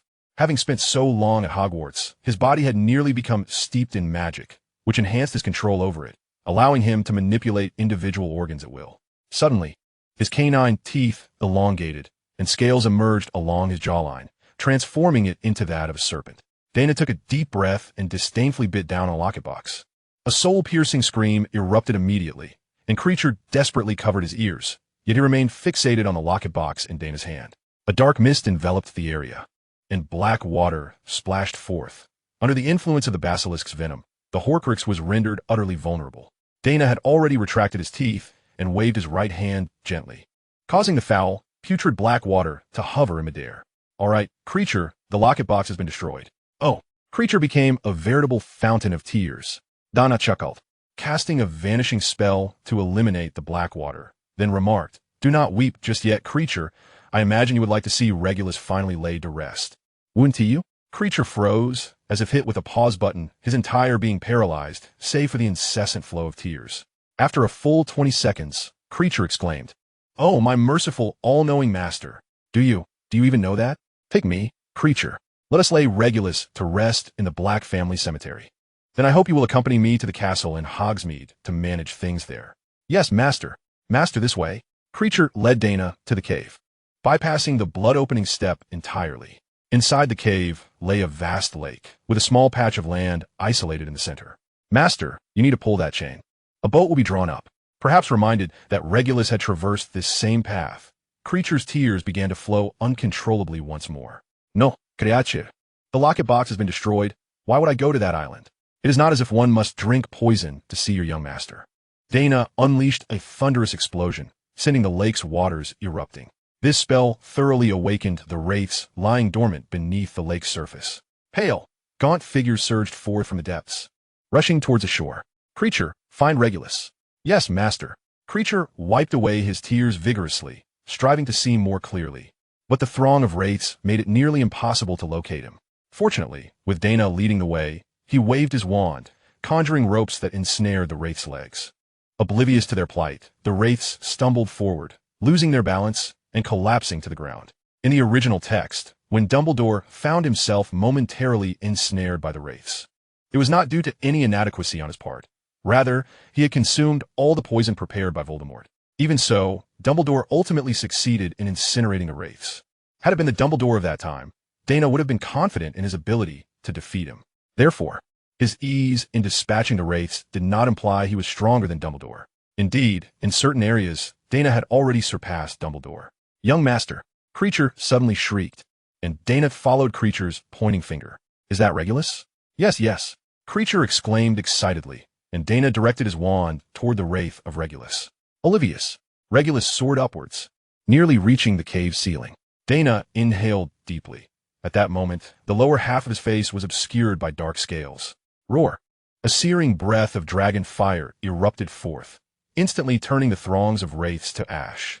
Creature gazed at Daina in awe. His new master was truly formidable. If only young Master Regulus had possessed such strength back in the day. The wraith of Regulus hovered in the air, wailing, shielding his head and face with his hands. Terrified of the flames and light, overwhelmed by the ferocity of the blaze. When the cave was shrouded in darkness, once more, Daina pulled Regulus closer. Regulus bore a striking resemblance to Sirius Black, though his clothing was tattered and his hair had completely fallen out. Now, he bared his teeth at Daina and Creature. Oh, young Master Regulus. Creature had cried more today than in the entirety of the past decade. Master, what shall we do now? The wraith possessed no soul, merely a shell manipulated by dark magic, and burning it away would suffice. However, Daina wished to preserve Regulus's body.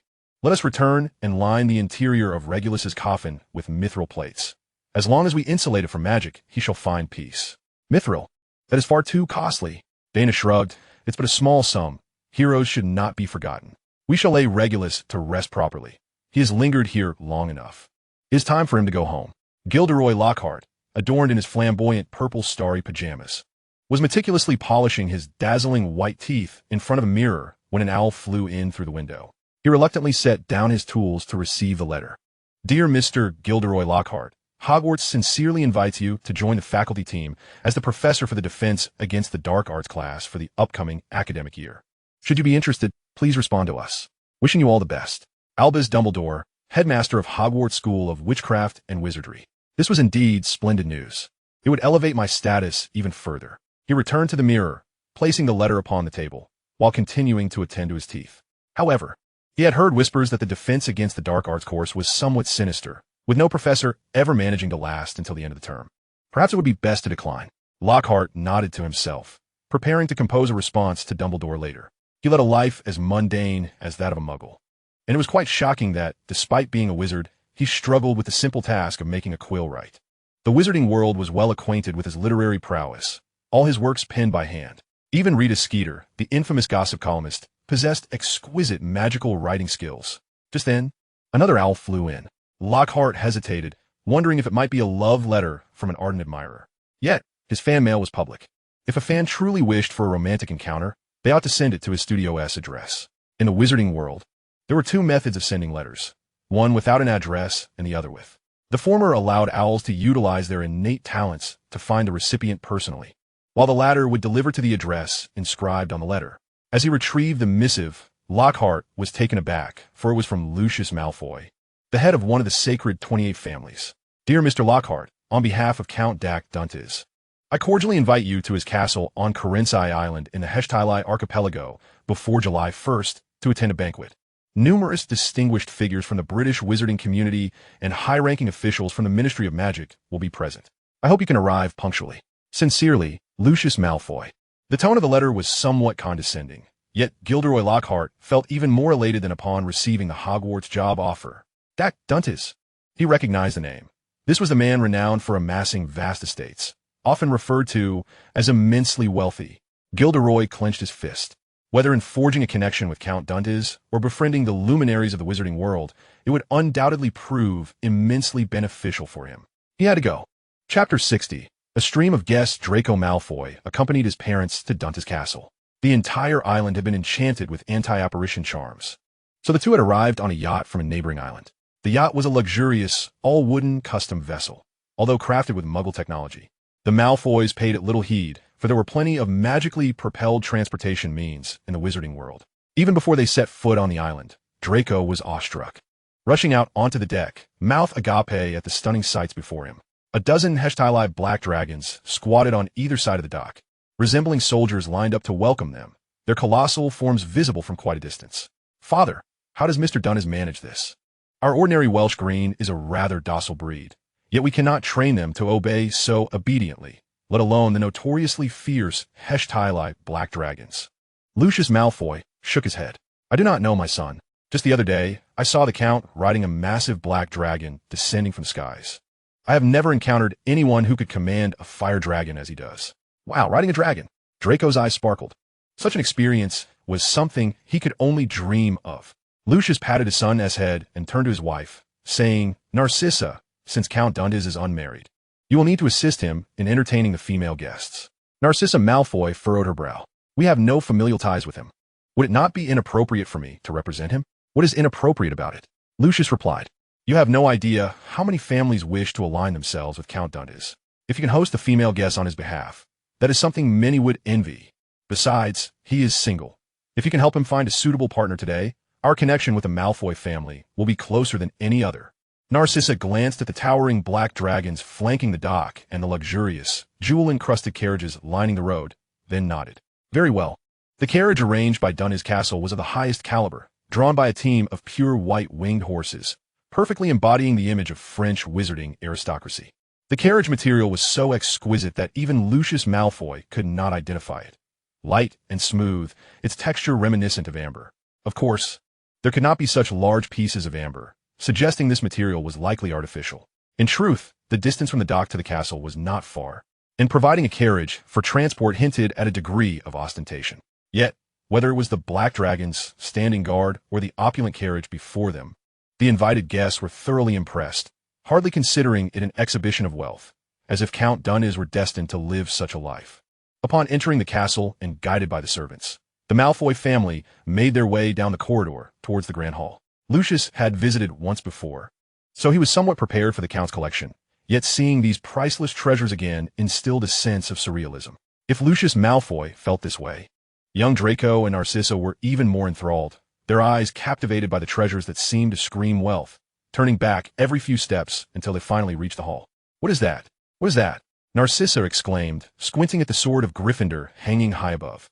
"That is the sword of Gryffindor, valued at 3 million galleons," Lucius explained. "When I first saw it, I, too, could hardly believe my eyes. The sword of Gryffindor. Is it really that sword?" Draco exclaimed, rushing forward to gaze at the sword, which, though broken, still radiated magical brilliance. He was momentarily spellbound. "Count Dundas must be exceedingly wealthy. Let me see who arrived first," a voice echoed from the second floor. And soon Count Dak Duntas, clad in a magnificent robe, descended gracefully. "Ah, my dearest friend. Lucius, how splendid it is to see you again." Lucius Malfoy stepped forward, shaking hands with Duntas, then turned to Narcissa and Draco. "This is Count Duntas. Draco, be polite." "Mr. Duntas. Oh, what a charming young lad. Do not stand on ceremony." "Draco, you may call me uncle, for your father and I are like brothers." Lucius was visibly thrilled. It was an excitement born of aligning himself with greatness. Draco mirrored this excitement, eager to forge a connection with his idol. "Yes, Uncle Duntas. Indeed, what a good boy," Duntas replied. "Count, you may call me Narcissa," said Lady Malfoy. "Very well, Narcissa. Lucius mentioned that you would be assisting me with the female guest today. Of course, it would be my honor.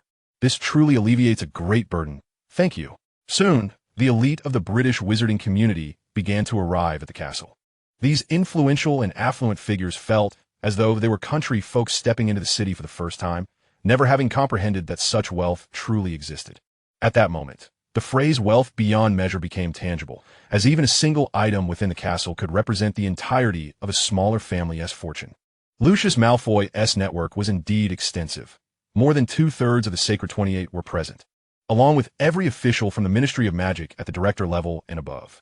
Additionally, some smaller pureblood families had also gathered, eager to showcase their connections before Count Dundas. The Avery family naturally made their entrance, with Ollivander Avery accompanied by Daina Avery. Daina observed them for a while, struggling to suppress his murderous intent, when suddenly he heard the attendant at the door announce in a loud voice, "The Minister of Magic, His Excellency Cornelius Fudge, has arrived." Everyone immediately turned their gaze in that direction. Although it was widely acknowledged that Fudge was inept, there was no denying that he stood at the pinnacle of the British wizarding political arena. They were not looking at Fudge himself. Rather, they were fixated on the title that adorned him, the Minister. Daina promptly approached him, exclaiming, "Your Excellency, your esteemed presence truly illuminates my humble abode." Fudge chuckled heartily. "I couldn't possibly miss this. The Earl is now the wealthiest man in Britain, and our Ministry of Magic cannot do without his assistance." Daina gestured inwardly. "Please, do come in." Fudge hastily waved his hand. "The Earl must be quite busy today, so let us not occupy him with my company. We shall converse later. We have ample time, do we not?" The underlying message was clear. We need to discuss the matter of donations. "Of course, Minister. I too have numerous suggestions regarding the British wizarding community that I wish to convey to you," Daina replied. The subtext being, "I cannot contribute without some of my demands being met. Let us converse momentarily. You may continue your duties. Should you require anything, do not hesitate to inform the staff. Please consider this place your own home." "Certainly, I shall." Daina watched as Fudge made his way into the hall, his eyes narrowing as he pondered something. In the next moment, he suddenly turned to the entrance, for the attendant was announcing once more, internationally renowned personality and author, Sir Gilderoy Lockhart, recipient of the third-class Order of Merlin, honorary member of the Anti-Dark Arts League, and 5-time winner of the Most Charming Smile Award from the Wizarding Weekly, has arrived. One might wonder how the attendant, a member of the Ashwinner party, managed to remember such an extensive list of titles. It was because Mr. Lockhart had specifically requested that he announce them aloud. At that moment, the small slip of paper, filled with titles, was still clutched tightly in the attendant's hand. Chapter 61. Minister, is Gringotts reasonable? With the influx of guests, what was termed a banquet was, in reality, a grand buffet. However, everything served at Dunnes Castle was crafted by top chefs using the finest ingredients. Daina had even discreetly hired Muggle chefs, including 2 from China who were said to have graduated from a prestigious culinary school, thus ensuring authenticity.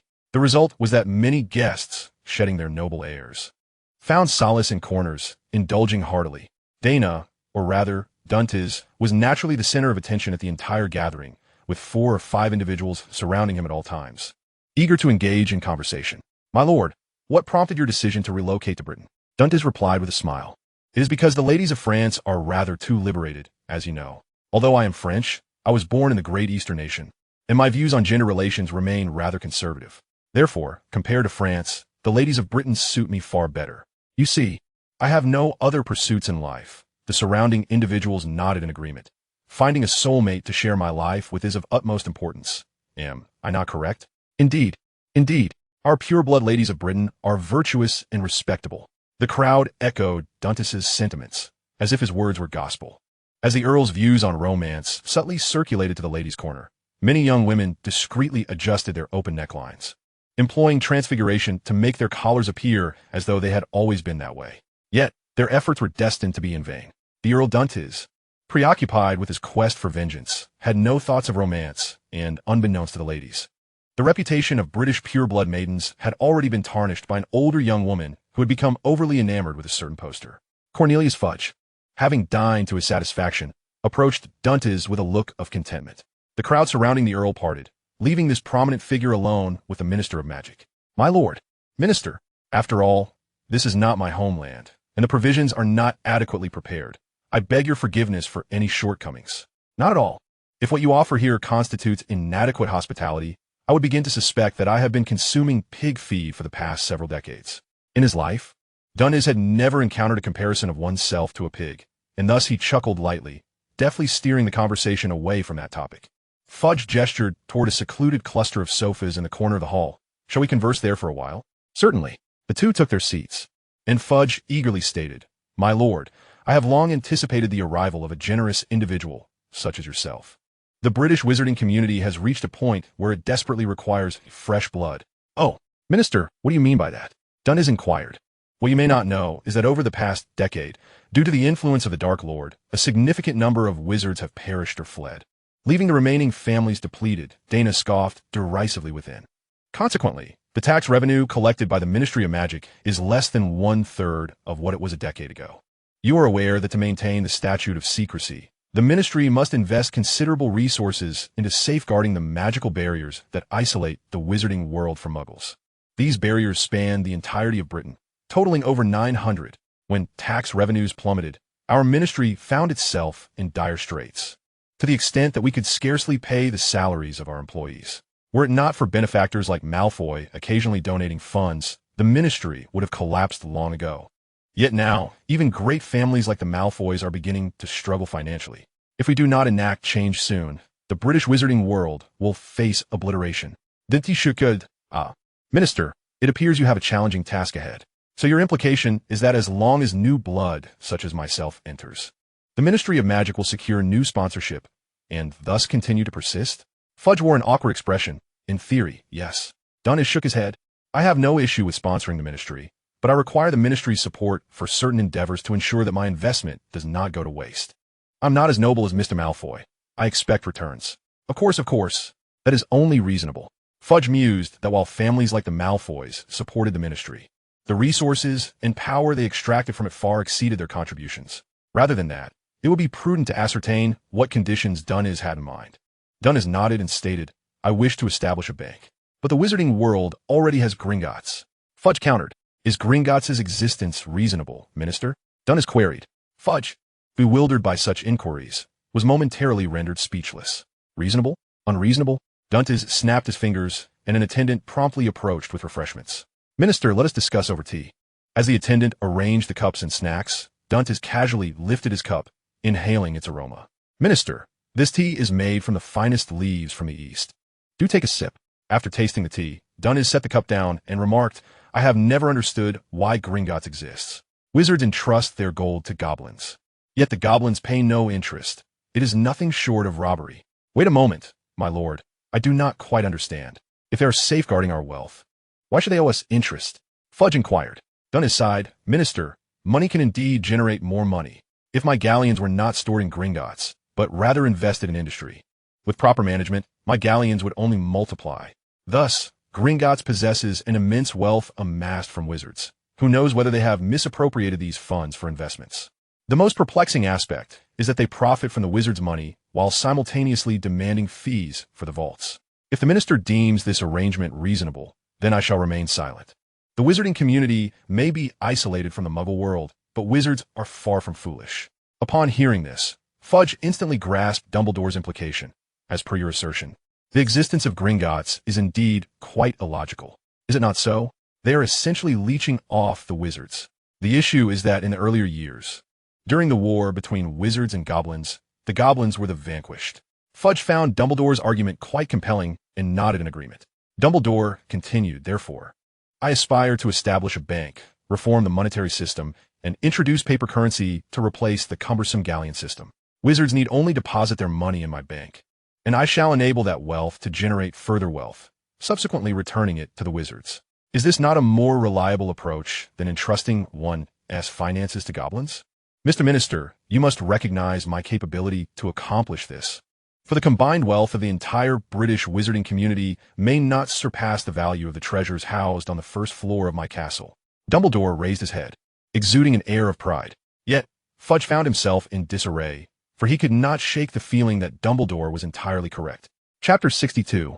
Please recite the chapter number in the Hangzhou dialect. Fudge stood in stunned silence for a moment, gradually emerging from the shock of Dumbledore's wealth that could rival nations. Such matters should not be pondered too deeply. Delving further into them might frighten one with their own imagination. What wealth could a man who casually displays the sword of Gryffindor in his castle hall possibly possess? Ah, indeed, I harbor no doubts regarding your financial prowess, my lord. Dumbledore nodded. So, does the minister agree to my proposal of establishing a wizarding bank in Britain? Fudge blinked. In principle, that should be feasible, though I may need to discuss it further with the department. Dumbledore smiled. Naturally, such a significant matter requires careful consideration. Similarly, I must contemplate whether I can expect returns on my investment in the Ministry of Magic. Oh, well, Fudge awkwardly sniffed. I believe this should not pose too much of a challenge. You know, it's merely a matter of procedural protocol. It won't take much time. This is indeed splendid news, Mr. Minister, Dumbledore expressed, clearly pleased with Fudge's attitude. He leaned closer and whispered, However, Mr. Minister, you understand that when one's wealth reaches a certain pinnacle, there inevitably arise certain peculiar hobbies, some of which may not be entirely lawful. What hobbies? Fudge inquired, intrigued. For instance, collecting magical creatures, which inevitably involve some species that are prohibited from smuggling. Mr. Minister, if I were to be discovered poaching rare magical creatures, would I be granted immunity from imprisonment in Azkaban? I've heard from Lucius Malfoy that prison is akin to hell. Fudge smiled, my lord. You possess a remarkable sense of humor. With your financial means, surely you could find someone to take the fall for you? Oh, I beg your pardon. Such remarks should not emanate from my position. Please disregard them. Dumbledore shook his head. What I mean to say is if the minister... I hope that my investment in the Ministry of Magic could afford me some minor privileges, as this would greatly enhance my spirits. Fudge shrugged. I fear that may not be possible, my lord. He leaned closer to Dumbledore. However, I could devise a way to arrange for your release from prison through others, provided, of course, that your sponsorship of the Ministry of Magic continues. Dumbledore smiled knowingly, yet upon closer inspection, one could discern a hint of crimson lurking in the depths of his pupils. Is this reliable? Fudge laughed. Certainly. Such occurrences have transpired before. Old Batty managed to arrange for the release of his dying wife's son. Clearly, Fudge was unaware of this incident, hence his assertion that it had happened once. Dumbledore's eyes glimmered with a deeper shade of red, though he maintained his composure. Take your time. It's merely a matter of a couple of years, Mr. Minister. Your good fortune lies ahead. Dumbledore stood. It has been a pleasure conversing with you, Mr. Minister, but I must apologize as I have many guests to attend to. Please enjoy yourself and indulge well. Of course, my lord. Your generosity leaves a lasting impression, and I believe the matters you desire will soon come to fruition. A delightful partnership indeed. Dumbledore departed from the corner, exhaling a deep breath, only to encounter Ollivander Avery and Daina Avery. My lord, please hold. Dumbledore halted and regarded the two individuals. Might I inquire as to your identities? I am Ollivander Avery, head of the Avery family, and this is my niece, Daina Avery. A remarkable young lady. The esteemed Avery family, one of the sacred 28. What honor. What brings you, Mr. Avery, to seek my company? Old Avery ushered Daina forward. I wish to introduce my niece to you. You are of similar age and could potentially become good friends. Dumbledore looked at Daina, who wore a complex expression, one that suggested a half-hearted willingness. Interpreting this, it seemed her heart belonged to Gilderoy Lockhart. Yet she acknowledged that if she were to be paired with the distinguished Dumbledore, it might be acceptable. Greetings, my lord. I am Daina Avery. Good day, Mississippi. Old Avery chuckled. You young folks converse. I shall refrain from intruding. Daina Avery timidly glanced at Dumbledore and, lowering her head, inquired, May I address you as Mr. Dumbledore? I am not quite accustomed to addressing others by their titles, as it makes me feel as though I am facing a mere title rather than a person. Dumbledore nodded. Certainly. Daina feigned a bright smile and asked, Mr. Dumbledore, what are your criteria for a partner? I noticed that Mrs. Malfoy has been assisting you with the young ladies. I imagine you are quite eager to find a worthy companion. Dumbledore smirked. Ah, that is difficult to say, but I gather from Miss Avery's implication that you are eager to try. Daina shyly lowered her head, softly affirming. This feigned shyness sent shivers down Dumbledore's spine, as he yearned to cast a silencing charm upon her, followed by a piercing curse. Alas, Miss Avery, fate has deemed you and I incompatible. Daina looked up in astonishment, her eyes brimming with a multitude of questions. Why? Dumbledore replied with a smile. As you know, I was born in the East, where there exists a practice of physiognomy that can predict the future to some extent. From your features, I can discern that your destined love is not with me. Really? Daina Avery gasped. Can you ascertain who my future partner might be? Dumbledore chuckled. I sense he is currently within this castle. Let's take a look. As he spoke, Dumbledore reached out and gently grasped a lock of Daina Avery's hair, causing her to flinch. However, he quickly retracted his hand. It is merely a small ritual. There is no need for alarm. With a wave of his hand, a pink butterfly suddenly appeared above Daina Avery's head, fluttering gracefully around her before soaring toward the castle hall's exit. Go on, Miss Avery, follow it, and see whom you might discover. The butterfly meandered leisurely, while Daina's heart raced with trepidation. Dumbledore trailed behind her, observing her tense shoulders, a knowing smile curling at the corners of his lips. As one turns the corner of the corridor, an exit reveals itself to the west tower of the castle, leading out to a maze-like garden encircled by evergreens. Towering over a person's height, butterflies flit through the shrubbery, their pace quickening, causing Daina Avery's steps to become increasingly disordered. Eventually, a butterfly flutters around a bend and alights in a gentleman's coffee, vanishing from sight. Ah, my dear lady, your method of initiating conversation is truly imaginative. However, I regret to inform you that I have already declined 10 invitations for dates from female admirers today. The gentleman flashed a dazzling smile, his pearly whites glistening under the sunlight, leaving Donna utterly astounded. At that moment, everything felt surreal. The man before her was none other than her dream lover, the very idol she had envisioned drawing near to each night. If the spell of the esteemed Count had not faltered, did it not imply that this idol was her destined counterpart? Lockhart observed Donna's astonishment, thoroughly pleased with his own allure, and took a sip of coffee. Yet, why did this coffee taste of Ogden's old fire whiskey? It was his favorite drink, but that mattered little. The woman before him appeared rather appealing. Perhaps, if they endeavored to spend time together, a different kind of spark might ignite. He remarked, but then an inexplicable thought surged forth in his mind. Something is amiss. Profoundly amiss. Why does this lady seem to embody my aesthetic? Oh, if she is not to be my companion for the rest of my days, I shall perish. She is simply too beautiful. My lady, might I inquire your name? I wish to marry you. As soon as Lockhart's words fell, Daina Avery rolled her eyes back and fainted with joy. Lockhart hurriedly rushed forward, catching Miss Avery in his arms to prevent her from falling. Dark Dantis peered through the bushes, chuckling at the unfolding romantic spectacle. Daina Avery's hair had been infused with a potion of enchantment, followed by a simple application of transfiguration. Behold, in the wizarding world, it is indeed this effortless to ensnare a person. Chapter 63. A grand performance for Dumbledore.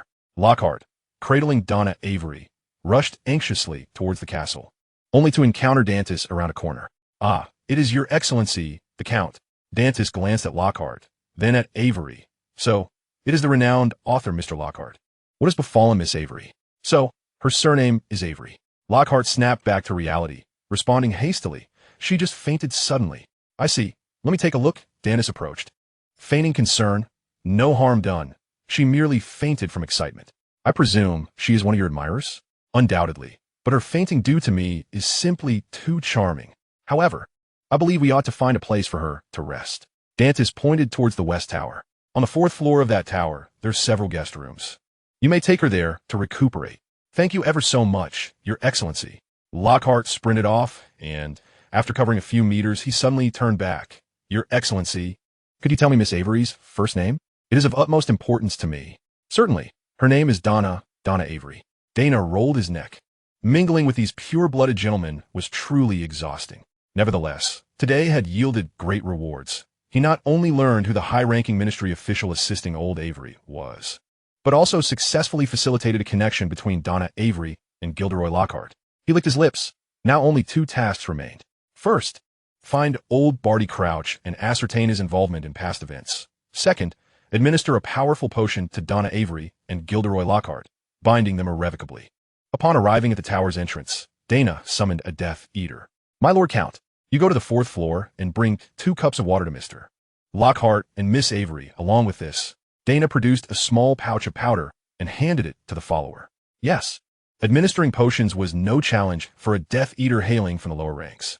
Daina strode contentedly towards the hall, recalling that old Barty was drinking alone in the east. The headmaster of Hogwarts, Albus Dumbledore, has arrived. The servant's announcement echoed at the entrance, and Daina furrowed his brow. What brought the old bee here? However, upon reflection, it made sense. Lucius Malfoy was a Hogwarts governor, and, for both personal and professional reasons, he ought to invite Dumbledore, the foremost wizard in Britain. Daina quickened his pace towards the entrance. You must be the illustrious white wizard, Headmaster Dumbledore. It is an honor to finally meet you. I have heard your name since my days in the East. Were it not for you, Europe and perhaps the entire world would have fallen under Grindelwald's dominion. When it comes to subtle barbs, Daina excelled. Indeed, Dumbledore's left eyebrow twitched involuntarily. Greetings, Count Dantis. I beg your pardon for my tardiness. I have been quite busy with affairs of state. You are far too modest. Your presence alone is a privilege. Please do come inside. Dumbledore nodded slightly, following Dantis into the castle. Count Dantis's collection is truly remarkable, Dumbledore remarked, if I'm not mistaken. That sword is the sword of Gryffindor, is it not? Indeed. Your eyesight is exceptional. Ha ha ha. Having lived for over a century, this is one of the few benefits. However, it is astonishing that the sword of Gryffindor, which has eluded the British wizarding community for a millennium, is now in the possession of your excellency. As Dumbledore spoke, his mind was filled with doubt. He had previously struggled to fathom Daina Avery's, perhaps due to his unique lineage, but he found himself equally perplexed by Dark Dantis. What could this possibly mean? How could there be so many individuals with extraordinary bloodlines? It should be noted that in the past few decades, he had not encountered a single one. And now he had come across two in half a year. Dumbledore intended to say more, but was interrupted by the arrival of Ollivander Avery. "My Lord Count, have you seen my niece?" Daina nodded. "Of course. I just brought her to the garden, where she encountered her idol, Gilderoy Lockhart." "Indeed, that gentleman." Miss Avery fainted from excitement, so I allowed Mr. Lockhart to take her to the guest room. Ollivander Avery's expression changed drastically. Lockhart's reputation in romantic affairs was far from pristine. He hastily implored, "My Lord Count, please assign someone to escort me to the guest room." Daina shrugged. With so many guests today, he was short-staffed. "How about this? I shall personally accompany you," he proposed, glancing at Dumbledore. "Headmaster, would you care to join us? I am quite curious to see how my castle compares to Hogwarts." Daina casually pointed to a dining rack, and immediately a piece of candy flew over. "This is a traditional sweet from the East. Headmaster, do taste it. I have heard that you have a penchant for sweet treats." The Count has indeed done his homework. Having decided to settle in Britain, I must familiarize myself with the British wizarding community. Daina began to lead the way. "After you." The three proceeded towards the west side. However, at that moment, an unverified rumor, perhaps a servant's gossip, surfaced, suggesting that there was excitement to be witnessed on the fourth floor of the West Tower. Consequently, a gathering of men and women began to converge towards the west. "Headmaster Dumbledore, what do you think of my renovations here?" "Quite impressive. It retains the original historical traces while incorporating many new ideas. The Count certainly has an appreciation for life. That is only natural. To enjoy life is essential. Otherwise, no amount of wealth holds any value. Would you not agree?" Old Avery could not interject a single word. However, even if he could, his mind was solely preoccupied with the notion of securing a match between Daina Avery and the esteemed Count Dantes. His intent was to bolster the family's fortunes. Yet now it appeared that Daina might very well be preempted by Gilderoy Lockhart. He was as anxious as an ant on a hot skillet. Meanwhile, the Count and Dumbledore strolled leisurely, engaged in jovial conversation, while casually admiring the scenery. The ascent of the 4 flights of stairs seemed to rival the speed of scaling a sheer cliff. Upon finally reaching the 4th floor, Daina feigned ignorance and inquired of a henchman stationed at the stairway, "Which room is Mr. Lockhart in?" At the end of the circular corridor came the reply. Daina nodded and addressed old Avery. "Mr. Avery, let us proceed." Ollivander Avery hastened his pace, only to find Dantes had scarcely taken 2 steps. He halted abruptly, awkwardly glancing at Dantes, his heels betraying a nervous tremor. "Do not fret, Mr. Avery. Miss Avery is perfectly safe in our company. Not only safe, but she may also discover her true love." Chapter 64. Thank you. The trio hastened towards the designated room. Avery was fraught with anxiety. Dantes maintained his composure, while Dumbledore observed the deliberate manner in which Count Dantes had summoned him, suspecting an ulterior motive. Yet, it was equally plausible that fate had merely brought them together. In truth, Dumbledore surmised correctly. Had he not fortuitously arrived at this hour, Daina would have randomly summoned another witness. As the doors swung open, they were greeted by a scene reminiscent of an opulent brothel. Daina Avery and Gilderoy Lockhart were deeply engrossed, perhaps initially influenced by some substance, but soon spiraling into an uncontrollable fervor, spurred on by the minuscule yet effective dose Daina had administered. The moment the door opened and the wind swept in, both individuals shivered, turning to face the entrance. Daina Avery appeared ashen, while Lockhart, after a mere glance, fixated his gaze upon Daina, as if she were the most priceless treasure in existence. Old Avery was on the verge of apoplexy, his aged fingers oscillating between pointing at Daina and Lockhart, rendered speechless. At that moment, those who had caught wind of the scandal trailed behind, crossing the threshold to indulge in the spectacle that unfolded within. Daina Avery hastily draped herself with a blanket, utterly perplexed about her predicament, when the Count proclaimed, "One must indulge in youthful passions. My castle serves as a splendid backdrop for a romantic encounter." He turned to the onlookers. "Ladies and gentlemen, let us retreat to the hall and relish the delightful moments. We must grant this pair of star-crossed lovers some time to themselves."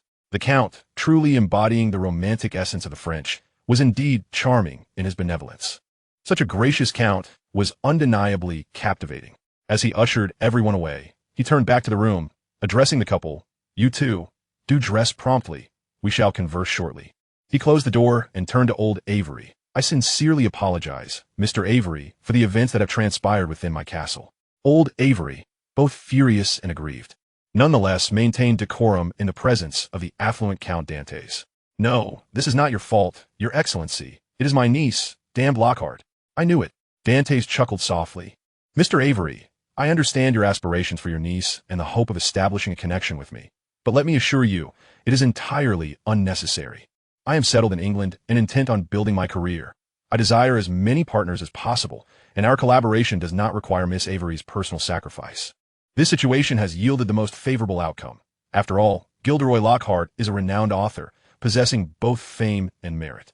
Should Miss Avery wed him, it would greatly benefit the Avery family. Thus you, Mr. Avery, would not only collaborate with me, but also gain an exceptional nephew-in-law. What a delightful arrangement that would be." Old Avery nodded. If the Count was willing to engage in business with the Avery family, this predicament was not entirely unacceptable, albeit tinged with a sense of resentment. Could a mere business partnership ever compare to familial ties? Dantes then turned to Dumbledore. "I have heard that Hogwarts intends to appoint Mr. Lockhart as the professor for the next year's defense against the dark arts course. While today, this incident may seem trivial, might it not reflect poorly on Hogwarts if it were to become public knowledge?" Dumbledore's eyes twitched slightly. "Your Excellency is quite well informed." Dante smiled. "I am quite wealthy. In this world, there are few things that cannot be acquired with money." Dumbledore nodded. "As long as Mr. Lockhart marries Miss Avery, there should be no issue.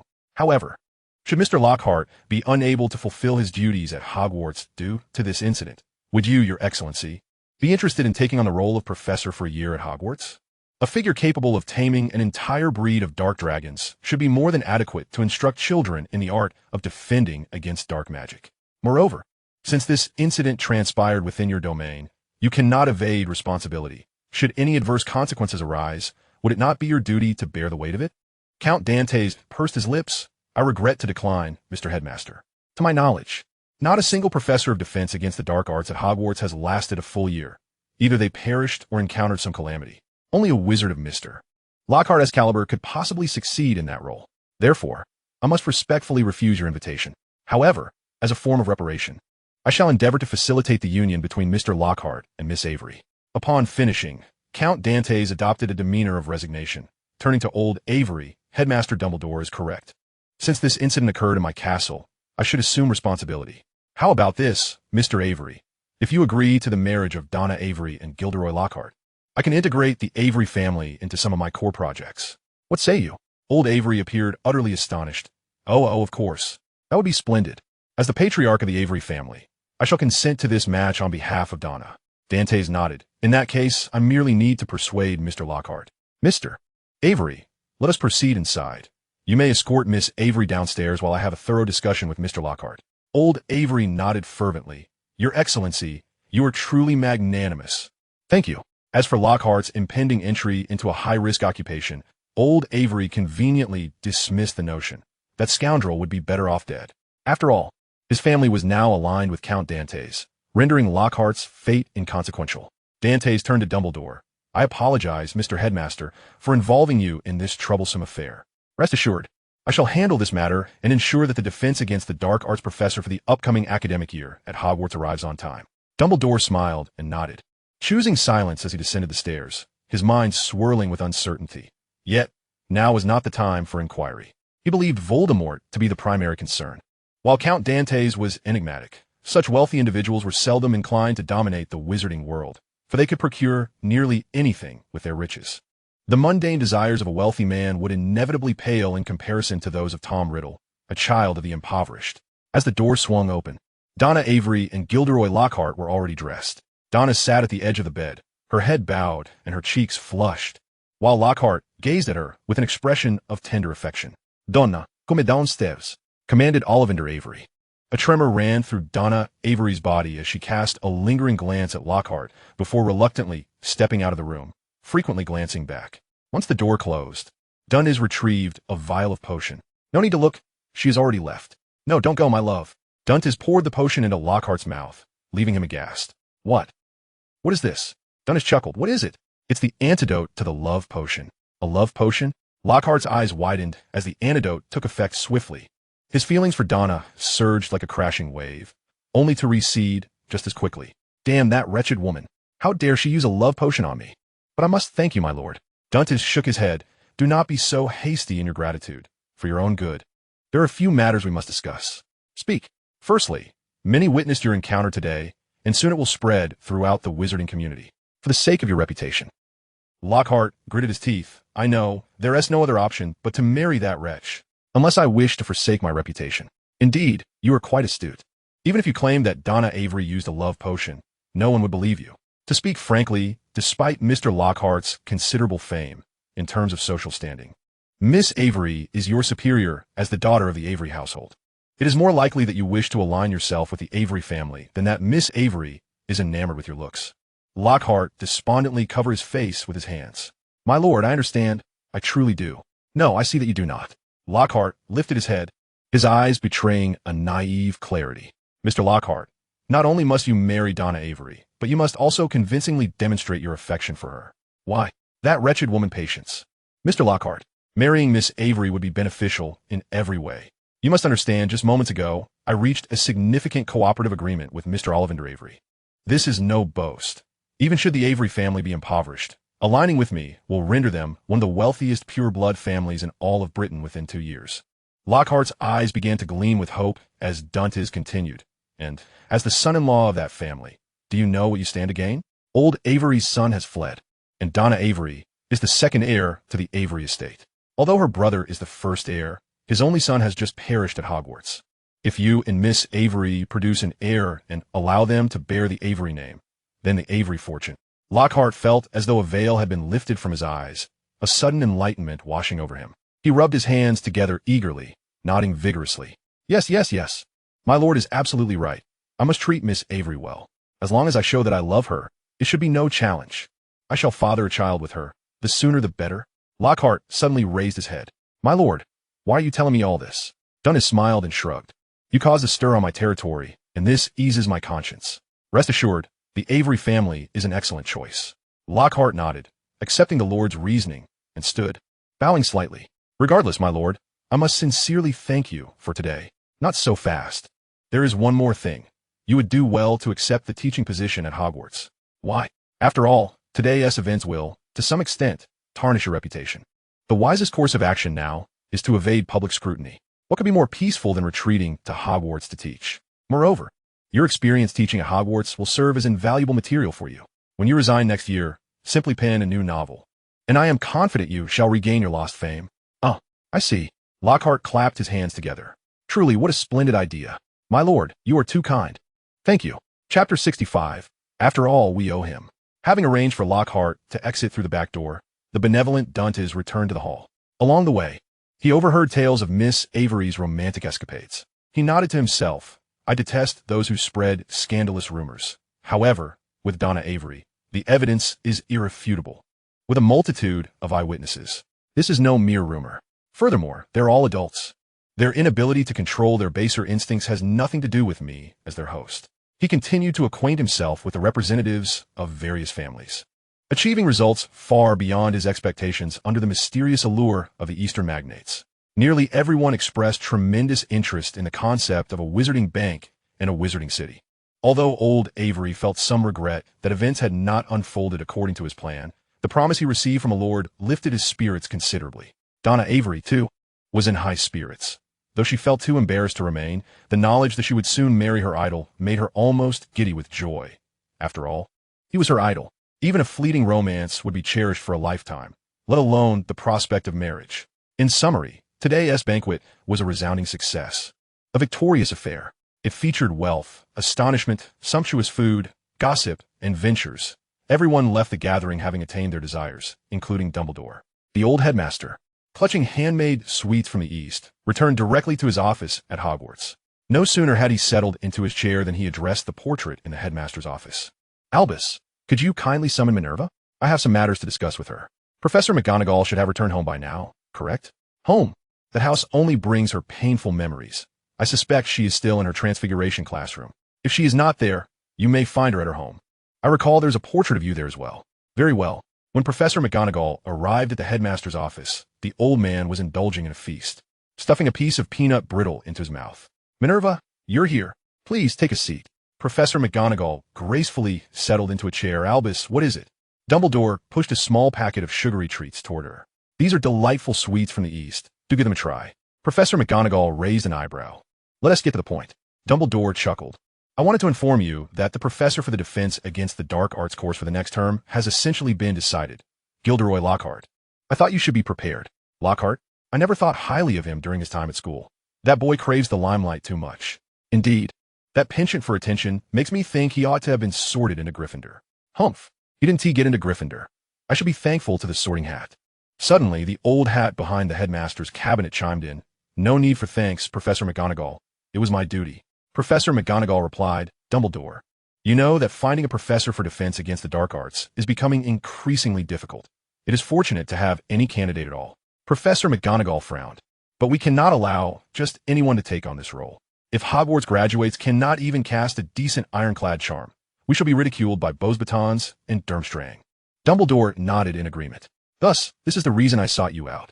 I hope that in the upcoming semester, you and Phileas can judiciously incorporate some content into the upper year curriculum that should have been addressed in the defense against the dark arts classes. At the very least, enabling students to employ transfiguration and spells to handle extreme situations. Professor McGonagall sighed. Albus. Severus has always aspired to be the professor of defense against the dark arts. Why not allow him to take on that role? As for potions, there is no shortage of candidates to teach that subject. Dumbledore shook his head. Severus is crucial. Should that individual return, Severus will be an indispensable element. Professor McGonagall shot him a glare. As the headmaster of Hogwarts, do you truly subscribe to the notion that the position of defense against the dark arts professor is cursed? Did not Frank Mitchell complete an entire academic year unscathed? Dumbledore exhaled deeply. Minerva, magic is profoundly mysterious. Even I cannot claim to have grasped all its intricacies. At times, we must accept certain things without evidence. While it is true that Frank Mitchell completed the entire year, he tragically fell down the stairs during the summer and broke his neck, which is why we had to temporarily appoint Quirrell to that position. Professor McGonagall slightly lifted her chin, a gesture Hermione often made. That is merely a coincidence. Muggles say there are no such things as coincidences. All coincidences, upon reflection, bear traces. Professor McGonagall fell silent. Dumbledore picked up a piece of candy, whose name eluded him, and tossed it into his mouth, savoring the delightful crunch and fragrance. Very well, McGonagall rose. I understand. I shall speak with Phileas shortly. She turned to leave, but was halted by Dumbledore's voice. By the way, Minerva, how is that child? Daina, faring this summer? Is he managing on his own? Professor McGonagall shook her head. Daina is indeed a good child. He plans to travel to the European continent while participating in the Chudley Cannons matches, fulfilling his mother's last wish. The European continent? So he is not in England at present. McGonagall noted as she departed. Dumbledore picked up a piece of ginger candy. Dante Dantes from the Dark Avenger, Dante Dantes, with a middle name of Duh. Quite a common name among French nobility. But Daina Emery's D. Could that be a coincidence? Dumbledore chuckled suddenly. Do not underestimate any Emerys. Who knows what talents they may have inherited from their ancestors, perhaps even transfiguration. He seeks vengeance. Hatred can indeed propel a person to rapid growth. And we merely need to ensure he does not veer off course. Nonetheless, that child appears to act with prudence and responsibility. Is his vendetta solely directed at the Avery family? Dumbledore furrowed his brow slightly. The Avery family has committed numerous misdeeds alongside Tom. A bit of punishment would not be amiss. However, young guy Avery has not had it easy either. Severus must inform him to stay away until the critical moment. Dumbledore approached Fawkes, the Phoenix, who gently pecked at his outstretched hand, yearning for a stroke. The Wizarding Bank, Wizarding City? Dumbledore gazed out the eastern window, as if envisioning another castle far beyond the horizon. Ah well, if the child wishes to play, let him. After all, we are indebted to him. Chapter 66, Return Guy. In the summer of 1992, two individuals shone brightly within the British wizarding world. One was a new Quidditch sensation, and the other, a financier whose wealth astonished the nation for a millennium. The Quidditch prodigy was none other than Daina Avery, the first ever legend to attend Hogwarts from Azkaban. Since joining the Chudley Cannons, the team has never lost a match with him on the field, and Daina Avery's personal winning streak has reached 11 victories, prompting discussions comparing him to the most legendary Seekers. The wealthy individual was known as Dante Dantes, an ancient French noble born in the East. Speculation arose that his fortune was not solely derived from France, but largely from ancient Eastern lands. After all, during the peak of magical prowess, the world's center lay in the East. It is no wonder that the legendary sword in the stone remains elusive in all of Britain. It is highly likely that someone transferred this treasured artifact to the east during that era. Now, one of these two luminaries was in the Minister of Magic's office discussing the other. Minister, then it is settled. I will arrange for personnel to purchase all the land in Ottery St. Catchpole Village, relocate all the muggles, and immediately construct a new city for us wizards. Once the city is completed, our new bank will open there. Rest assured, Your Excellency, everything is under control.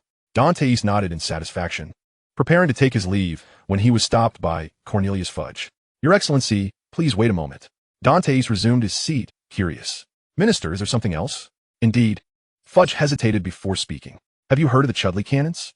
Of course, I am an avid Quidditch enthusiast. It concerns the new seeker of the Chudley Cannons. I know. Daina Avery. Yes, that child. He is undoubtedly a prodigy. I have never witnessed such talent and skill in a seeker. Never.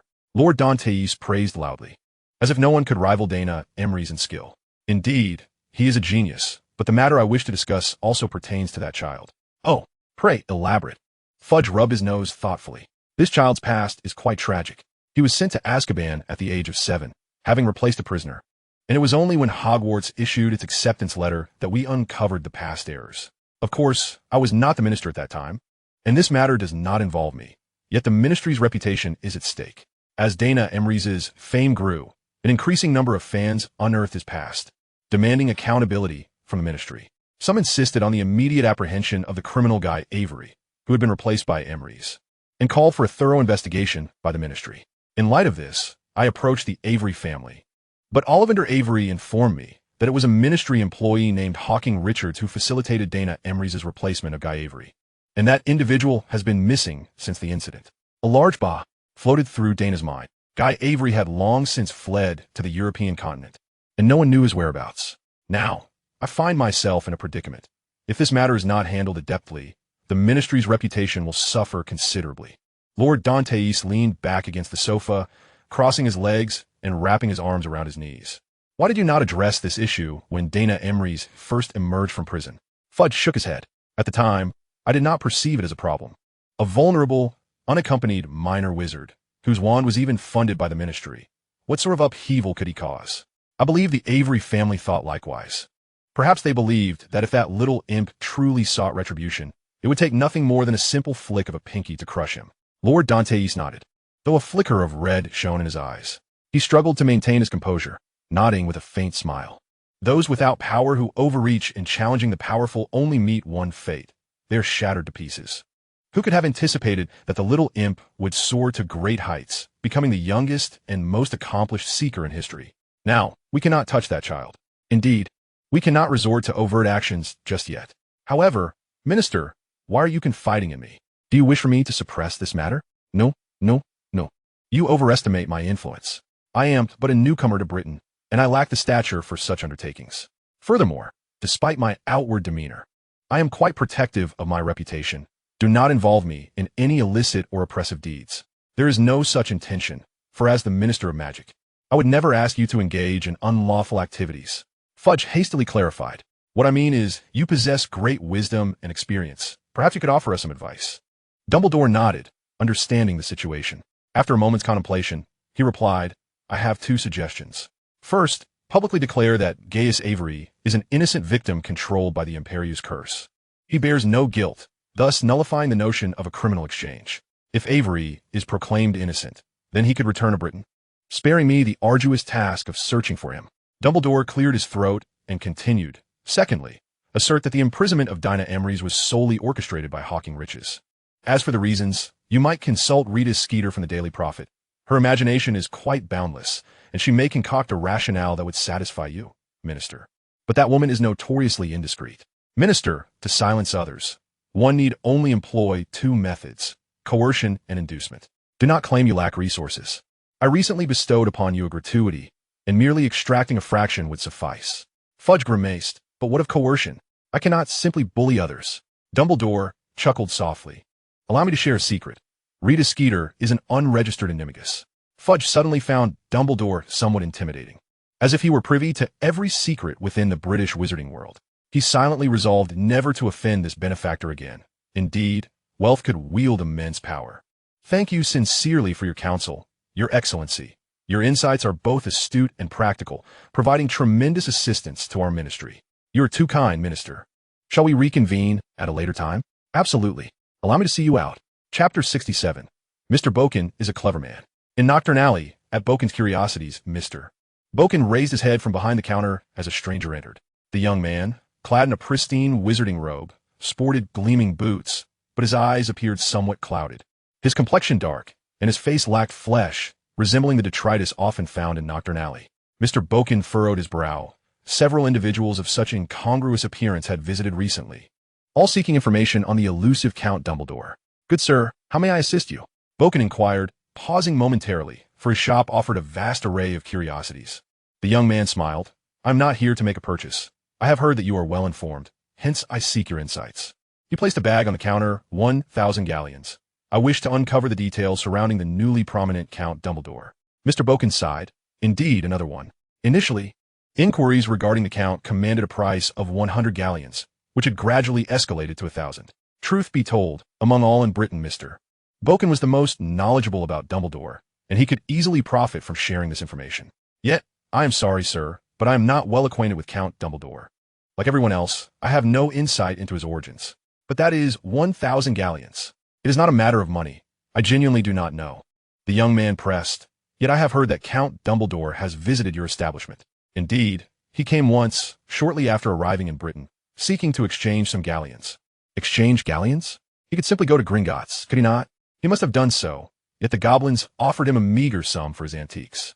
As you know, I conduct my business with integrity, thus my offers are several times higher than Gringotts. A rational person would choose to collaborate with me. The young man nodded, seemingly convinced by Mr. Boken's words, and turned to leave. Once the youth departed, Mr. Boken shook his head and released a long sigh. He had nearly succumbed to temptation. For that was 1,000 galleons. He felt as though his heart was bleeding. He understood clearly that the matter concerning Count Dumbledore must remain his secret. He was the sole individual aware of the Count's inquiry about Daina Avery. Fortunately, the gentleman was reasonable. Had he been of a more enigmatic disposition, Mr. Boken might have already met his demise. Those slain by Avada Kedavra were certainly adept at keeping secrets. Yet, although the Count was rational, he was not one to be trifled with, as evidenced by the corpses strewn at the entrance of Nocturne Alley, a memory still vivid in his mind. Moreover, the Count was elusive, capable of traversing even the most intricate magical barriers without a trace. Should he truly offend the Count, Mr. Boken feared for his very life. As he pondered this, another customer entered. Good day, Mr. Boken stammered, quickly donning a smile. Mr. Malfoy? The newcomer was none other than Lucius Malfoy. His wand in hand, his hair impeccably coiffed, as always. Mr. Malfoy, what a pleasure to see you today. Is there something you require? Lucius Malfoy approached the counter. Speaking coolly, I seek all information regarding Count Dumbledore. Mr. Boken's expression shifted if the previous ragged inquiries were likely from some organization. This gentleman was genuinely intent on uncovering the Count's secrets. However, I apologize, Mr. Malfoy, but my familiarity with Count Dumbledore is less than yours. You were the one who introduced him to the wizarding community. Malfoy smirked, precisely because I am about to engage in a significant collaboration with him. I must know everything about him. Mr. Boken shrugged. I regret to inform you that I possess no knowledge about him. If you're unaware, then hire someone to investigate. Money is no object. Mr. Boken sighed. Mr. Malfoy, countless individuals have inquired about Count Dumbledore before you, yet I have exerted every effort to uncover information. Alas, I have failed. It seems that the Count has appeared as if from thin air, and I am utterly unable to procure any useful intelligence. You know me. If there were profit to be made, would I not pursue it? Yet, I am genuinely in an impasse. That gentleman possesses immense resources. If he wishes to conceal his information, it would be a trivial task. Ha ha ha. Malfoy suddenly laughed. Mr. Boken, you are a clever man. With that, Malfoy turned and exited, leaving Mr. Boken in a state of bewilderment. He stepped out of Boken's Curiosities, heading directly toward the entrance of Nocturne Alley. Near the entrance, a group of uniformly dressed wizards had cleared a small area, and the detritus of Nocturne Alley dared not approach. Malfoy strode among them, and immediately someone approached him. It was the very young man who had first inquired about Dumbledore's information in Boken's shop. Boss. Malfoy nodded, his appearance swiftly shifting to that of Dumbledore. Paget, please recall the team monitoring Mr. Boken. It suffices to leave one individual watching him. That fellow is quite cautious of his own life and would not dare betray me.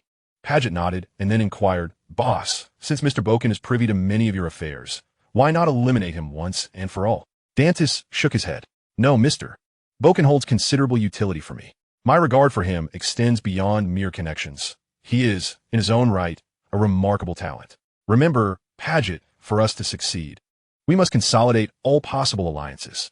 But sir, Mr. Boken is a member of the Bach family, and the Bach family is one of the revered 28. Dantis chuckled. You've given this some thought, which is commendable. However, we must analyze the situation with precision. Are we seeking to integrate Mr. Boken into our inner circle? No, it is merely a matter of collaboration. As you've observed, Mr. Boken is an astute individual. If we display sufficient strength, he will make the correct decision. Understood, boss. Dantis proceeded toward the exit of the turnover alley, needing to accelerate the action against the irredeemably fallen individuals, while salvaging those who could be rescued to return to the Black residence for some ideological education. Yes, boss. Dantis shook his head and mused. I truly wish you would address me as comrade. He waved his hand dismissively. That will suffice. You all may attend to your tasks. With that, Dantis summoned the Spandium Gate and vanished within. When he emerged from the portal, he found himself amidst a grove. The distant clamoring resonated, bustling like a grand market. Yet, this was not a market. It was the home ground of the Chudley Cannons.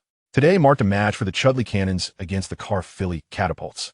Dantis transformed back into his silver-haired, azure-eyed youthful self and made his way toward the home team's locker room. As he approached the field, the cacophony grew louder, and without stepping into the arena, he could envision a sea of orange and red within. He smiled, recognizing that today's match held a certain significance. Chapter 68. The Chudley Cannons have triumphed.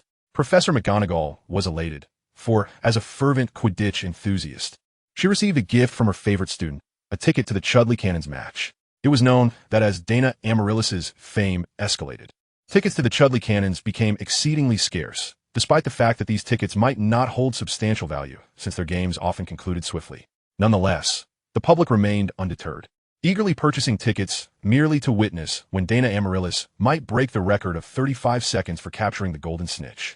Professor McGonagall settled into her designated seat, excitedly tapping her plush armrest as if activating a magical charm. She then adjusted her posture, straightening her back in anticipation of the match's commencement. To her right, 6 seats remained unoccupied, leaving her puzzled as to why these individuals had yet to arrive so close to the start of the game. Daina was renowned for his swiftness. Should they arrive late, they might miss the entire match. Fortunately, the 6 individuals did arrive just in time. Mom, there they are. Rows 3 to 8, exclaimed a little girl. Her mother reassured her, take your time, Ginny. The match hasn't started yet, so there's no need to rush. Almost simultaneously, 2 identical voices chimed in. Mom, could we have some snacks? Indeed, Count Dantis purchased a large parcel of land at the foot of the mountain for a premium. So our family is quite prosperous now. Surely it's not too much to ask for some treats for your 2 favorite sons? Yes, just for us and Ginny. Not Ron and Percy. Precisely, Percy doesn't enjoy snacks, and if Ron has them, his cavities will ache. Then came a distinctly annoyed voice from a young boy. Fred, George, I do not have cavities. Professor McGonagall, evidently familiar with this family, recognized them by their voices. Molly, over here. Mrs. Weasley was taken aback and hurried over. Minerva, what are you doing here? Did Daina give you a ticket as well? Indeed, my ticket was indeed a gift from Daina. I just hadn't anticipated he had extended such generosity to your entire family. Molly Weasley smiled. Daina wrote to us, saying he appreciated Fred and George's kindness at school, thus gifting tickets to everyone in our family for the summer at home. I had no idea he was so aware of our circumstances.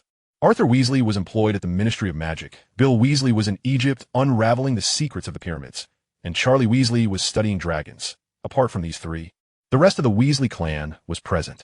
Thanks to the Ministry's disclosure of the truth regarding Daina Avery's imprisonment, all who knew him felt sympathy and compassion, including the Weasley family, except for Ron, who had been deeply affected by the green light from Daina's wand tip during the Hogwarts Express incident.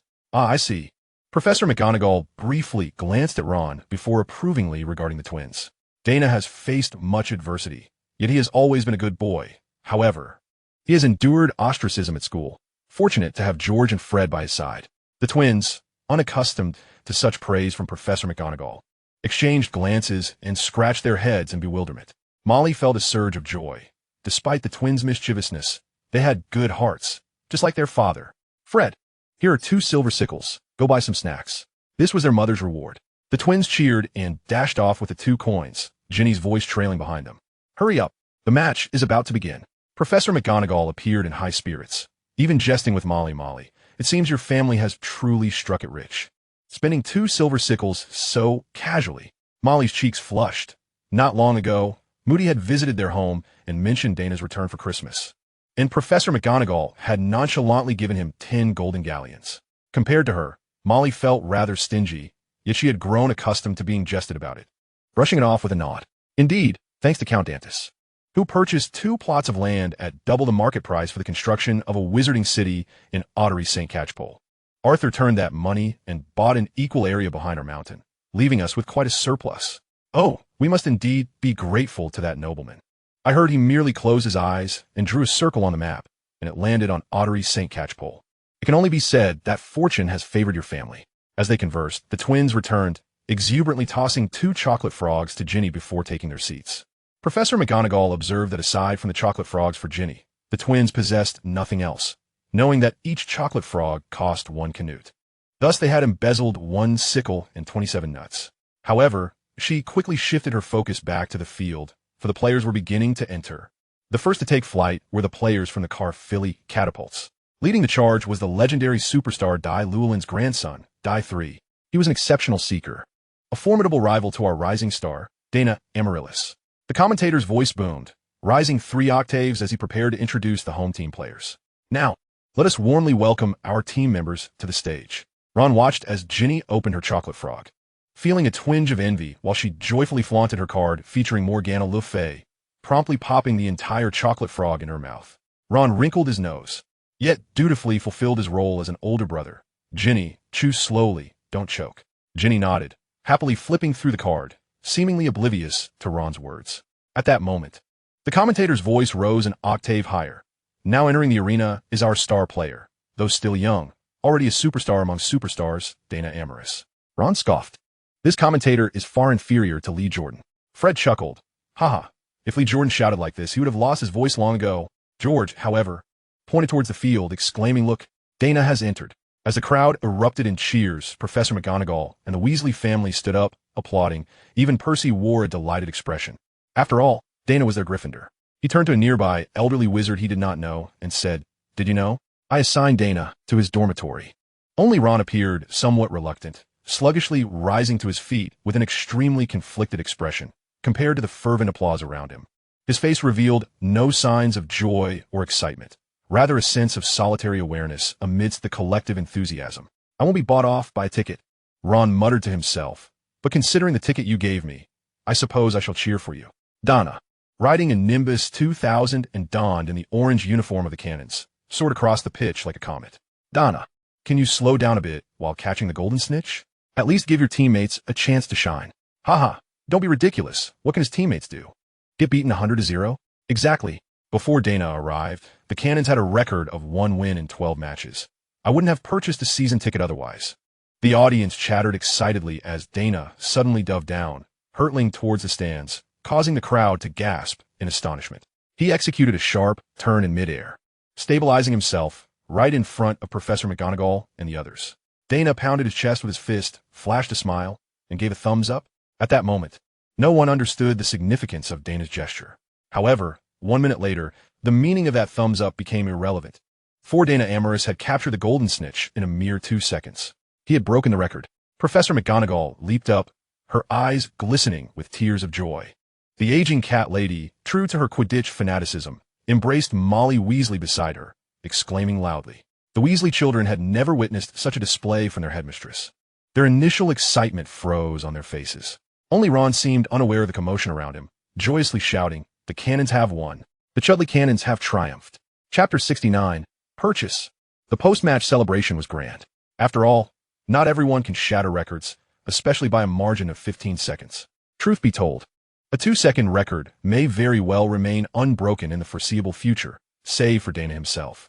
The jubilant crowd surged onto the pitch, their hands raised in exultation, while Daina soared above them, showering them with the golden confetti he had prepared. Upon returning to the locker room, he was met with embraces and congratulations from his teammates.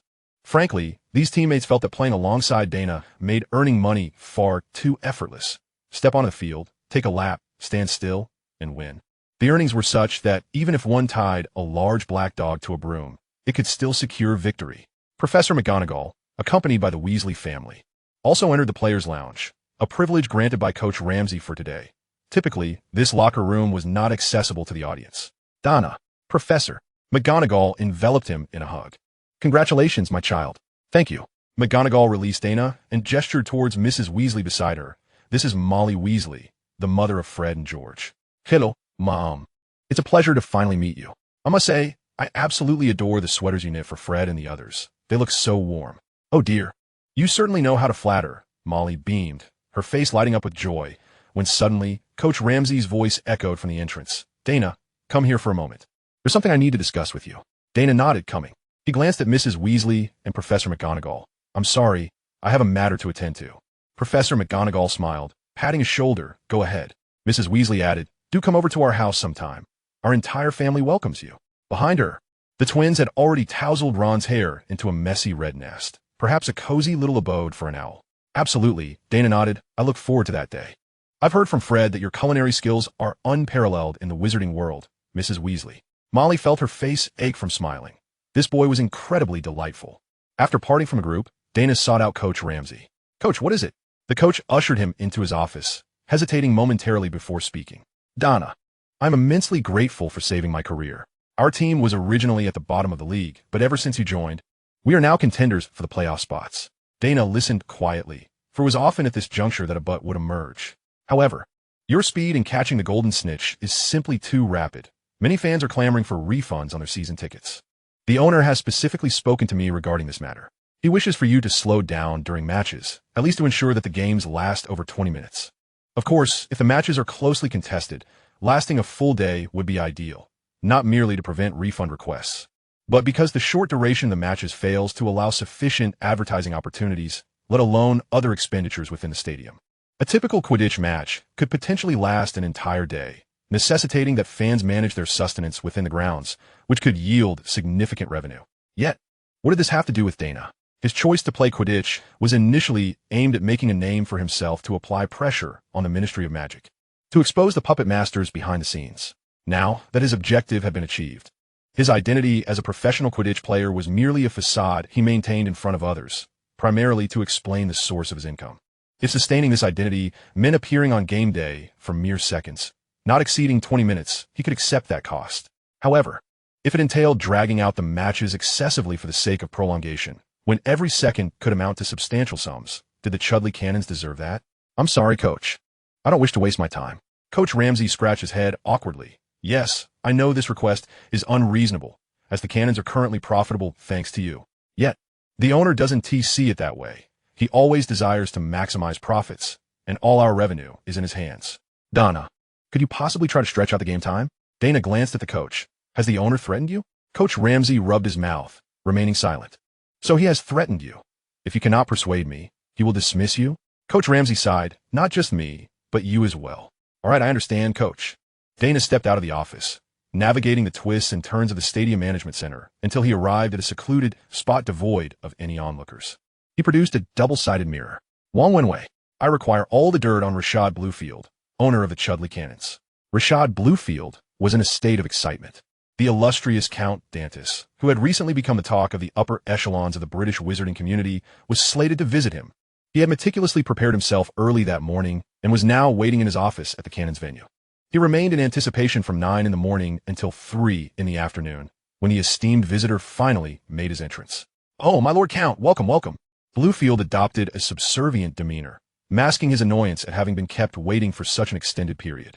Dantis waved his hand dismissively. A pleasure to meet you, Mr. Bluefield. I am here for one specific purpose, to acquire the Chudley Cannons. Bluefield was momentarily taken aback, and it took him a few moments to comprehend the gravity of the situation. You wish to acquire the Cannons? Indeed, provide me with a price. No, my lord. The Cannons are thriving. If we continue on this trajectory, we shall become a champion team. I cannot possibly sell it. I said, provide me with a price. The Count's evident impatience sent a chill down Bluefield's spine. Very well, my lord. As you know, we currently have Daina Avery's, a singular talent capable of dominating the British Quidditch League for at least 20 years. Therefore, I believe the team's selling price should be no less than 100,000 galleons. 100,000? The Count's lips curled into a scornful smile. Are you aware of what you are proposing? What? You have signed Daina Avery's to a 1-year short-term contract with a salary of 5 galleons per match, and an additional 3 galleons for each victory. Even if he were to lead the Cannons to an undefeated season, his total earnings would barely exceed 700 galleons. So, what gives you the impression that Daina Avery's is an asset to the team? Bluefield was stunned. How could you possibly know such details? The terms of Daina's contract are known only to him and myself. Is it possible that this man knows Daina Avery's? He pondered and realized that the two had no connection. Dumbledore asked me the same question, to which I replied, I am quite wealthy. After a moment of silence, Bluefield continued. Even without discussing Daina Avery's, the Chudley Cannons are a storied team, possessing unparalleled team culture and a unique aesthetic. May I interject, Mr. Bluefield? The Count interposed. Do you truly believe that the orange jerseys, the orange venue, have any aesthetic value whatsoever? Do you realize that your team's jersey sales rank last in the entire league? Even Daina Avery's jersey sales are merely mediocre. Is this not a consequence of your team's abysmal brand design? Bluefield was momentarily rendered speechless. Then he heard the Count say, transfer the team to me, and I can offer you 2 plots of land near the entrance of St. Catchpole New City. What? Land? Dantis snorted derisively. Do not be ungrateful. The land in St. Catchpole New City has skyrocketed to 3,000 galleons per square meter, and even this is a price without a market. But the land near the entrance? That is merely the outskirts. Bluefield was about to argue further when the Count added, you would do well to agree. Or else evidence of your poaching of magical creatures and smuggling of dark artifacts will be placed on Mr. Sterling's desk by tomorrow. Bluefield wished to contest this, but several photographs were slapped onto the desk. In the images, he was seen engaged in transactions with several foreigners, and nearby lay several alchemical items clearly crafted from human skulls. Do not attempt to deny it, Mr. Bluefield.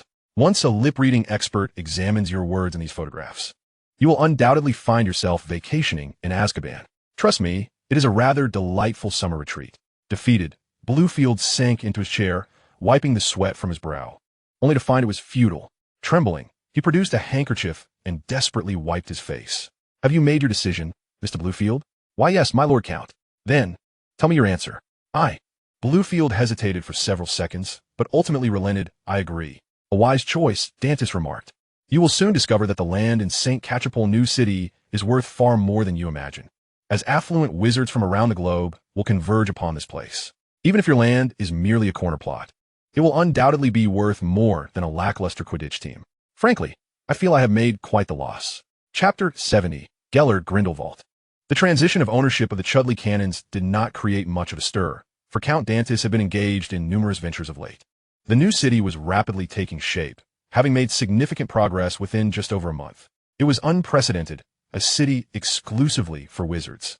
It was not that others had not considered such a project before, but they were unwilling to spend the exorbitant sums. Unlike the Count, who with a wave of his hand acquired all the land surrounding Ottery St. Catchpole that belonged to Muggles. From the wizard's perspective, exchanging galleons for pounds was an exceedingly unwise decision. 1 galleon could afford an adult a lavish meal for 20 days in the Wizarding World. Yet the 5 pounds obtained from a single galleon could purchase what? 30 pounds of frozen chicken, or 25 pints of milk. If 30 pounds is difficult to conceptualize, that translates to approximately 1361 kilograms. Moreover, purchasing land necessitated construction. One would expend both money and energy laboriously erecting a city for the use of all wizards. Such folly would not be undertaken by anyone. Yet, in the future, this folly would not only be pursued by some, but indeed, it would be undertaken on a national scale, garnering both reputation and allies, while also reaping substantial profits. Of course, the motives behind Count Dantis' endeavors were open to debate. Soon after, Daina received an invitation from Mrs. Weasley, requesting his presence at the Burrow. Daina politely declined her generous offer to purchase land from the Weasley family and gift them tickets, merely reciprocating the favor owed to the twins at Hogwarts. As for deeper connections, he neither desired nor dared to pursue them. Moreover, he was genuinely too busy. With the school year fast approaching, he needed to seize the opportunity for some genuine travel across Europe, so that when Professor McGonagall inquired, he would have tales to share. Thus, he gazed at the ancient walls of Nurmengard, lost in contemplation. This was once the stronghold of Grindelwald's pureblood party, and now it served as the prison that held him captive. TSK, TSK, TSK. The guard at the entrance leaned against the wall, dozing off, and there were no other sentinels in sight. The laxity of such confinement was almost laughable, as if Grindelwald himself simply refused to leave.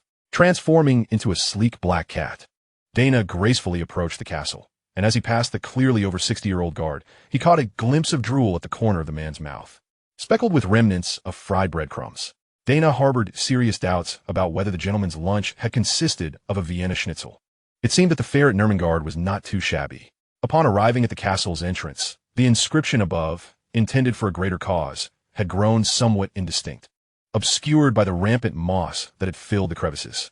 Daina felt no disturbance from the disillusionment of apparition. During this summer, he had taught himself the art of apparition. The bloodline of Merlin endowed him with a profound comprehension of this magic from the very moment he mastered it, allowing him to effortlessly discern whether a location was protected against apparition. As he stepped into the castle, the black cat ascended the spiral staircase towards the uppermost level. The air was thick with the scent of decaying wood, and mushrooms had sprouted in numerous shadowy and damp corners. Evidently, Grindelwald, once a formidable figure, had now become a mere terror of the times, forgotten by the world. This was a room devoid of a door, the stone doorframe still bearing the remnants of hinges. Thus, this doorless stone chamber confined one of history's most powerful dark wizards, with neither guards nor apparition wards. "Oh, let me see, a little cat is indeed a rarity," Grindelwald remarked with a smile, his face lined with wrinkles and hair graying, his hairline receding drastically. "No need to conceal yourself, child. I have already seen you in my dreams." The black cat stood upright, and in the blink of an eye, transformed into Dakin Dundas. Grindelwald shook his head. "This is not your true self, child, but I can understand." He grasped an iron ring to his right, likely once intended for shackling prisoners. The stone bricks touched by the ring were stained with a large patch of rust. Using the ring for support, the old man stood up, stretching his limbs slightly. "Child, return. I shall not assist you." Daina chuckled. "But I have yet to say anything. How do you know what I intend to do? I can see the future." "No, you can only glimpse fragments, not the true future. 60 years ago, you foresaw the world at war. You envisioned planes, tanks, and atomic bombs. Yet, the Muggles did not annihilate this world, nor did they destroy the Wizarding Realm." Grindelwald regarded Daina with keen interest, eager to hear his next words. He did not believe that a heart filled with hatred could articulate anything of value. On this matter, he and Videro had diverged. Daina continued, "But the Wizarding World may be well now, yet that does not guarantee its future well-being. Look, how long has it been since wizards innovated their magic? Oh, in fact, the level of wizarding magic has regressed. Do you remember the Goblin Rebellion a century ago? At that time, a giant appeared in Hogsmeade, and nearly everyone drew their wands and rushed forward. But now, most employees in the British Ministry of Magic cannot even cast a decent shield charm. Great families bask in the glory of their ancestors' accomplishments and wealth, carelessly oppressing the lower-tier wizards in their pursuit of more riches, while indulging in pleasures and squandering their lives. Meanwhile, the lower-tier wizards yearn for progress, but lack avenues for learning, strive for survival, yet face discrimination and exclusion, and wish to escape to the Muggle world, but risk breaching the statute of secrecy. Behold, in a society where contradictions have intensified, revolution is inevitable. This is not a matter concerning Muggles. Rather, it is the wizarding world that is gradually collapsing. Conversely, if the wizarding realm were to rejuvenate and strive for self-improvement, would we still need to fear Muggles annihilating wizards? Grindelwald chuckled. "Well said, but utterly unconvincing. Your purpose is revenge. Thus, I must question all your words and actions." Daina shook his head. "What connection is there between being a revenger and wanting a revolution? Mr. Grindelwald, you ought to believe one thing. It is precisely because of my heart-wrenching experiences that my conviction to change the world has grown stronger. The tragedies I bear should never recur." Grindelwald nodded. "Good. That is indeed a commendable assertion. But pray tell, when you once told Videro that my failure stemmed from neglecting class, how is it that you now bind the interests of those British pure-blood families through the creation of a new city? Is that not in direct contradiction to what you professed?" Daina touched his nose. "Mr. Grindelwald, your information is remarkably astute, not at all befitting a confined criminal." Grindelwald remained silent, merely observing Daina. Daina shrugged. "This leads us to the reason I have come to seek your assistance." Daina and Grindelwald locked eyes. Though he might not outmatch the old man in direct confrontation, he stood his ground in spirit. "I need you to draw all the great families of Europe into my new city." "Why?" "I wish to orchestrate a revelry. One so enticing that everyone will be compelled to invest their entire fortunes. When people believe something can yield thrice, fourfold, or even tenfold returns, they will lose their senses. What I must do is dismantle the very foundation of those towering edifices. When wizarding nobility loses their wealth, their class will be indistinguishable from that of the lower-tier wizards. If they are willing to abide by the rules, they may at least survive, but if they refuse, I shall not hesitate to send them to meet Merlin. And I mean the real Merlin. Grindelwald wore a wicked smile, his brow arching as it had decades prior. Are you not afraid I might disclose your plans to others? Daina raised his hands in a gesture of surrender. Regardless, this endeavor cannot succeed without your aid. Your choice to betray me stems from your disagreement with my plan, so whether you choose not to assist or to expose me, both outcomes are essentially the same to me. However, if I do not initiate this conversation, the chances of success are zero. Given that, what is there for me to fear? Grindelwald nodded. At that moment, a gust of wind whistled through the boarded-up window behind him, and amidst the cacophony of the wind, Daina quietly inquired, "Furthermore, would you truly betray me? This is a splendid opportunity to reconcile with Albus Dumbledore." Chapter 71. Strike her husband, collect some interest first. Grindelwald remained silent for a long while. Daina sat on the floor, refraining from breaking the silence. Can you also see the future? No. I can glimpse significant fragments of the past, and I can envision what a world without me would look like in the future. But now that I am here, what I know of the future is rendered moot. However, I understand what a society that genuinely serves the majority's interests looks like. And I have always believed that the greater good is the welfare of the vast majority. Would you place your revenge above the interests of all? Daina suddenly lisped. Mr. Grindelwald, do you overestimate my adversaries? With my current strength and influence, obliterating them is but a trivial task. I merely feel that it is insufficient. A few months ago, I killed one of my enemies, yet I regretted it afterward. Given the suffering he inflicted upon my mother, his death was far too merciful. Therefore, I wish to let my enemies slowly relish their agony, caught between the desire for life and the wish for death. Coincidentally, my revolutionary plan can achieve all of this, and dealing with them will not disturb the fundamental base of the revolution. My comrades will not be burdened by my quest for vengeance. Grindelwald nodded, then turned to push open the boarded window. A warm breeze wafted in, and Grindelwald squinted against the sunlight, smiling. It has been a long time since I've seen the sun. My eyes are not quite accustomed. Tears streamed from his stinging eyes, which he carelessly wiped away with his soiled sleeve, then stretched languidly. Do you think Albus would still recognize me in this state? This marks the final match before the commencement of the new academic term. With both the team and the venue under their control, it truly allows for unrestrained enjoyment. In an effort to enhance audience engagement and ensure that the ticket prices feel justified, Daina arranged for an opening performance, recruiting a few unemployed professional players to showcase their aerial stunts. The spectators were thoroughly captivated. Naturally, the home team concluding their battles in mere seconds had become a norm, and it seemed everyone had merely come to witness another triumphant display by the Chadley Cannons. Due to the audience's fervor, Daina decided to grant them an additional minute, lingering on the field while the other players retreated to the locker room. As he meandered through the empty corridors with a broom in hand, two figures abruptly emerged from a nearby storage room. Avada Kedavra! Avada Kedavra! Two beams of green light shot directly towards Daina. However, the killing curse missed its target as Daina Avery's vanished in a thin air. The two assailants exchanged bewildered glances, oblivious to the tiny ant that had crawled behind them. Stupefied, with a swift incantation, both attackers collapsed to the ground. Daina, undeterred by the absence of witnesses in the desolate hallway, utilized the spandim door, transforming into Count Duntiz, and apprehended the two back to the castle of Heshadiri. When the assassins regained consciousness, they found themselves in a dungeon, standing before none other than the most prominent figure in the current wizarding world, Count Duntiz. The Count, frequently featured in newspapers, was a familiar face to them. Under normal circumstances, they would have sought to ingratiate themselves with such a notable personality, but now, shackled and confined in a sinister dungeon, their spirits were far from accommodating. Tell me, who sent you to assassinate Daina Avery? The two attackers exchanged confused glances, struggling to comprehend the situation. The Count, visibly impatient, demanded, "Speak. Who ordered you to strike against a 12-year-old wizard?" One assassin, drenched in sweat, weakly replied, "It was Daina Avery." The other gasped, "Hippora." The assassin named Hippora shook his head. "It's not worth risking our lives for mere money, Aki." Aki retorted angrily, "The lady has treated us well. Without her, we'd still be rummaging through the alleyways for scraps." Avada Kedavra! A flash of green light erupted from Daina's fingertips, and Aki immediately ceased to exist, his lifeless form hanging limply from the chains binding him. "Now, tell me, Why does Daina Avery wish to eliminate Daina Emery's? Daina turned his gaze towards Hippora. Hippora swallowed hard.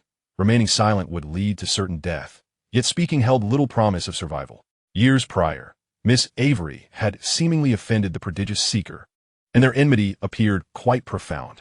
However, as the young wizard's reputation soared, garnering immense prestige, the Count had also acquired the Chadley cannons, prompting Miss Avery to fear that Daina Emery's might jeopardize her family's standing.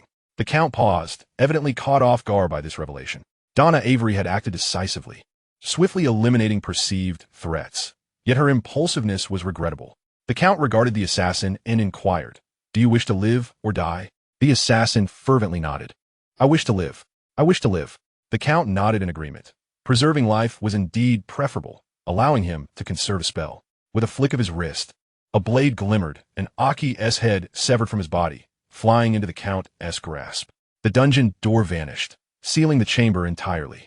An archway materialized before the Count, and he stepped through, the archway disappearing and leaving Hippora isolated within the confines. "Count! Count! Please release me!" Yet, all that echoed back were the cavernous sounds of the dungeon. The Count had spared him, but how long his life would last depended on the fat that clung to his frame. Glancing at his companion's decapitated body, Hippora regretted his choices. At this juncture, he would have preferred to be taken by a killing curse instead. Wong Wenhui. The Count appeared at number 12, Grimmauld Place. Coming. Wong Wenhui dashed down the stairs, excitement evident in his demeanor. "Boss, you arrived just in time. My sister has just finished compiling last month's financial report. The profits from all our enterprises total 12,000 galleons, ample for the operations of the Fire Ash Snake Gang." The Count shot him a sidelong glance. "What else with your shallow eyelids? I didn't come to hear that." Oh, boss, just let me know what you need. Gather a few individuals, disguise them as fans of the Chadley cannons, give Gilderoy Lockhart a good beating, and instruct him to convey to Daina Avery to cease her attempts on Daina Emery's. Otherwise, next time, it won't merely be a beating. "Understood, boss." Though Wong Wenhui felt a twinge of confusion, he knew to follow the boss's orders without question. "Oh, and ensure Gilderoy delivers this to Daina Avery." The Count tossed a package containing a wooden box measuring 40 centimeters square to Wong Wenhui. "Absolutely. Boss, just watch. I'll handle this splendidly." Wong Wenhui scampered off to arrange the task. Daina stroked his chin thoughtfully. "Daina Avery, do be cautious. Should I find myself unable to restrain my hand and take your life, it would indeed be a waste of the grand feast I've prepared for you. While this may not be entirely satisfying, venting some frustration on your husband and reclaiming a bit of interest should be permissible. No?" Chapter 72, Newtown. As dawn broke, Count Dundas attended the wedding of Daina Avery and Gilderoy Lockhart at the Avery Manor. The Count's arrival incited a stir among the guests. "Count, is there truly no surplus land in Newtown? Count, can you allocate some to our family? We can offer double the price." The Count waved his hand. "Ladies and gentlemen, today is a momentous occasion for Miss Avery and Mr. Lockhart. Let's not engage in such discussions. We should shower the newlyweds with our blessings. As for Newtown, please remain patient. We are merely in the initial phase of development, with further expansions to come. If you're interested, please stay tuned." "Thank you." With the Count's assurances, the guests gradually calmed, eagerly awaiting the appearance of the bride and groom. The Count observed as a visibly tense Lockhart emerged. His countenance bore the unmistakable signs of recent treatment at St. Mungo's, his muscles still under the influence of medication. The Count chuckled softly, his gaze shifting towards the entrance of the wedding venue, anticipation mounting. As Daina Avery's father escorted her into view, the Count nearly burst into laughter. It was supposed to be her joyous day, yet her face was devoid of happiness, instead marked by worry and fear. The Count nodded. It appeared that Daina Avery had received his warning quite clearly. Within the box he presented lay the severed head of the assassin, Aki, alongside the hand of John Flint, the ring upon which was strikingly prominent, surely not to be mistaken by Daina Avery. While terrorism is a despicable act, it possesses its utility. For someone like Daina Avery, the occasional application of such means might afford a brief respite. Indeed, it would not require much time. Merely enduring until Lockhart's incarceration would suffice. Although Hogwarts is secure, he must still venture out for competitions, and he prefers not to remain on constant alert against unforeseen ambushes. The Count glanced once more at the groom, observing Gilderoy Lockhart's eyes filled with venomous resentment directed at Daina Avery. This would not do, he mused. After the ceremony, a proper discussion with Mr. Lockhart regarding the principle of enduring minor grievances for the sake of grander schemes is in order. What is a fleeting indignity compared to Mr. Lockhart's ambitions for the entire Avery family's fortune? You ought to smile at Donna, just as you did when you received the award for the most charming smile. Smile?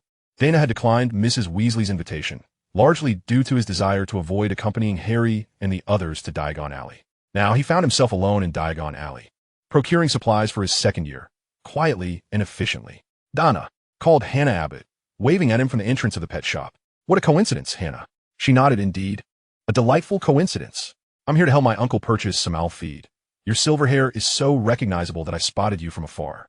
Hannah remained as friendly as ever, even though he had been nearly ostracized by the rest of the school last year. She still greeted him with a smile. It's been a whole summer since we last met. Why didn't you write to me? You didn't write to me either. Hannah replied cheerfully, but I understand. You have been busy being the youngest MVP in history. You're quite impressive. In truth, he had intended to pen a letter to her, but upon considering his many admirers, he feared his correspondence might not bring her joy and could even add to his workload, so he refrained. This girl is truly remarkable, offering warmth in times of despair and seeking nothing in return as he ascends. Hannah, with the Wizarding New City booming. Isn't your uncle considering opening a branch of the Leaky Cauldron there? Dana, you're quite the joker. The land in Wizarding New City is extraordinarily expensive. My uncle cannot afford a sizable plot unless he were to sell everything he owns. Perhaps he could manage a bar counter's worth? Our family has acquired dozens of acres in the new city. My father plans to construct a grand house there. Upon disembarking from the Hogwarts Express, Draco Malfoy boasted to the Slytherin cohort. Crabbe and Goyle, trailing behind, appeared somewhat bored, for Draco had been regaling them with this tale since boarding the train. Despite its impressive nature. Wow, your father is incredible. My father had to pull numerous strings just to secure a modest plot along the street in the new city. How did yours manage such a feat? Ha ha. Draco beamed with pride, reveling in the admiration of his friends. He glanced back at his 2 dazed protectors and shook his head slightly. My father is the best of friends with Lord Dantes. He even insists I call him uncle. With that connection, it would be strange if we couldn't secure such a large plot. Wow, Malfoy, you must introduce me to Lord Dantes next time. I hear he is exceptionally handsome. Malfoy, I want to meet him too. Draco, basking in his glory, noticed Daina Avery's descending from the train, making his way alone towards the Thestral carriage. Hey, escaped from Azkaban, have you? Draco shouted. You played well this summer. My father is about to acquire the Tutshill Tornadoes. Why not join my father's team instead? It's 100 times better than playing for that wretched Chudley Cannon's team. Daina merely cast a sidelong glance at him before continuing on his way, provoking Draco to stomp in frustration. Damn it. What S with the arrogance? So what if you can play ball? Can you buy an apartment in the new city? Daina, turning his eyes skyward, replied, Do you know whom you are addressing? Nephew Malfoy. As he walked ahead, he added, The Chudley Cannons I currently represent belong to your Uncle Dantes. Are you sure it's wise to undermine the cannons? Draco's mouth hung agape, and moments later, he hastily covered it with his hand. Oh dear, he had let his pride get the better of him. Daina climbed into a compartment. Inside, it was empty, and he settled into the farthest seat. Young wizards frequently opened the door, peeking in before nodding and smiling as they left. Despite his notoriety and the Ministry of Magic's declaration of his innocence, the mention of Azkaban still made them hesitate. Hey, Donna. Fred suddenly leaped into the compartment, followed closely by George, who called out, Lee, hurry up, there's room here, and Dana's inside. Lee Jordan climbed up, Donna. Long time no see. Wait, I've seen you play several times. Just you haven't seen me. Haha, Lee, when you ramble on, it's clear you're nervous. Shut it. George, Lee laughed. Anyone who has seen Daina play cannot help but admire him. Daina, could you give me an autograph? A personalized one would be best. It's only a matter of time before you become a global superstar. With your signature, I might just trade it for a small apartment once the new city is completed. Fred and George exchanged disapproving glances. What is so great about the new city? It's under construction all the time, filling the entire valley with smoke. Our chickens are terrified. Chapter 73. Hogwarts truly is a treasure. The Thestral carriage began to move. Daina was certain that the twins and Lee could not see the Thestrals, for the one on the left evidently had an upset stomach, continuously releasing a stream of half-digested matter as it flew. The three were still fervently discussing how Gryffindor would secure victory in this year's Quidditch. Had they witnessed the spectacle, they would likely not be so composed. Victory? How novel. We possess the 2 best seekers in all of Hogwarts. As long as Harry remains unscathed, we shall triumph. Not to mention that Daina will be our safety net, Fred declared. Lee Jordan shook his head with a smile. if Daina were to become the starting seeker. I do not believe any team could pose a threat to us. That one T do. The twins chorused, with Fred speaking first. If that were the case, Harry would be upset. George continued. Moreover, Daina's matches end in mere seconds. There's no excitement in that. Fred concurred. I wouldn't want to foolishly enter the field only to do nothing before the match concludes. There's no sense of participation. As they conversed, Daina, now a second-year student, arrived at the castle and promptly took his seat at the Gryffindor table. The opening ceremony of the new school year offered little of note. Following the sorting, Dumbledore dutifully introduced the new defense against the dark arts professor. The only noteworthy moment was when Lockhart, the renowned author, received thunderous applause from the audience. His fan base was undeniably vast. Meanwhile, Daina captured the attention of many new students, for he was none other than the Quidditch superstar, Daina Avery, the holder of the world record for the fastest golden snitch capture. Thus, the two focal points of the school opening banquet were one at the professor's table and the other at the Gryffindor lawn table. The vacant seat beside Daina was filled by a first-year wizard, with Colin Creevey sitting directly opposite him, eagerly snapping photographs.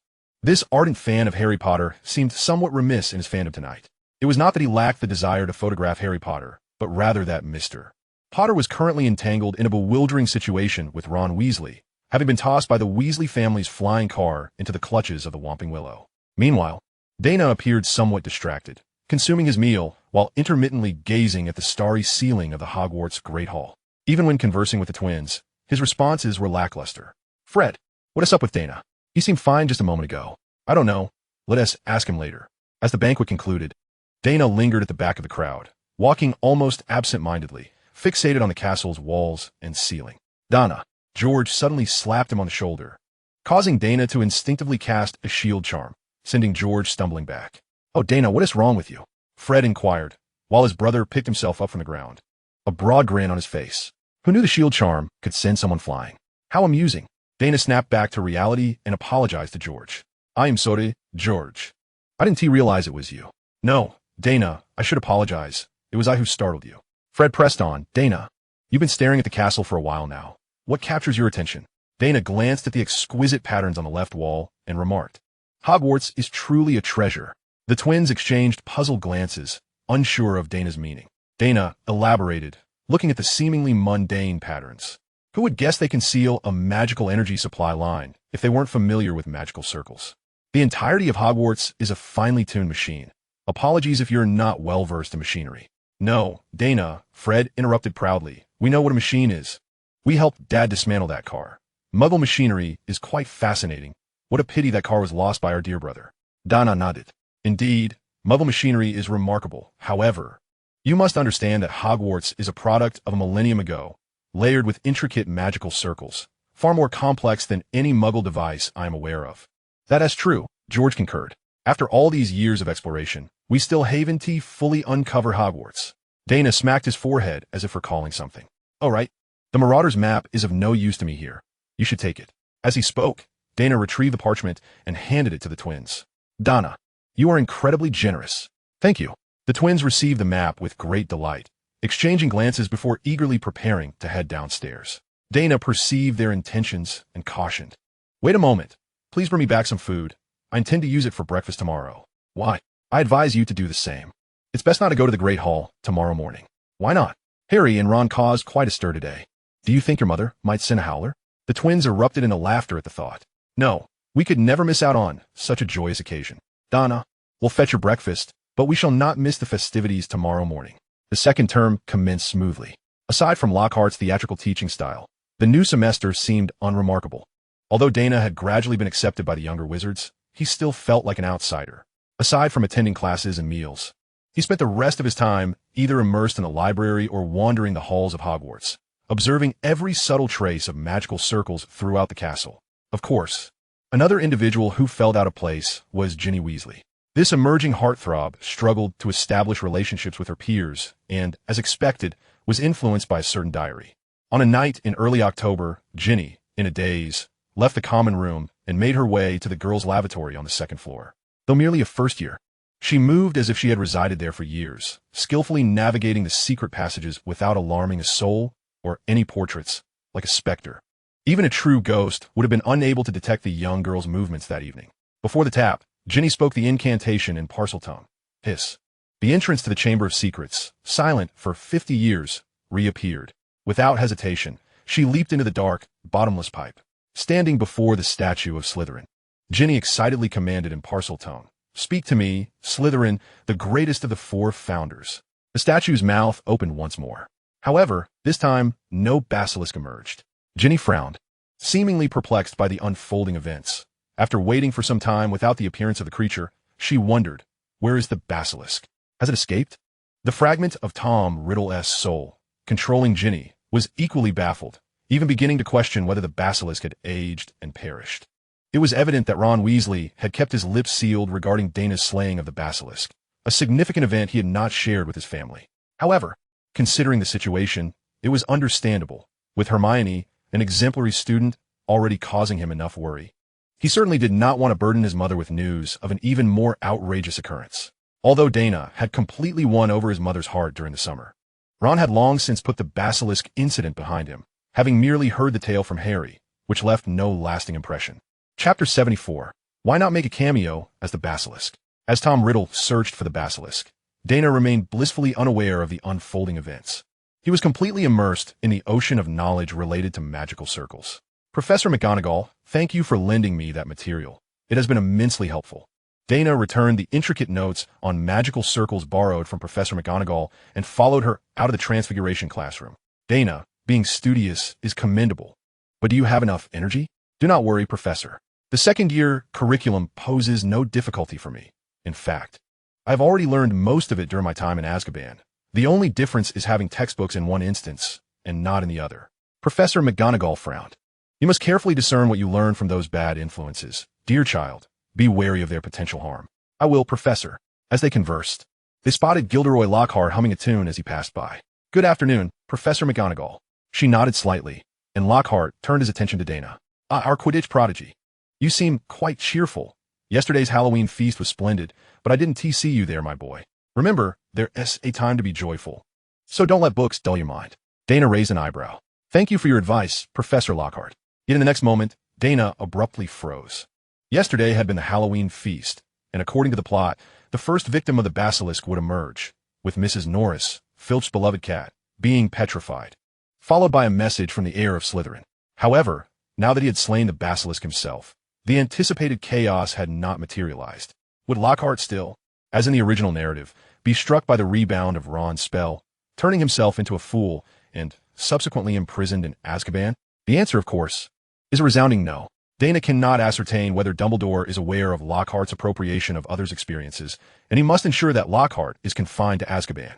Truly of late, his obsession with devising a defensive array for the new town has become a fixation, causing him to neglect the pressing matter of revenge.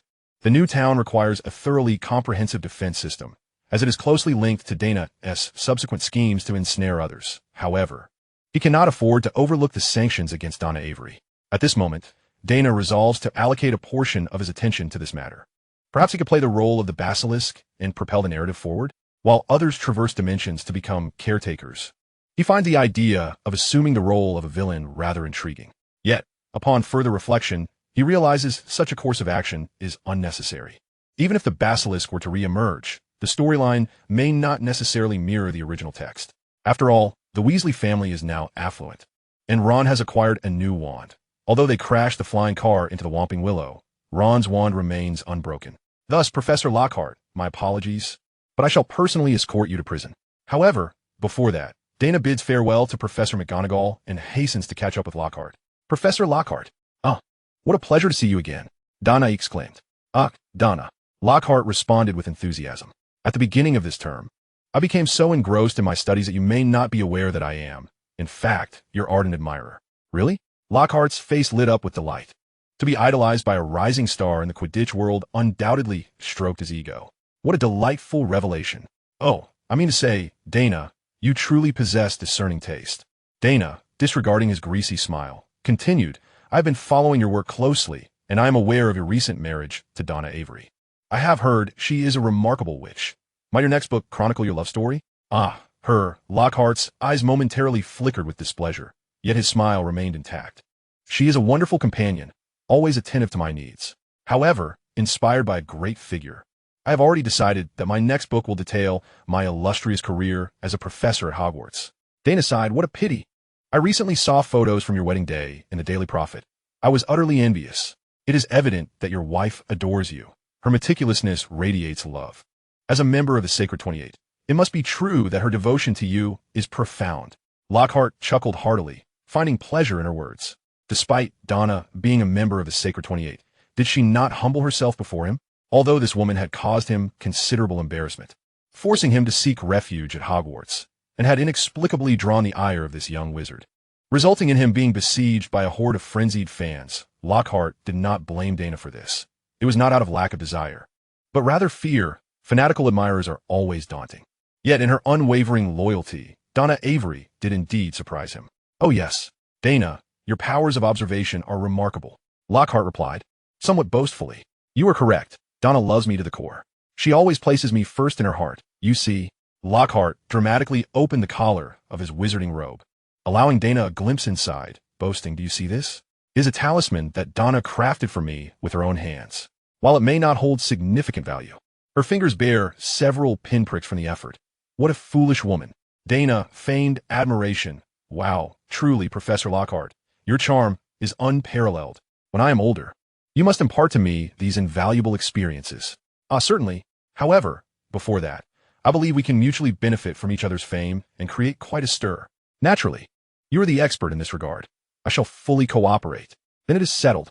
At the end of this academic year, let us astonish the wizarding world in Britain.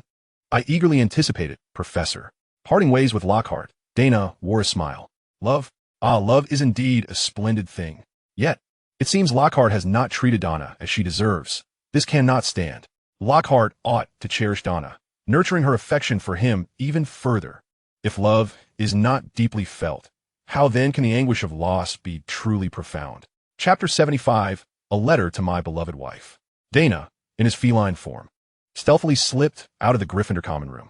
With an elegant gait, he resembled a true cat, striding purposefully toward the office of the Defense Against the Dark Arts professor. Upon reaching the 4th floor, he unexpectedly encountered a young girl lingering there, with long, golden curls and silver eyes that seemed to bulge slightly in surprise. She appeared to be in awe, and through her school uniform, he could faintly discern a necklace made of butterbeer corks. This was Luna Lovegood. Daina cast a brief glance before continuing his ascent to the 3rd floor. Hey, is that a cat? Luna's ethereal voice chimed. No, wait, it can't be a cat. A kitten of that age wouldn't have so many pesky flies. Luna took a few steps closer, reaching out to scoop Daina the cat into her arms. But he deftly evaded her with a nimble leap. Turning back, Daina shot her a warning look. Luna clapped her hands. Those eyes, I've seen them before. And that silvery fur on your head. You must be Senior Emery's. Daina was genuinely taken aback. In the original text, Luna Lovegood's intuition was remarkably sharp, but he had not anticipated her real-life counterpart to be so astute. The cat version of Daina made a small leap onto the staircase, even if Luna had recognized him. He would not concede. Senior Emery's, could you help me find my hairpin? It was my mother's heirloom. Please. Daina halted, compelled by the weight of her words. In the original narrative, Luna had been quite cruelly bullied by her dormitory mates, yet she never seemed to take it to heart. Quickly sifting through his memories of Luna's life, Daina noted her remarkable discretion and reliability. Daina resumed his human form. Hello, Luna Lovegood. You know me? I saw you at the start of term feast. Rest assured, Senior, I shall not disclose your status as an animagus or your nocturnal adventures to anyone. Daina tilted his head. Aren't you also wandering about at night? No, I possess a note from Professor Flitwick permitting me to search for things within the castle for the next few days. Why not have Professor Flitwick summon the hairpin with the summoning charm? Luna shrugged lightly, replying cheerily, Professor Flitwick has many young witches and wizards to teach. He doesn't have time to focus on me, so he is unaware of what my hairpin looks like, and thus cannot summon it. Daina found it difficult to comprehend Luna's cheerful perspective. He closed his eyes, beginning to recall. At the start of term feast, Luna had not worn her hairpin. And recently, he had been engrossed in the study of magical arrays, with little interaction with other young wizards. Wait a moment. He suddenly remembered that in late October, one of Luna's shoes had been hidden by her dormitory mates, and she had been searching for it with one bare foot in the castle. He had noticed her then, as her bare foot had coincidentally stepped onto a magical ley line. The image of her hairpin slowly took shape in his mind, a blue raven hairpin. Accio hairpin. Before long, the hairpin soared down from Spiral Staircase, the very staircase leading to Ravenclaw Tower.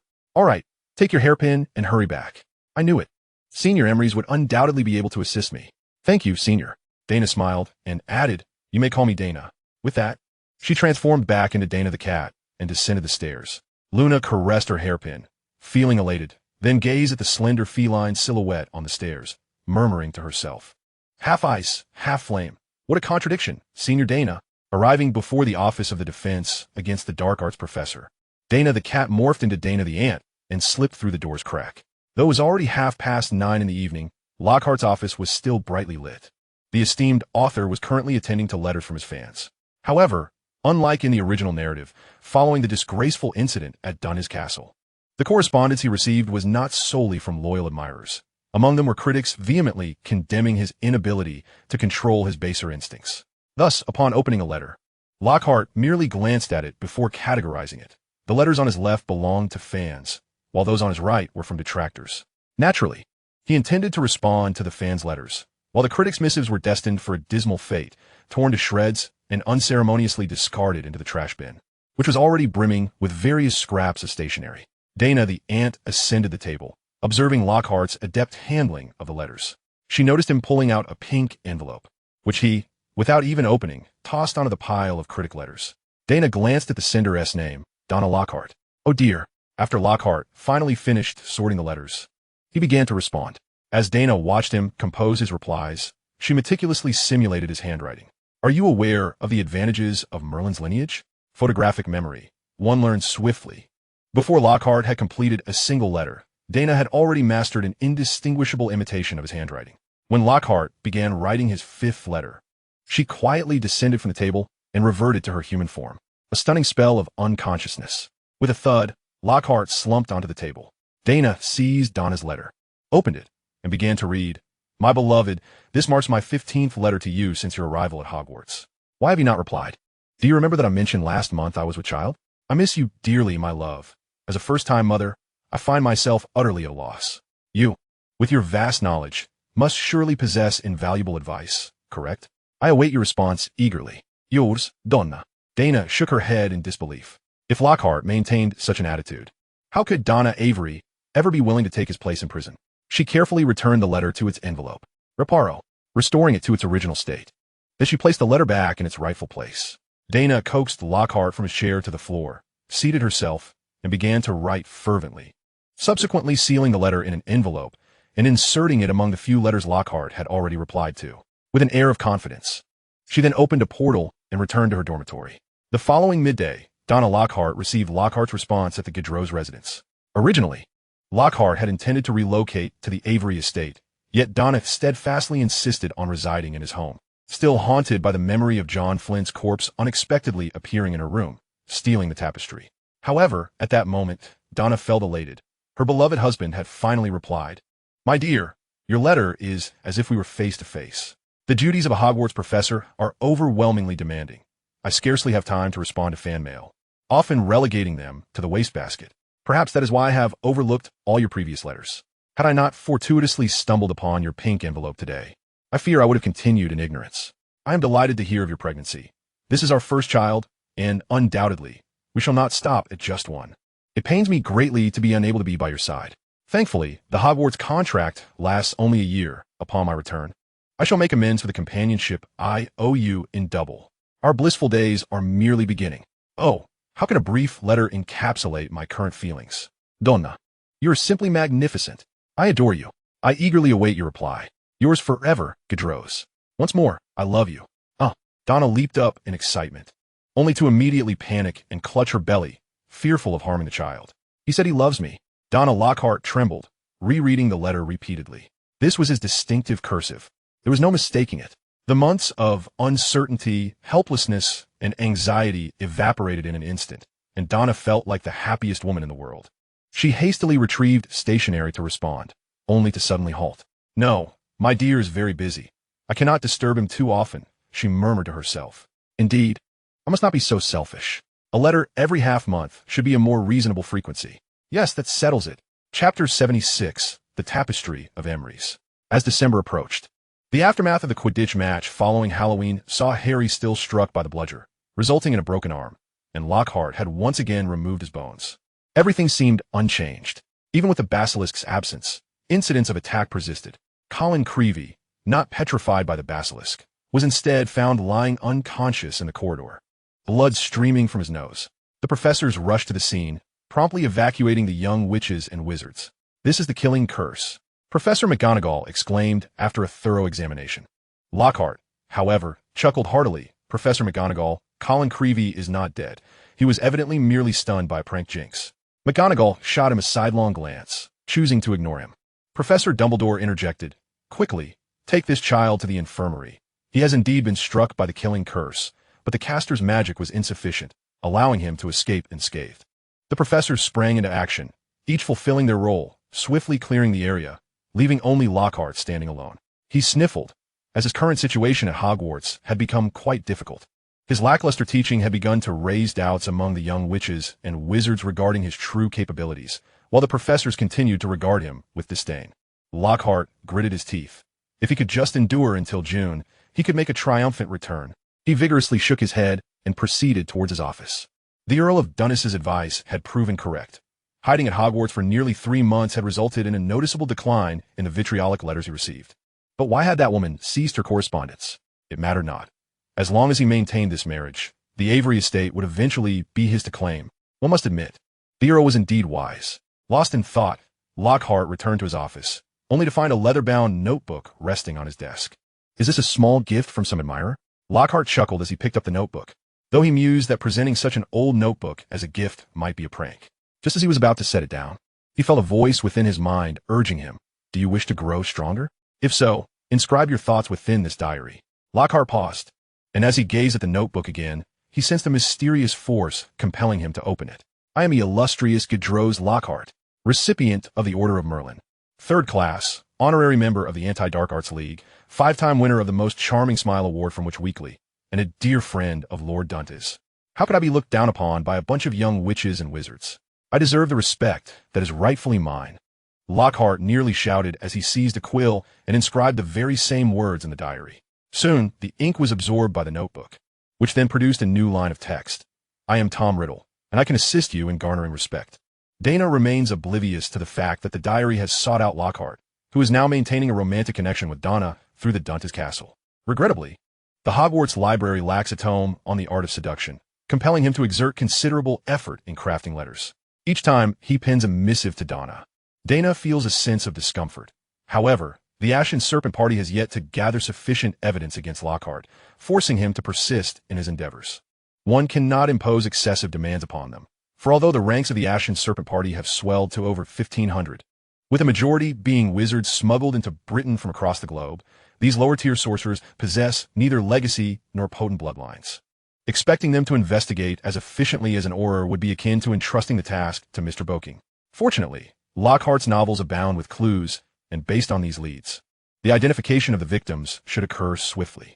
Moreover, there is good news. Daina has finally devised a defensive magic array capable of enveloping the entire new city. This array is crucial, serving as a lever through which Daina can maneuver the entirety of the European wizarding world. Yet, he currently lacks a source of magical energy. According to the records housed within Hogwarts, there are 2 methods to acquire such energy. One involves the magic array itself, while the other requires alchemical artifacts. Both methods can draw the ambient magical energy from the air, although the former necessitates fewer materials, while he is inept in the latter. Merlin's source of magic? None. Merlin's Grabado, silver essence? None. None. It seems as though his golden finger has developed a temperament, and with the absence of this and that, it appears rather ineffectual. Merlin's Philosopher's Stone? None. None. None. Fool! The key is right beside you. Are you too lazy to explore? Another reprimand. Daina pondered for a moment before retrieving the tapestry from his necklace. According to the dialogue between Daina Avery and John Flint, Donna has nearly deciphered the secret of this tapestry, having located Merlin's tomb and even the key to his treasury, although he had intercepted the key through his golden finger. However, upon reflection, he realized he had been overly simplistic. If the tapestry's secret had been largely unearthed, why would Daina Avery continue her studies?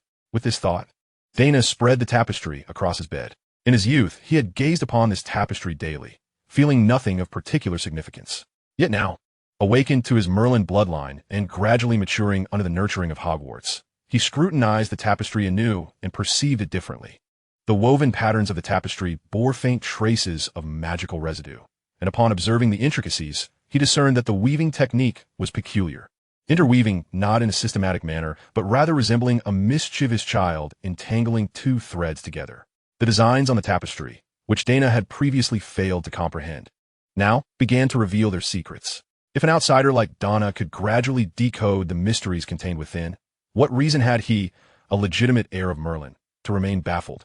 The shapes interwoven on the tapestry were complex, yet upon summarization, they neatly amounted to 26. Curiously, there are also 26 letters. The first segment is straightforward. One need only correlate the letters accordingly. The endpoint is also the starting point at the center of the three hills surrounding Bristol Bay. Daina required no guesswork. He instantly recognized this as the location of Merlin's tomb, where Daina Avery and John Flint had unearthed the beardless remains of Merlin, along with the key. Yet, he found himself perplexed as to why they had obtained the key without being transported to Merlin's treasury. Might the so-called starting point signify that the heir acquires vast magical energy from Merlin's corpse? As for the second segment, Daina successfully deciphered it as well. The power of bloodlines necessitates guidance, and Avalon, once a place of confinement, has left behind a direction. Excellent. Avalon is a legendary realm, a paradise in another world. Where might a mere mortal find such a place? Nevertheless, this statement is not devoid of meaning. At the very least, Daina recognized that Avalon is not a figment of imagination, but indeed exists. Wait a moment, guidance for the bloodline. Leaving behind a direction? Daina smacked his forehead. Was this not referring to Merlin's notebook? He had already acquired it. Splendid. The second segment had been unwittingly resolved. However, as he delved further, he found himself in a quandary. 121813421. The remaining text consists solely of combinations of 3 digits. What could this signify? It seems Daina Avery had been stymied at this juncture as well. Indeed, had she known how to decode the previous 2 parts, uncovering the information would have been relatively straightforward. Yet, the third part employs a cipher, indicating that this information is of considerable importance to Merlin. Glancing at the parchment on his desk that had scolded him as a fool, Daina realized the truth. What he desired would be easily within reach upon unraveling the final hidden message of the tapestry. Though his golden finger lacked this and that, it had never deceived him. After all, the golden finger had stated that Merlin was beardless, and indeed, he had stripped Merlin of his beard. Chapter 77. The True Treasures of Merlin. What do these numerical combinations signify?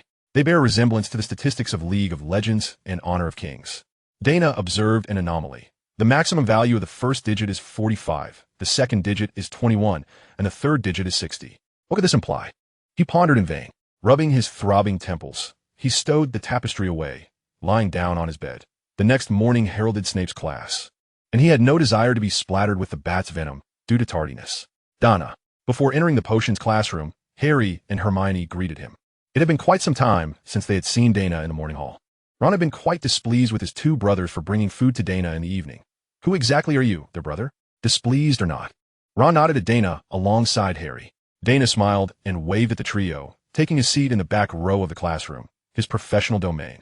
Even though the young wizards no longer feared him as they once did, the habit of occupying his usual spot was not easily broken. Snape stormed in with great haste, appearing exceedingly displeased. I trust you have adequately prepared for this lesson, lest you appear as foolish as a certain imbecile during class. First and foremost, the certain imbecile that Snape referenced was easily identifiable to most. Furthermore, for Snape to publicly berate someone, Daina surmised that the day's instigator of his ire could only be Lockhart. However, how Lockhart had provoked Snape remained a mystery to Daina. He only knew that Harry was destined for misfortune today. Indeed, pathetic. You haven't even fully extracted the juice from the horned pea, and you dare to place it in the cauldron? Pathetic. Turn down the heat. Turn down the heat. Do you wish to blow up the potions classroom? Daina shook his head slightly, mourning Harry's plight. Ron, who was with Harry, also suffered an undeserved misfortune, given that Snape had berated Harry right above Ron's head. The red-haired lad would likely need to wash his hair thoroughly upon returning to the dormitory. Disaster. Disaster. Snape pointed at Harry Potter. If you have not been paying attention during my lecture, then turn to page 23, line 4 of her textbook. It is clearly written, because of your negligence. Gryffindor will lose a point. The loss of points was of little consequence. However, upon hearing Snape's words, Daina found himself momentarily stunned. Sensing the peculiar aroma wafting from the cauldron, he hastily shifted the flames aside. The words on the 4th line of page 23 struck Daina's mind like a bolt of lightning. Thus, 1228. Could it possibly refer to the 28th letter of the second line on the first page? Was this not an antiquated method of encryption? Surely, there must exist a cipher book corresponding to this technique. Undoubtedly, it must be Merlin's notebook. Grateful for Harry's contributions and Snape's reminders, Daina had never anticipated the end of class with such fervor. At long last, the bell rang, and Daina burst from the classroom like a tempest, startling the other young wizards. His current physical prowess was astonishing. Should he compete in the Olympics, he might very well secure a medal. He paid no mind to dining in the hall, but dashed into an empty restroom, where he promptly opened the spandium door within a stall. Upon returning to his chamber, Daina immediately retrieved the tapestry and the notebook. The first letter was W, the second H, and the third O. This formed who? Indeed, he had successfully deciphered the first word. Invigorating his spirits, he could do this. Daina continued decoding, ultimately sacrificing his lunch to unveil the third section of the tapestry's contents. Who shall succeed me? Of little consequence. Having received this message, you have proven yourself worthy to seek my entire legacy. The inheritance is divided into 3 parts. How much you can claim depends on your bloodline. The legacy lies hidden within a dark forest in the Scottish Highlands, where unicorns and griffins dwell. Regardless of whether it be unicorns or griffins, should you inquire, they shall surely guide you on your path.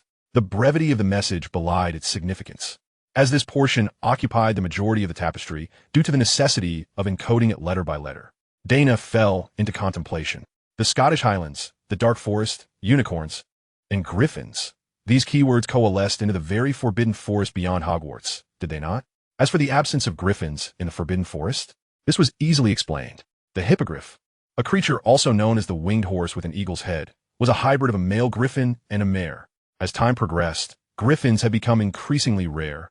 Yet any locale inhabited by hippogriffs must have once been a habitat for griffins. With a wave, Daina summoned the spandium door, which opened to the very spot where he had once cast Avada Kedavra upon Quirrell. He was about to step through when he suddenly recalled his afternoon class. Was it the charms lesson? He had missed it. He rushed from the dormitory to the common room, where young wizards gathered to pass the time. While some diligently completed their assignments, many others engaged in conversation or played chess. Daina wiped his hand across his face, only to realize he was flushed and drenched in sweat, appearing utterly exhausted. Harry had just made a blunder, losing his knight to Ron, and was feeling quite frustrated when he heard Daina's call. He looked up and was immediately taken aback by Daina's appearance. Daina, what is the matter? Daina shook his head. I'm not feeling well. Could you please ask Professor Flitwick for me? Of course. Would you like me to accompany you to the infirmary? No need. I wish to rest in my dorm for a while. Once I regain some strength, I'll make my way to the infirmary myself. All right, take care, but Daina, you're studying too hard. You must allow yourself some rest. Thank you, Harry. Your advice is most wise, and I shall heed it. Daina staggered back. Harry watched him disappear up the stairs with concern, shaking his head. Daina is pushing himself too hard. I've said it before, he'll fall ill at this rate. Ron S. Queen suddenly charged forward, placing Harry S. King in checkmate among his own pieces. Haha, I win again. Harry pushed the chessboard away. I'm done. This isn't fun anymore. Ron sheepishly gathered the pieces, pondering whether he should ease up a bit. Otherwise, Harry might refuse to play chess with him in the future. As he tidied up, Ron remarked, It's rather strange. Isn't it? Daina Avery. He is a professional Quidditch player. And someone who survived 4 years in Azkaban would tire so easily. Harry shook his head. Ron, everyone gets sick. It's nothing unusual. Daina is juggling competitions and studies, and he rarely finds time to rest. Isn't it quite normal for him to fall ill? I heard Daina's original hair color wasn't like this.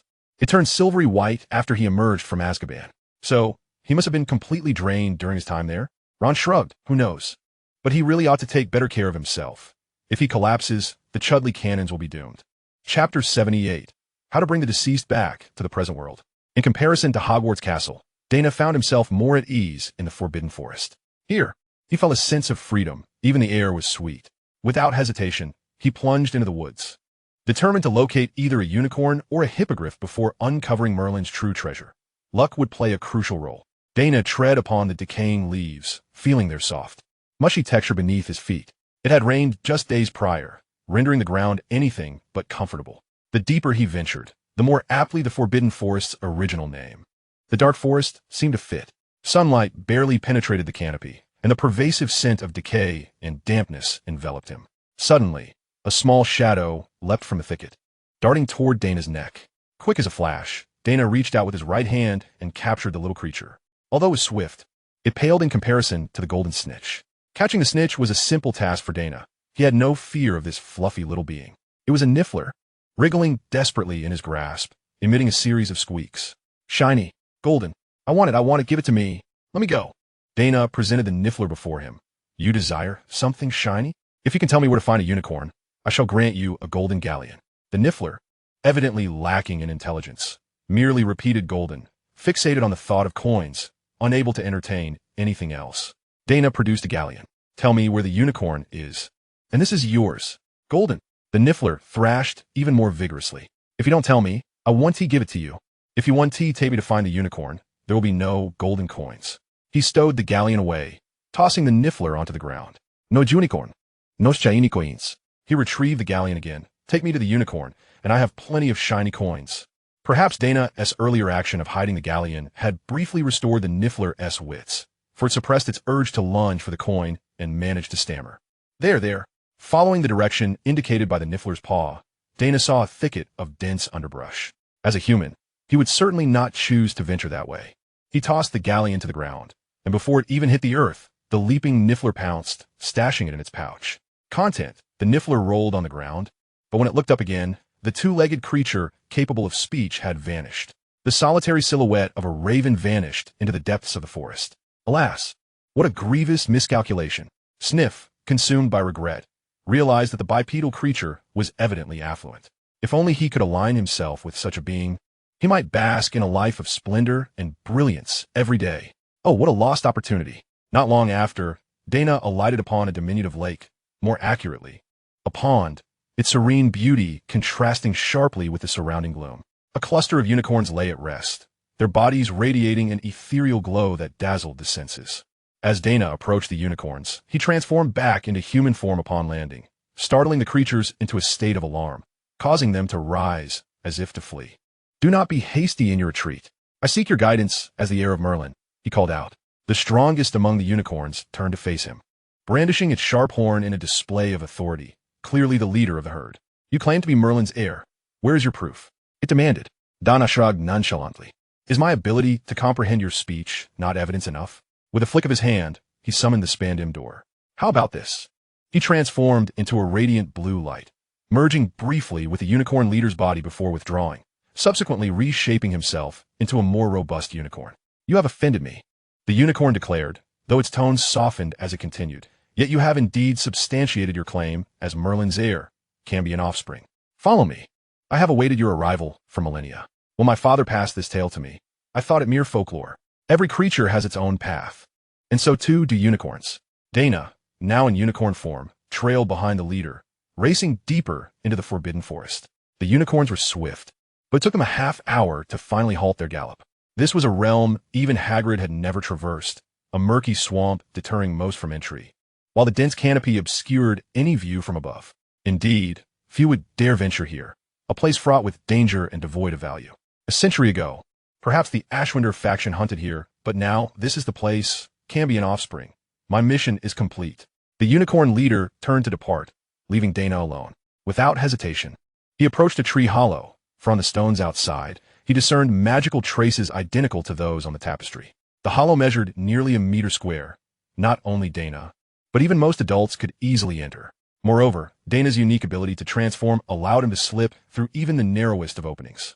At the moment he entered the hollow, he felt as if he had plunged into water, akin to his prior experience in Merlin's treasury. A sensation of weightlessness enveloped him, and in the blink of an eye, he found solid ground beneath his feet.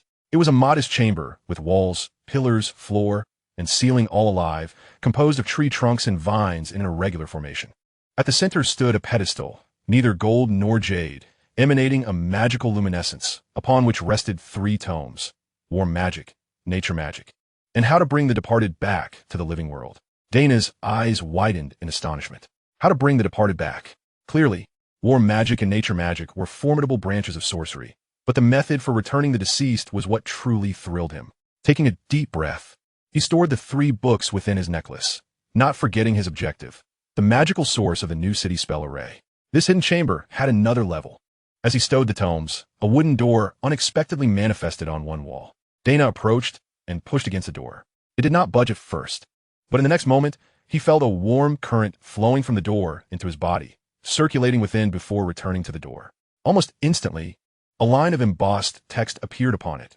Bloodline awakening threshold met. Entry to the second level permitted. The door swung open with a creak. A surge of potent magic enveloped him, the concentration far exceeding that of Hogwarts. Chapter 79. The Invincible Construct. A phrase deciphered from the tapestry flashed through Daina's mind. Heritage is divided into 3 parts. How much one can claim depends on one's bloodline. Thus, the opening of this second door was indeed due to his bloodline awakening to the second tier. He stepped into the room, disregarding the dreamlike haze of magical crystals, and headed directly towards an all-metal portal at the far end. The metal appeared akin to silver, yet its luster and texture were distinctly different, if Daina was not mistaken. The door was crafted entirely from mithril. Following the same procedure, he pressed his hand against the portal, experiencing the familiar warm flow, but the outcome was drastically different. Bloodline awakening threshold not met. Entry to this door forbidden. Daina did not feel disheartened by his inability to access the third level. For bloodline awakening is a gradual process that cannot be rushed. Furthermore, the second level was ample to resolve his current dilemmas. The second chamber brimmed with Greybeto magical crystals. The so-called Greybeto silver marrow is a byproduct of Greybeto magical crystals, now exceedingly rare in the wizarding world, and is a crucial material for crafting magical cores. Daina had sought Greybeto silver marrow to create a magical core, and as for why he did not pursue Greybeto magical crystals, it was because they had long since vanished from the wizarding realm. Legend has it that these magical crystals require no refinement and can be utilized directly as a source of magic, continuously converting the natural elements in the air into magical energy. Ancient wizarding ruins are deemed perilous precisely because the magical arrays within can still function, sustained by the Greybeto magical crystals before him. This was true wealth. Any single piece of crystal extracted from this place would astound the world, with even the combined assets of the entire British wizarding community not equaling a crystal the size of a fist. Daina did not rush to collect the crystals. Rather, he began to survey the room. While the crystals were undoubtedly priceless and his immediate necessity, in Daina's eyes, the most significant treasure lay in the magical lines that permeated the entire chamber. The room was filled with extraordinarily intricate magical arrays, none of which Daina could decipher. It is worth noting that after nearly an entire semester of studying magical arrays, Daina's expertise in this field was already among the finest in the wizarding world. Capable of independently designing the new city spell array, a testament to his skill, Daina examined the magical lines with rapt fascination, although he could not yet comprehend their purpose. He was certain of one thing. A crystal cluster in the center, measuring 2 meters square, was the power source for all the magical arrays in this room. Under normal circumstances, one would never expose a power source, but considering this hidden chamber was prepared by Merlin for future generations, it was understandable. It served as a showcase of ancient magical arrays for posterity. It mattered not that he could not grasp it all at once. Daina could memorize the array patterns and experiment later. With an abundance of Greybeto magical crystals at his disposal, there was ample room for error. A smile crept across his face as he selected a small piece of crystal from the pile, stacked in the corner. Do not underestimate this small fragment. Even if the new city were to expand tenfold, the magical energy provided by this piece of Greybeto crystal would suffice to support it. He tucked the crystal into his pendant, his spirits lifted. With such an abundance of magic in this place, he could return here to rest every night, confident that the evolution of his Merlin bloodline would accelerate significantly. Suddenly, the room trembled slightly, causing Daina to furrow his brow, as the walls on either side transformed into a liquid mercury-like state. From within emerged 2 constructs, one on each side. One was golden and the other silver, both adorned with a face-concealing helmet from which emanated green flames. Their bodies resembled smooth metallic orbs, with hands shaped like claws and arms composed of segmented silver rings that resembled tentacles. For insect-like legs firmly supported their forms. Eliminate the intruder. Eliminate the intruder. The constructs repeated monotonously, their feet suddenly accelerating as they rushed toward Daina. He had no time to ponder why he, the legitimate heir, was perceived as a thief. He transformed into a lark and narrowly evaded their assault. The constructs did not turn their bodies as their front and back were identical. Instead, their heads spun 180 degrees, unleashing green beams from their eyes. This was not a killing curse. but being struck would certainly be fatal, for the temperature of those beams was alarmingly high. Daina skillfully dodged the beams, yet despite being half a meter away, his feathers still singed. Hastily reverting to his human form, he drew his wand and hurled it with great force. Atteindre explosion érupted. The spell struck the construct, resulting in a violent detonation. However, it failed to push the construct back even a single step. Daina's brow furrowed deeply. How could this entity be so formidable? With a combat power of at least 7 Lu, he ranked among the top 10 in the British wizarding community, yet he felt utterly powerless against these constructs. Attack? Ineffective. Defend? Insufficient. He could only rely on his agile form to barely withstand the onslaught. Were it not for the construct's somewhat clumsy attack patterns, he would surely be in dire straits, even if he faced only one. Strange. Truly strange. Why were such entities present in the treasures left behind by Merlin? The Grabado magic crystal in this room was clearly intended for future generations, and given Merlin's prowess, only those of Merlin's bloodline could access this hidden trove. What could be the reason? Daina once again weaved past 2 nearly intertwining green beams, retaliating with a spell of his own. Avada Kedavra. The green light struck the construct, causing the flames within its helmet to flicker. Daina's eyes lit up. Although he had not harmed the construct, his reckless casting of the killing curse had elicited a response. Was it possible that the constructs were biologically classified? That the green flames represented a unique form of life? If they were indeed living beings, then everything would fall into place. Possessing the spirit, Daina transformed into a blue light, surging into the golden construct. A perfect plan. Daina found himself in complete control of the golden construct. This metallic body was surprisingly easy to maneuver, with thought transmission flowing more smoothly than in his own body. The golden construct crouched, evading the silver construct's beam, and with powerful legs, surged forward at over 100 miles per hour, closing the distance to the silver construct. It bent low, coiling its power, and delivered an uppercut. The silver construct was propelled into the air, and the golden construct's eyes blazed with green light, striking the silver construct's head directly. The exhilaration of such reckless aggression was intoxicating. Chapter 80.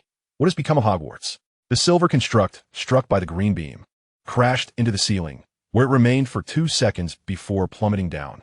The golden construct leapt swiftly, seizing the silver construct by the head and slamming it down onto the ground with tremendous force. Had the silver construct merely fallen, it could have potentially damaged the Grabado magic crystal, which Daina could not afford to lose. As the silver construct struggled to rise, the golden construct had already plunged its claws deep into the helmet, extracting the green flames from within. Having taken possession of the golden construct, Daina was acutely aware of its structure and mechanics, knowing precisely how to handle it. The green flames were both the essence of the construct and its means of attack. However, most individuals could not summon the green flames, as their extreme heat was not something everyone could withstand. Once detached from the construct, the green flames calmed down, becoming tranquil. Daina reached into the helmet of his golden construct and pulled out the green flames. Upon their separation, Daina found himself unable to control the construct, for he had not so much possessed the construct as he had melded with the green flames, which were the true living essence. Releasing himself from the green flames, Daina reverted to his human form. The 2 entities of green flames swiftly circled around him, dancing in apparent delight. Master, congratulations on passing the trial.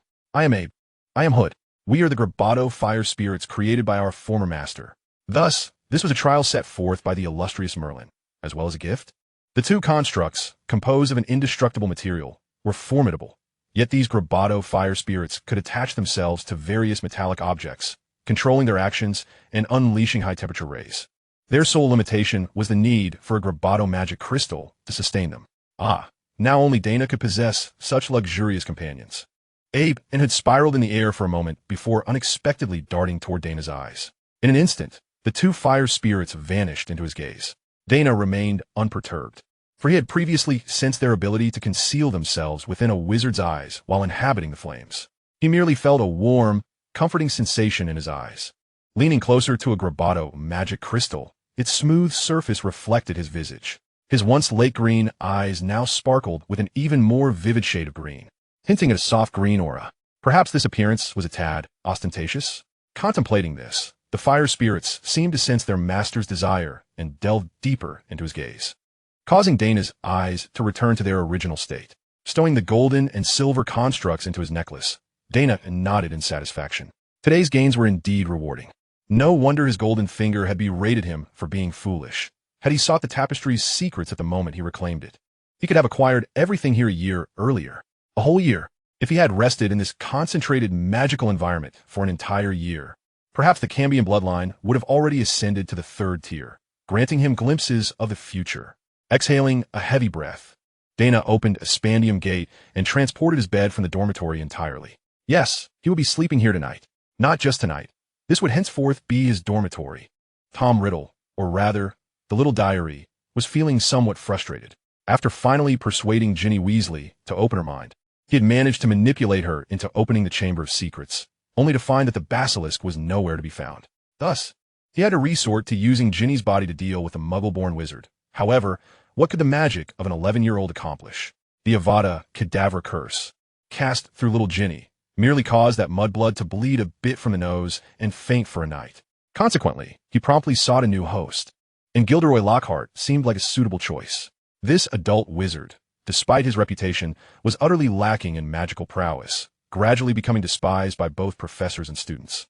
Just as he had anticipated, controlling Ginny had allowed him to place himself in Lockhart's office, and, using half of the life force stolen from Ginny, he successfully cast a mixed spell of the soul-sucking curse and the oblivion charm, ensnaring Lockhart under his control. Ginny would return to her dormitory in a daze, subsequently forgetting everything that had transpired, save for her physical weakness due to illness. No one was aware of what had once occurred. Meanwhile, Lockhart would become the instrument through which he would achieve his ambitions. Annihilate the mudbloods of Hogwarts, and then harness Lockhart's vitality to resurrect himself. And he must ascertain how that Harry Potter managed to vanquish his adult self. The little diary was utterly perplexed by this conundrum. Yet again, circumstances unfolded in a manner contrary to his expectations. The magical prowess of Gilderoy Lockhart was alarmingly inept. He lacked even the fundamental skills that a first-year wizard would possess. More astonishingly, although this man exhibited a remarkable finesse in manipulating magical energies, as evidenced by his proficiency with the Obliviate charm, his overall magical capacity was woefully inadequate, likely not surpassing that of Ginny Weasley. How had this weakling managed to survive in the wizarding world, thriving as he did? To command him to eliminate mudbloods would yield results scarcely superior to controlling Ginny Weasley. Was it feasible to use the Obliviate charm to erase the memories of mudbloods entirely? Rendering them imbeciles might not be unachievable, but merely punishing the desecrators of the sacred magical realm in such a manner seemed insufficient. Thus, the little diary concocted a plan that was not truly a plan. It would continue to infiltrate Lockhart's mind, hastily siphoning his life force. Of course, during this time, it would also need to assume the role of a magical instructor. The mere thought of teaching this imbecile magic caused young Tom no small amount of distress, though he currently possessed no head. Once he had accumulated sufficient life force, he could repeat his previous tactics and seek a new host. In the interim, he could diligently scout for a new vessel and utilize Lockhart's teaching position to uncover how Harry Potter had defeated his adult self.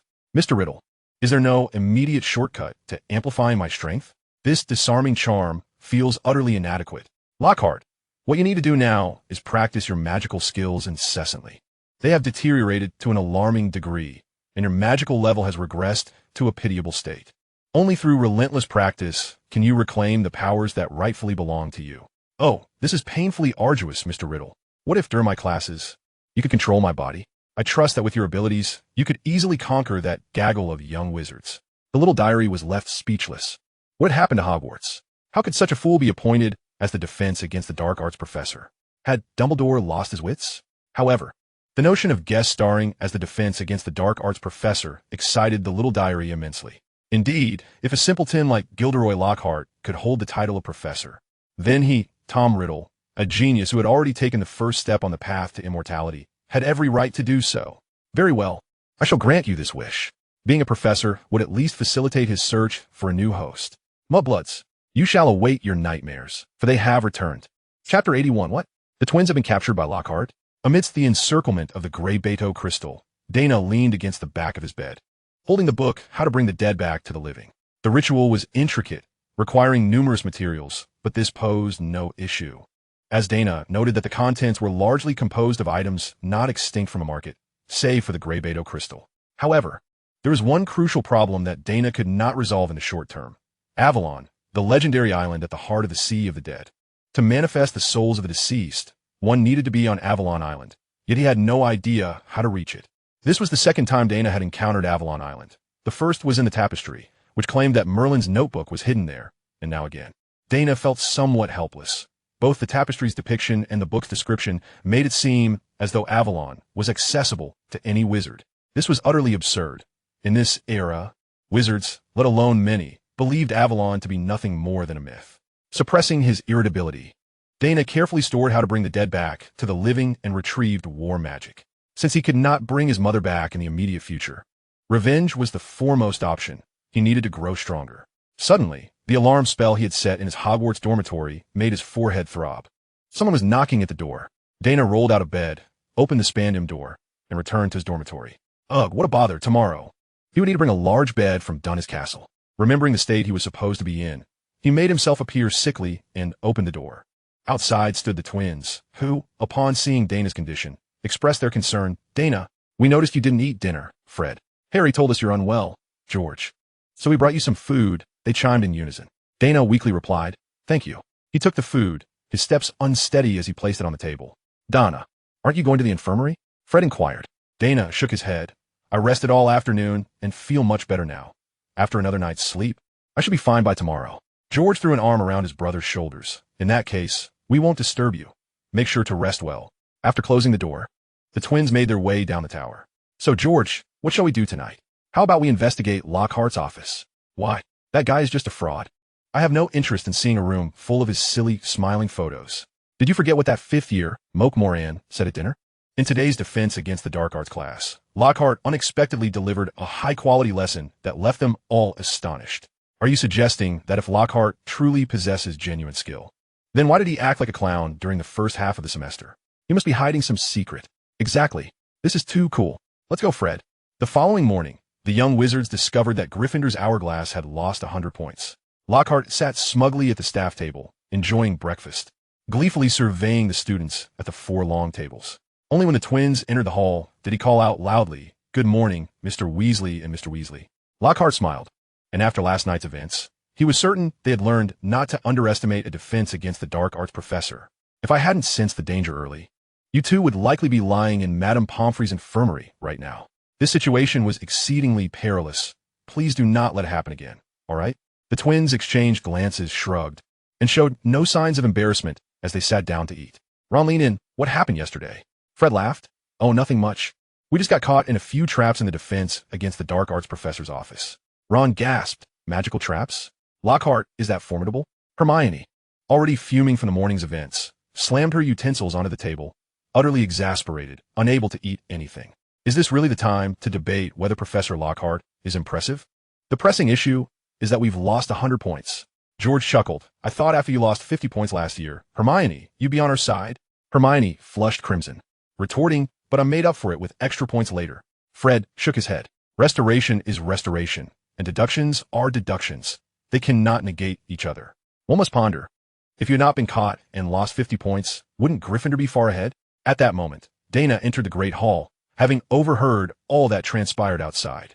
He cast a furtive glance at Lockhart, seated among the faculty, and noticed a faint, almost imperceptible line of dark magic extending from the professor's neck to his temple. Ginny Weasley had previously exhibited a similar condition.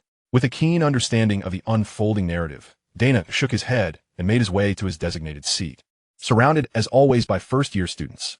After all, Daina Avery was not only a Quidditch star, but also an exemplary student, handsome to boot, and had suffered greatly. Having been wrongfully accused, losing his family, and enduring 4 years of torment in Azkaban. Truly, the archetype of the tragic hero. Shouldn't such an upperclassman be revered by the newcomers? As for the second-year students and above, having spent a year with Daina, they recognized that he was neither a criminal nor the villain they had once perceived. In fact, he was remarkably virtuous. However, the cold treatment they had previously directed towards him rendered them too embarrassed to approach him now. Colin Creevey, having been attacked previously, remained blissfully unaware as the professors concealed the fact that it was an unsuccessful killing curse, merely passing it off as a prank.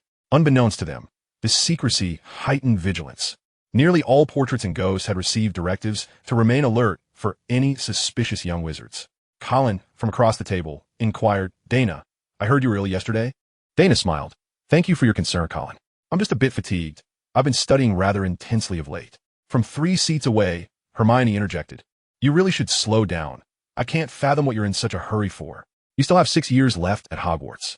Little did she know, the current Daina was likely a figure she could never hope to catch up to. Suddenly, a pair of large hands rested upon Daina's shoulders. He needn't turn around. The strong scent of cologne immediately revealed the owner to be Gilderoy Lockhart. Donna, I eagerly anticipate our class this afternoon. I heard you missed Professor Flitwick's lesson yesterday. Surely. You won't miss mine today? Daina chuckled. Of course not, Professor. I'm looking forward to it. After all, the dark arts defense class taught by Tom Riddle was indeed something to anticipate. Daina mused that he might not even need to gather evidence against Lockhart, as the man seemed quite capable of incriminating himself.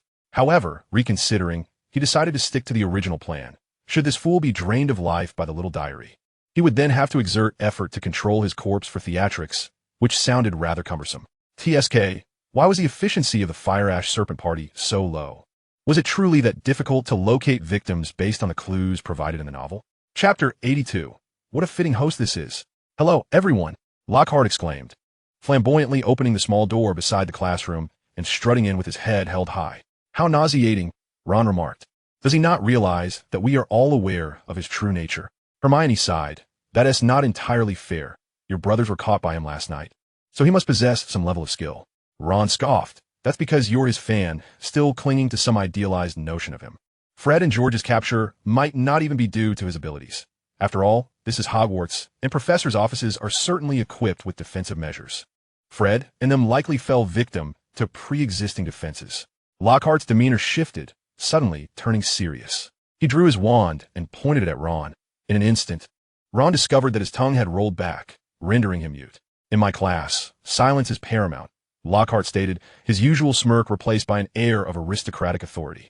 Should there be another occurrence, I shall have no choice but to remove you. Lockhart then addressed the entire class. Does anyone know the spell I just employed? No one responded, fearing that answering might lead to being dragged into one of the professor's theatrical performances. If someone answers correctly, I shall award 5 points to their house. Hermione promptly raised her hand. For the sake of points, even if it meant playing along, she was willing. It's the tongue-tying curse, Professor. The incantation is Silencio. However, the anticipated performance did not unfold. Lockhart nodded appreciatively. Excellent response, Miss Granger. I'm a man of my word. Thus, Gryffindor receives 5 points. With a flourish of his wand, he summoned a dusty blackboard from the corner of the room, upon which the spell was inscribed in bold, decorative letters. This incantation causes the victim's tongue to roll back and adhere to the roof of their mouth, rendering them speechless. Lockhart gestured towards the inscription. Now, let us all recite it together. Silencio. Very well, Lockhart nodded. This spell may seem trivial, akin to a prank, yet in the battle against dark wizards, it proves unexpectedly useful. Harry, can you enlighten us on its utility in combat? Harry hesitated before replying. It can prevent the opponent from casting spells, but Professor, what if they can perform silent spells? Lockhart nodded. You raise a valid point. Should one encounter an opponent skilled in silent casting, this spell may indeed become a joke. But have you considered how many wizards possess the ability to cast silently? To my knowledge, in Britain, that number does not exceed 100. The remaining 90% of wizards are incapable of silent casting. Therefore, as a simple, easily learned spell that can incapacitate over 90% of wizards in battle.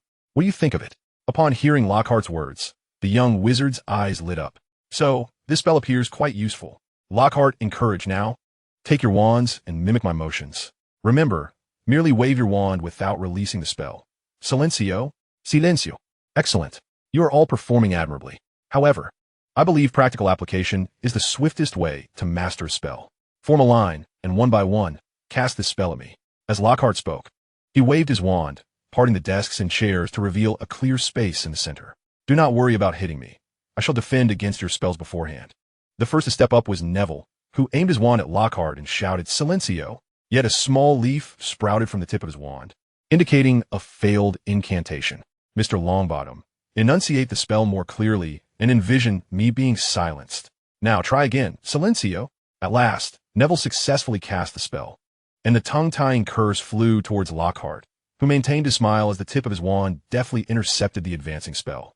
Just as the incantation was about to strike his wand, he flicked his wrist, sending Neville's spell off course. Excellent. Mr. Longbottom, you performed admirably. Next, the students were astonished. Is Professor Gilderoy Lockhart truly this formidable?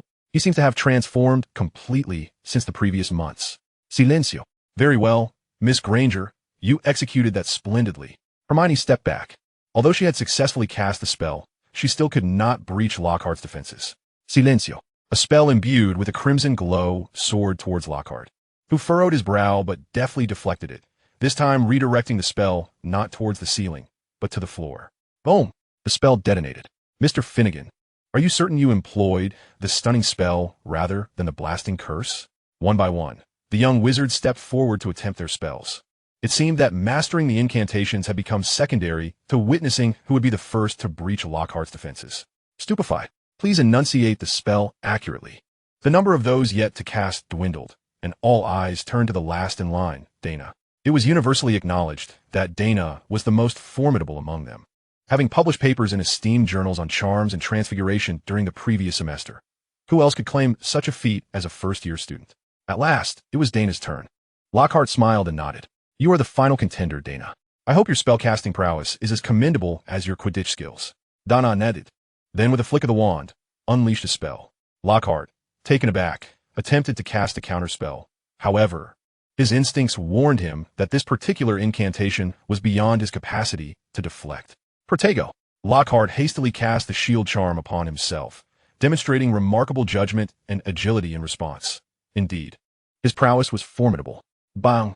Daina's stunning spell collided with Lockhart's shield charm, shattering it to pieces, and the spell continued unabated, striking Lockhart squarely. He was propelled backward 3 meters, feeling an immense force on his tongue, had it not been for the tip being glued to the roof of his mouth. His tongue might have bent inward at a staggering 720 degrees, tumbling 3.5 times. Lockhart adjusted his posture mid-air and landed gracefully, raising his wand to himself and promptly dispelling the stunning spell. Impressive. Daina Avery's spellcasting ability is indeed remarkable. Therefore, I shall award 5 points to Gryffindor. Lockhart did not exhibit anger at being knocked back. On the contrary, he appeared somewhat elated. Of course he was delighted. The next host had been determined. It was you. Daina Avery's. Chapter 83. Christmas Gifts. A surge of enthusiasm for learning surged within Daina once again. War magic and nature magic were ancient arts long lost to time, their power unparalleled, and the spellcasting techniques they contained were beyond the reach of modern wizards. Having successfully inscribed a small magical conduit array onto his left arm, Daina was now capable of casting several formidable spells. This was his trump card and secret weapon. It was splendid. During the day, he attended classes, while at night, he sequestered himself in the second floor of Merlin's secret repository to study ancient magic and rest. On weekends, if there was a match involving the Chudley cannons, Daina would attend, making his life fulfilling and orderly. As Christmas approached, it heralded the return of Count Monte, who had been managing family affairs in the East. This Christmas, the twins received the finest Christmas gift of their lives, a 20-year lease on a shop in the new city center, along with an initial capital of 500 galleons. Daina was exceedingly generous. Fred's face was awash with emotion. George embraced his brother, exclaiming, "Our magical joke shop can be up and running immediately." Fred nodded. However, we must grant Daina 50% of the shares. I think that's insufficient. Daina provided both the shop and the funds, and the property prices in the new city are exorbitant. A storefront in the city center would likely cost more than our entire family is worth. You are correct. Daina should be the one in charge.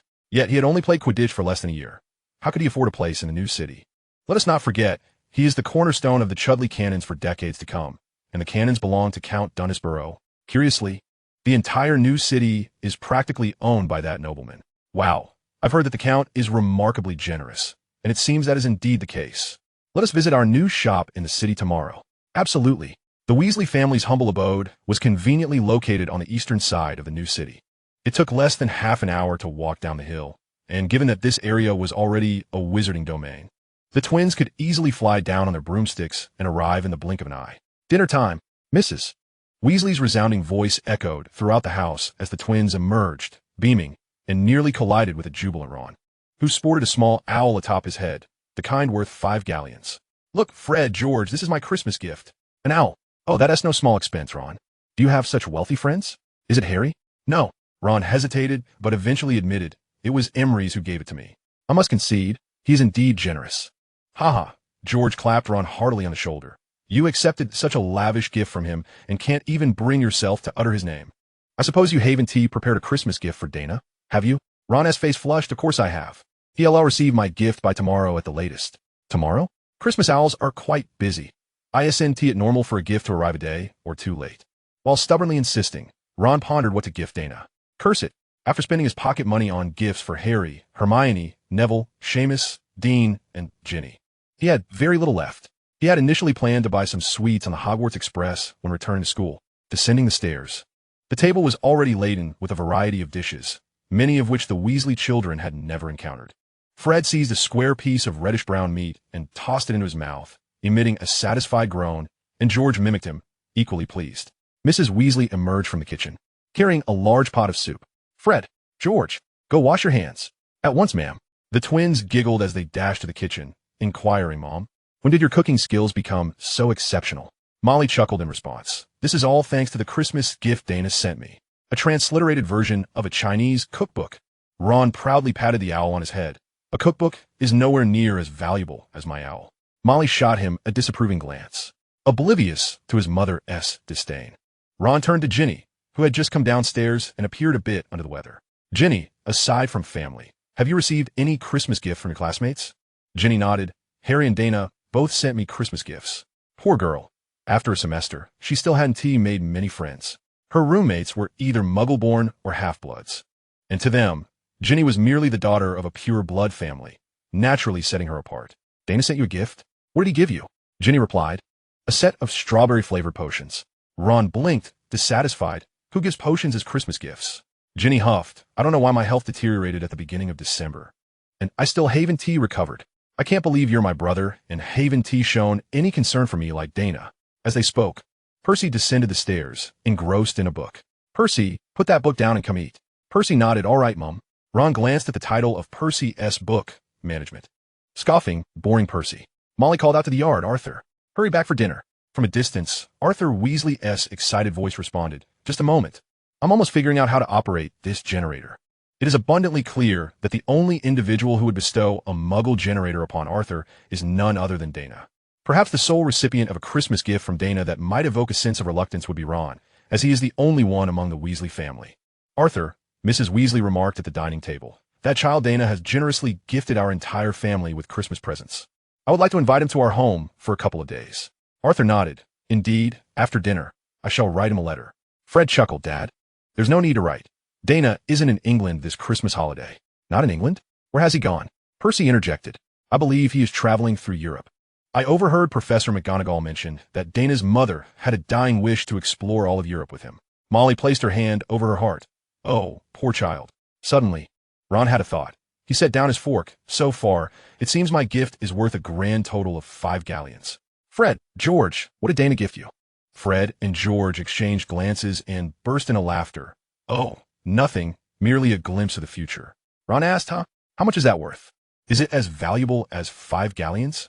Chapter 84. Constructing the magical array as dawn broke, the twins eagerly took flight towards a new town. The new town was adorned with neatly arranged white quartz brick buildings, each topped with delightful blue tiles that were pleasing to the eye. The cobblestone streets were straight and orderly, dividing the town into distinct blocks. Following the address, the twins arrived at their new shop. With a spacious area of 400 to 500 square feet, the shop was perfectly suited for business. How many would dream of such a place? And now, it was theirs. The twins excitedly unlocked the door with their key, finding the interior nearly ready for decoration. With wooden floors, a spiral staircase, elegantly designed bronze handrails, and shining chandeliers alongside quaint wall sconces, the twins could not have been more pleased. They dashed around the shop, discussing what to display here and how to transform that area. Hours slipped away unnoticed, yet they could hardly bear to leave, until there came a knock at the door. Fred opened the door to find a formally dressed wizard standing outside. Good day. I am the servant of Count Dundas. Starting today, Newtown will undergo a week-long arrangement of magical arrays. We have been instructed that all owners and merchants must vacate temporarily. For the future safety of Newtown, we kindly request your cooperation. We cannot be held responsible for any injuries or casualties arising from failure to leave in a timely manner during the setting up of the magical array. Reluctantly, the twins cast a lingering glance back at their shop and stepped outside to lock the door, though they would not see their beloved shop for an entire week. Both were still filled with excitement as they mounted their brooms, chasing each other through the air in joyous laughter. As if Ron's words had transformed into reality, they had indeed secured their future. Upon returning to the burrow, they spotted a grand white carriage parked at their doorstep, attended to by 3 servants managing the winged horses. Who could be such a distinguished guest? The twins pondered as they descended to the yard. They noticed Ron crouched by the windowsill, sneaking about as if eavesdropping. Fred and George exchanged amused glances and simultaneously drew their wands. Let us have some fun with transfiguration. With a flick of their wands, the 2 flower pots on the windowsill transformed into 2 large spiders, one leaping onto Ron's head while the other stealthily crawled on his back. Ron shook his head, whispering, "Is that Errol too?" "Stop it." Errol too was his newly acquired owl. Their old owl, Errol, was nearly too old to fly. Ron's father had named the new owl, and it seemed that Ron's new pet might soon be in jeopardy, as the Weasley family ultimately required a working owl. However, Ron insisted on having Errol too nestle amidst his unruly red hair, hoping that perhaps this would prevent his father from separating them. Yet, the familiar cooing was absent. Instead, he felt sharp pricks on his head that did not belong to Errol too's claws. Confused, Ron reached up to feel a soft, furry mass that he could not identify. As he explored further, he encountered a long, hairy leg. Ron screamed, leaping up, which caused the spider on his back to jump as well and swiftly slip into his collar. Panic ensued. Mom, help! Mr. and Mrs. Weasley were conversing with Count Dunnes when they suddenly witnessed their youngest son leap up from the window, crying for help. "Excuse me, Your Excellency. I must see what's the matter," Molly said hurriedly. "By all means," the Count replied. Molly dashed out, leaving Arthur feeling somewhat embarrassed as he addressed the Count. "I apologize, Your Excellency, for the commotion." Count Duntes smiled gently. "Your son is quite spirited. That is the essence of youth." At that moment, Molly stormed back in, bringing her sons along with her.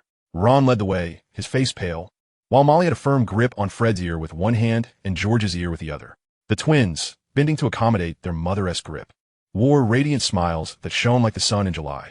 Arthur quickly introduced, "Your Excellency, these 3 are my sons." The Count nodded. It is evident that the Weasley lineage is remarkably strong. One can recognize it at a glance. "You 3, go upstairs at once," Molly commanded, hands on her hips. Pointing at the boys, "We are in the midst of important discussions with Count Duntes." Count Duntes waved his hand with a smile. "Please, Mrs. Weasley, let them stay. The matters we're discussing pertain to them as well. Why not allow them to listen in?" Molly shot the boys a warning glance before resuming her seat across from the Count. The Count pointed at the twins. "These 2 must be Fred and George. Indeed, remarkable young men." Arthur, intrigued, asked, "Your Excellency, do you know my sons?" Count Duntes nodded. "I'm currently the owner of the Chudley Cannons." Ron's pallid complexion brightened slightly at the mention of the team. "Daina Avery is destined to be the star player for the team for decades to come."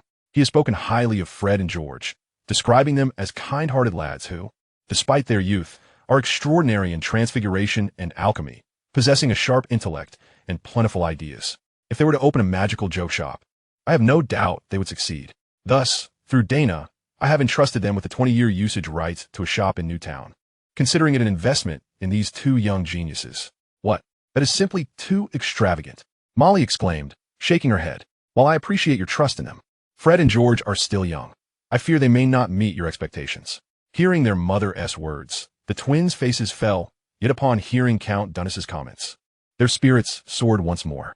"I never take back what I give," the Count continued. "I pride myself on my keen judgment of character. My past investments have yielded fruitful returns, so I believe Fred and George will surely thrive." Molly sought to interject further, but the Count interrupted. "That's enough. We mustn't stifle these 2 talents. I am counting on them to bring me profit." He then turned his attention to Arthur. "The new city shall establish an immense defensive magical array, and I wish to include your residence within its bounds." Arthur stroked his chin, feeling somewhat embarrassed. "Our home is quite a distance from New City. If we were to be included, it would undoubtedly escalate the cost significantly. Wouldn't it?" The Count shook his head. "The costs will indeed rise, but I shall set up a foundational point for the array at your location, which will enhance the defensive strength of New City and exponentially increase the difficulty of breaching the magical array. Although your family will receive the protection of New City's magical array free of charge, you will be responsible for maintaining this foundational point. It is, in truth, a mutually beneficial arrangement." "Very well, Count." Arthur stood and shook the Count's hand. "I accept your proposal. May our collaboration be fruitful." "A pleasant collaboration indeed." Molly inquired with a smile, "Count, would you care to stay for lunch?" I have recently learned some new dishes, and they are rather delightful. The Count nodded appreciatively. Thank you. I shall impose upon your hospitality. Suddenly, the Count furrowed his brow and withdrew a double-sided mirror from his pocket. He excused himself to Wesley and stepped outside. Activating the mirror. My lord, we have gathered all the evidence you requested. Evidence of harm caused by the forgetfulness curse. Indeed, we have already sent these wizards to St. Mungo's for magical injuries. Excellent. Chapter 85. Donna's Fate, Part 1. Gilderoy Lockhart returned to his estate for Christmas, accompanied by a small diary. Prior to the holiday, he had received a letter from Count Dantes, insisting that he must return home for Christmas and feign a deep affection for Donna, as the Count had a significant project in the works with a staggering profit margin of 500. If Lockhart could not swiftly ensure that Donna devoted herself entirely to him, the project would inevitably fall into someone else's hands. Darling, dinner is ready. Donna's sweet, syrupy voice echoed from downstairs. Lockhart closed his diary, rubbed his face, and donned his most self-satisfied smile. Come on, my dear. Yes, it is wise to treat Donna kindly, even if it is merely an act. Once old Avery has passed, all will be repaid in kind. Not only did Count Dantes advise this course of action, but even the diary, penned by Tom Riddle, echoed the same sentiment, thus solidifying Lockhart's resolve. Perhaps after the Christmas holiday, I shall write Donna a letter or two. Yet this woman is quite foolish. Despite my complete neglect throughout the term, she now seems to adore me even more upon my return. Lockhart descended the stairs leisurely and found Daina Avery emerging from the kitchen, apron-clad, bearing a platter of fried fish. My dear, you are a child. It would be wise not to cook for yourself next time. What if you tire yourself out? The new takeout service introduced by Count Dantes, House Elf Delivery, offers delicious meals prepared by house elves. You are so kind to me, my love. My affection for you grows ever stronger. I would even willingly die for you. No need for such drastic measures. Simply assist me in acquiring the Avery family fortune under my name. With this thought, Lockhart chuckled. What nonsense is this about dying? How could I ever bear to lose you? With that, he prepared to dine. Donna gazed at Lockhart with a face full of bliss, even as the doorbell, imbued with Lockhart's unique charm, rang out. It was a residence of the internationally renowned individual and author, Gilderoy Lockhart, recipient of the Sir Merlin's third-class medal, honorary member of the Anti-Dark Arts League, and 5-time recipient of the Most Charming Smile Award from the Wizarding Weekly. Please continue to ring the doorbell. If I am home, I shall greet you. If not, perhaps listening to one of my tales would be an enjoyable experience. On a moonless, tempestuous night, I found myself traversing a path in the countryside where the darkness enveloped me, when suddenly, a chilling howl reached my ears. I surmised it to be a werewolf. Donna finally realized that their sweet domesticity was being interrupted, her brow furrowing as she rose to her feet, displaying the presence of an Avery lady once more. Upon opening the door, she was met by several wizards cloaked in black robes, the foremost of whom had dark skin and wore a small African-style hat. The moment Donna opened the door, the wizards tilted their heads, as if listening intently. It must be said that Lockhart's tales are indeed captivating. Good day, Mrs. Donna Lockhart. It is I, you are the Orris.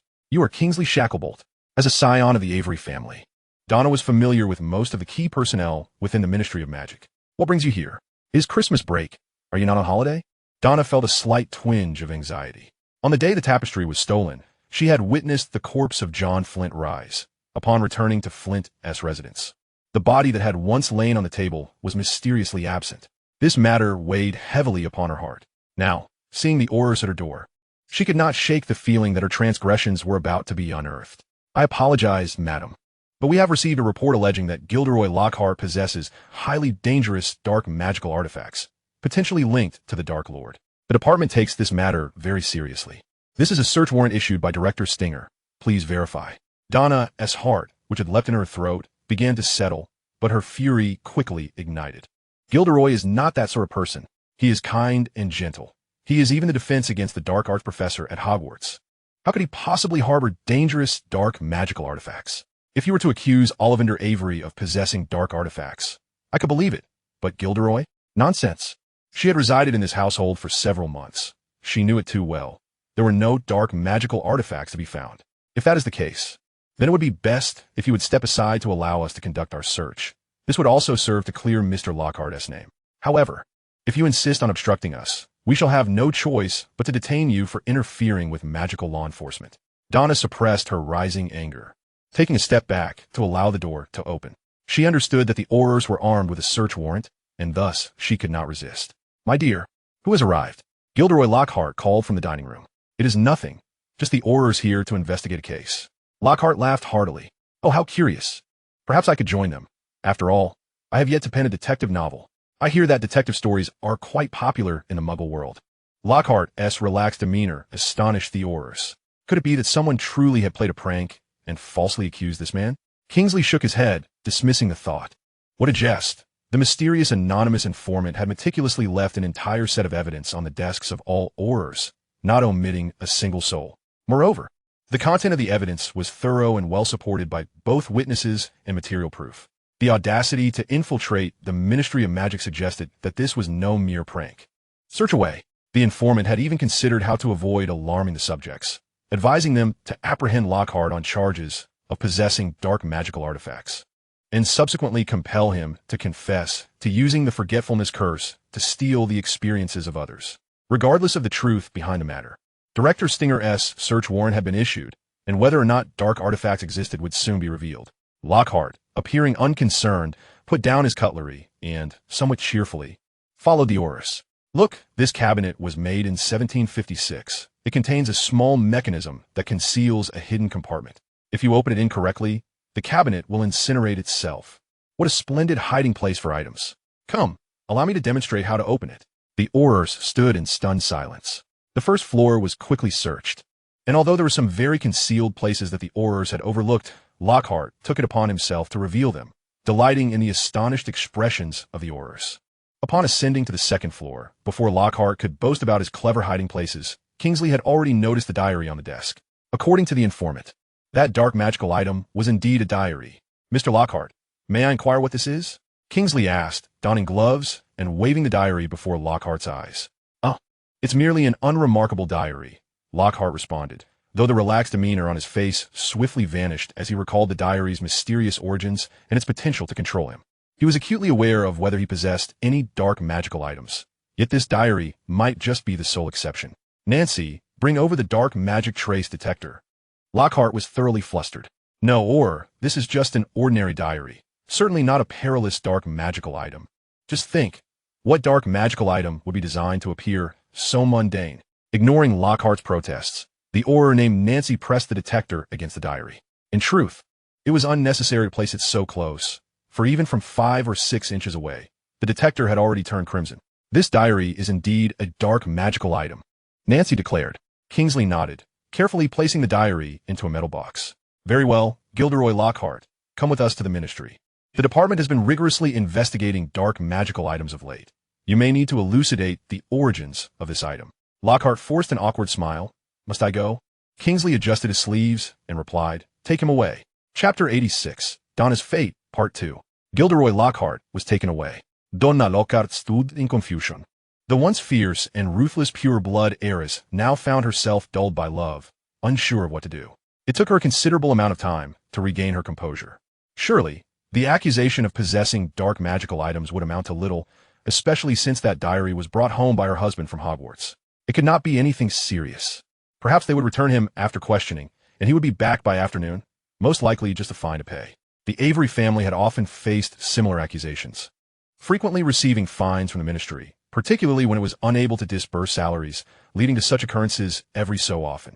She had long grown accustomed to this, and today's emotional upheaval was merely due to her beloved being involved, causing her to fret unnecessarily. Taking a deep breath, she returned to the dining table, lamenting the waste of the carefully prepared heartfelt meals for her darling.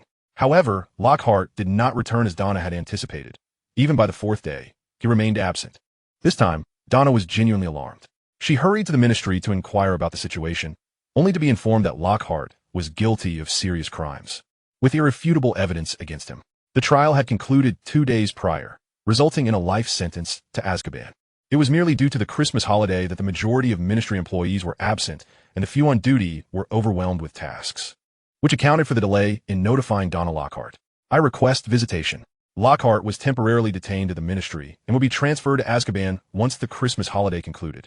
"I'm sorry, Mrs. Lockhart, but your husband has been charged with seriously threatening the safety of the magical community and intentional harm to others. He has been classified as a senior Death Eater, and given his unique social standing, the minister does not permit any form of visitation." "Death Eater?" Is Lockhart truly a Death Eater? Surely, Donna could not believe it. Her husband must be wronged.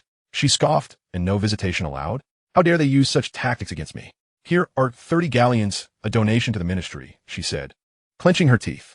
The employee, grinning broadly as he pocketed the galleons, instantly adopted a different demeanor, standing up and saying, "Madam, please follow me. As a benefactor of the ministry, you would surely be willing to accompany me for a tour of our establishment, yes?" Entering the elevator, Donna followed the employee directly to the ministry's temporary prison. There, she beheld Gilderoy Lockhart, disheveled and hollow-eyed. Witnessing her beloved in such a despondent state, slumped in the corner of his cell, the damp, foul air stung her nostrils and shattered her heart. "Darling." Donna grasped the iron bars of the cell. "How are you?" "My dear." Lockhart's eyes gradually regained focus, and upon seeing Donna, he leaped up, exclaiming, "Sweetheart, they are framing me, claiming I am a Death Eater. They say they will imprison me for life. I have a bright future ahead. I cannot simply perish like this. My love, you are an Avery. You must save me." Through the bars, Donna grasped Lockhart's hand, which, once warm, now felt as cold as ice. She held on tightly, hoping her warmth could bring him some comfort. "Do not panic, my dear. Tell me, why do they accuse you of being a Death Eater?" Gilderoy Lockhart inhaled deeply and replied, "It's that diary, primarily the diary. Had it merely been the misuse of the Oblivion charm to harm others, I would have only faced 2 years in confinement. But who knew that diary belonged to the Dark Lord? Dumbledore even testified that the diary was of immense importance to him. Merlin S. Beard. That diary was placed on my desk by someone else. It is a blatant setup, but Minister Fudge and the jury refuse to listen to me. They are terrified of the Dark Lord." A chill ran through Donna's heart. If the diary had such a significant backstory tied to the Dark Lord, the ministry's stance would surely be one of better safe than sorry. She felt a tempest of emotions, wanting to comfort Lockhart, yet unsure where to begin. "My love, you must have a way to save yourself, right?" Donna reluctantly shook her head. If the Avery family had any means, they would not have allowed Daina Avery to replace Guy Avery years ago. Death Eaters, especially those closely associated with the Dark Lord, were never to be trifled with. The ministry would not let them go easily. With the diary proven to be a crucial item of the Dark Lord, Lockhart's chance of exoneration seemed insurmountable. Lockhart, in disappointment, released Donna's hand and took 2 steps back, collapsing to the ground. They exchanged silent glances until the impatient employee interjected, "Mrs. Lockhart, please hurry." Tears welled in Donna's eyes as she gazed intently at Lockhart, uncertain of what to do. Just then, Lockhart seemed to have an epiphany. He suddenly sprang up and shouted at Donna, "Donna, go find Count Denys. He is my closest friend and will not stand idly by while I suffer. Find him. He will surely intervene to save me." Donna recalled her experiences at Denys Castle. Indeed, Count Denys was the wealthiest individual she had ever encountered. He possessed ample power, his black dragon revered him, and he had a multitude of followers. With both strength and wealth came influence. Even Minister Fudge had to flatter him. Yes, that nobleman would undoubtedly rescue her beloved. "My dear, wait for me. I will make sure Count Denys comes to save you." Daina reclined on a lounge chair in the castle garden, holding natural magic in her left hand, while the delicate green runes glimmered on her forearm, dancing gracefully in response to her fingertips. The magic that can control plants is indeed incredibly useful. The thought of the 1,000 acres of Chinese venomous cabbages and poisonous tentacles that he had arranged for the Ashwinder gang to cultivate nearly elicited a laugh from Daina. Count Dumbledore wields the power of thunder, while the leader of the Ashwinders excels in the manipulation of flora. The Ashwinders pose a threat to the British wizarding community, while Count Dumbledore stands as its protector. What an intriguing script. Under the tug of war between these two factions, the decayed social order of the British wizarding world might just collapse like a rotting ladder with a single push. "My lord, Lady Gilderoy Lockhart is here to see you," announced a servant. Daina, who had transformed into Count Dumbledore, displayed a knowing smile and nodded. "Please, show her to the parlor on the 2nd floor, offer her some refreshments, and inform her I shall be with her shortly." "Yes, my lord." Chapter 87, The Return of Donna, Part 3. When Count Dumbledore arrived at the parlor, Lady Lockhart was anxiously pacing beside the sofa, the untouched refreshments on the coffee table betraying her current state of mind. "My apologies, Lady Lockhart," the Count said with a smile as he entered. "The new city is on the verge of opening, and matters have been rather numerous, causing you to wait longer than expected. Under ordinary circumstances, Donna would have offered compliments about the remarkable project, praising the Count for its swift completion. You are quite busy. My lord, I apologize for the inconvenience." Such remarks would typically follow. However, It was evident that Daina was far beyond pleasantries, nearly begging with tears in her eyes. "My lord, please save Gilderoy." Count Dumbledore looked bewildered. "What are you speaking of, my lady? Gilderoy is perfectly fine, serving as a professor at Hogwarts. Is he in some form of danger? He has been framed as a loyal Death Eater of the Dark Lord, and is on the verge of being imprisoned in Azkaban." "How could this be?" Count Dumbledore's face was a mask of shock. Gilderoy was such a fine individual. Who would wish to harm him? Tears streamed down Daina's face as she shook her head vigorously. "I do not know, nor do I wish to know. I only want him to avoid Azkaban. That place is no place for a human. He is a man of such refinement. If he were to languish in Azkaban, he would scarcely survive half a month." "Indeed," the Count replied, a glint of inscrutable understanding in his eyes. "You are correct. Azkaban is indeed no place for anyone, and Gilderoy would likely not endure it. What shall I do now?" Daina sobbed, gazing at the Count with hope. "My lord, Gilderoy told me that only you can save him, which is why I have come to you. I believe with your abilities, you can surely accomplish this." The Count tilted his head curiously to the left. "Surely, matters such as these could be resolved by your family, the Averys. I recall your cousin, Gaius Avery, who was replaced by someone you arranged. The unfortunate soul who took the fall is none other than Daina Avery from my team." Daina shook her head slowly. "We spent a great deal on that incident. But now that the new city is about to open, my family has invested nearly all of our cash reserves, so..." She paused, continuing, "Moreover, the affair with Daina Avery has created a stir throughout the wizarding community. Although the ministry has a satisfactory public explanation, if we were to seek out an unrelated party to replace him, the high-ranking officials within the ministry would likely hesitate." The Count nodded, pondering. "That indeed complicates matters." Daina, in desperation, asked, "Can you not exonerate Gilderoy before he is imprisoned in Azkaban?" Count Dumbledore raised an eyebrow. "Lady Lockhart, tread carefully. While Gilderoy may indeed be wrongfully accused, he is currently regarded as the Dark Lord's most loyal Death Eater. Attempting to extricate him without irrefutable evidence could lead to dire consequences." At that moment, a knock sounded at the parlor door. "Come in," the Count called. A servant entered, respectfully delivering an envelope into the Count's hands. He accepted the letter, opened it, and shrugged. "This is a correspondence from Minister Cornelius Fudge, as I had expressed my interest in the British wizarding judicial system. He is to inform me of any intriguing and publicly accessible cases." He turned to Daina.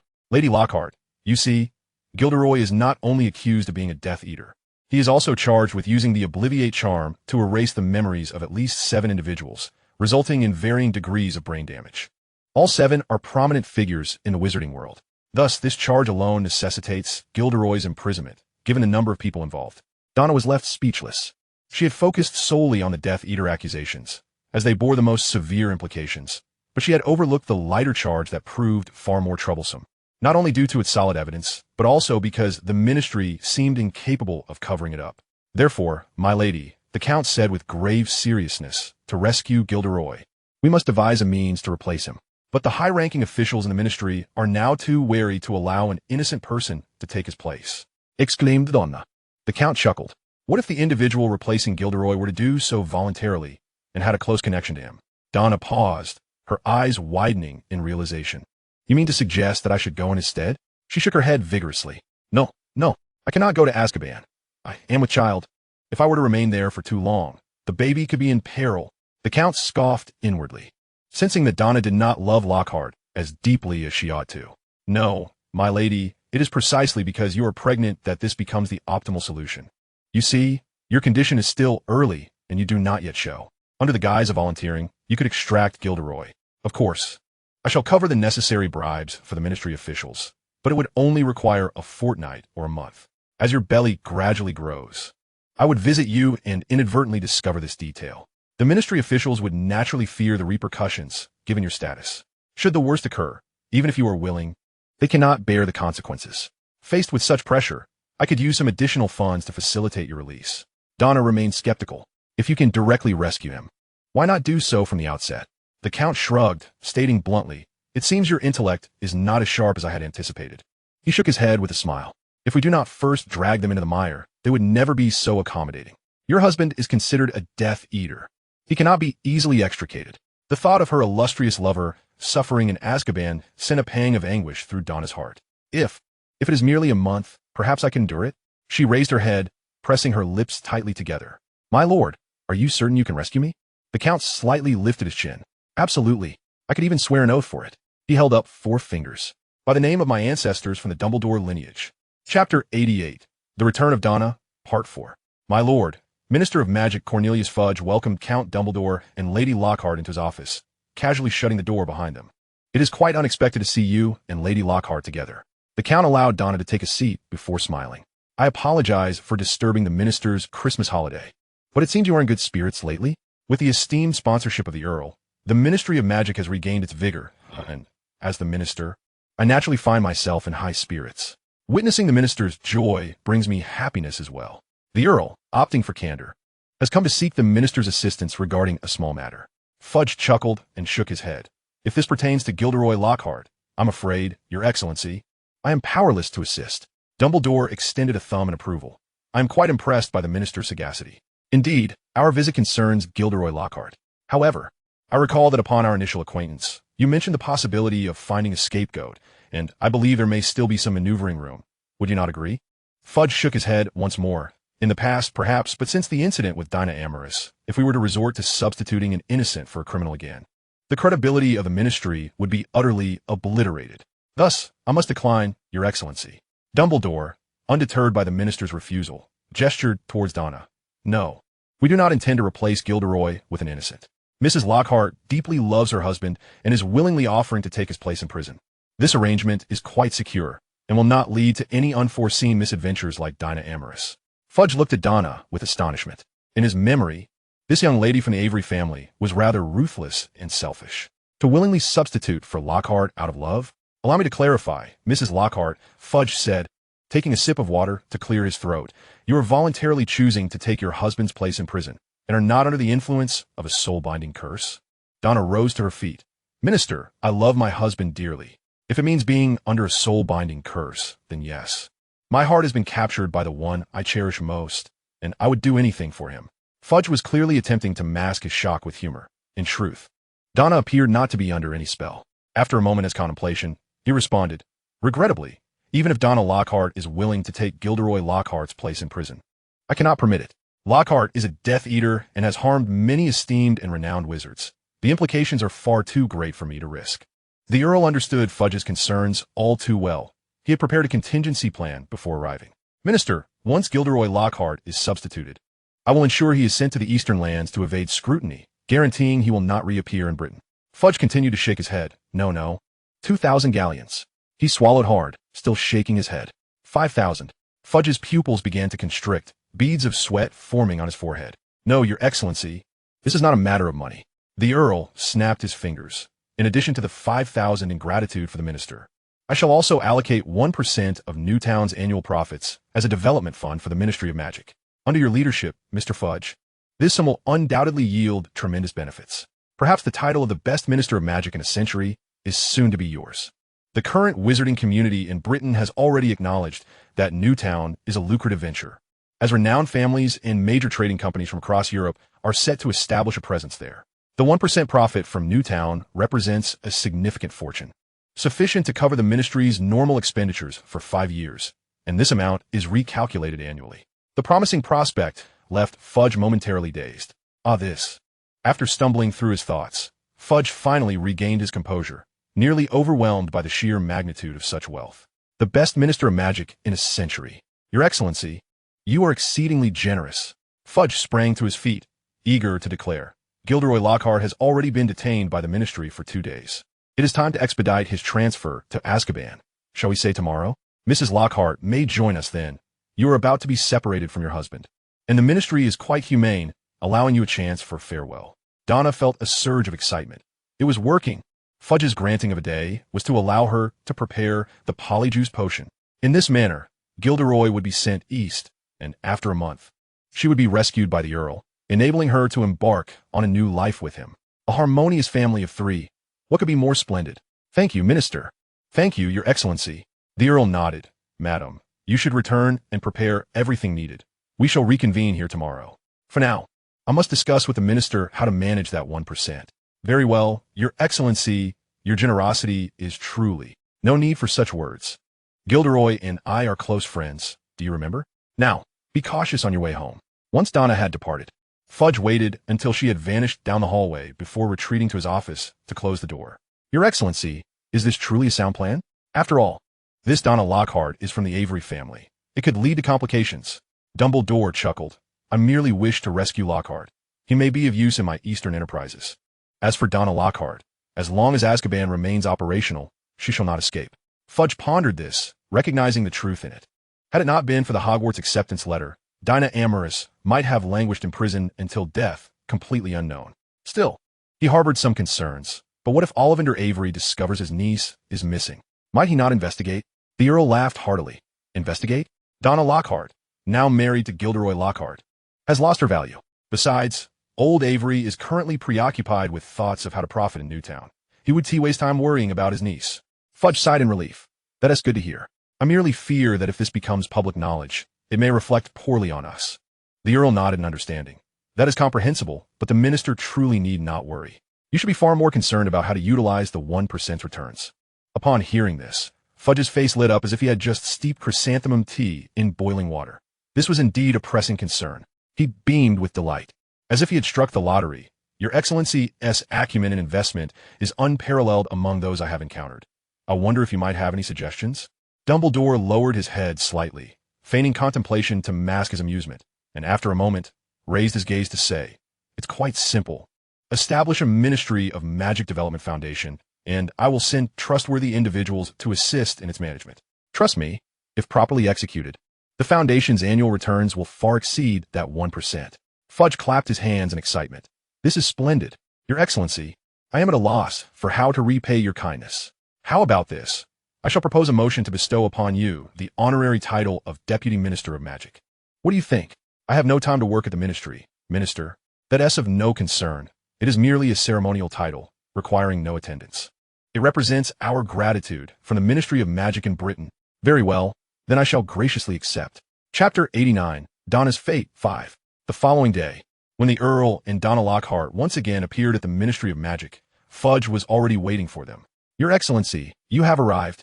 He turned to the escorting Aurors behind him. Let us proceed to the temporary holding cell. Allowing the prisoner one last meeting with his wife before you escort him to Azkaban. Yes, Minister. The group descended to the temporary prison. Lockhart's condition appeared to have deteriorated further, his entire demeanor resembling that of a soulless being. Upon witnessing the arrival of the others, he merely opened his mouth. Yet no words escaped. Donna felt an overwhelming pang of sympathy. The torment he endured while imprisoned at the ministry had rendered him so haggard. What fate awaited him should he be confined in Azkaban? Suddenly, Count Dumbledore spoke up. Minister, I believe it would be prudent to allow the couple a final exchange. They may wish to share a moment of intimacy. After all, we have the anti-disapparition charms in place, so there is no fear of their escape. Fudge feigned reluctance, Count. That may not be appropriate. The Count smiled and replied, The law must be upheld, yet humanity is governed by emotion. Lord is my friend, and I must fulfill my duties as a friend. He produced 2 small pouches and placed them into the hands of the guards. I believe this minor exception will not lead to any adverse repercussions. The guards exchanged nervous glances, seeking the minister's approval, only to find him engrossed in examining the rust on the temporary prison door. This door is quite ancient. I believe it is due for replacement, he mused. The Count nodded in agreement. Indeed, once the ministry's development fund is established, Minister, you may proceed as you see fit, even if it involves crafting it from mithril. The guards shared a knowing look, understanding that their superior was aligned with the Count, leaving them with little room for dissent. Minister, one guard ventured. We have traditionally permitted prisoners to bid farewell to their loved ones, so I believe this should not be deemed out of order. Oh, is that so? The minister's attention finally shifted away from the rusted door. I must admit my knowledge of prison regulations is rather limited. In that case, let's allow Mrs. Lord to join her husband for a while. But we should discreetly withdraw. Otherwise, it may become awkward for them. 10 minutes later, Fudge the Count, and the guards returned to the cell. Lockhart remained in a listless state, while Mrs. Lockhart leaned against the wall, seemingly overcome with grief, barely able to stand. Time's up, Fudge announced. It is time to escort Mr. Lockhart to Azkaban. As the door swung open, Count Dumbledore swiftly stepped forward to support Mrs. Lockhart. Ladies and gentlemen, Mrs. Lockhart appears to be in dire condition. I shall escort her home. By all means, Your Excellency, the minister replied sorrowfully, shaking his head. This truly is a tragic affair. Yet who can blame Mr. Lockhart for his transgressions? The Count concurred. Indeed, justice must not be desecrated. Those who commit wrongdoing must face the consequences, even if they're my friends. After exchanging farewells, the Count departed the ministry with Mrs. Lord. At midnight, Azkaban was engulfed in its most harrowing night. A sudden archway appeared in Daina's former cell, startling its new occupant, a smuggler imprisoned for orchestrating multiple incidents involving the trafficking of rare magical creatures. He stifled a gasp, desperately suppressing his excitement, and dashed toward the door. He was oblivious to what lay beyond, but surely nothing could be worse than Azkaban, could it? However, a powerful memory charm struck him, sending him crashing against the wall, rendering him unconscious. By the time he awoke the next day, he would have entirely forgotten about the wondrous door. A man clad in black emerged from the other side of the door. He glanced at the opposite cell, where Sirius Black appeared to be sound asleep. Yet, the commotion startled him awake. He looked around, but saw nothing, only the faint sound of bat wings flapping in the darkness. Bats? Sirius murmured. How could there be bats in this wretched place? Poor creature, lost all the way to Azkaban. No, that couldn't be. The island was far from Britain, so it must be an illusion. Sirius closed his eyes again, but not before transforming into a large black dog, having just dreamt of James and Lily. The transformation was merely a precaution against the Dementors, who might be drawn to his joyful memories. The bat, however, was no illusion. It flew toward the uppermost level of Azkaban. The prison was far from full, and to facilitate management, inmates were housed from the bottom up. Thus, the uppermost level was nearly devoid of prisoners. Fudge had cunningly ensured that Daina's cell was located there, to prevent anyone from discovering that Gilderoy Lockhart was not the one imprisoned. The rationale was that the famed author required a quieter environment, perhaps to inspire him to create new works which could be titled My Time in Azkaban with Dementors. Additionally, placing the cell on the uppermost level offered the benefit of being several floors away from any occupied cells, ensuring that Daina's cries would go unheard. The bat flew directly to Daina's cell. In that moment, she was clad in the filthy violet robes of Lockhart, huddled in the corner, trembling. My dear, I regret it. Please, switch me back. I am a child. Daina mumbled to herself, having nearly reached the brink of collapse after just an afternoon in confinement. The daughter of the Avery family had never endured such torment.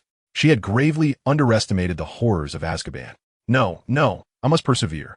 If I can endure this month, I will be reunited with dear Gilderoy, free from ministry, free from John Flint, free from those who wish to harm us. Are you summoning me? A chilling voice echoed. Daina shuddered and turned to find the corpse of John Flint standing in her cell, its skin pale and mottled with deathly spots. After a brief silence, Daina let out a heart-wrenching scream. In Azkaban, no one could hear her. The nearest prisoners would only assume that the faint cries were merely the wind howling through the castle's crevices.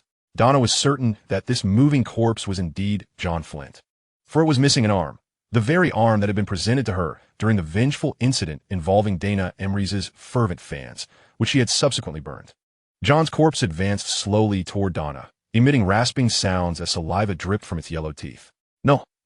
Daina wished to meld into the wall as she shrieked. Don't come any closer. Daina stood quietly outside the cell, observing the unfolding horror. Daina Avery, my revenge has only just begun. Savor this suffering. John Flint's corpse had been animated into a ghoul, bound by Daina's command to remain perpetually close to Daina Avery. Dementors, ghouls, the frigid cell, Daina Avery, relish your month here. I shall return in a month, just as hope fills your heart, to thrust you into the abyss of despair. Daina Avery, are you looking forward to the gifts I shall bring? Your misery is my ecstasy. Daina could hardly contain the joy surging from within, unabashedly radiating delight until the Dementors were drawn to such delectable allure, flocking en masse. Come, hurry all of you. Daina Avery, now that you are in Azkaban, how could you not experience the fervor of the Dementors? Arrangements must be made for you. Chapter 90, Merlin's City. The Dementors have arrived. Daina chuckled, bemused by the ever-sensitive nature of these individuals. However, this also affirmed a significant truth. The transformation brought forth by the bloodline of Merlin is fundamentally distinct from that of an animagus. An animagus transforms entirely into an animal, both in essence and appearance, while Merlin's transformation, regardless of its form, retains a core that is inherently human. The Dementors, which had once instilled profound fear in Daina, now seemed trivial in comparison. Daina Avery was still desperately attempting to push aside the corpse of John Flint, completely oblivious to the flicker of blue light outside the cell. She was even less aware that amidst the multitude of Dementors, one had suddenly emerged, swiftly unifying the chaotic consciousness of its kind. The Dementor, under Daina's influence, spoke. Ah, you visit this woman daily, but do exercise caution. Do not let her perish. It is difficult. As long as you do not indulge too greedily. Is not all challenging. We shall try. The Demented departed, satisfied with the arrangement. With the company of John Flint and the Dementors, Daina Avery would surely not suffer from solitude in the coming month. On the eve of the young wizard's return to Hogwarts, the new city was officially inaugurated. The wealthy Count Dactas Dundas named the city Merlin City, in homage to the great magical pioneer, the immortal Merlin. There was unanimous agreement among the European wizarding community. For not only in Britain, but across Europe, wizards recognized Merlin's significant place in the annals of magical history. It was entirely fitting for a city in Britain to bear his name. On this day, Merlin City was abuzz with activity. The British Ministry of Magic had established an entry point for foreign wizards, allowing wizards from other nations to teleport directly into Merlin City via their respective ministries. Draco Malfoy had never before witnessed such a congregation of wizards, even when he was younger and attended the Quidditch World Cup with his father. He had not encountered such a multitude. The entirety of Merlin City was teeming with wizards from all corners, representing the only city in the world that was entirely dedicated to wizards. Shopping and entertainment were plentiful, and here one could experience true exotic charm and even discover shops selling Muggle products tailored for the wizarding community. The city functioned as a commercial hub, and earlier rumors regarding prominent European families relocating their primary enterprises to Merlin City caused a surge of interest among wizards. Once the influx of visitors began, it signified a wealth of opportunities, attracting noble families and large trading companies. This was also the reason why property prices in Merlin City had skyrocketed. In the absence of an internet economy in the 1990s, unless significant changes were made, the wizarding world would remain devoid of a city that encapsulated all commercial pathways by the 2020s, rendering it unique and irreplaceable within the magical realm. Merlin City was not only a center of commerce, but also a hub of cultural and entertainment activities, embodying the very essence of the wizarding world.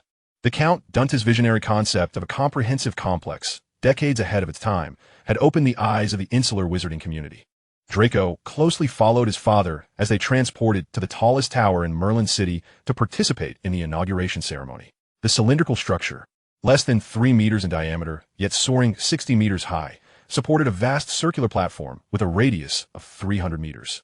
Such a design, if presented in the Muggle world, would surely draw scorn from architects, but within the wizarding realm, encountering the unconventional was entirely normal.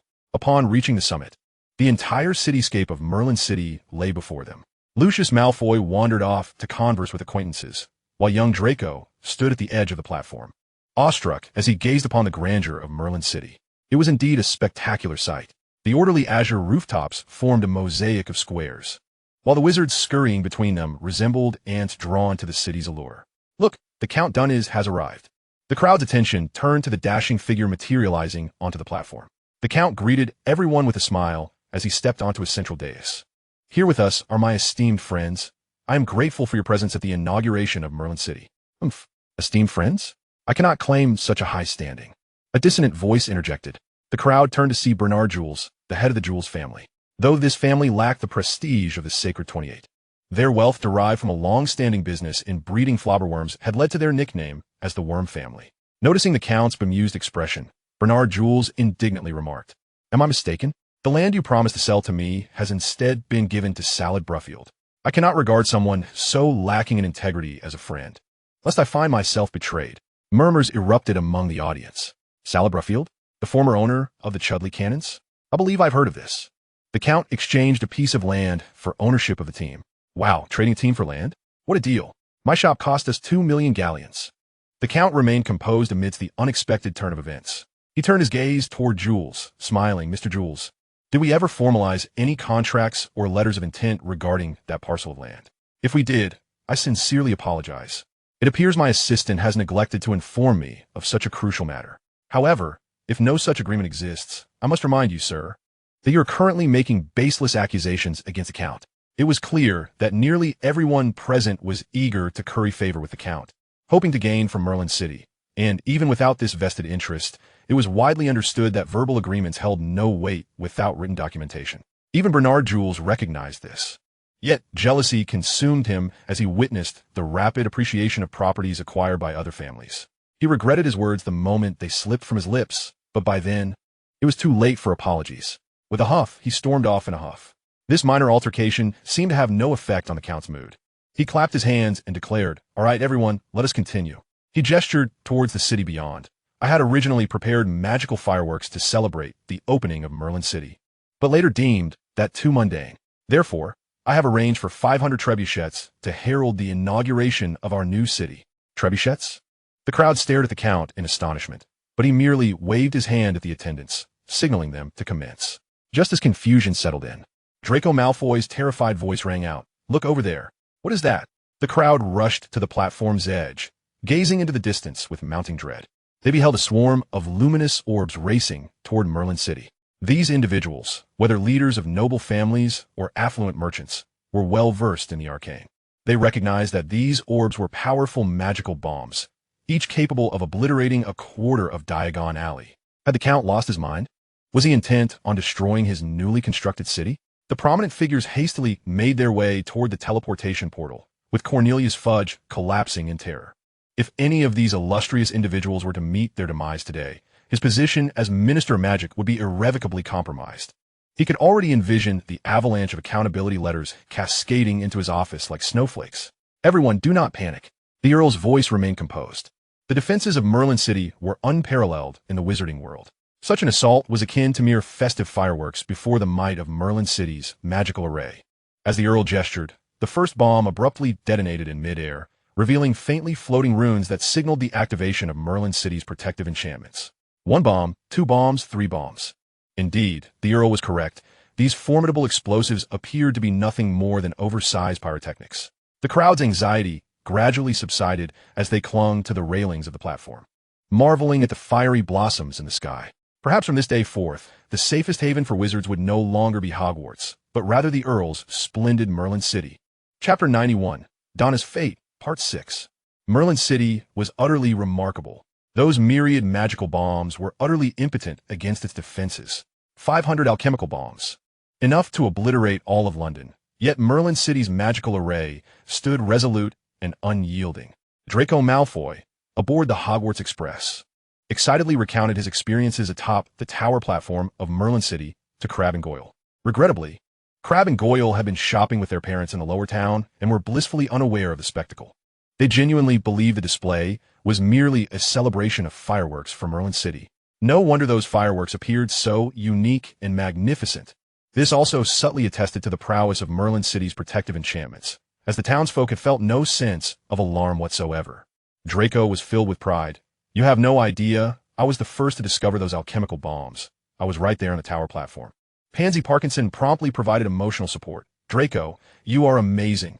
Draco Malfoy nodded with great satisfaction, as if the might of Merlin City was solely his achievement. In his mind, the master of Merlin City, the esteemed Earl Dantes, was his beloved uncle. I wager that today's front page of the Daily Prophet will feature the grand opening ceremony of Merlin City. The Earl's unconventional inauguration was simply astonishing.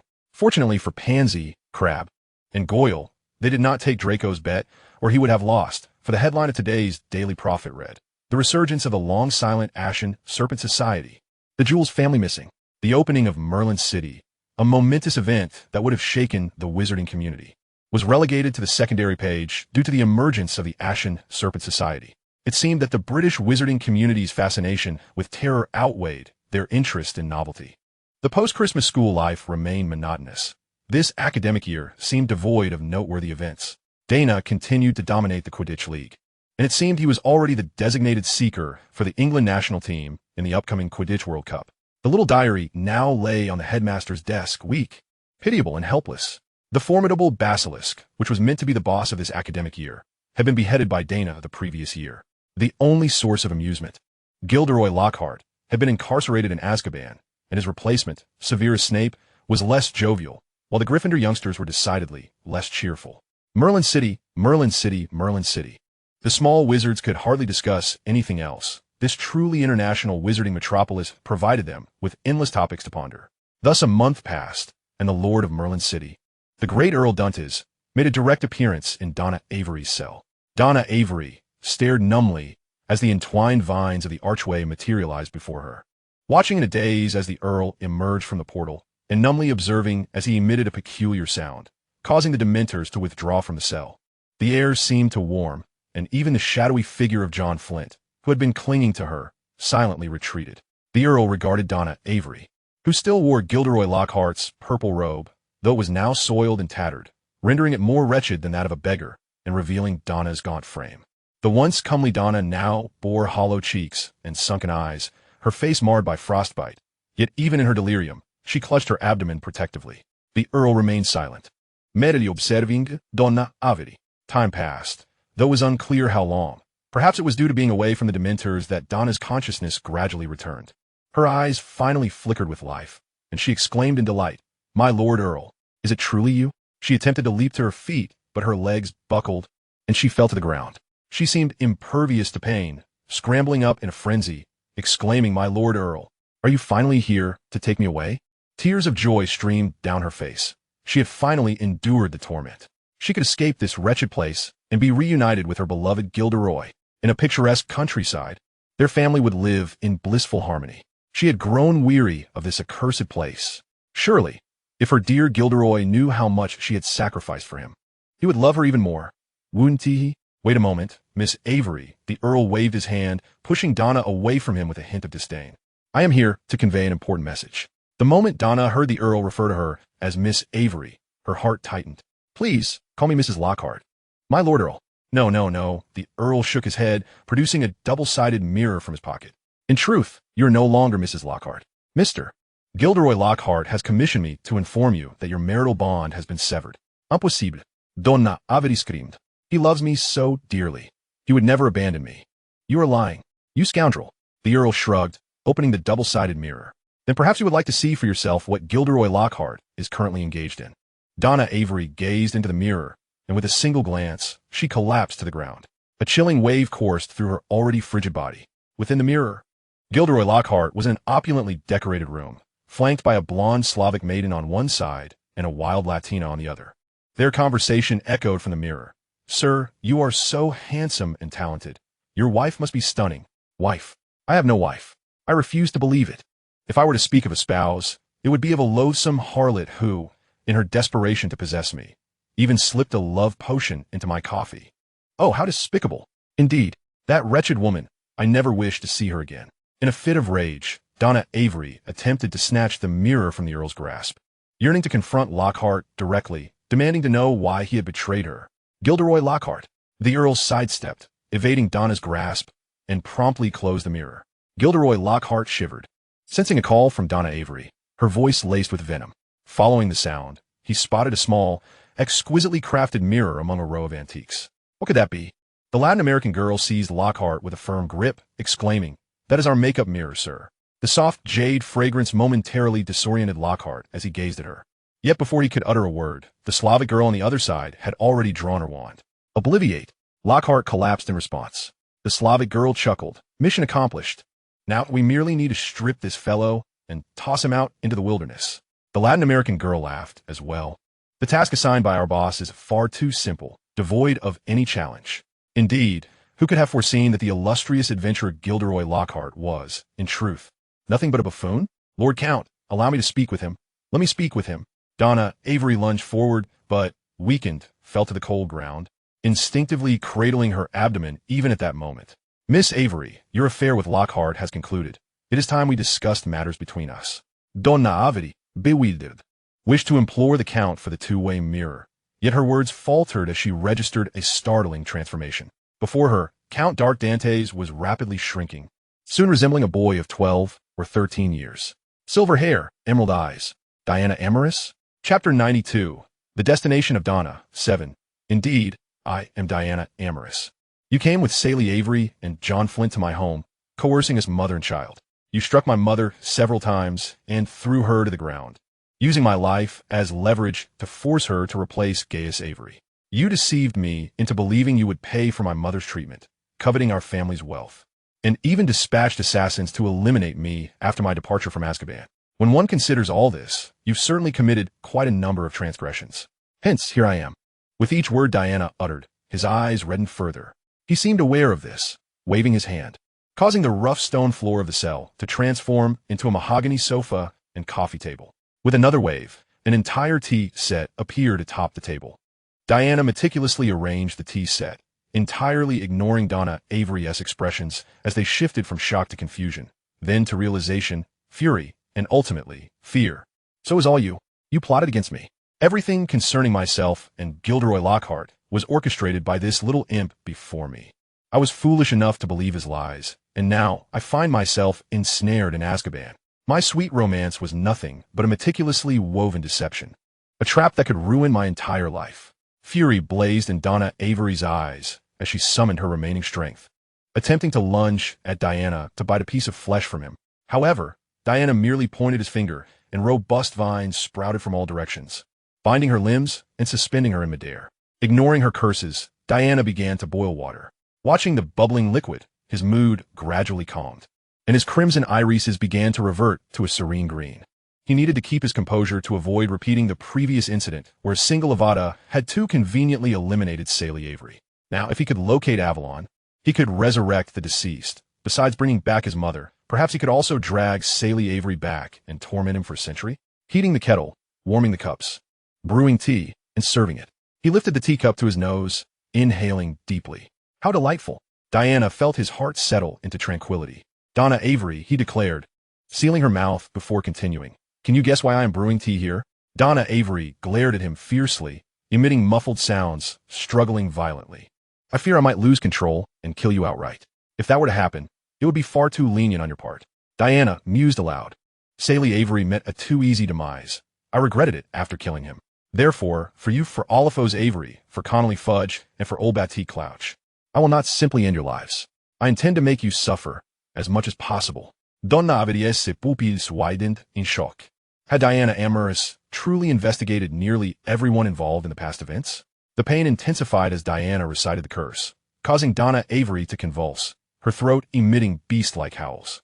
This is the preferred method of torture for Voldemort and his Death Eaters, Diana remarked. Yet I find such physical pain to be rather primitive, lacking any finesse. The torment ceases with the cessation of the spell, and should one inadvertently drive a person insane, your efforts would yield no feedback, rendering them akin to living meat. In such a case, there would be no satisfaction in revenge. Only by ensuring that your body and soul endure prolonged torment can my spirit find peace.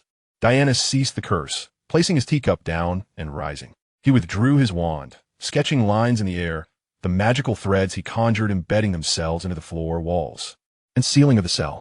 Do you know what I'm doing? Daina shook her head in terror. The unknown is indeed the most frightful.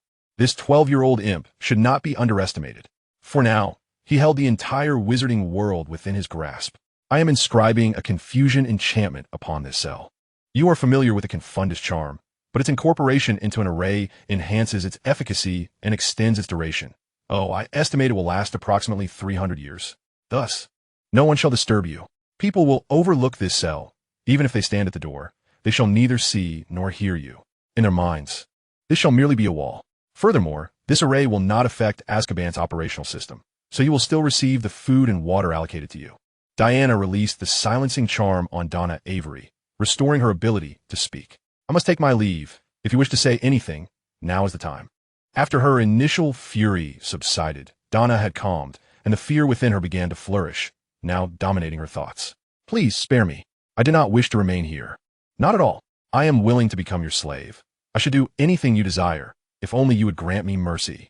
Diana shook his head. Is this all you have to say? How disappointing. He summoned the Spandam door. Daina cried out, Do not go. I have secrets. I can reveal a great secret to you. Diana halted, turning back. Oh, if you spare me, I shall divulge it.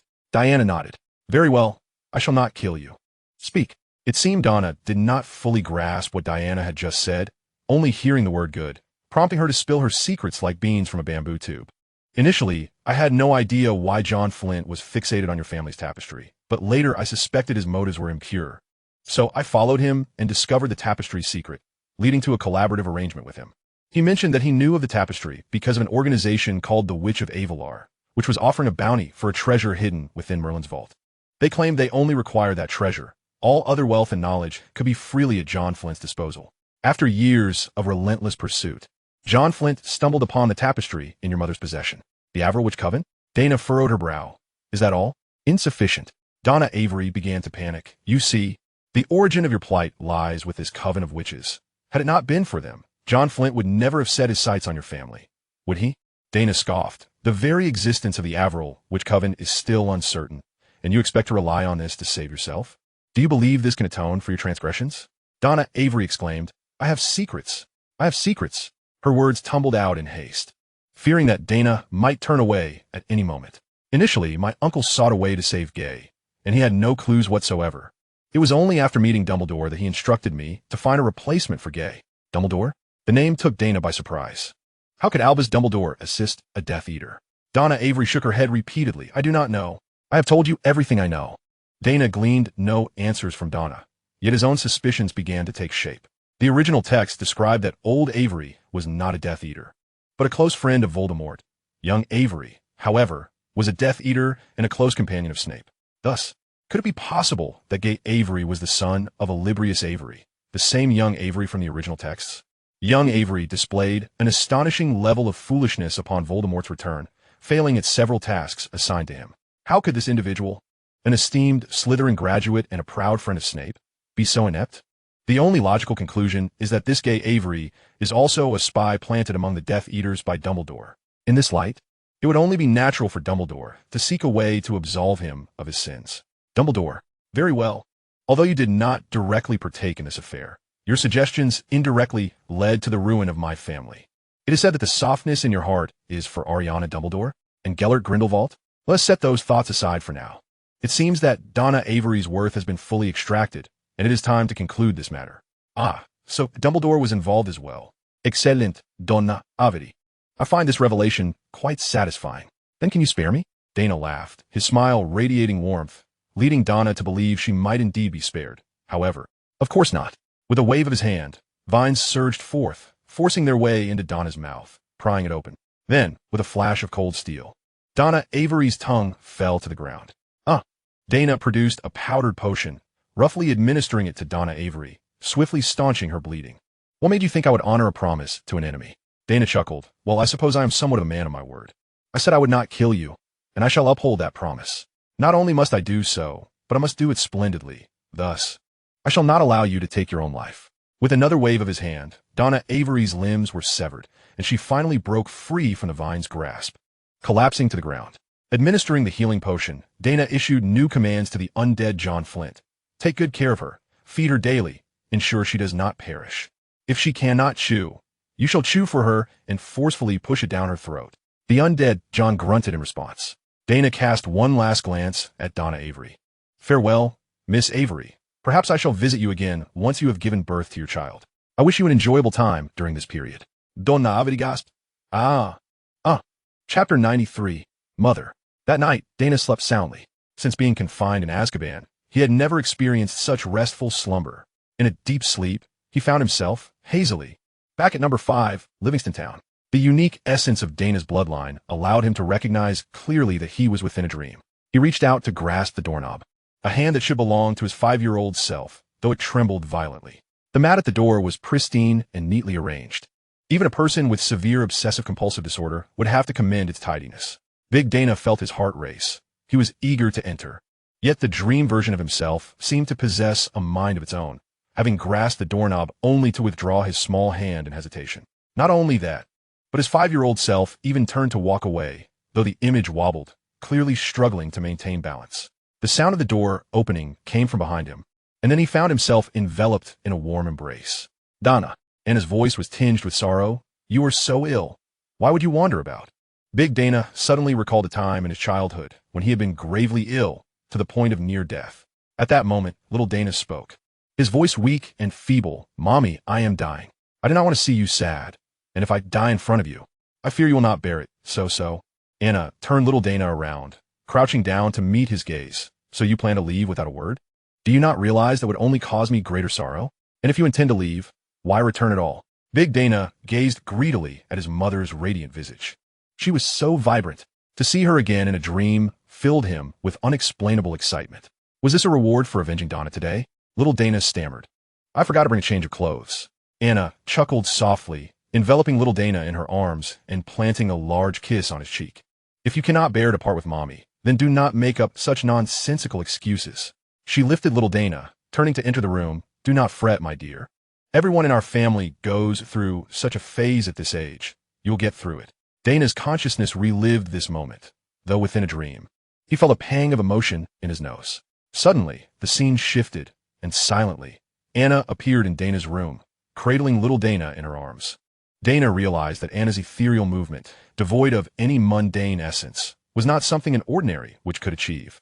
Anna gently laid little Daina upon the bed, standing before it as the sunlight streamed through the window, perfectly casting her in shadow, rendering her features indistinct. Yet Daina could sense that his mother stood amidst a sacred light. Yet he could feel her sadness, her resoluteness. Perhaps, at this moment, his condition had grown dire indeed. "Sleep now, my child. You will be all right." Anna tenderly patted little Daina's chest, her voice beginning to murmur, "Tempus sine vestigio fatum est inordinatum." Listening to the incantation, little Daina's eyes gradually closed, the world seemingly fading into silence. However, upon hearing that spell, Big Daina jolted awake from his slumber. He observed the grabado crystal surrounding him, his awareness swiftly sharpening. Yes, he was currently slumbering in Merlin's sanctuary. He had not been awakened by any impending crisis. Rather, he recognized the incantation his mother had uttered in the dream. The art of destiny, documented in Merlin's notebook. The art of destiny holds the power to alter one's fate, yet at the cost of expending over 90% of the caster's magical energy and a significant portion of their life essence. No wonder his mother appeared so frail in the following 2 years. Originally, I believed that my mother was merely unwell, but it has now become abundantly clear that she was, in fact, suffering from the backlash of employing fate magic. Daina began to reminisce about her mother's past actions, the details of which she had previously overlooked, and was astonished to realize that her mother's magical prowess before Daina turned 5 was at least tenfold that of Lucius. If it weren't for her use of fate magic, the likes of Daina Avery and John Flint, along with Sally Avery, would have been utterly powerless against her. Yet, during that time, her mother had become so frail that she could not even muster the strength to call for help from the window. The young Daina found herself unable to resist 2 wizards and an adult squib. Daina could not fathom why such a formidable, which as her mother would choose, to wed an obscure wizard from the Avery branch. Though it may not be entirely fair to speak poorly of her father, the truth is that his lineage had nearly perished before her birth. And shortly after she was born, he too was murdered by Death Eaters, leaving her with scant memories of him. The thought of her frail mother, burdened with a physically incapacitated body, tirelessly traversing the ministry of magic merely to secure her release, caused Daina's heart to ache profoundly. Avalon. She must not allow her quest for vengeance to impede her search for Avalon. Taking a deep breath, Daina reclined once more, pondering whether she would dream of her mother again that night. After tossing and turning for a considerable time, Daina realized she could not find sleep. Noting that the hour had passed midnight, she attempted to summon Merlin's path to Avalon. After a prolonged wait, parchment emerged from her palm, and not just a single sheet. Path 1 has been destroyed. Path 2 has been destroyed. Path 3. Portal is not in its original position, retrieving. Portal has been located, summoning in progress. At this point, the parchment ceased to appear, leaving Daina in a state of exasperation. What had once been a vibrant magical ability had suddenly transformed into an insipid system. Had the primary account logged off, allowing AI to take over? As these thoughts swirled in her mind, a new sheet of parchment appeared. Summoning failed, obstructed by forces originating from Avalon. Now informing you that the portal's location is beneath Whitehall in London. Beneath Whitehall in London. Whitehall is a street in London, connecting the Houses of Parliament and Downing Street, housing several governmental departments, including the Ministry of Defense, the Foreign Office, and the Home Office. Thus, it is often used as a metonym for the British administrative sector.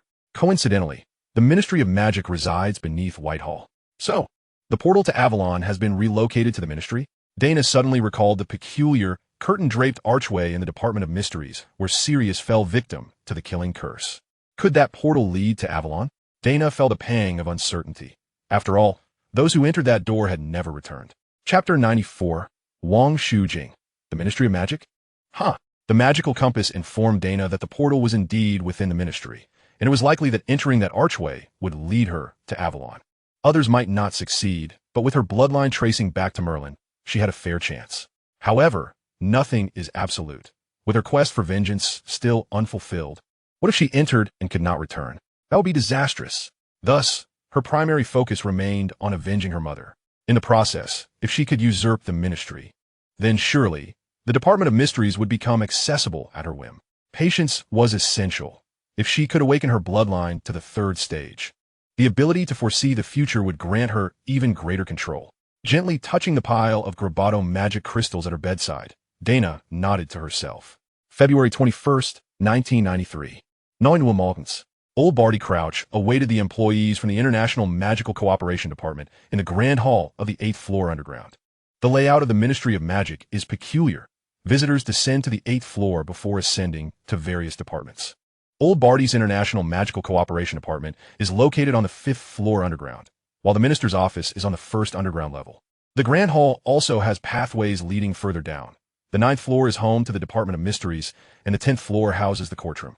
With a temporary prison situated on that level, Old Barty Crouch stood in quiet anticipation, indifferent to the whispers of his employees behind him, a stark contrast to his former self, as he had lost his spirit since being demoted.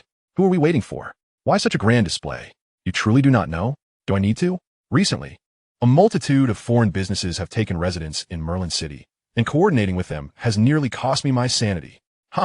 Today's event is the most significant occurrence in the ministry in some time. How so? The esteemed Ms. Wang Shu-jing, president of the Central Bank of Merlin City, is coming to our Ministry of Magic to discuss the Magical Department Development Foundation, as promised by Earl Dumbledore. Is that so? That is indeed important. My salary hasn't increased in 7 or 8 years. Household expenses are mounting. If this foundation can truly be operational, our hardships may finally come to an end. Who could argue with that? As they exchanged words, Old Barty Crouch finally spoke. Silence, the guests have arrived. The light on an old-fashioned elevator illuminated, and as several doors opened, a group of wizards in green robes entered. Leading the way was an attractive Chinese woman. Could this president be the lover of Earl Dumbledore? She hardly resembles someone capable of managing millions of galleons. Be quiet. Do you wish to lose your job? Old Barty Crouch stepped forward. Greetings, Ms. Wang.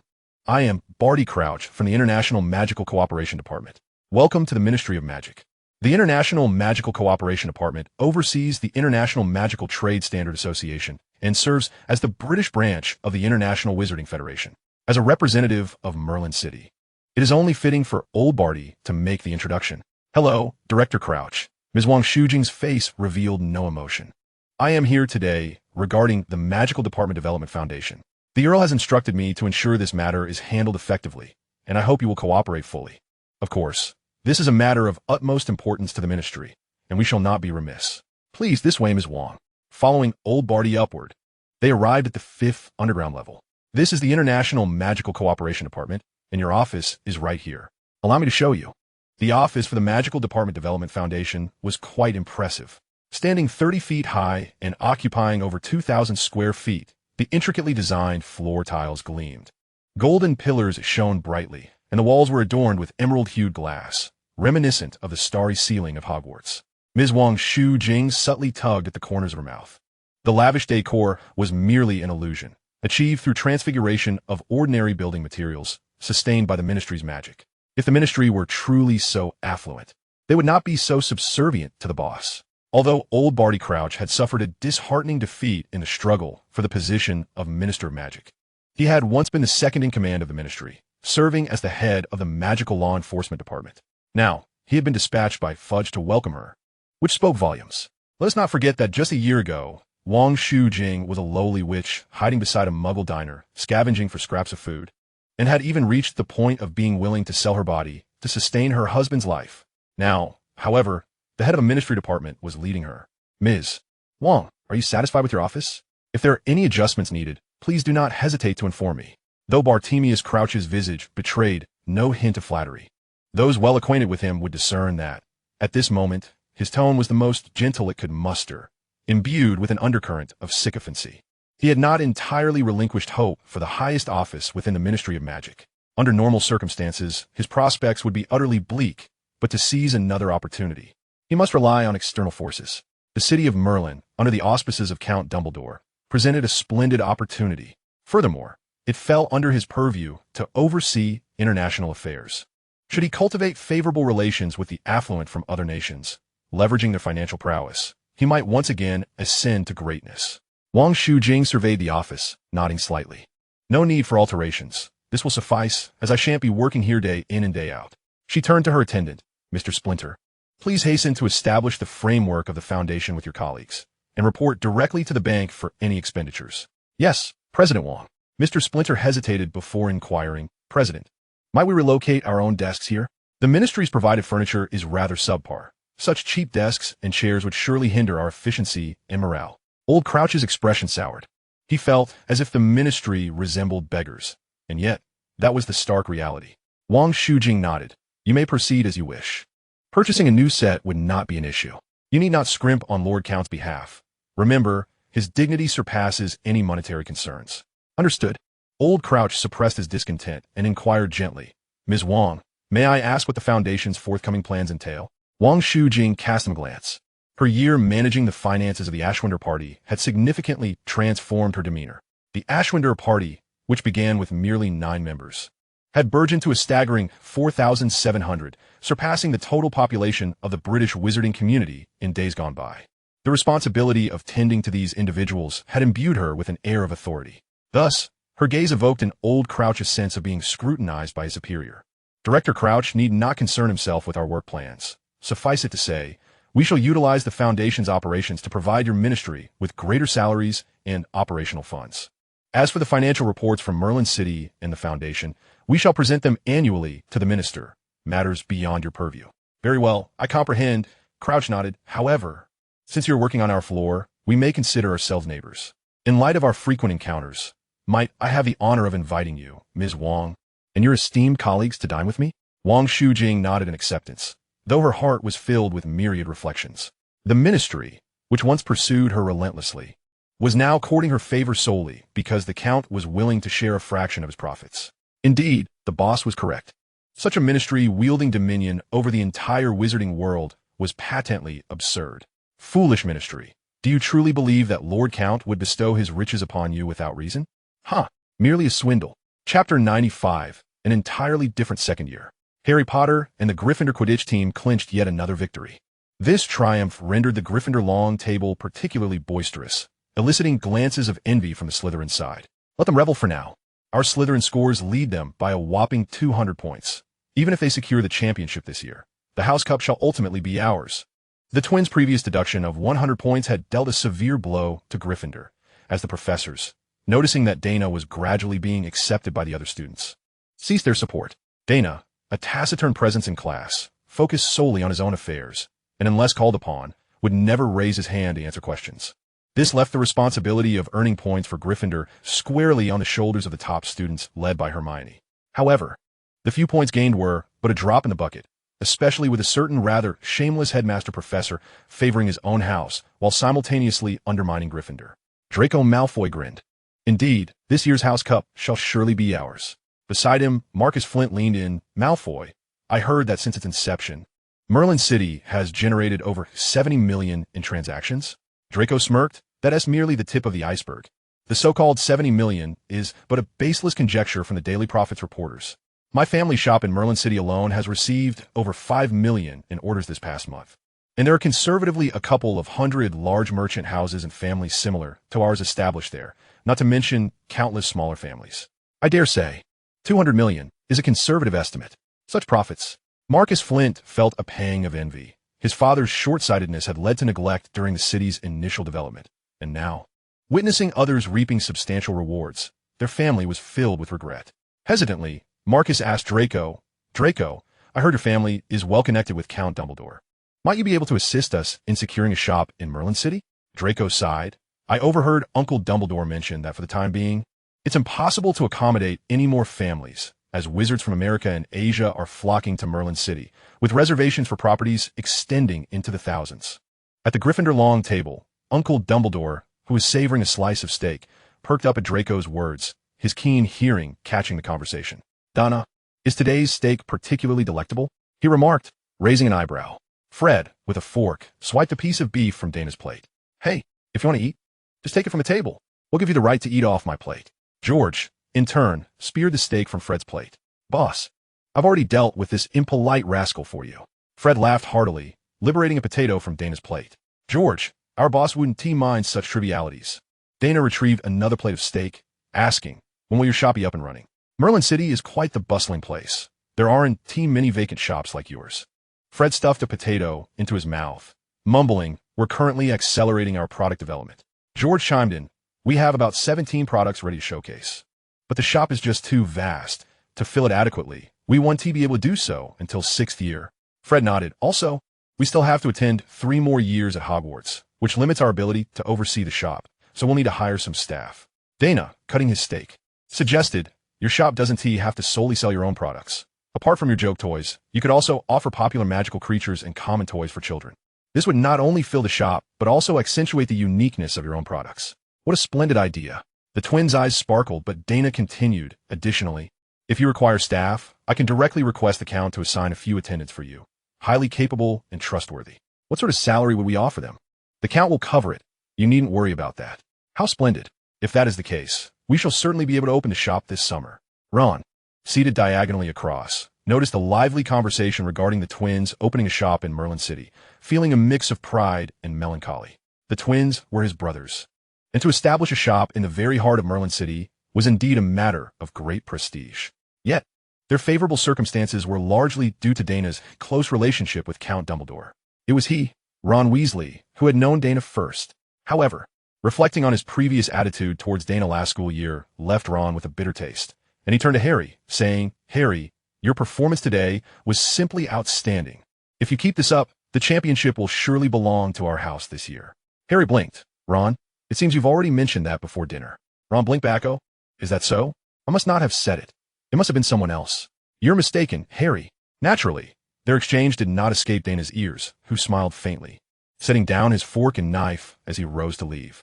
"Fred, George, I'm heading back to my room to read." The twins waved at Daina, indulging in their feast, relishing the camaraderie between true friends. Despite often referring to him as their boss, Daina knew that the twins had never truly drifted away from him. Upon exiting the hall, Daina took the shortcut towards Gryffindor Tower, which conveniently passed by the potions classroom, a route most Gryffindor wizards preferred to avoid. "Donna," a gentle voice called out to him. It was Luna. "Is there something you need?" Luna gazed intently at Daina. "The harassment surrounding you has significantly diminished. It must mean that a troubling matter has been resolved. Congratulations. Indeed, you are quite perceptive. Thank you for your concern, Luna." "No, I should be the one thanking you." Daina tilted his head, puzzled.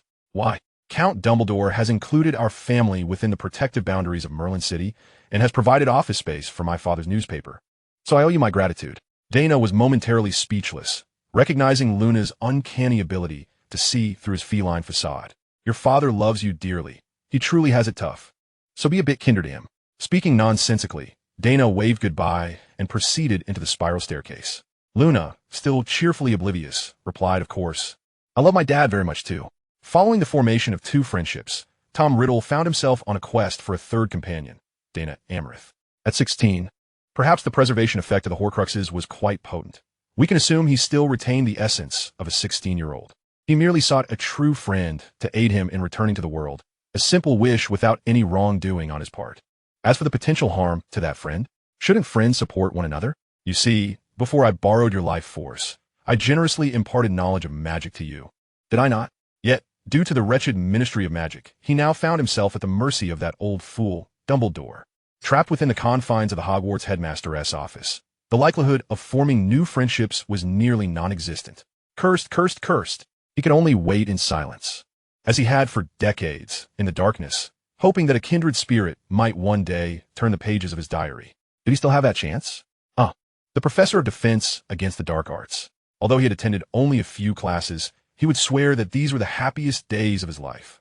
Was the school year already over? Those delightful students of his. The diary's assessments were accurate. The school year had indeed concluded. Daina's 2nd year was tumultuous, while Harry's 2nd year, after a rocky start, settled into calmness. Thus, the young wizards boarded the Hogwarts Express, each returning to their respective homes. The 2nd year had ended, yet the tales of that year remained unfinished. Who decreed that the diary must be destroyed at the conclusion of the 2nd year? Look, Tom Riddle was still pondering. Chapter 96, The New Leaky Cauldron. In the heart of Merlin City, the Weasley Wizard Wheezes had opened its doors. If you thought Count Dumbledore would grace the establishment with his presence on its opening day, you would be mistaken. He did not attend.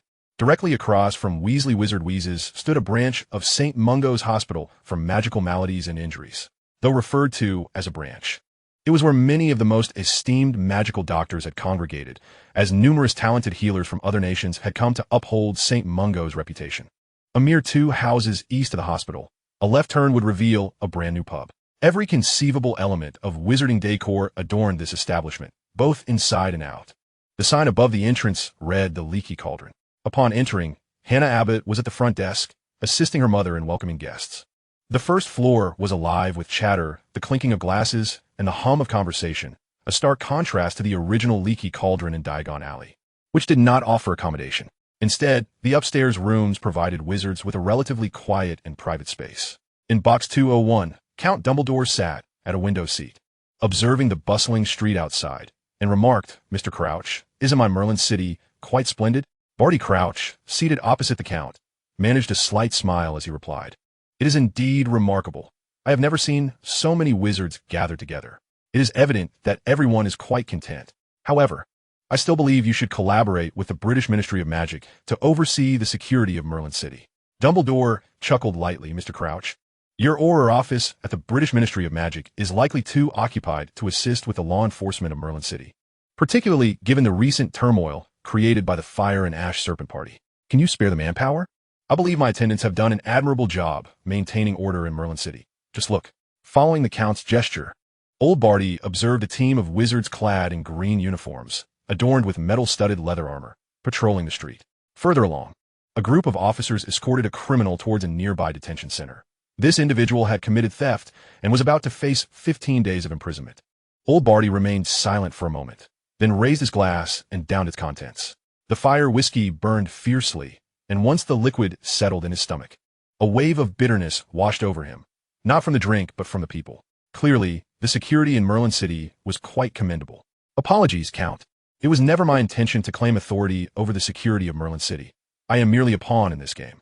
The Count nodded knowingly. "Of course, I understand. I have spoken with Director Wong, and he mentioned that you, Mr. Crouch, have expressed a strong desire to collaborate with us in Merlin City. A wise man like you would never offend us. After all, it is merely those behind you who have thrust you forward as a scapegoat." Old Barty sighed again. The Count smiled and inquired, "So, Mr. Crouch, your reason for summoning me today must involve other matters. Is there anything I can assist you with?" Crouch lifted his head, gazing at Count Dantus, his lips moving silently, as if he had words to utter but refrained from doing so. Observing his indecisive demeanor, the Count smiled and remarked, "I perceive within you a sense of resentment, a refusal to accept your fate, and a glimmer of defiance against destiny." Old Barty inhaled deeply, replying, "Indeed, Your Excellency, you speak truthfully. It was I who ought to have occupied the position of Minister of Magic." Of course, the Count concurred. "I have heard tales of Mr. Crouch's past. You were merely ensnared by your son, allowing Mr. Fudge to exploit the situation." Old Barty took another swig of his drink, frowning as he exhaled, as if only the potent liquor could embolden him to speak. "No, it is not as you think. My son's affairs, alas. Someone has publicly disclosed his matters. I cannot divulge too much at present. No need for excessive words. With mere hints, the Count already comprehends the unfolding events. The situation is rather straightforward. It is simply that Fudge, utilizing young Batty's predicament as leverage against old Batty, compelled him to orchestrate the downfall of Daina and Gayfrey, while also dealing with the unfortunate ministry employee, Hawking. Yet, later, in an attempt to undermine old Batty's reputation to ascend to the ministerial position, Fudge publicly revealed young Batty's troubles, leading directly to young Batty's arrest and the twilight of old Batty's political career. Do not be deceived by Cornelius Fudge's innocuous appearance. His heart is most vile. If you wish to remain silent, that is of no consequence, Mr. Crouch. However, as of now, I still do not grasp what it is you truly desire. I aspire to become the Minister of Magic for Britain." Old Batty slammed his palm upon his thigh, exclaiming, "Indeed, if I were the minister, I would undoubtedly perform far better than Cornelius Fudge." Leaning back, Count Dantus inquires, "So Mr. Crouch seeks my assistance in achieving the ministerial position?" "Yes, Your Excellency." The Count chuckled. "Then if I grant you your wish, what shall you provide me in return?" "As long as it adheres to the rules, my ministry shall pave the way for you in all matters." Count Dantus nodded. "That condition is indeed reasonable, though I shall require some time to contemplate." Rising, the Count made his way toward the door, adding, "I shall provide you with a response shortly. As for now, I must attend the Quidditch match. You see, my team requires only a few seconds to secure victory, and should I arrive late, I may witness nothing." Old Batty hastily implored, "Please ensure today's matters remain confidential." The Count smiled. Of course, betraying Mr. Crouch would serve no benefit to me. I shall not engage in self-destructive endeavors. Having opened the door, he turned to impart one final thought.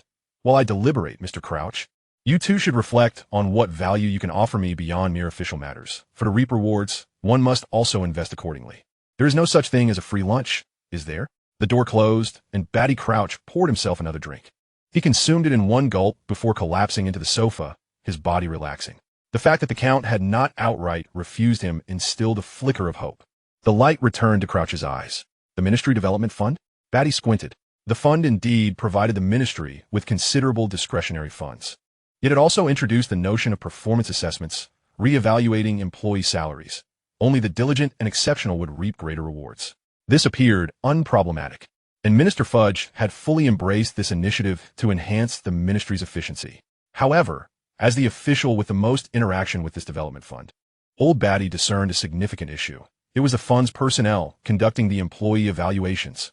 This led to a culture of sycophancy among all employees toward the fund's representatives, as they held sway over their financial fates. Having once served as the head of the Department of Magical Law Enforcement, Old Batty possessed keen deductive skills. He sensed that, over time, the fund would gradually gain dominion over all Ministry employees, at which point Fudge's words would hold no weight against those of the fund. Foolish Fudge. If it were I would never entrust such a crucial task as employee evaluations to outsiders. Yet for the moment, this arrangement suited him perfectly. The stronger Count Danis's control over the Ministry, the greater his own chances of ascending to the ministerial position through his assistance. Perhaps he would become a mere puppet minister. But what of it? So long as it did not involve the Count's affairs, he would be the most powerful figure in the British wizarding world. Exiting Box 201, Count Dantis traversed the lengthy, deserted corridor, enveloped in silence. Each room on this floor was fortified with powerful soundproofing charms to ensure that no one could overhear the conversations within, rendering this a favored locale for clandestine meetings among significant figures. As he walked, he resumed the guise of Daina Avery's, making his way downstairs, where he encountered the flustered Hannah Abbott, bustling about like a small top. Hannah. Oh, Daina. I apologize, but I'm rather busy at the moment. I may not have time to chat. If you wish for a drink, feel free to help yourself. It's on me. No. Hannah, my match is about to commence. Best of luck. You will undoubtedly win. It only takes a few seconds. After the match, do come back here for a while. I have yet to express my gratitude for all the good words you shared on our behalf in front of the Count. No, Hannah, post-match. I must head to the Weasley Wizarding Wheezes. Today marks Fred and George's grand opening, and I must see it. Really? What a pity. I cannot step away. I do quite enjoy the whimsical inventions designed by the Weasley brothers. Daina smiled. The Weasley family won the Daily Prophet's grand prize, securing 500 galleons, which they have entirely devoted to expanding their shop's offerings. I have seen it. There are so many delightful things. You must visit when you have the chance. It's not far at all. Very well, if an opportunity arises. She watched Daina depart the pub, shrugging her shoulders in resignation. Hannah, butterbeer and codfish at table 11. Coming. Mum. At this moment, the industrious Hannah Abbott remained oblivious to the fact that in the original timeline, her mother would pass away in 1996. However, now, with the new leaky cauldron situated adjacent to St. Mungo's Hospital, where the finest doctors from various countries congregated, perhaps her mother's fate would be altered as well. As Daina stepped outside, a genuine smile graced his face. With great kindness comes a tenfold return, thus reducing one debt further. Yet he remained uncertain about how to repay Professor McGonagall. Chapter 97, The Canine Swimmer. Do not presume that Azkaban is merely a facility for transporting prisoners. Visitors do come. The Ministry of Magic regularly dispatches personnel to maintain the fixed magical wards of Azkaban. Today marked a maintenance day. In the dead of night, Sirius Black transformed into a large black dog, squeezing through the bars of his cell. He was now gaunt, and his canine form reflected his emaciation. By enduring the pain of having his head caught, he could force his way out. He did not intend to escape, but was merely adhering to a long-standing habit.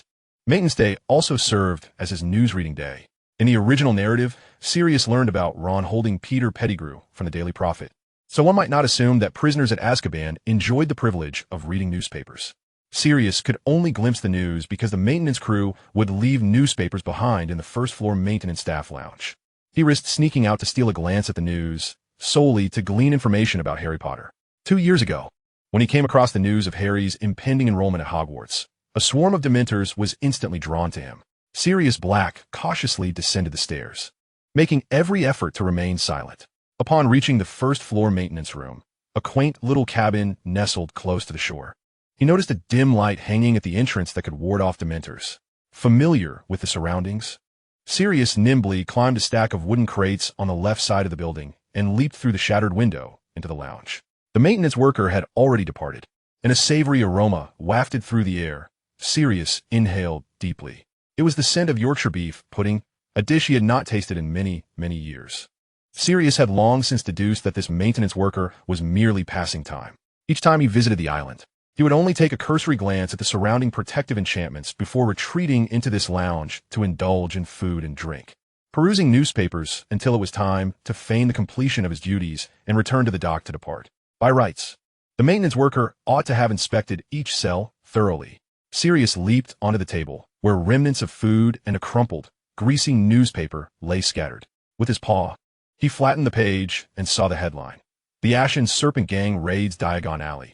Is Hogwarts and Merlin City the only safe havens in the British Wizarding World? Merlin City, a place he had seen mentioned in the news before, was a vast metropolis inhabited by wizards from around the globe. He felt a profound curiosity about this city. Continuing to read, he found no news regarding his godson, Harry Potter. However, a small article caught his eye. The Weasley family wins a 500 galleon prize from this newspaper, all to be used for their shop in Merlin City. In the accompanying photograph, the Weasley family stood proudly in front of shop with a sign reading Weasley's Wizard Wheezes. A group of red-haired wizards beamed joyfully at the entrance, and in the center were a pair of twins, embracing a white-haired boy. This boy appeared vaguely familiar, Daina Avery. Sirius's pupils dilated. This was the prodigious boy who had astonished him for 4 long years. How had he ended up mingling with the Weasley family? As a neighbor in Azkaban, Sirius was acutely aware of the boy's capabilities, beyond the transfiguration and spells he had personally taught him. This young lad had also mastered numerous dark arts. At the time, Dane had remarked, "Since I can't leave anyway, I might as well learn these spells to pass the time." Yet, Sirius did not believe a word of it. The expression on Dane's face then mirrored the one he had worn when he contemplated killing the traitor, Peter Pettigrew. "Peter Pettigrew, you got lucky, humph? Peter Pettigrew? Peter Pettigrew." Sirius's paw pressed down hard on the newspaper, his canine face nearly plastered against it. "Peter Pettigrew.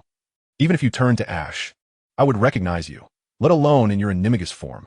In the photograph, the large rat cradled in Ron Weasley's arms was astonishingly familiar.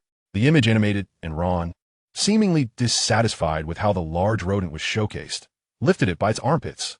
The once ridiculed, tiny creature and its missing toe were unmistakable.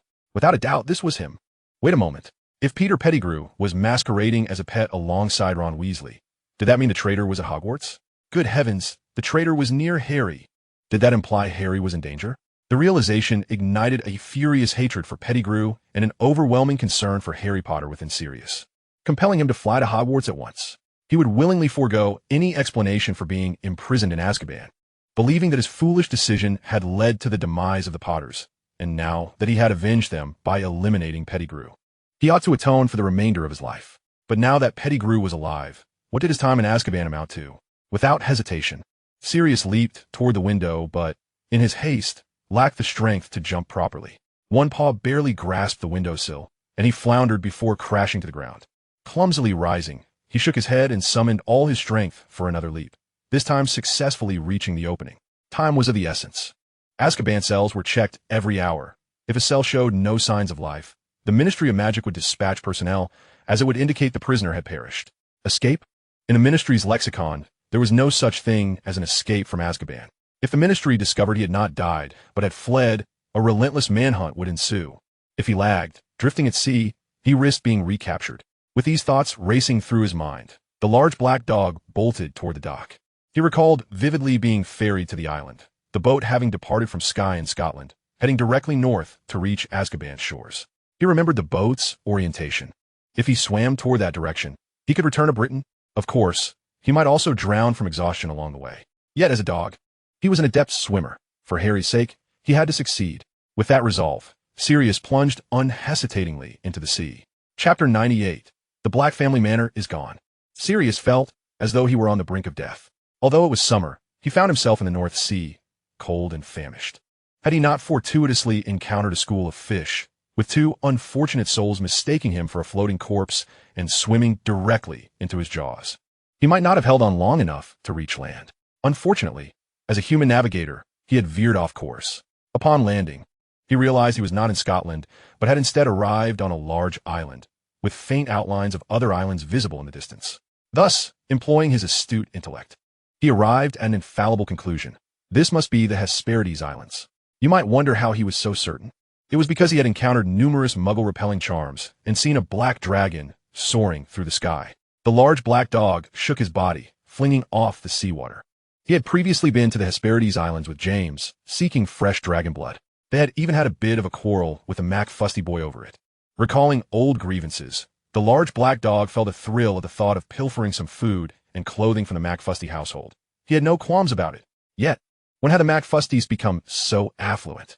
As he swam toward the main island where the castle stood, he noticed that the formerly muddy path had been paved with glossy white pebbles, and various ornamental trees flanked either side. Approaching the castle, the dog was further astonished. The black dragon emblem of the MacFusty family, which should have adorned the castle's grand entrance, was absent, replaced by a complex insignia he could hardly decipher. More strikingly, the castle had been renovated, no longer bearing the dreary visage it once had. What was a large black dog doing here? Soaked, emaciated, had it swum over from another island? Our muggle-repelling charms also repel ordinary animals devoid of magical bloodlines, so this creature's presence on the island must indeed be unusual. Perhaps we should capture it and see if the Lord has any interest in adding it to his feast. Though I may have shed a few pounds, my slender frame ensures that the scraps are undoubtedly pristine. The Count should surely appreciate them. Why does Boss have such an affinity for dog meat? How many times must I reiterate? Within the castle, one must address him as my Lord Count, not Boss. Ah, I inadvertently forgot. I shall be more mindful next time. I have heard that his lordship the Count grew up in the East, where consuming dog meat is hardly a matter of consequence. Furthermore, you sampled the dog meat stew last time, did you not? It seems you relished it. Huh, it was quite fragrant, I must admit. The culinary prowess of Easterners is remarkable. However, despite its delectable nature, the thought of dog meat leaves me feeling uneasy. Enough idle chatter. That large black dog is making a run for it. Capture it. Stupefy. Sirius Black, startled, turned on his heel and fled. He now comprehended a vital truth. The MacFusty family had sold their ancestral estate to a certain count who had a penchant for dog meat. If he did not escape now, he would soon find himself a delectable dish upon someone else's table. One wonders if a dog leg, once simmered, might suddenly transform into a human limb. Would the chef be left with an indelible psychological scar? The stunning spell whizzed by him, and the large black dog deftly maneuvered to evade it impedimenta. Sirius felt the air around him grow thick, and his movements began to slow. He had not anticipated that even the seemingly inconsequential servants within the castle would possess such formidable magical prowess. Surely, individuals of such talent could secure respectable positions. Why then, did they serve this count? With no other recourse, he reverted to his canine form. Though devoid of a wand, he could still manage to cast certain spells wandlessly. He had but one chance. If he could not outmaneuver these two, he stood no chance of victory. Without his wand, he could only hope to hold his own against second or third-year wizards. Tongue-tying charm. Collapse. He unleashed two spells in quick succession. One rendered a servant incapable of incantation, while the other was thwarted by an ironclad jinx. Thankfully, the impediment jinx lost its effect. Seizing the moment while his adversary was preoccupied with countering the spell, he transformed back into the black dog and leapt into the underbrush. Goodness, that was a human, an animagus. We must inform the Count immediately. The presence of an animagus on the island bodes ill. Indeed, we are not yet at liberty to make such revelations. Sirius fled in desperation, hastily escaping the main island. Fortunately, the majority of the inhabitants in the archipelago were muggles. He managed to procure clothing and sustenance. Without a wand, he was incapable of operating, and his wandless magic was even less adept than that of a 7-year-old Daina Avery. Fortunately, this was not Azkaban. There were boats traversing between the islands, and he managed to charm a free passage with his pitifully innocent expression and ever-wagging tail, disembarking in Scotland. He needed to traverse on foot from the north to London, for his ancestral home, Gringotts, lay there, as did Harry's muggle relatives. It would undoubtedly be a grueling journey. He could not revert to his human form, and he was forced to move only under the cover of darkness, as he had already been exposed on the Hogmead Isles. The Ministry of Magic might very well be aware of his status as an illegal animagus. Yet, fortuitously, the Ministry seemed oblivious to his movements, although arduous. He managed to reach London by early August. Sirius exhaled a sigh of relief. He was finally home. Although Creature was perpetually grumbling, he would at least provide sustenance that wouldn't poison him. Upon arriving at number 12, Grimmauld Place, Sirius felt tears well up in his eyes. He had finally returned. However, the house was ablaze with light, shadows flitting through the glass windows. Wait, when did the Black ancestral home become accessible to the uninvited? He stormed to the entrance, poised to regain his human form, and opened the door when he overheard voices within. This new batch lacks quality. Does the Count really intend to address them personally? Of course. Our Count is a true visionary, genuinely concerned for us. Even if one's magical abilities are lacking, he discriminates not. We remain devoted to him because of that. Indeed, were it not for the Count, I might have perished in North Africa. Where would I find this stable life now? Sirius hesitated to intrude, for he had heard the title Count. Surely, this Count could not be the same as the one on the Hogsmeade Isles. During his journey, he had heard whispers in various wizarding communities about a Count Dantes who had come to England in recent years, acquiring numerous properties and constructing a grand city exclusively for wizards. Thus, Sirius found himself struck by indecision. The earlier ire dissipated and reason returned. With so many people inside and without a wand, entering would only lead to capture and subsequent handover to the ministry. Damn it, the Black ancestral home was lost. The large black dog turned to flee, only to be ensnared by an incoming curse Petri Ficus Totalis. Sirius found himself immobilized, yet his mind remained sharp. This was it. He was finished. Either he would be slaughtered for some dog meat stew, or he would be delivered to the ministry to receive a Dementor's kiss. He was unwilling to accept such a fate. Yet, a familiar voice broke through the darkness as a boy emerged into view. Long time no see, Mr. Black. Chapter 99. Foolish dog, who cares for your meager estates? The large black dog was taken aback, helplessly bound and unable to move. Daina approached with a smile, opening the door. Two of you, take this dog to my room. It was Mr. Emery's. Certainly, we shall comply. Mr. Emery's, my daughter is quite the fan of yours. Might you be able to sign something for her later? Daina nodded. Of course. The Chadley Cannons? Oh, they're now called the Merlin City Cannons. The Merlin City Cannons belong to the Count, and it is entirely normal for the star player of the team to frequent the Count's establishments. Moreover, the Count himself has publicly stated that Daina Avery's is his dear friend. What Emery's desires is what the Count desires. Hence the members of the Ashwinder party hold Daina in high esteem. A member of the Ashwinder party suddenly inquired, does Mr. Emery share the Count's taste for dog meat? Daina shook his head. This is no ordinary dog. This is an animagus. Huh? The one who slipped onto our island? Daina nodded. Indeed, but he is not an enemy. There is no need for you to be alarmed. Simply escort him to my room. In truth, the party members had already begun to transport the large black dog without needing Daina's repeated instructions. Daina was in a temporary room within the old Black residence. This room had been set aside for him by the Count a fortnight prior. The Count is exceedingly considerate of his star player, and the party members speculated that it would not be long before the Count bequeathed the entire estate to Daina Avery's. Daina casually lifted the Petri Ficus Totalis. The large black dog shook itself, reverting to the form of Sirius Black. Welcome home, Mr. Black. Sirius paused in surprise, then shook his head with a bitter smile. What home remains? This house must have been sold by Narcissa or Lucius by now. It is no longer the property of the Blacks, huh? I am no longer even a member of the Black family.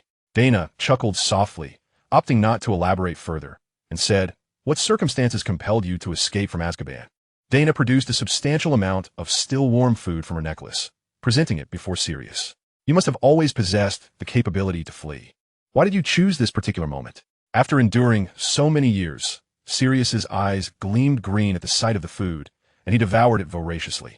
Mumbling as he ate, I have my own reasons. Daina shrugged. Well, suit yourself. You can stay here, and if you require assistance, feel free to communicate with the people here. Of course, once school begins, you may also send letters to Hogwarts. Sirius nodded, continuing to eat with reckless abandon. Crumbs flying everywhere, creating the illusion for Daina that he had not truly shed his animagus form. Once he had consumed a sufficient amount, Sirius inquired, that Count, the one you mentioned, has already discovered me on the Hestia Islands, yet I did not encounter any Ministry of Magic searches on my way here. So, did the Count not report me? Daina nodded. The Count regards me as a close friend. When I learned that an animagus with the form of a black dog had appeared on the island, I deduced it was you, and I informed the Count that you were my friend, hoping he would refrain from reporting you. Sirius was not particularly curious about how Daina knew his animagus form.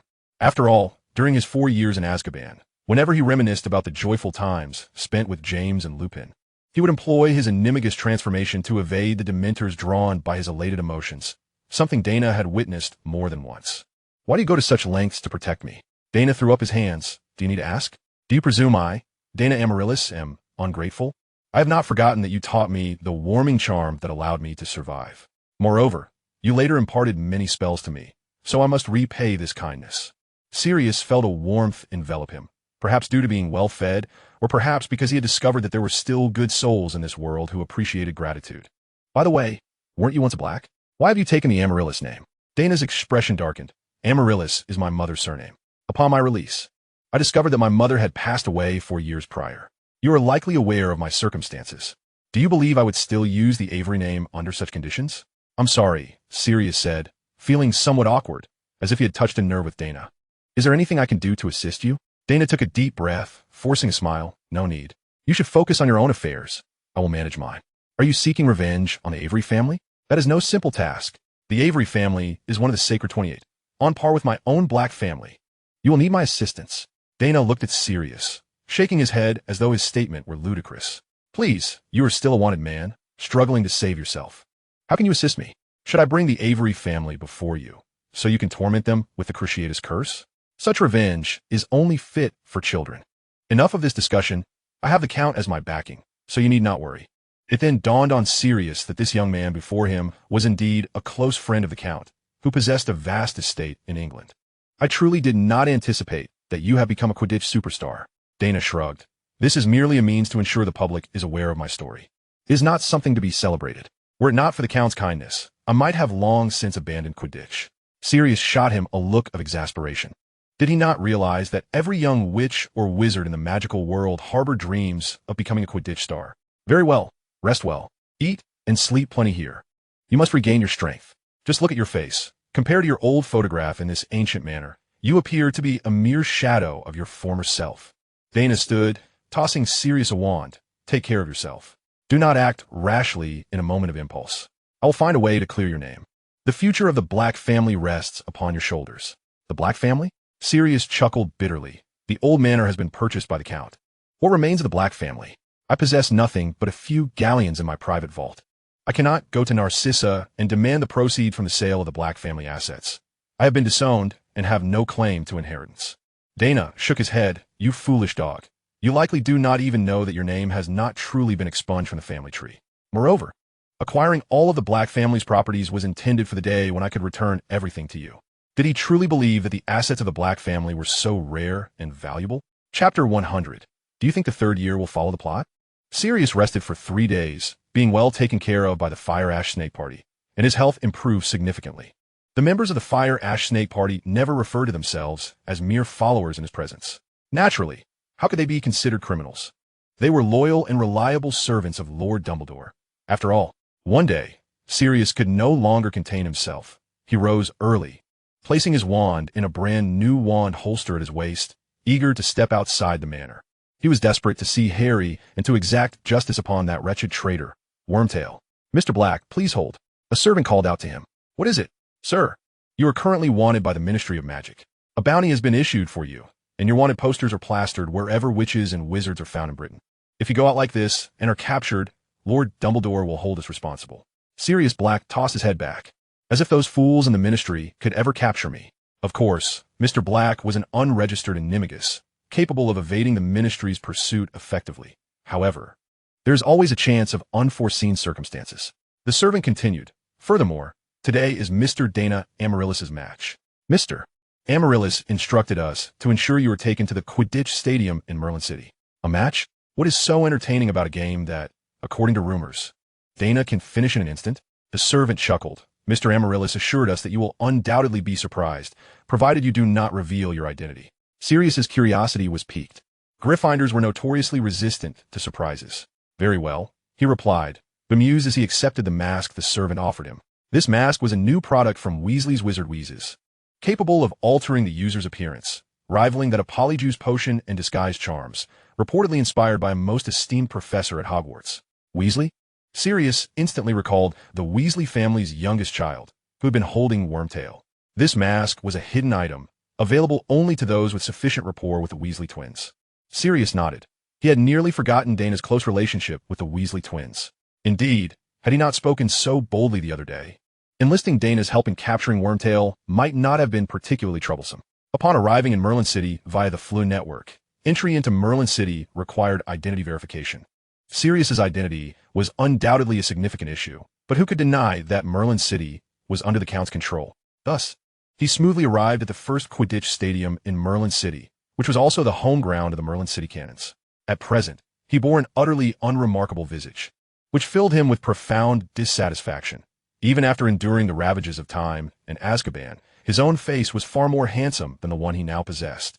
His seat was among the friends and family of the players, one of the finest locations in the entire stadium, second only to the VIP boxes. He had arrived somewhat early, and not all the spectators had taken their seats yet. Ron, do you think Dana will catch the golden snitch in just a few seconds? A boy's voice rang out. Another boy replied, I don't know, Harry. If it weren't for the Emery's victory guessing game, I doubt I would have come to the match.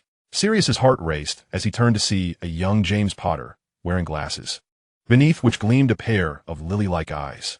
The lightning scar on the boy's forehead confirmed his suspicions. The person before him was his godson, the one he yearned to protect, Harry Potter. Harry smiled at Ron, saying, I heard the grand prize today is a Firebolt 2001. If we guess correctly, we won TB at a disadvantage against Slytherin next semester. Sirius gazed at Harry, longing to introduce himself, yet he ultimately restrained himself, aware that he was now a wanted fugitive. Unexpectedly, Harry's seat was right next to Sirius's, their positions adjacent. They behaved like strangers, merely nodding in acknowledgement. Dana mentioned there would be a surprise. Was this what he referred to? Sirius pondered, stealing glances at Harry. The boy bore an uncanny resemblance to his dear friend. Sir, is there something amiss with my face? Harry, not one to be oblivious, noticed the older gentleman's furtive glances. Sirius's face flushed, but thankfully, the disguised mask concealed his expression. No, your face is perfectly fine. You simply look familiar. Are you Harry Potter? Yes, sir, Harry replied, having fully acclimatized to his fame after 2 years of experience. It's a pleasure to meet you, Harry. Sirius felt a surge of joy at the opportunity to converse with Harry. I'm pleased as well, sir. Are you a friend or family of Canon Player? One could say that. We are too.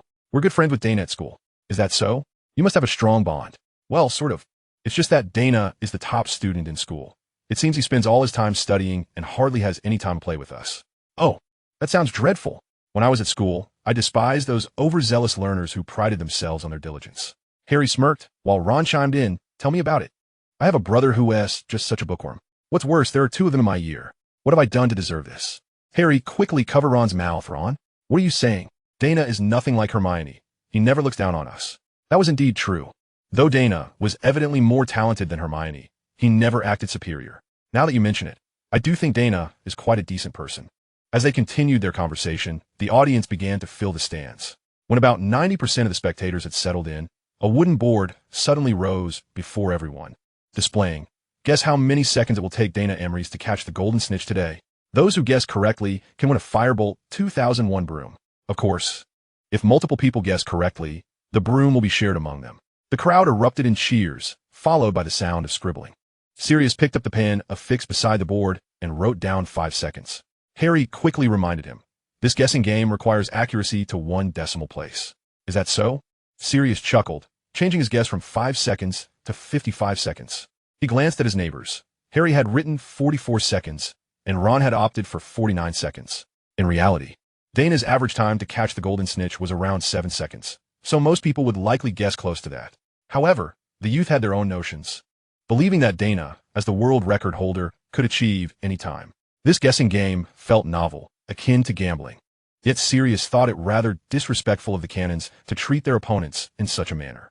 Nevertheless, it seemed everyone accepted the status quo that Daina Avery's was unbeatable.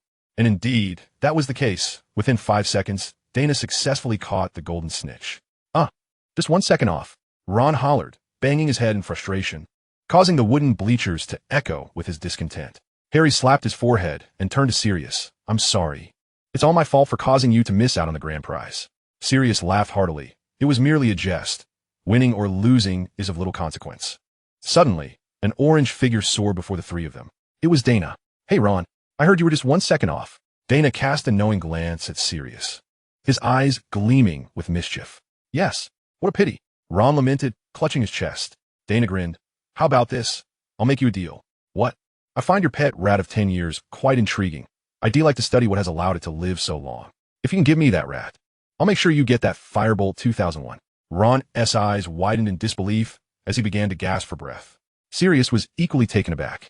Harry looked left and right, understanding Ron's excitement, but puzzled by the older man's reaction.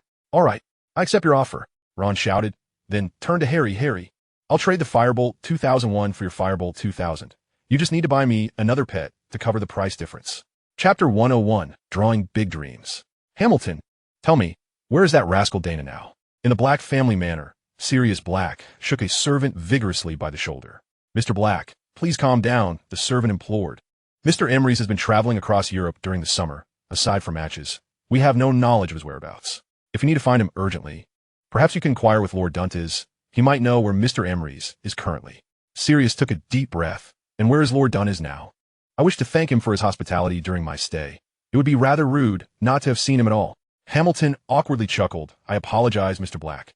As servants, we cannot possibly know the whereabouts of our master. Lord Duntes has many enterprises, so he could be anywhere.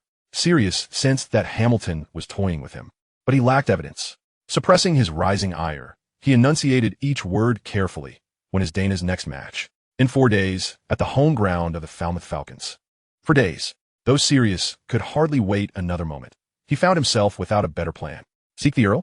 His observations in Merlin City today had revealed that Lord Duntes was an unassailable figure. He was of global stature. Even though he was the head of the Black family, Lord Duntes would need to formally receive him. Moreover, he was merely a wanted fugitive under the Earl's protection. What right did he have to demand an audience?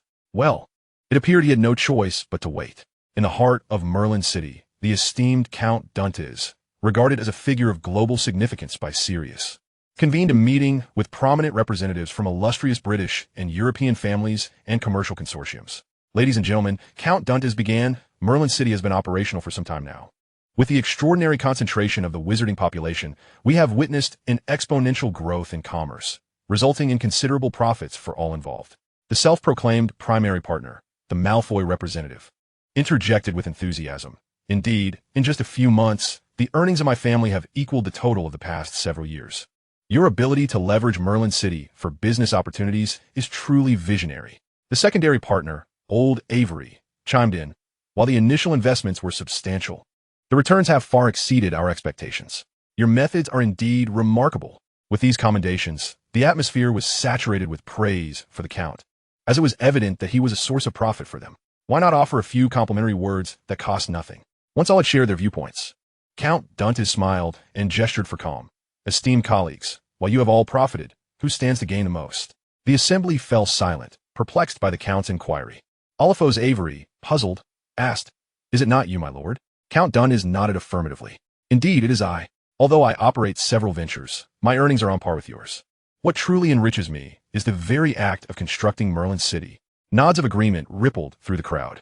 With land in Merlin City at a premium, the Count's real estate dealings were yielding immense wealth. While they too profited from buying and selling, the lion's share remained firmly in the Count's grasp. Yet, given their understanding of Count Duntes, he was not one to boast about his wealth, despite the questionable prestige of his title, which could be purchased. His riches were beyond reproach. Was it not peculiar that he adorned his castle with the legendary sword in the stone? Thus, when the Count made his statements, they were laden with purpose. Then, Count Duntes proposed, Merlin City still requires expansion. Would any of you be interested in partaking in this venture? The room was momentarily stunned. The most renowned wizarding families and commercial establishments had already established their presence in Merlin City. Expansion? Who would finance the new district? While some families had yet to join, the situation hardly warranted the creation of a new area. Forgive my candor, my lord, interjected the representative from the Ascania family of Germany. The current Merlin City is quite satisfactory. Establishing a new district would likely result in numerous properties remaining unoccupied, as only a select few possess the means to acquire real estate here. The representative from the Esposito family of Italy concurred. Indeed, if there are no buyers for these properties, our investments would be in vain, my lord. This raises questions about your intentions. Why involve us in this matter? Are you uncertain yourself, seeking to transfer the risk to us? All eyes turned to the Count, their curiosity palpable. Yet, Count Duntes remained unperturbed. Speaking with poise, let me address 2 questions. First, the buyers. You have calculated the strengths of the Americas, Europe, and even Africa, Yet why not consider Asia? Some scoffed. Asia? Do they possess the wealth to purchase properties? Count Dantes, undeterred, responded with a smile. China boasts a history of 5,000 years and is one of the last remaining ancient civilizations. Many of its families, wielding extraordinary powers, have legacies spanning millennia, amassing unimaginable wealth. Do not underestimate the hidden extraordinary families of China, for their indifference to the Muggle world's conflicts is well known. Had they participated in modern wars, I believe the course of world history would have been rewritten. The representative from the illustrious Rochefort family, a woman of exceptional grace and beauty, spoke up. I can attest to this. Presently, only the Tibetan wizards represent China at the World Wizarding Congress. I have heard from Tibetan wizards about the great families within China's interior, each possessing resources rivaling the combined wealth of European wizarding families. A murmur of disbelief swept through the assembly, clearly skeptical of the Rochefort representative's assertions. Count Dantes clapped his hands for silence before continuing. As you know, I was born in China and have maintained strong ties there. Recently, the Wang family from Shaanxi reached out to me. Several of their prominent families have heard of Merlin City and feel it is essential to join, especially as China's Muggles are undergoing reform and integrating with the world. Therefore, they wish to establish a region in Merlin City that can accommodate over 50,000 people. For this, they are prepared to offer 100 billion galleons and an equivalent in valuable antiques, 200 billion. The staggering figure left the audience in shock. Count Dantes continued. To speak candidly, I could easily monopolize this opportunity, but I have learned through history that human greed is the most unpredictable force. If I were to seize all the benefits for myself, would you remain indifferent?